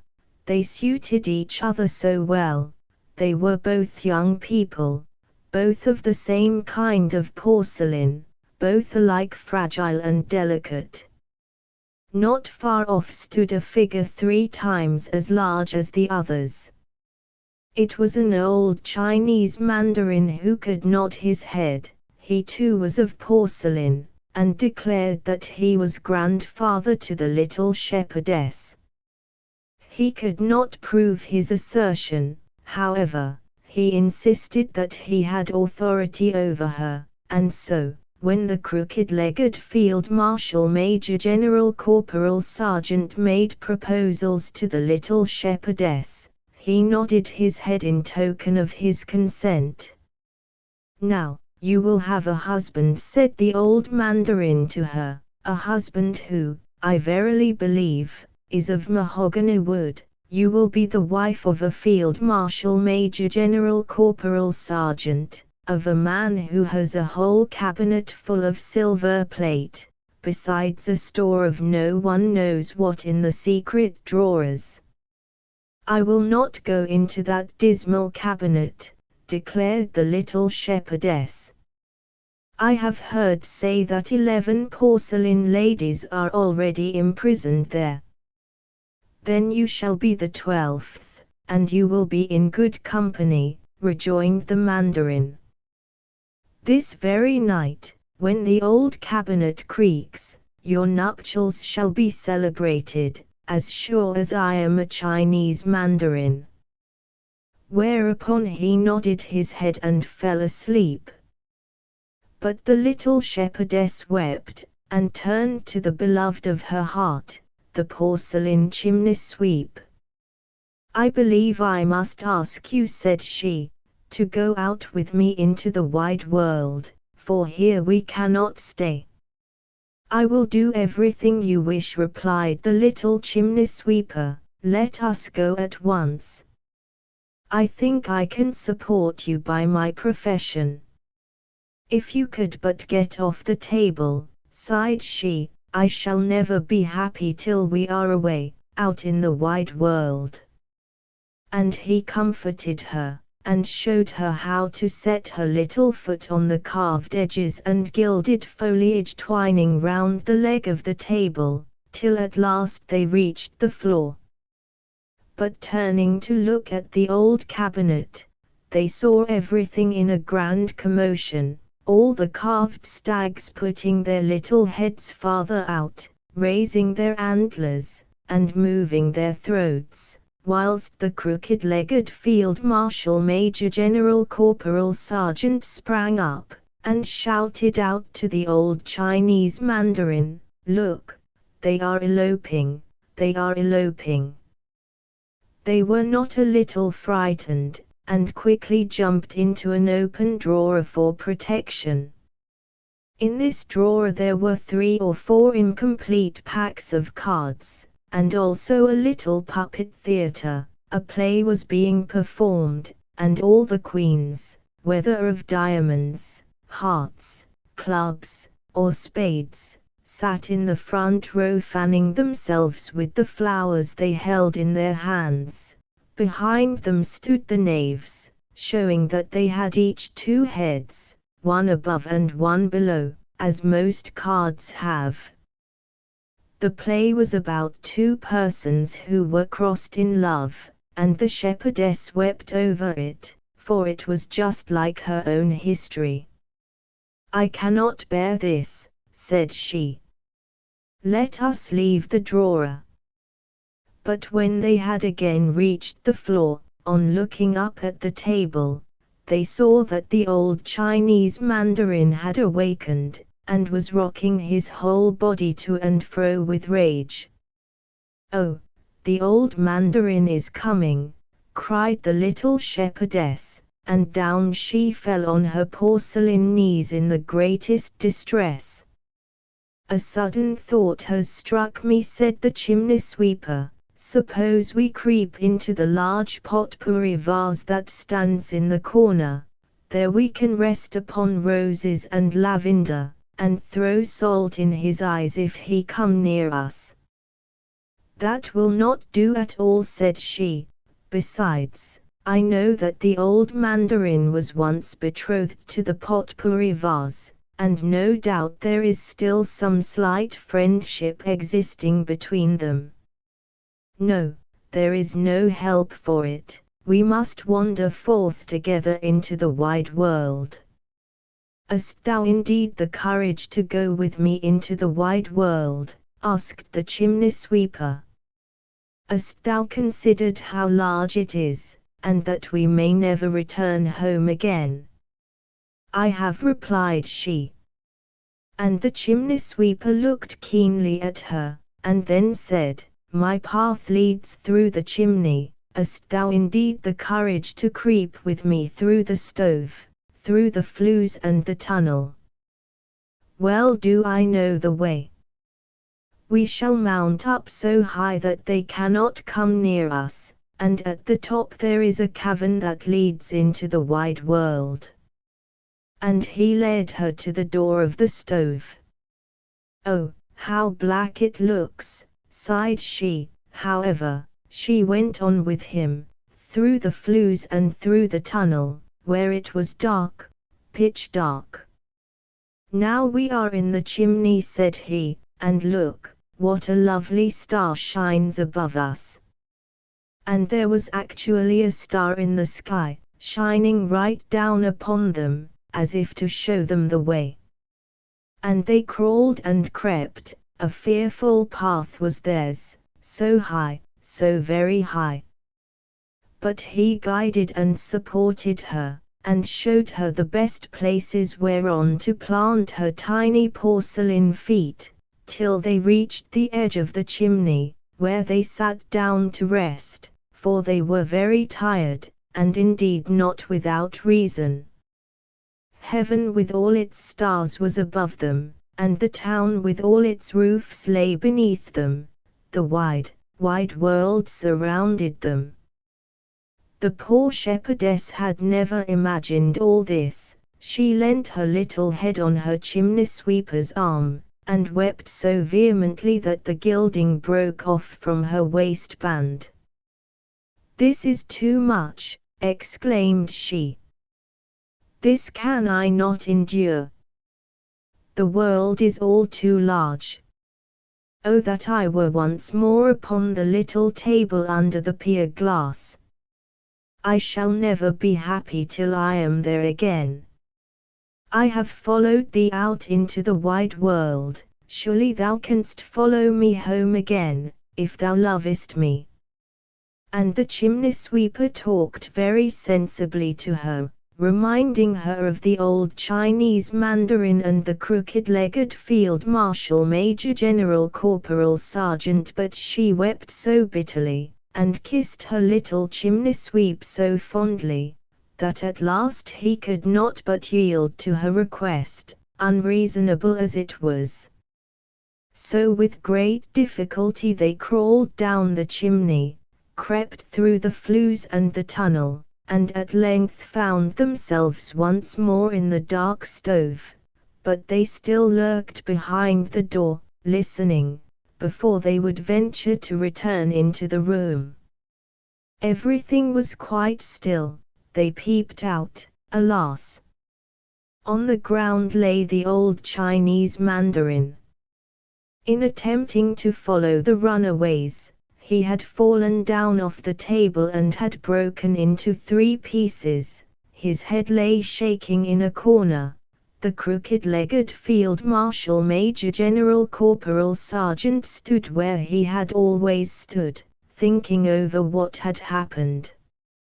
"Oh, how shocking!" exclaimed the little shepherdess. "Old grandfather is broken in pieces, and we are the cause. I shall never survive it," and she wrung her delicate hands. "He can be put together again," replied the chimney sweeper. "He can very easily be put together, only be not so impatient. If they glue his back together, and put a strong rivet in his neck, then he will be as good as new again, and will be able to say plenty of unpleasant things to us." "Do you really think so?" asked she. And then they climbed up the table to the place where they had stood before. "See how far we have been," observed the chimney sweeper. "We might have spared ourselves all the trouble. If we could but have old grandfather put together," said the shepherdess. "Will it cost very much?" And he was put together. The family had his back glued and his neck riveted. He was as good as new, but could no longer nod his head. "You have certainly grown very proud since you broke in pieces," remarked the crooked-legged Field Marshal Major General Corporal Sergeant, "but I must say, for my part, I do not see that there is anything to be proud of. Am I to have her or am I not? Just answer me that." And the chimney sweeper and the little shepherdess looked imploringly at the old mandarin. They were so afraid lest he should nod his head. But nod he could not, and it was disagreeable to him to tell a stranger that he had a rivet in his neck, so the young porcelain people always remained together. They blessed the grandfather's rivet, and loved each other till they broke in pieces. Image unavailable. Image unavailable. The poor duckling was scorned by all. The poor duckling was scorned by all. The ugly duckling. It was beautiful in the country. It was summer time. The wheat was yellow. The oats were green. The hay was stacked up in the green meadows, and the stork paraded about on his long red legs, discoursing in Egyptian, which language he had learned from his mother. The fields and meadows were skirted by thick woods, and a deep lake lay in the midst of the woods. Yes, it was indeed beautiful in the country. The sunshine fell warmly on an old mansion, surrounded by deep canals, and from the walls down to the water's edge there grew large burdock leaves, so high that children could stand upright among them without being perceived. This place was as wild and unfrequented as the thickest part of the wood, and on that account a duck had chosen to make her nest there. She was sitting on her eggs, but the pleasure she had felt at first was now almost gone, because she had been there so long, and had so few visitors, for the other ducks preferred swimming on the canals to sitting among the burdock leaves gossiping with her. At last the eggs cracked one after another, chick chick. All the eggs were alive, and one little head after another appeared. "Quack, quack," said the duck, and all got up as well as they could. They peeped about from under the green leaves, and as green is good for the eyes, their mother let them look as long as they pleased. "How large the world is," said the little ones, for they found their present situation very different to their former confined one, while yet in the eggshells. "Do you imagine this to be the whole of the world?" said the mother. "It extends far beyond the other side of the garden, to the pastor's field, but I have never been there. Are you all here?" And then she got up. "No, I have not got you all. The largest egg is still here. How long will this last?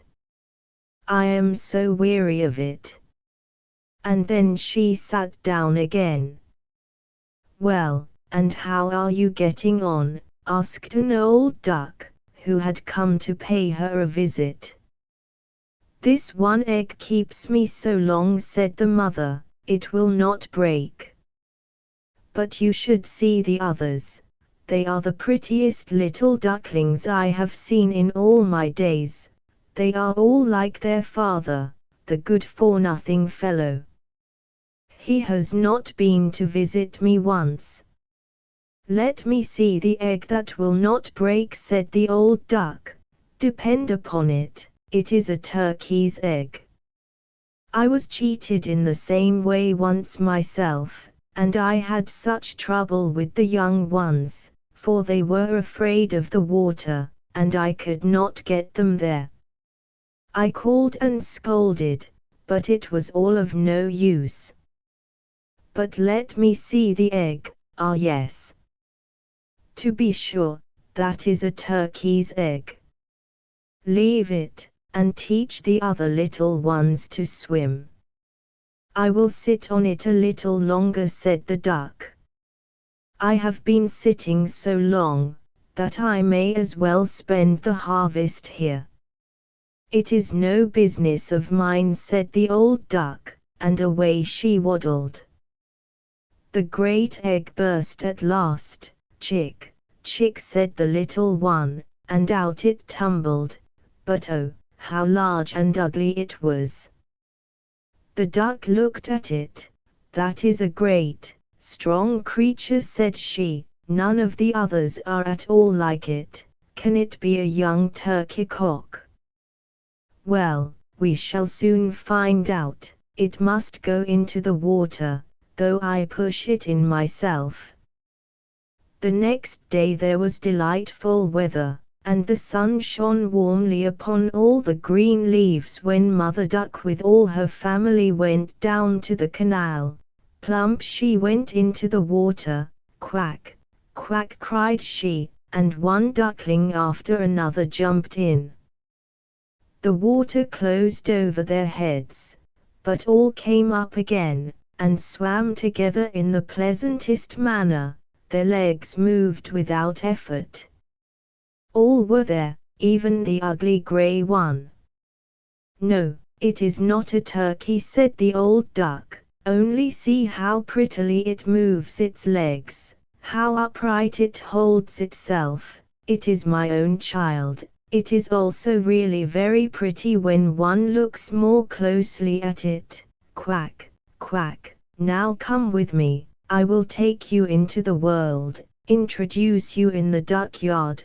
But keep close to me, or someone may tread on you, and beware of the cat.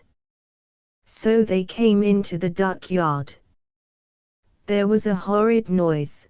2 families were quarreling about the remains of an eel, which in the end was secured by the cat. See, my children, such is the way of the world, said the mother duck, wiping her beak, for she too was fond of roasted eels. Now use your legs, said she, keep together, and bow to the old duck you see yonder. She is the most distinguished of all the fowls present, and is of Spanish blood, which accounts for her dignified appearance and manners. And look, she has a red rag on her leg. That is considered extremely handsome, and is the greatest distinction a duck can have. Don't turn your feet inwards. A well-educated duckling always keeps his legs far apart, like his father and mother. Just so. Look, now bow your necks, and say quack. And they did as they were told. But the other ducks who were in the yard looked at them and said aloud, only see, now we have another brood, as if there were not enough of us already. And fie! How ugly that one is! We will not endure it. And immediately one of the ducks flew at him, and bit him in the neck. Leave him alone, said the mother, he is doing no one any harm. Yes, but he is so large, and so strange looking, and therefore he shall be teased. Those are fine children that our good mother has, said the old duck with the red rag on her leg. All are pretty except one, and that has not turned out well. I almost wish it could be hatched over again. That cannot be, please your highness, said the mother. Certainly he is not handsome, but he is a very good child, and swims as well as the others, indeed rather better. I think he will grow like the others all in good time, and perhaps will look smaller. He stayed so long in the eggshell, that is the cause of the difference. And she scratched the duckling's neck, and stroked his whole body. Besides, added she, he is a drake. I think he will be very strong, therefore it does not matter so much, he will fight his way through. "The other ducks are very pretty," said the old duck. "Pray make yourselves at home, and if you find an eel's head you can bring it to me." And accordingly they made themselves at home. But the poor little duckling, who had come last out of its eggshell, and who was so ugly, was bitten, pecked, and teased by both ducks and hens. "It is so large," said they all. And the turkey cock, who had come into the world with spurs on, and therefore fancied he was an emperor, puffed himself up like a ship in full sail, and marched up to the duckling quite red with passion. The poor little thing scarcely knew what to do. He was quite distressed, because he was so ugly, and because he was the jest of the poultry yard. Image unavailable. He came to a wide moor, so passed the first day, and afterwards matters grew worse and worse. The poor duckling was scorned by all. Even his brothers and sisters behaved unkindly, and were constantly saying, "The cat fetch thee, thou nasty creature."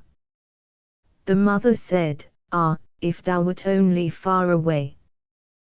The ducks bit him, the hens pecked him, and the girl who fed the poultry kicked him. He ran over the hedge. The little birds in the bushes were terrified. "That is because I am so ugly," thought the duckling, shutting his eyes, but he ran on.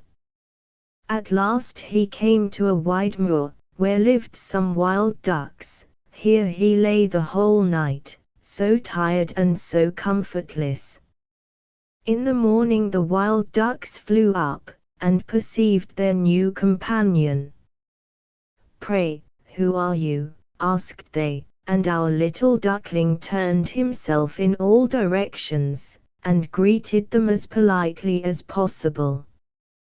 "You are really uncommonly ugly," said the wild ducks. "However, that does not matter to us, provided you do not marry into our families."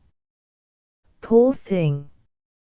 He had never thought of marrying. He only begged permission to lie among the reeds, and drink the water of the moor. There he lay for 2 whole days. On the 3rd day there came 2 wild geese, or rather ganders, who had not been long out of their eggshells, which accounts for their impertinence. "Hark ye," said they, "you are so ugly that we like you infinitely well. Will you come with us, and be a bird of passage?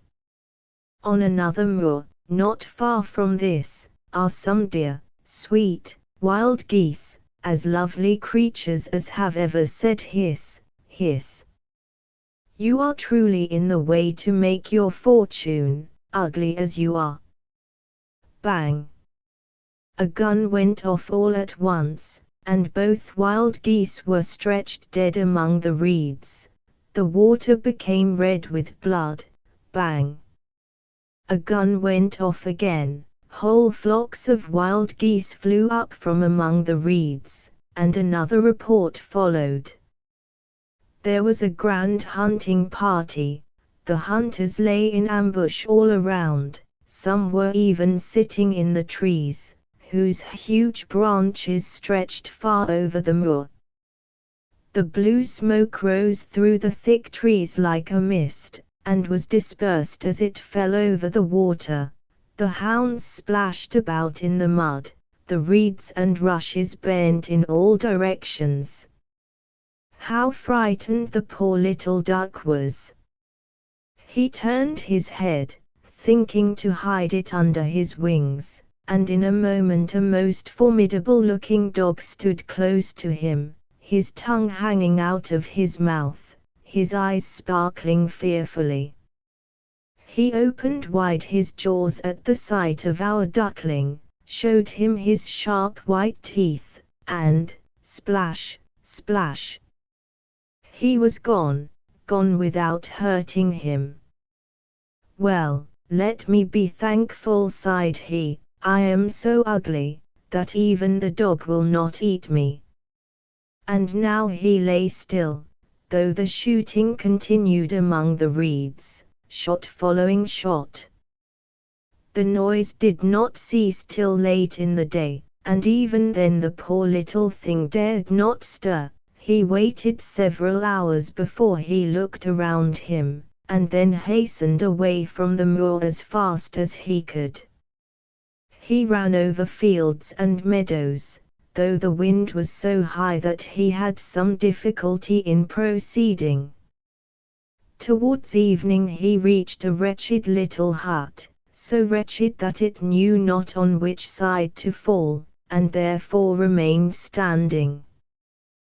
The wind blew violently, so that our poor little duckling was obliged to support himself on his tail, in order to stand against it, but it became worse and worse. He then remarked that the door had lost one of its hinges, and hung so much awry that he could creep through the crevice into the room, which he did. In this room lived an old woman, with her tomcat and her hen, and the cat, whom she called her little son, knew how to set up his back and purr. Indeed, he could even emit sparks when stroked the wrong way. The hen had very short legs, and was therefore called Cuckoo Short Legs. She laid very good eggs, and the old woman loved her as her own child. The next morning the new guest was perceived. The cat began to mew, and the hen to cackle.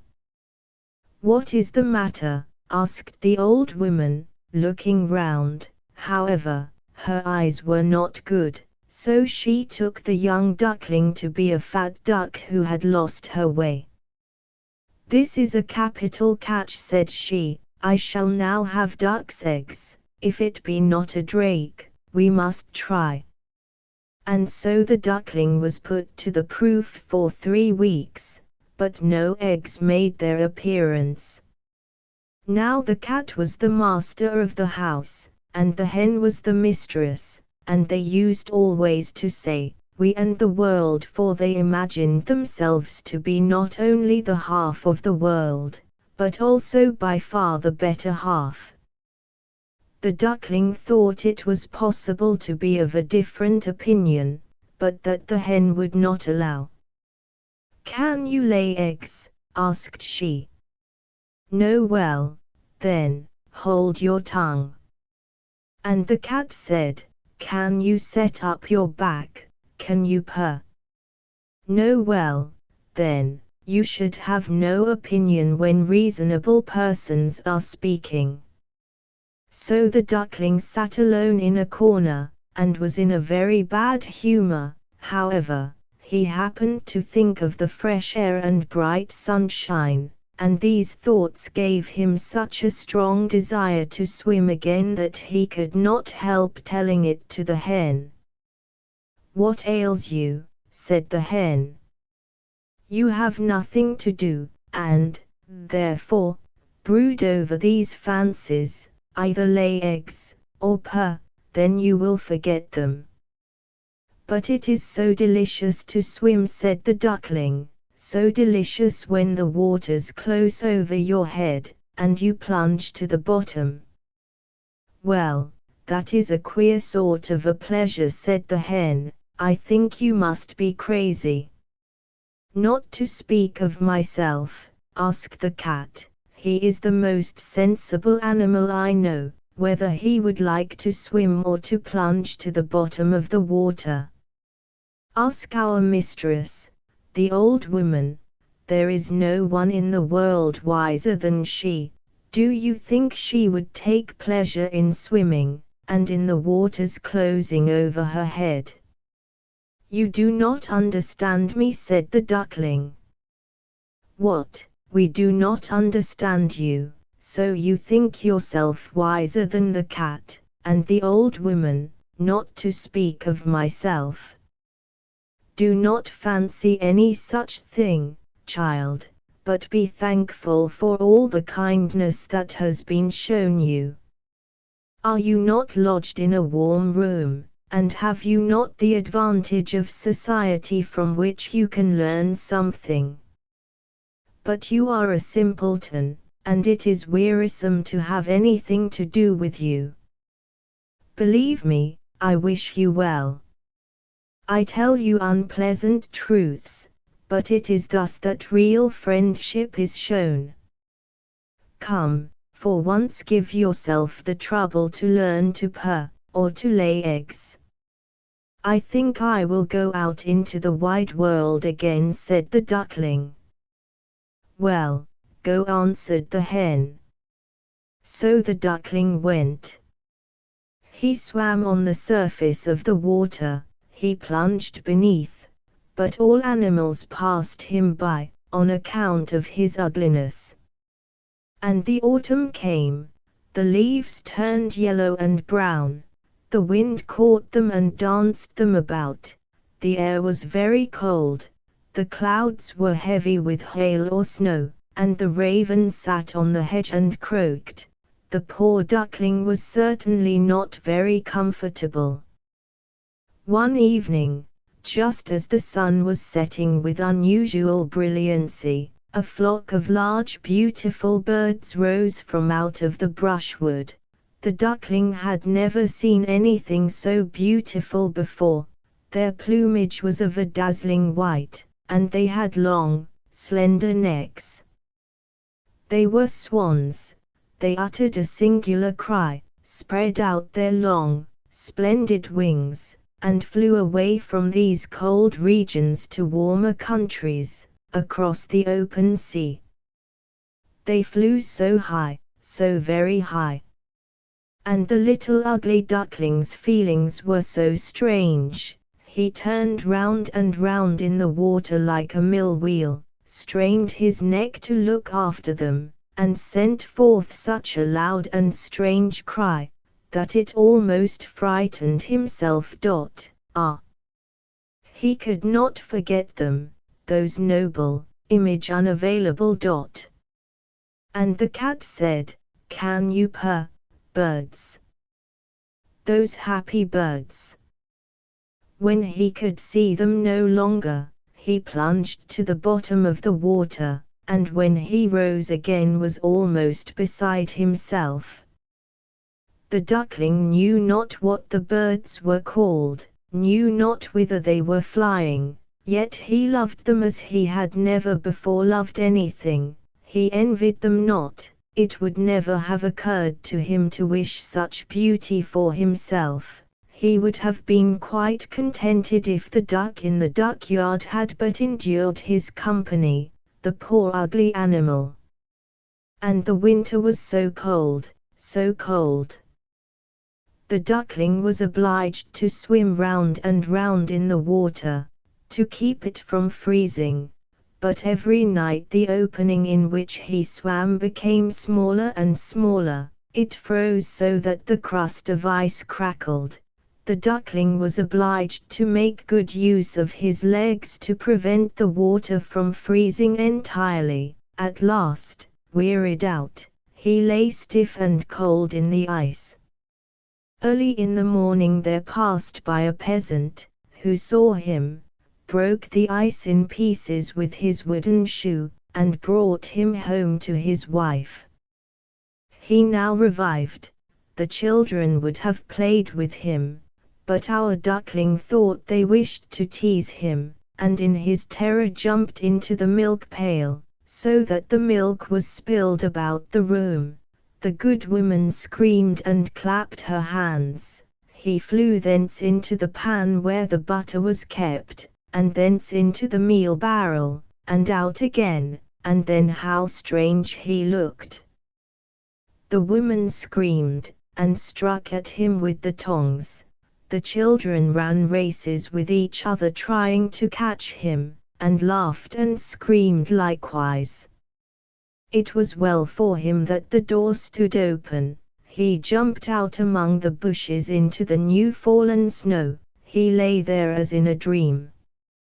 but it would be too melancholy to relate all the trouble and misery that he was obliged to suffer during the severity of the winter. He was lying on a moor among the reeds, when the sun began to shine warmly again, the larks sang, and beautiful spring had returned. And once more he shook his wings.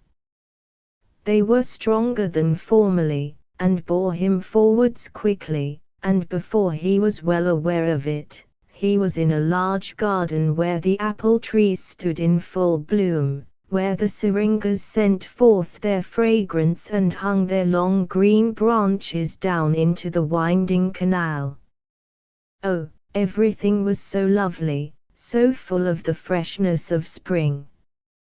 And out of the thicket came 3 beautiful white swans. They displayed their feathers so proudly, and swam so lightly, so lightly. The duckling knew the glorious creatures, and was seized with a strange melancholy. "I will fly to them, those kingly birds," said he. "They will kill me, because I, ugly as I am, have presumed to approach them, but it matters not. Better to be killed by them than to be bitten by the ducks, pecked by the hens, kicked by the girl who feeds the poultry, and to have so much to suffer during the winter." He flew into the water, and swam towards the beautiful creatures. They saw him and shot forward to meet him.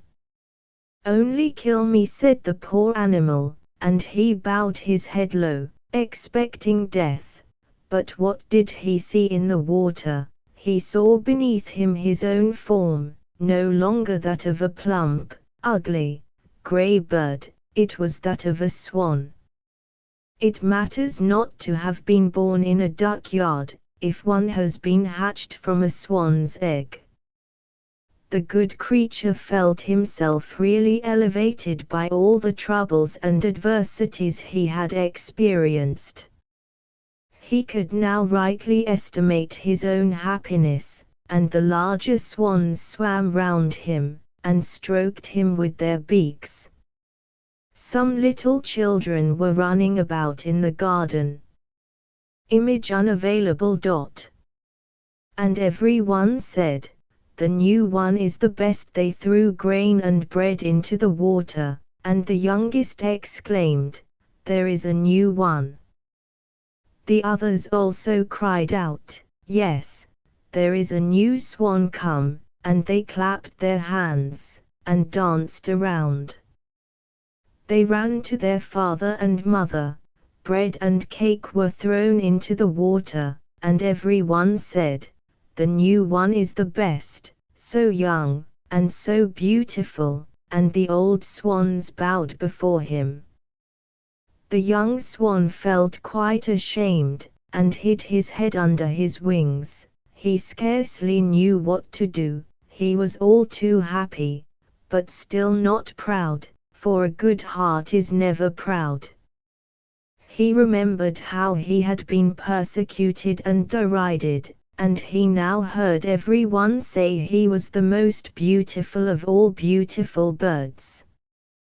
The syringas bent down their branches towards him low into the water, and the sun shone so warmly and brightly. He shook his feathers, stretched his slender neck, and in the joy of his heart said, "How little did I dream of so much happiness when I was the ugly, despised duckling." Image unavailable.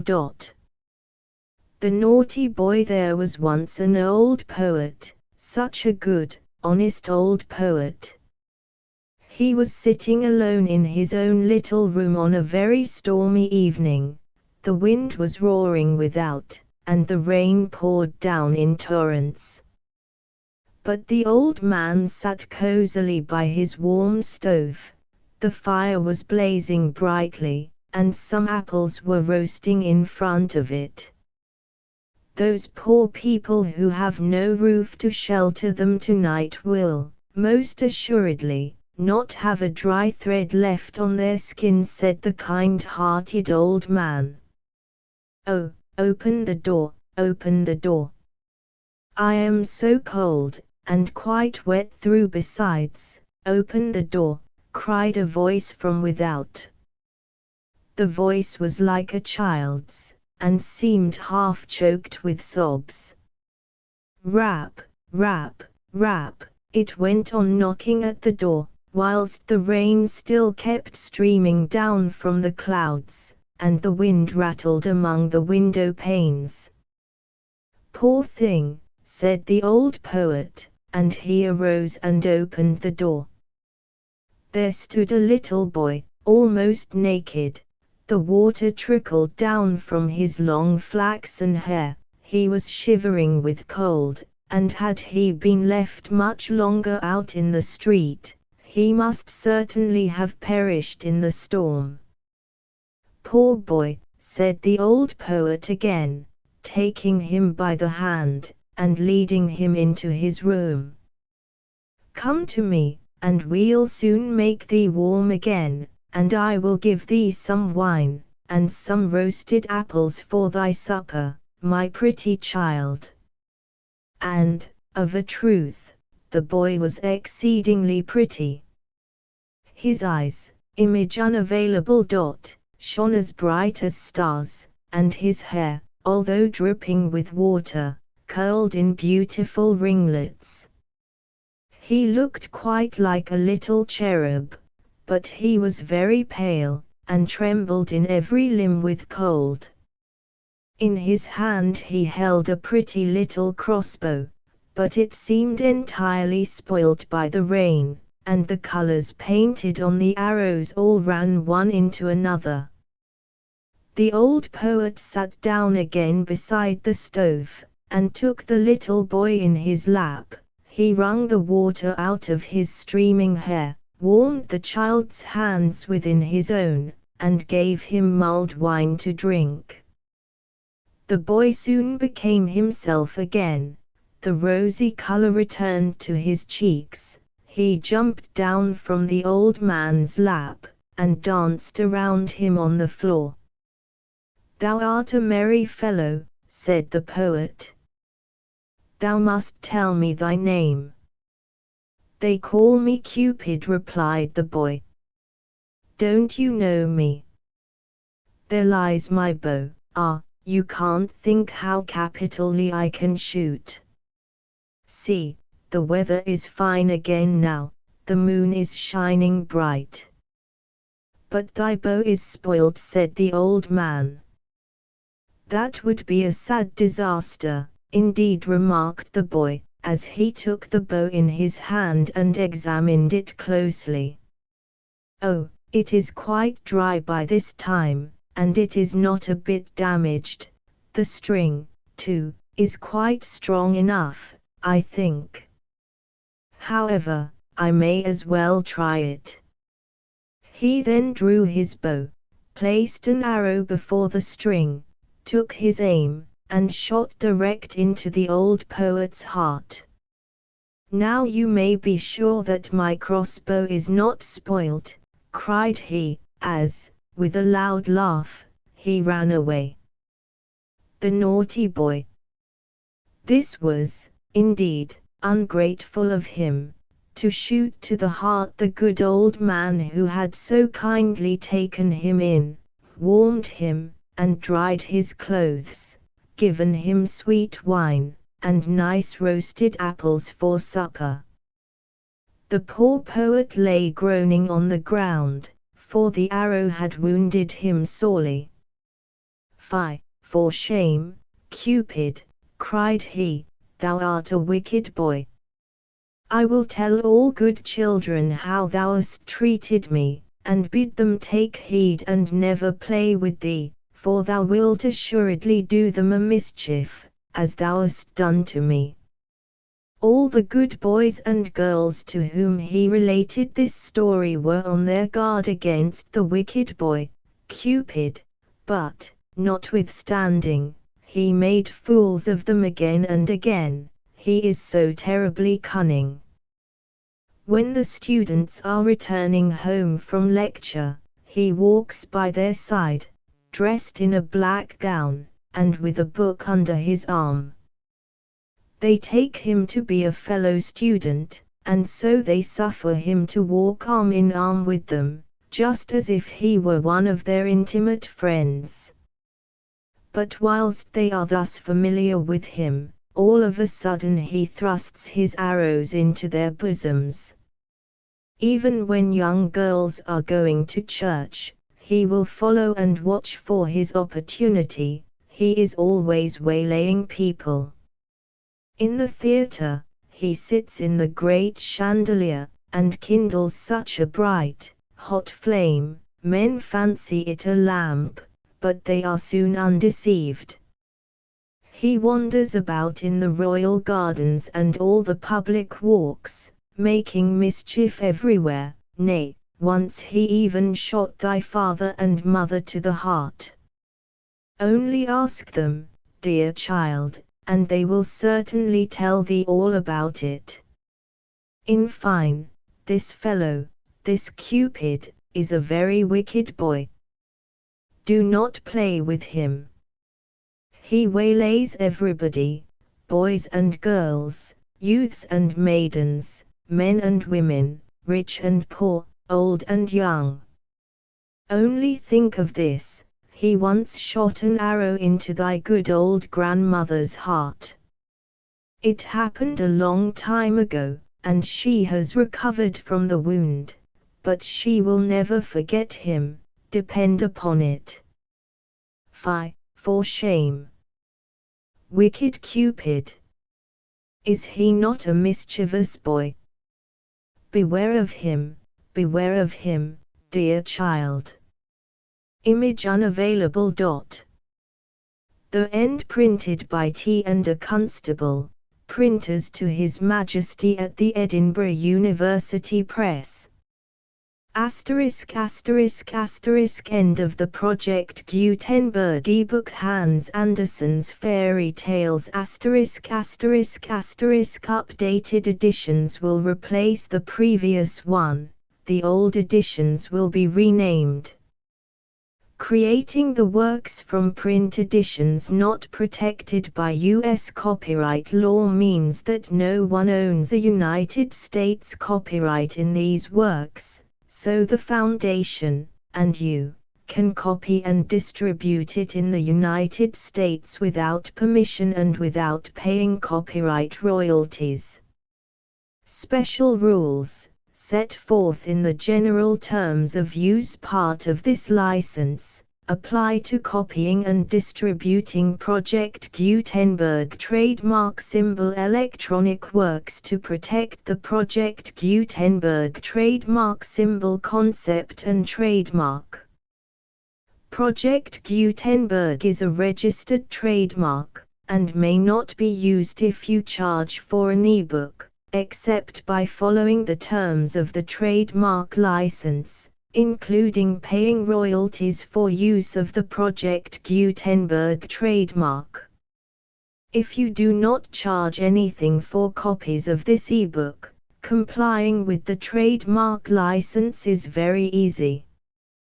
You may use this ebook for nearly any purpose such as creation of derivative works, reports, performances and research. Project Gutenberg ebooks may be modified and printed and given away. You may do practically anything in the United States with ebooks not protected by U.S. copyright law. Redistribution is subject to the trademark license, especially commercial redistribution. Start.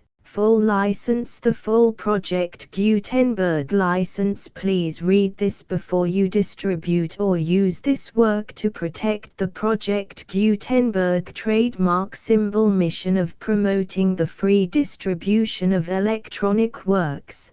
By using or distributing this work, or any other work associated in any way with the phrase Project Gutenberg, you agree to comply with all the terms of the full Project Gutenberg trademark symbol license available with this file or online at www.gutenberg.org/license. Section 1. General Terms of Use and Redistributing Project Gutenberg Trademark Symbol Electronic Works 1.0. By reading or using any part of this Project Gutenberg trademark symbol electronic work, you indicate that you have read, understand, agree to and accept all the terms of this license and intellectual property, trademark/copyright, agreement. If you do not agree to abide by all the terms of this agreement, you must cease using and return or destroy all copies of Project Gutenberg trademark symbol electronic works in your possession. If you paid a fee for obtaining a copy of or access to a Project Gutenberg trademark symbol electronic work and you do not agree to be bound by the terms of this agreement, you may obtain a refund from the person or entity to whom you paid the fee as set forth in paragraph 1.e.8. 1.b Project Gutenberg is a registered trademark. It may only be used on or associated in any way with an electronic work by people who agree to be bound by the terms of this agreement. There are a few things that you can do with most Project Gutenberg trademark symbol electronic works even without complying with the full terms of this agreement. See paragraph 1.c below. There are a lot of things you can do with Project Gutenberg trademark symbol electronic works if you follow the terms of this agreement and help preserve free future access to Project Gutenberg trademark symbol electronic works. See paragraph 1.e below. 1.c. The Project Gutenberg Literary Archive Foundation, the Foundation or PGLAF, owns a compilation copyright in the collection of Project Gutenberg trademark symbol electronic works.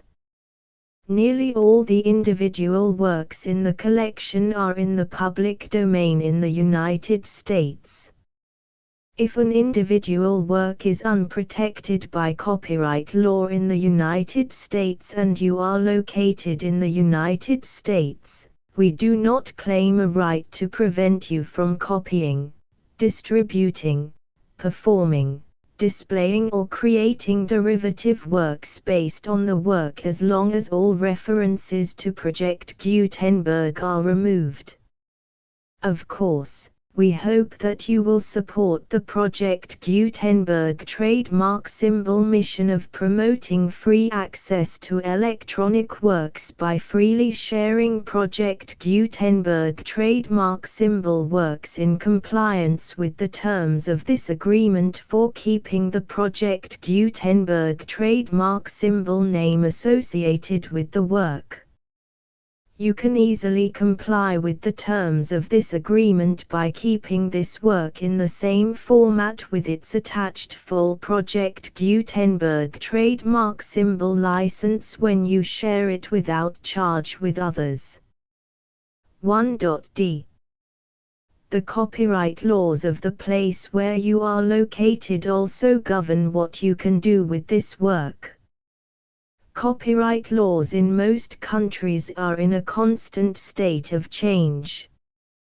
If you are outside the United States, check the laws of your country in addition to the terms of this agreement before downloading, copying, displaying, performing, distributing or creating derivative works based on this work or any other Project Gutenberg trademark symbol work. The Foundation makes no representations concerning the copyright status of any work in any country other than the United States. 1.e unless you have removed all references to Project Gutenberg. 1.e.1. The following sentence, with active links to, or other immediate access to, the full Project Gutenberg trademark symbol license must appear prominently whenever any copy of a Project Gutenberg trademark symbol work, any work on which the phrase Project Gutenberg appears, or with which the phrase Project Gutenberg is associated, is accessed, displayed, performed, viewed, copied or distributed. This ebook is for the use of anyone anywhere in the United States and most other parts of the world at no cost and with almost no restrictions whatsoever. You may copy it, give it away or reuse it under the terms of the Project Gutenberg license included with this ebook or online at www.gutenberg.org. If you are not located in the United States, you will have to check the laws of the country where you are located before using this ebook. 1.e.2. If an individual Project Gutenberg trademark symbol electronic work is derived from texts not protected by U.S. copyright law, does not contain a notice indicating that it is posted with permission of the copyright holder, the work can be copied and distributed to anyone in the United States without paying any fees or charges. If you are redistributing or providing access to a work with the phrase Project Gutenberg associated with or appearing on the work, you must comply either with the requirements of paragraphs 1.e.1 through 1.e.7 or obtain permission for the use of the work and the Project Gutenberg trademark symbol trademark as set forth in paragraphs 1.e.8 or 1.e.9. 1.e.3.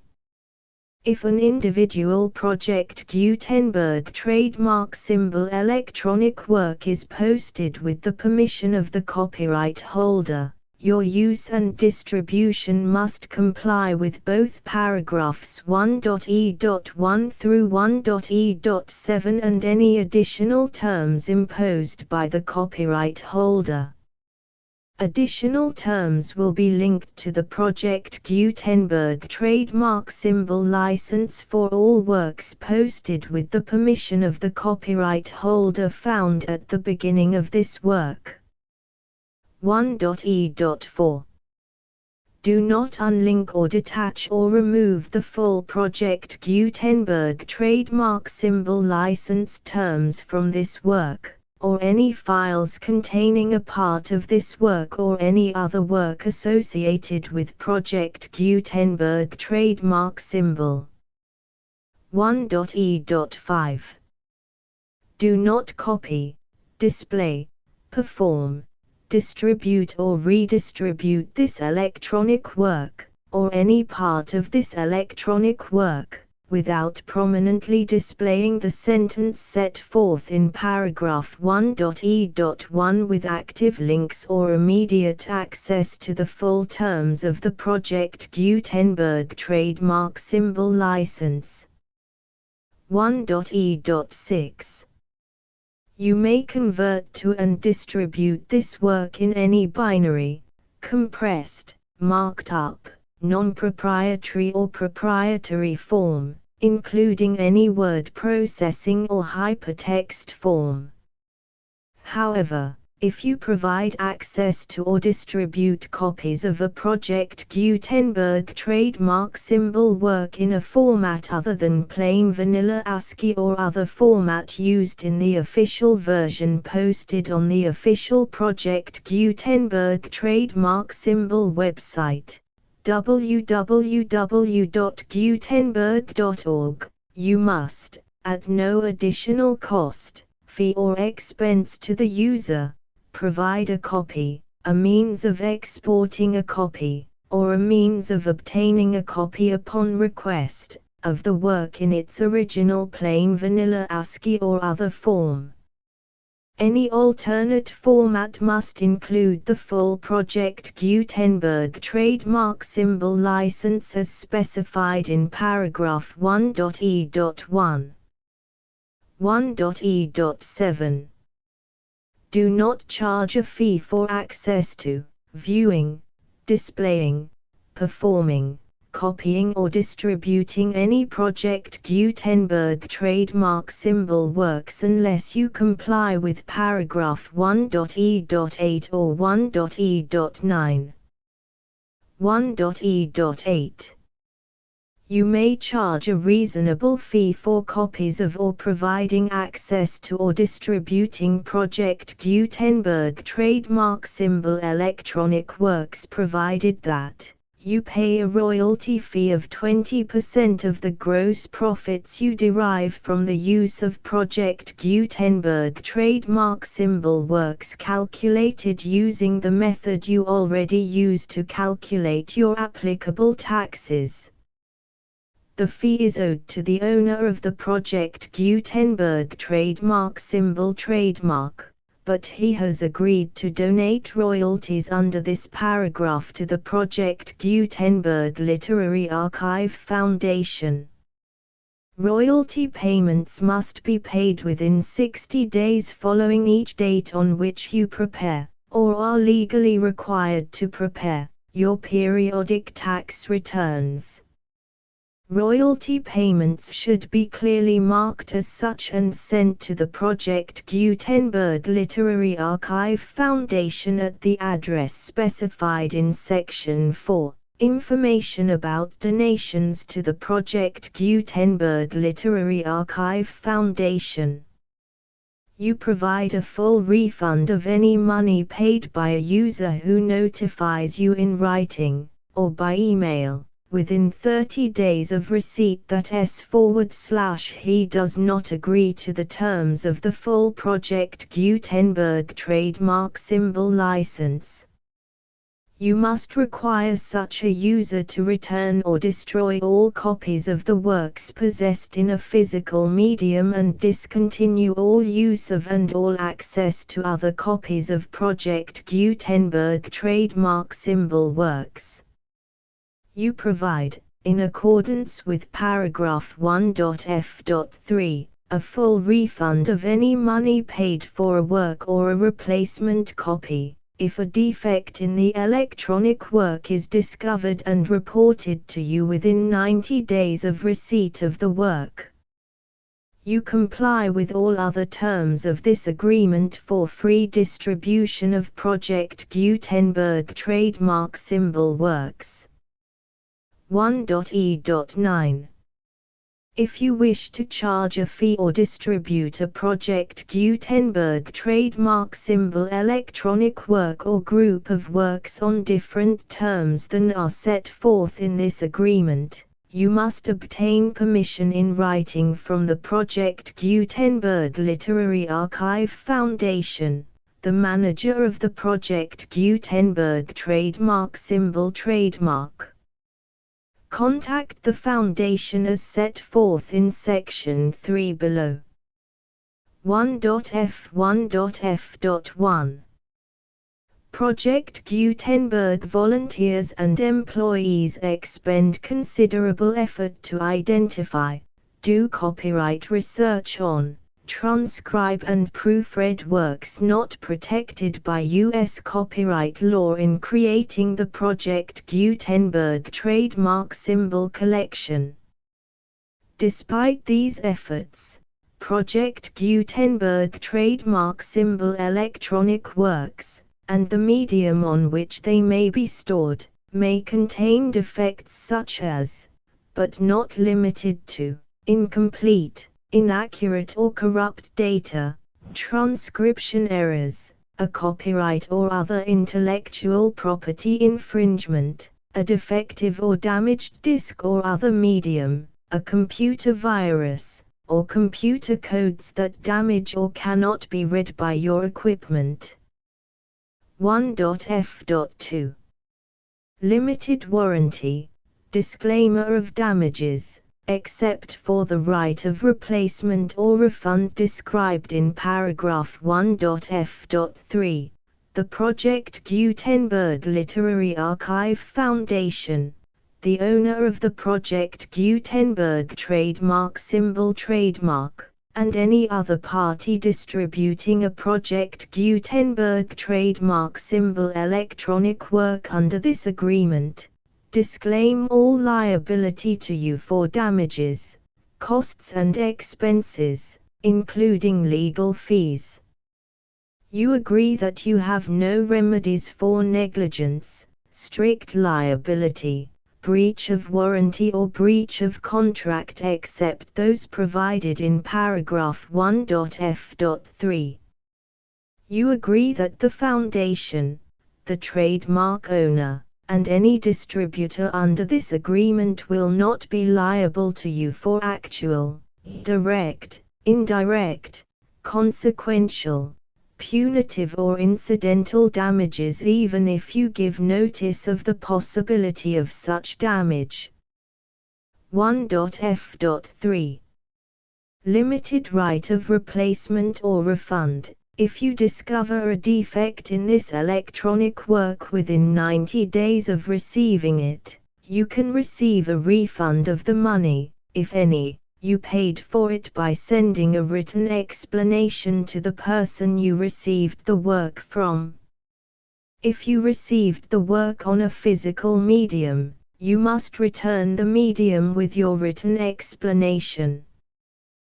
The person or entity that provided you with the defective work may elect to provide a replacement copy in lieu of a refund. If you received the work electronically, the person or entity providing it to you may choose to give you a second opportunity to receive the work electronically in lieu of a refund. If the second copy is also defective, you may demand a refund in writing without further opportunities to fix the problem. 1.f.4.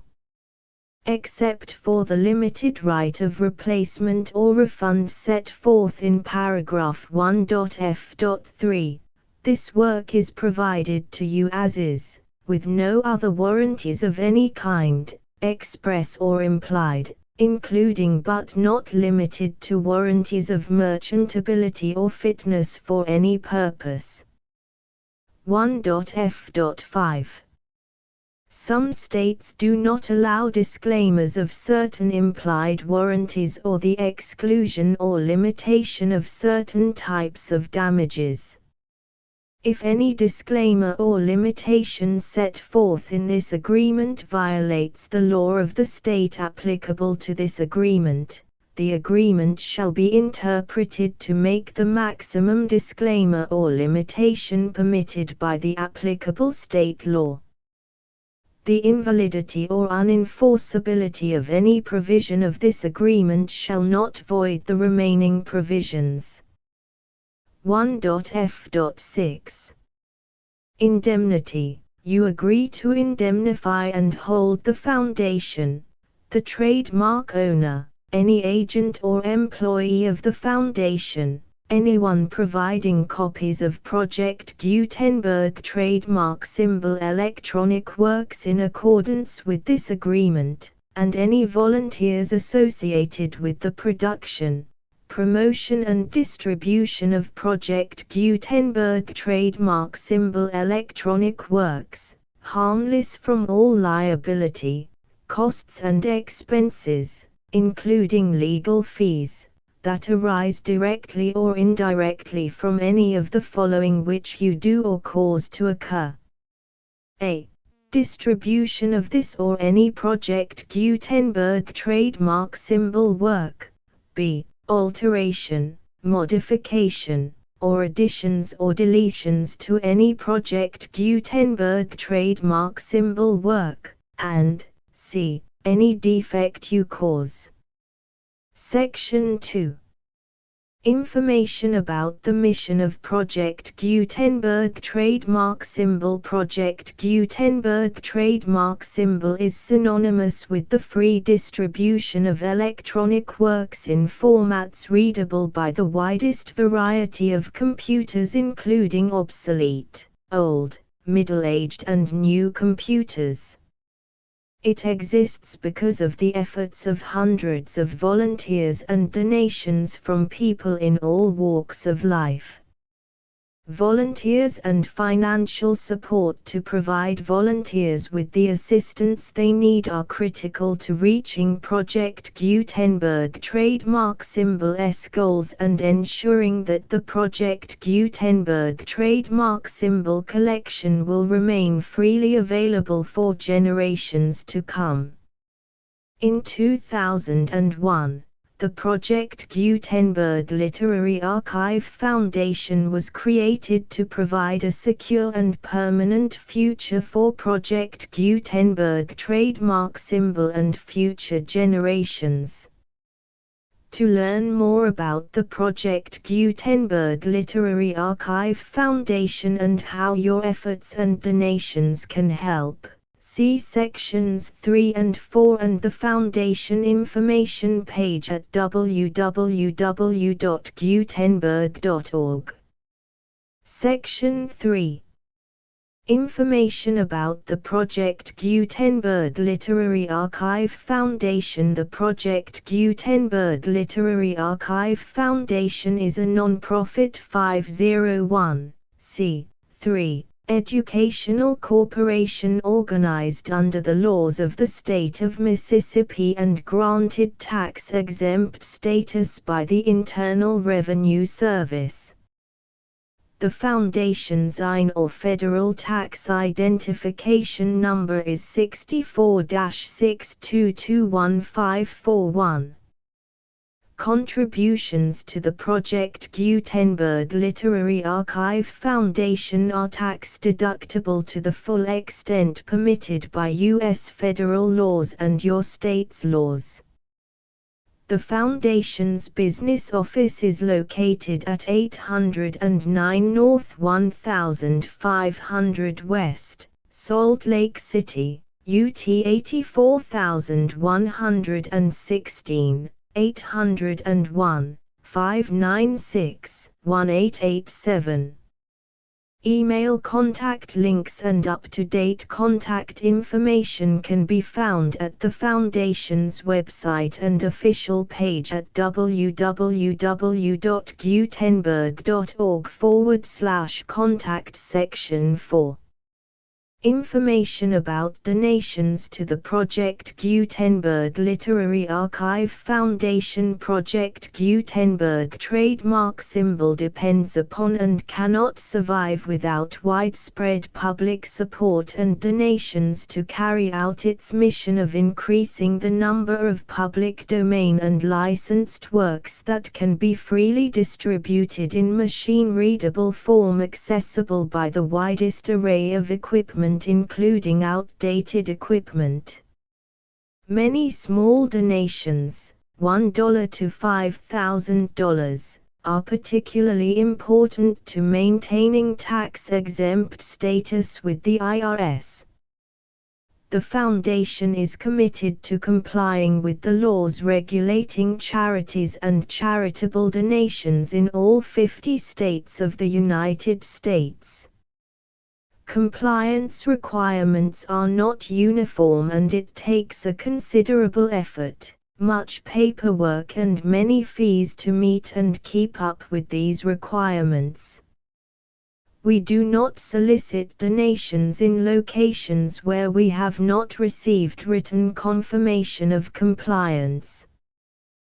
To send donations or determine the status of compliance for any particular state, visit www.gutenberg.org/donate.